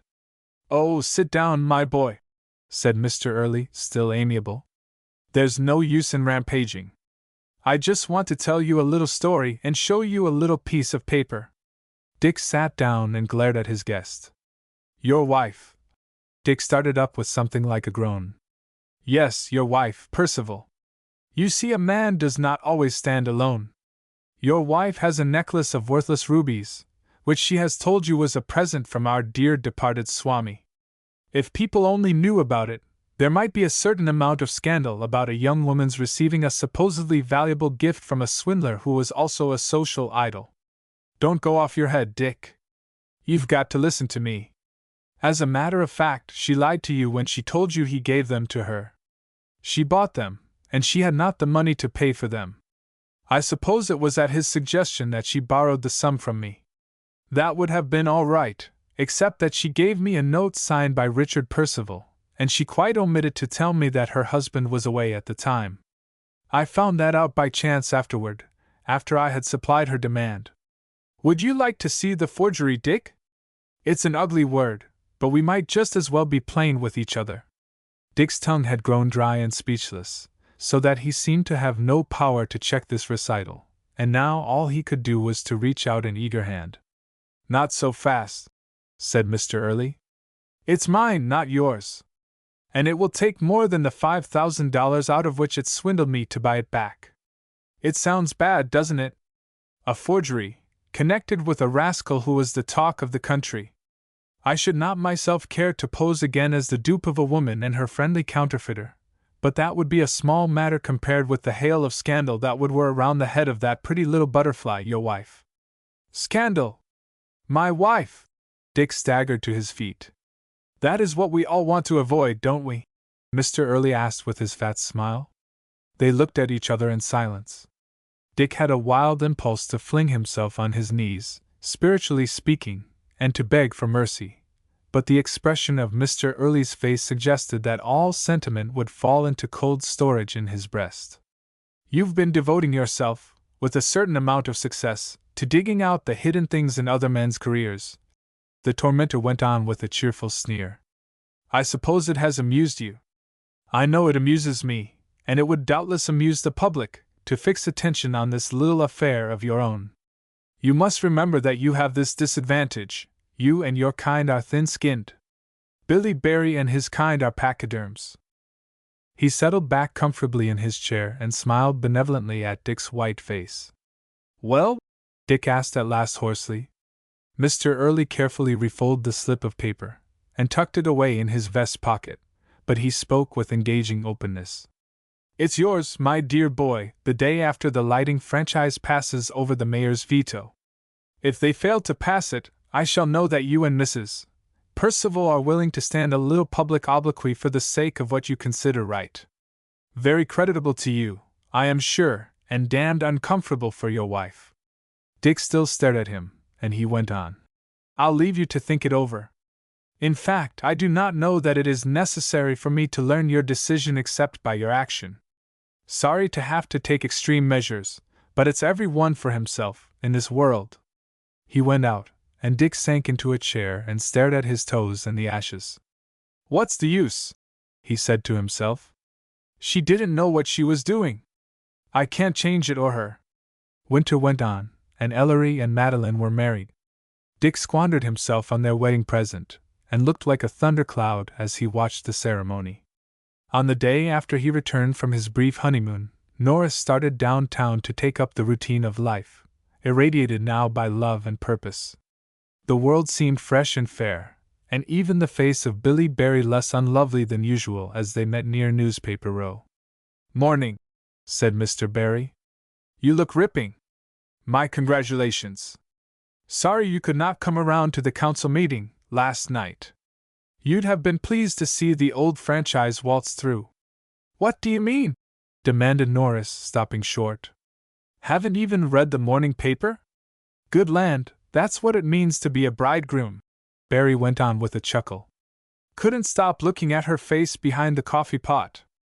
Norris restrained an impulse to throttle him and allowed Barry to proceed. "Why, yes, we passed the old thing. I always said we would. Your friend Percival voted with the Combine. He's the real stuff. When he saw how truth and justice lay, he buckled down and did the square thing. Have a cigar? No? Oh yes, it's straight goods I'm giving you. You needn't look so queer. And say, on the quiet, I'm rather stuck on you reform fellers. All they need is argument. So when you get 'em cheap. Say, it's better than cash any day." Norris ran up the steps and snatched a morning's paper. Yes, it was true. Percival had voted against his friends and had given the victory to the other side. Ellery flung into his office and whirled into his day's work in a kind of daze. There was much to do and no time for outside thought, but when the afternoon was over, instead of rushing back to the little home, as he had expected, Norris hurried into his coat and hastened to find Dick. Mr. Percival was at home, and without waiting to be announced, Ellery sprang up the stairs to the little sanctum where the two had confabbed on many a day. He plunged in on Dick, pale and unresponsive, and blurted out his question. "Yes," said Dick. "I voted for it. I became convinced that it was the best thing the city could do. I've been telling the boys so for the past 2 weeks. I really didn't understand the matter before. Don't get so excited, Norris." He spoke quietly, but without meeting his friend's eyes, and Ellery's heart sank. "I don't know what it means, Dick," he said bitterly, "but it seems to me that, like Lucifer, you've been falling from dawn to dewy eve, and now you are likely to consort with the devils in the pit. Are you the old Dick who used to be my idol?" "Oh, bosh," said Dick. "You are making mountains out of molehills. The franchise is all right." "It's not all right, and you're not all right," cried Norris, in a frantic grasping after the truth of the matter. "The old relationships are slipping away, and something that was as dear to me as myself is going with them." He turned away, and Dick suddenly rose. "Ellery!" he cried hoarsely, and Norris turned to see anguish in Dick's face and outstretched hand. I can't explain to you," cried Percival. "But, Ellery," he moved forward, "don't cut the bonds of old friendship, for God's sake. I need you now, as I never did before. If you desert me, I shall lose my grip." Norris stepped back, and the two took each other's hands and looked steadfastly, eye into eye. And Norris saw something that took on him the hold that death has on us, and made him ready to forgive. Death is the big problem of every mind. We may perhaps master and solve the question when the death is of the body, but when the soul dies out, the problem is too great. Ellery sank into a chair with weariness. "Tell me about it," he said. Then Dick stiffened again. "There isn't anything to tell. See here," said Norris. "This isn't only a question of the lighting franchise. The city may walk in darkness and be damned for all I care, but I can't bear that you should walk in darkness. Do you realize what it means? You have fought your first public battle on a basis of truth. You make your first public appearance in league with evil. You are killing the hope of your public career before it is fairly in bud." "I know it," said Dick. Percival, you've stirred this city into consciousness. It's been wonderful how you have done it so swiftly, for it is your doing. The decent elements are marching forward into control, and it belongs to you to march at their head. The thing has got to go on. If you don't lead it, someone else will. I know it. And you are going to give up? Ellery urged, incredulous. I haven't decided. Perhaps I have done with politics. And if you abandon your public career, what are you going to do? What do other failures do? Oh, stuff! Exclaimed Norris, and began to pace the room. Then you did not vote for the franchise because you believed in it. Somebody has a pull on you.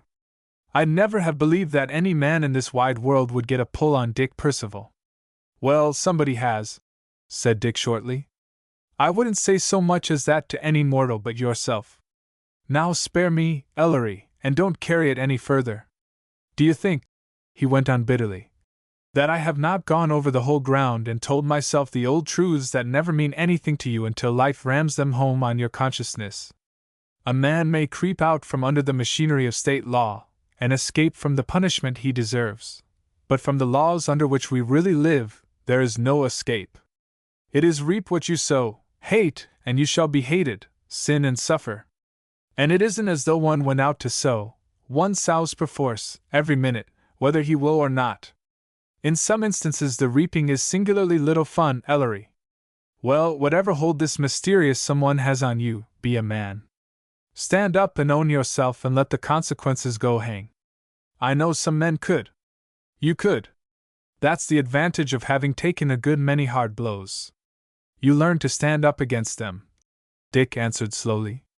You know, other people's opinion has always been a god to me. I haven't the strength to defy it now. There was a short silence, then Dick laid his arms across his friend's shoulders, quite in the old friendly way.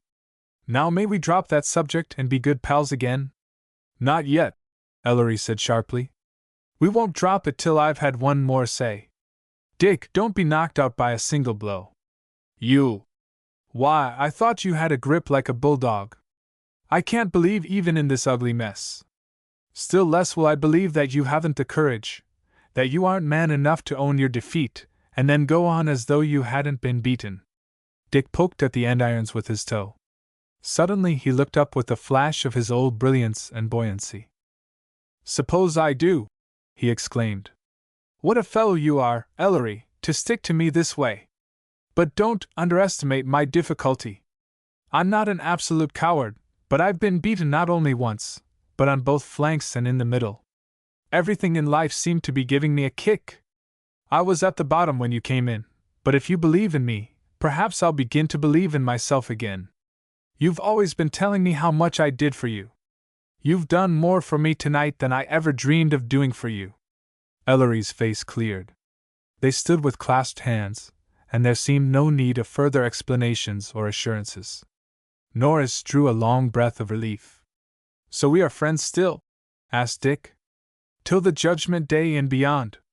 Now goodbye, said Dick, as though anxious to get rid of him. Till tomorrow. Till tomorrow.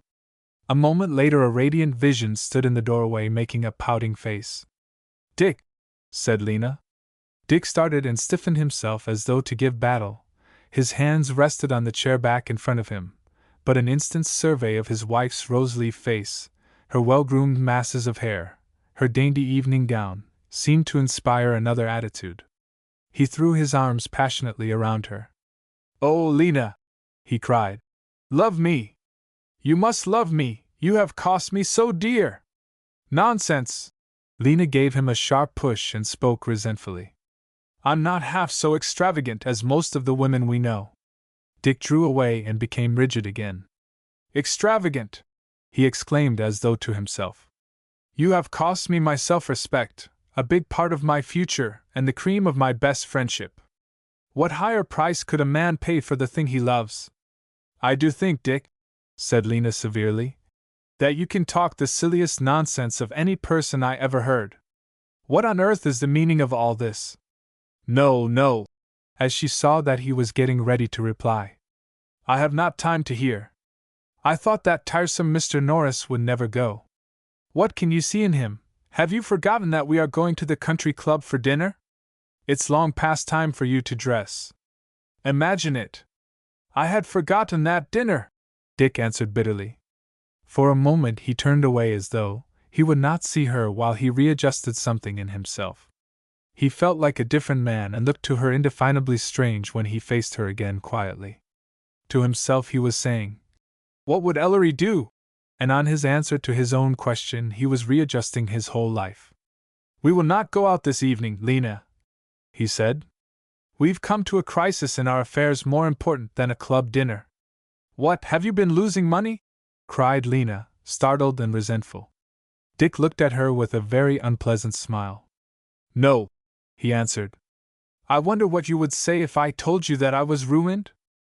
Lena gasped with horror. For the moment she could not speak. A gulf of poverty, no one knew better than she what that meant, yawned before her. A blind fury against Dick, if he should have plunged her into this, possessed her, and Dick watched her and read her as he had never done before. "Will you sit down?" he asked courteously. "I want to talk with you, just by our two selves. I haven't lost any money, Lena. Let me relieve your mind of its worst apprehension." Her face smoothed, but she seated herself quietly, puzzled and foreboding. Dick was so singularly inaccessible. "I've lost no money," he repeated, "but I've come desperately near ruin for all that. Lena, a moment ago I made a real appeal to your love. You answered me by a shrug and a push for fear that I might muss that very pretty and exceedingly becoming gown. It was a kind of illustration of all our married life." Lena still stared at him dumbly, vague with uncomprehending fear. This didn't seem like the easygoing husband she knew. She wished he would look at her. "When we were married," he went on, "I had a dream that a man's wife stood for his ideals, that he might mold his life by her purity and nobleness and love. I've always been saying, in effect, lead on, Mrs. Percival, and I will follow where you lead. You've led me into the depths, Lena, and I'm never going to say that to you any more. You and I have got to remold our relations and start again." "What has happened?" Lena asked faintly, and feeling very helpless. She seemed suddenly to realize how very big Dick's body was, and how little chance she stood against it. If he was inaccessible in spirit, she had no hold over him. She wished he would get angry. That would be something concrete. She would know how to meet it. "What has happened?" she repeated. "Only this," Dick said. "I am going to refuse to delude myself any longer, and it is fair to you as it is to me that you should know it. I am going to stop telling myself that you are my ideal woman, when you have shown me, for instance, your unwillingness to make such tender self-sacrifice as a mother must give to a child, that you are true and honest when you are guilty of an underhand thrust like that little squib about Madeline, that—" "Ah!" shrieked Lena, leaping to her feet with the light beginning to come into her eyes. "So that's what's the matter? That girl—" "No," said Dick evenly. "That is not what cuts most. What hurts through and through, Lena, is the knowledge that you don't even love me enough, in spite of all my wasted passion, to keep from intriguing with another man behind my back for the sake of a few bits of red glass." "How did Mr. Early—" Lena began, but he interrupted her again. "Did it seem such a simple thing to keep me perpetually blinded? Last night, Lena, I paid your debt to Mr. Early. I sold my vote in the council, along with my self-respect and my honor in the sight of others to get back this shred of paper. Once I might have thought you sinned ignorantly, but I know you better now. Here is that priceless scrap." He drew it from his pocket and threw it into her lap. "Now I've swept away all the mists. There can't be any sweet illusions between you and me, Lena." He drew a sharp breath. Lena's heart was beating very fast and her eyes were down. She saw shrewdly that there was no need of argument on any of these topics. The less she said about them the better for her. And Dick, with his hands in his pockets, was watching her from the other side of the room. She twisted the piece of paper in her hands. She had always a bald way of telling herself the truth. Now she would face Dick in the same spirit. After all, she was his wife. He couldn't get away from that. "Well," she said, "I suppose you don't love me any more?" Her voice was like her mother's, acid and selfish. "Do you love me?" asked Dick. "No," said Lena. She saw him writhe and felt glad that she had the power to hurt him, but he answered very gently. "Then I still have the advantage of you, Lena. I love you, not in the old way I once dreamed of loving, but still I love you. All this that I've said tonight was not spoken in the heat of anger. I've known these facts for a long time, and you have never felt any change in my manner, but gradually I have come to see that there could never be any genuine relations between us, you and me, so long as you thought me just a silly dupe for you to get everything you could from, to be played on as you pleased. We must begin again, a new way. You don't love me, you say. I do love you, sweetheart, not for what I thought you were, but for what you are, because you are my wife, because you need my tenderness and help. But I'm not going to let you lead any longer. We can't even walk side by side as some husbands and wives do." Dick seemed to hear the voices of Ellery and Madeline by their own fireside, and he went on hurriedly. "You needn't look at me that way, Lena, as if you were afraid of me. I shall want you to be comfortable and happy. I shall try to give you the things you want, things. But I have some purposes in life, and they, not you, are to be my master spirits." Dick turned away and stared out of the winter window, stirred by his own words into a strange new understanding of himself. A mere fatuous self-believer, a man who trusted to fate not fight, to fortune not to mastery, who had not made his standards, but let them make themselves. And now it was come to this, that a half-hour in a room with a foolish girl was the turning point in his life. He seemed strange to himself, as though he were examining a life from the outside rather than from the inside, and fumbling at its real meaning. He had done no wrong. But what does the march of events care whether the failure be intentional or careless? Results follow just the same. There flashed before his inward eye the face of his long-dead father, white and set with some inward pain of which he did not speak. Dick remembered that as a boy that had seemed to him a pitiful thing. Now he saw it somewhat as the believers once saw the face of the martyr, the visible manifestation of triumph, the success of being true to yourself in spite of all the world. Dick drew a long breath and dropped his boyhood without even a regret. He knew he could accept conditions and limitations and not kick against the pricks, but quietly, as one who is capable of being superior to them. The bitterness, the depression of an hour, 2 hours, ago faded into trifles, and the thing nearest to his consciousness was that dead father who had had his wound and lived his life in spite of it, nearer, infinitely nearer, than the living wife whom a slight noise brought to his remembrance. He had forgotten her. She belonged now to the elements outside his dearest life. He turned toward Lena, waiting, silent, uncomprehending, poor little Lena, a woman who could never be anything more. He felt a wave of strange new pity for her, unlike the pity he had once experienced for her poverty of body, a sorrow, this, for what she was in herself, his wife, poor little child. Lena sat still, picking at the bit of paper, but she looked up now, moved in spite of herself by the exultant ring in Dick's voice, as he strode over to her and held out both his hands. "And so we begin again, honestly this time. Perhaps some day you'll come to accept my standards inwardly as well as outwardly. Perhaps you'll even come to love me, some day, little wife." Lena took his hands submissively.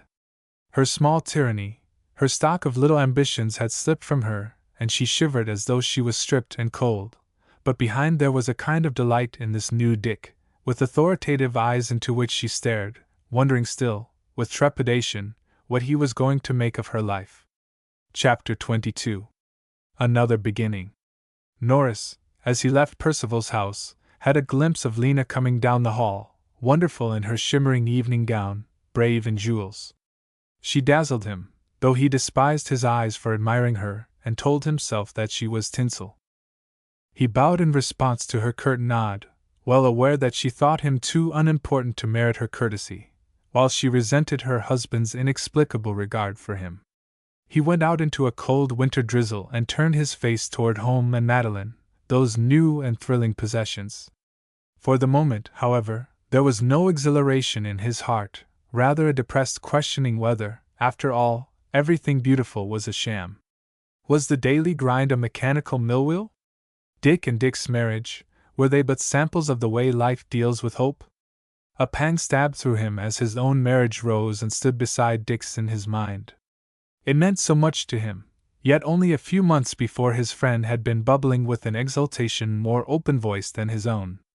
There are not only great sloughs of despond waiting here and there for the pilgrim, but there are in almost every day little gutters of despond that must be jumped if one does not wish cold and soiled feet.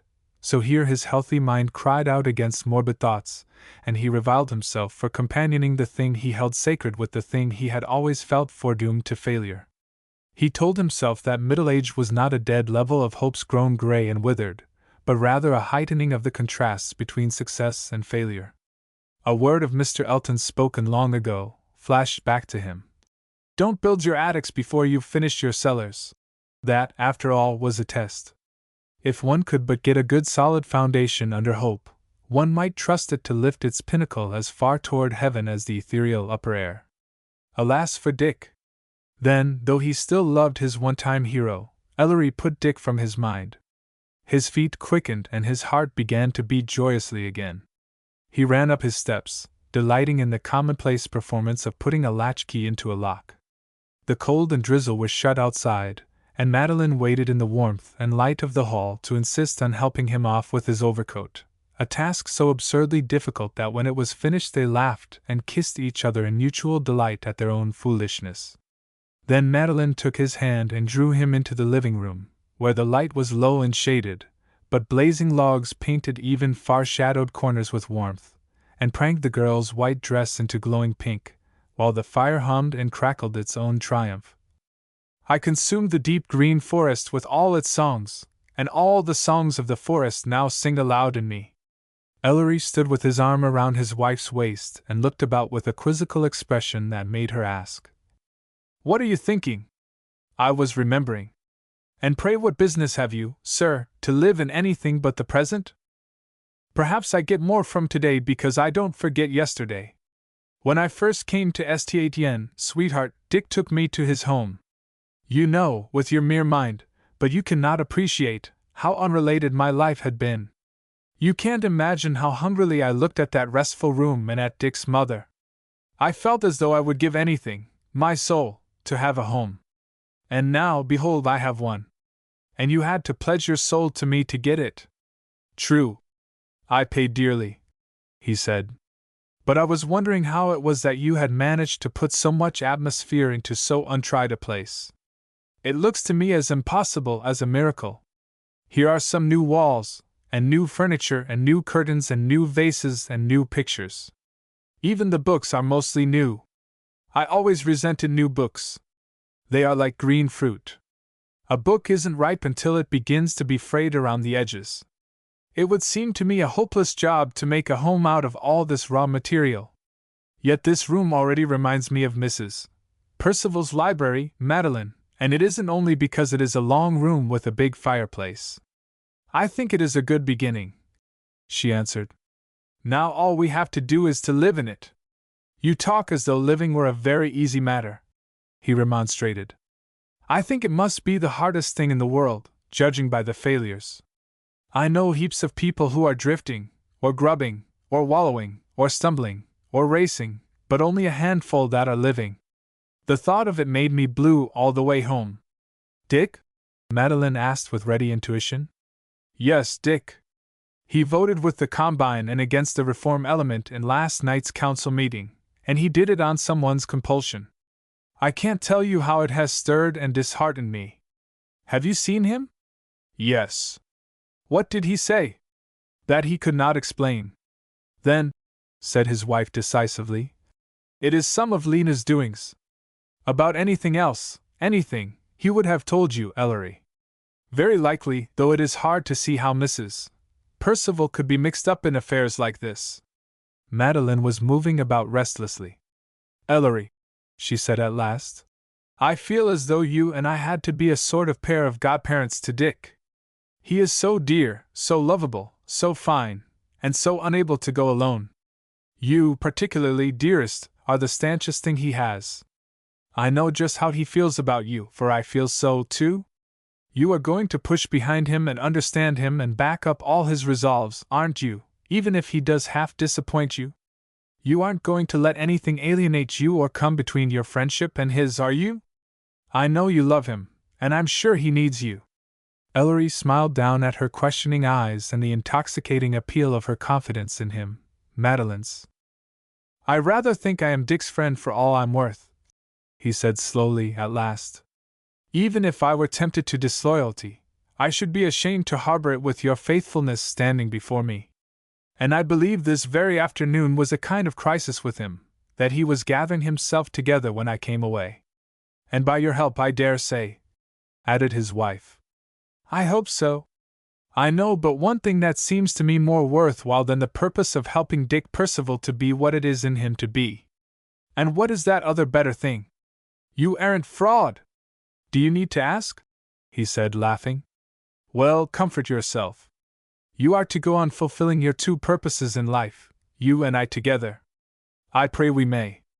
I believe we shall, answered her husband earnestly. I know we shall, Doubting Thomas. I'm one of the women who are strong in unreasoning faith.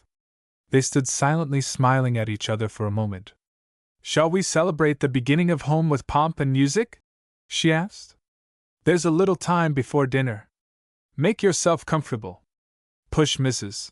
Percival up to the fire. Mrs. Percival! Ellery exclaimed, dropping his guilty arm and looking about in a startled manner. Oh, I forgot you didn't know. I've been all over the house this afternoon, christening our things with the names of the people that gave them to us. Doesn't it make all the wedding presents seem very friendly and not at all new? Wouldn't you know, even if you hadn't been told, that this particular chair was Mother Percival? It's so graceful and comforting. Dump yourself into it, Ellery. She pushed him down, laughing. Ah, I begin to see that you stole your atmosphere. The things aren't so new after all. They're old acquaintances. Of course they are. Isn't it jolly to have your loving friends tucked around in spirit in every nook and corner of the house, without the nuisance of having the good people here in the body to disturb our privacy? I see. He meditated, then went on ungratefully. After all, I think I'm more taken with the privacy than with the spiritual presences, though they can hardly be considered skeletons at the feast. I should think not, exclaimed Madeline indignantly. I love them each and all, well, with a few exceptions, Ellery. You needn't grin sarcastically. Now there's the piano, such a piano as I have always dreamed of but never hoped to own. If I called it a Steinway Grand, I should know that it was an excellent instrument, but when I call it Vera, it warms and delights my heart 1,000 times. Ellery rose and bowed ceremoniously to the piano. Vera, will you and Mrs. Norris favor me with Schubert's Serenade, while I sit on Mrs. Percival? He asked. I am ragingly hungry, but perhaps the serenade will keep me harmless and quiet for a little. He sat and listened and looked into the warm, deep heart of the friendly fire. Dreams and hopes came back to him, as things once seen through a glass darkly, but now face to face. Without turning, he was conscious of Madeline, across the room, filling life with music. When a small maid, as new as the books, appeared to announce dinner, he looked up startled. Shall we go? Asked Madeline, rising. To our own private particular family communion table, he answered, drawing her arm through his. Famous copyright books in popular priced editions. Reissues of the great literary successes of the time. Library size. Printed on excellent paper, most of them with illustrations of marked beauty, and handsomely bound in cloth. Price, 75 cents a volume, postpaid. The Circular Staircase, by Mary Roberts Reinhardt. With illustrations by Lester Ralph. In an extended notice, the New York Sun says, to readers who care for a really good detective story, The Circular Staircase can be recommended without reservation. The Philadelphia Record declares that The Circular Staircase deserves the laurels for thrills, for weirdness and things unexplained and inexplicable. The Red Year, by Louis Tracy. Mr. Tracy gives by far the most realistic and impressive pictures of the horrors and heroisms of the Indian Mutiny that has been available in any book of the kind. There has not been in modern times in the history of any land scenes so fearful, so picturesque, so dramatic, and Mr. Tracy draws them as with the pencil of a Vereshchagin or the pen of a Sienkiewicz. Arms and the Woman by Harold McGrath. With inlay cover and colors by Harrison Fisher. The story is a blending of the romance and adventure of the Middle Ages with 19th century men and women, and they are creations of flesh and blood, and not mere pictures of past centuries. The story is about Jack Winthrop, a newspaperman. Mr. McGrath's finest bit of character drawing is seen in Hilla's The Broken-Down Newspaperman, and Jack's chum. Love is the Sum of It All, by Geo Carey Eggleston. With illustrations by Hermann Heyer. In this plantation romance, Mr. Eggleston has resumed the manner and method that made his Dorothy South one of the most famous books of its time. There are 3 tender love stories embodied in it, and 2 unusually interesting heroines, utterly unlike each other, but each possessed of a peculiar fascination which wins and holds the reader's sympathy. A pleasing vein of gentle humor runs through the work, but the sum of it all is an intensely sympathetic love story. Hearts and the Cross, by Harold Morton Kramer. With illustrations by Harold Matthews Brett. The hero is an unconventional preacher who follows the line of the Man of Galilee, associating with the lowly, and working for them in the ways that may best serve them. He is not recognized at his real value except by the one woman who saw clearly. Their love story is one of the refreshing things in recent fiction. Grosset and Dunlap, Publishers. New York. Famous copyright books in popular priced editions. Reissues of the great literary successes of the time. Library size. Printed on excellent paper, most of them with illustrations of marked beauty, and handsomely bound in cloth. Price, 75 cents a volume, postpaid. New Chronicles of Rebecca. By Kate Douglas Wiggin with illustrations by F. C. Yohn. Additional episodes in the girlhood of the delightful little heroine at Riverboro which were not included in the story of Rebecca of Sunnybrook Farm, and they are as characteristic and delightful as any part of that famous story. Rebecca is as distinct a creation in the second volume as in the first. The Silver Butterfly by Mrs. Wilson Woodrow. With illustrations and colors by Howard Chandler Christie. A story of love and mystery, full of color, charm, and vivacity, dealing with a South American mine, rich beyond dreams, and of a New York maiden, beyond dreams beautiful, both known as the Silver Butterfly. Well named is this Silver Butterfly. There could not be a better symbol of the darting swiftness, the eager love plot, the elusive mystery, and the flashing wit. Beatrix of Clare, by John Reed Scott. With illustrations by Clarence F. Underwood. A spirited and irresistibly attractive historical romance of the 15th century, boldly conceived and skillfully carried out. In the hero and heroine, Mr. Scott has created a pair whose mingled emotions and alternating hopes and fears will find a welcome in many lovers of the present hour. Beatrix is a fascinating daughter of Eve, a little brother of the rich. By Joseph Medill Patterson.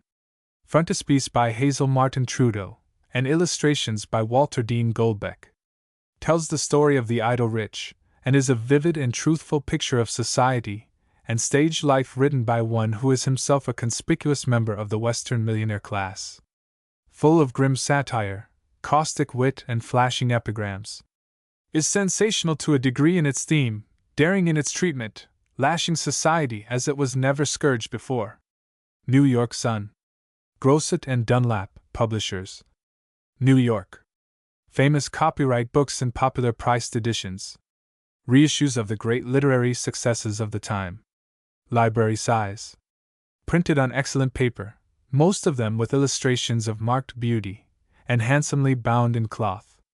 Price, 75 cents a volume, postpaid. The Fair God, or The Last of the Sins. By Lew Wallace. With illustrations by Eric Pape.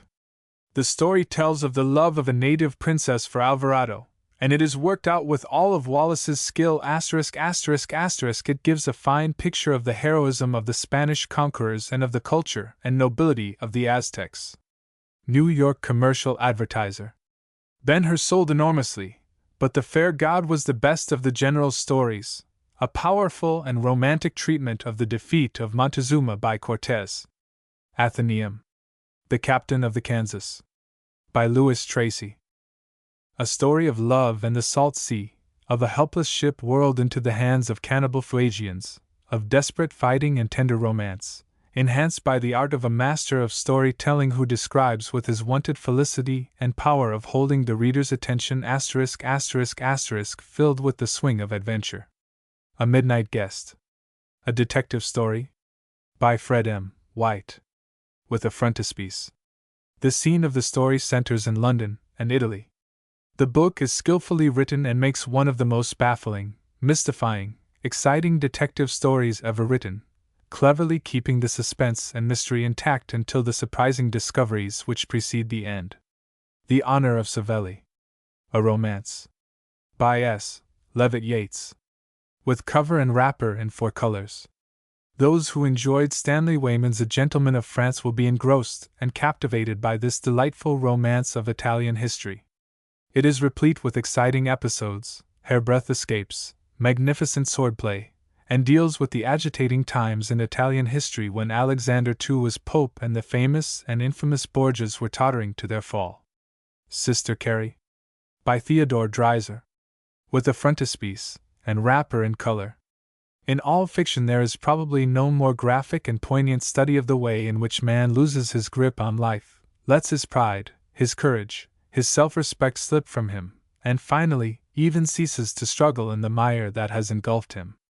*****, there is more tonic value in Sister Carrie than in a whole shelfful of sermons. Grosset and Dunlap. New York. Famous copyright books in popular priced editions. Reissues of the great literary successes of the time. Library size. Printed on excellent paper, most of them with illustrations of marked beauty, and handsomely bound in cloth. Price, 75 cents a volume, postpaid. Lavender and Old Lace. By Myrtle Reed. A charming story of a quaint corner of New England where bygone romance finds a modern parallel. One of the prettiest, sweetest, and quaintest of old-fashioned love stories *****, a rare book, exquisite in spirit and conception, full of delicate fancy, of tenderness, of delightful humor and spontaneity. A dainty volume, especially suitable for a gift. Dr. Luke of the Labrador. By Norman Duncan. With a frontispiece and inlay cover. How the doctor came to the bleak Labrador coast and there in saving life made expiation. In dignity, simplicity, humor, in sympathetic etching of a sturdy fisher people, and above all in the echoes of the sea, Dr. Luke is worthy of great praise. Character, humor, poignant pathos, and the sad grotesque conjunctions of old and new civilizations are expressed through the medium of a style that has distinction and strikes a note of rare personality. The Day's Work. By Rudyard Kipling. Illustrated.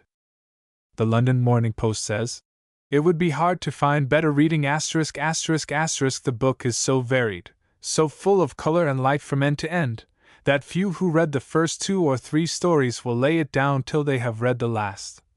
And the last is a veritable gem *****, contains some of the best of his highly vivid work *****. Kipling is a born storyteller and a man of humor into the bargain." Eleanor Lee. By Margaret E. Sangster. With a frontispiece. A story of married life, an attractive picture of wedded bliss ****, an entertaining story or a man's redemption through a woman's love ****. No one who knows anything of marriage or parenthood can read this story with eyes that are always dry ***, goes straight to the heart of everyone who knows the meaning of love and home. The Colonel of the Red Hussars. By John Reed Scott. Illustrated by Clarence F. Underwood. Full of absorbing charm, sustained interest, and a wealth of thrilling and romantic situations. So naively fresh in its handling, so plausible through its naturalness, that it comes like a mountain breeze across the far-spreading desert of similar romances. Gazette Times, Pittsburgh. A slapdashing day romance. New York Sun. Grosset and Dunlap. New York.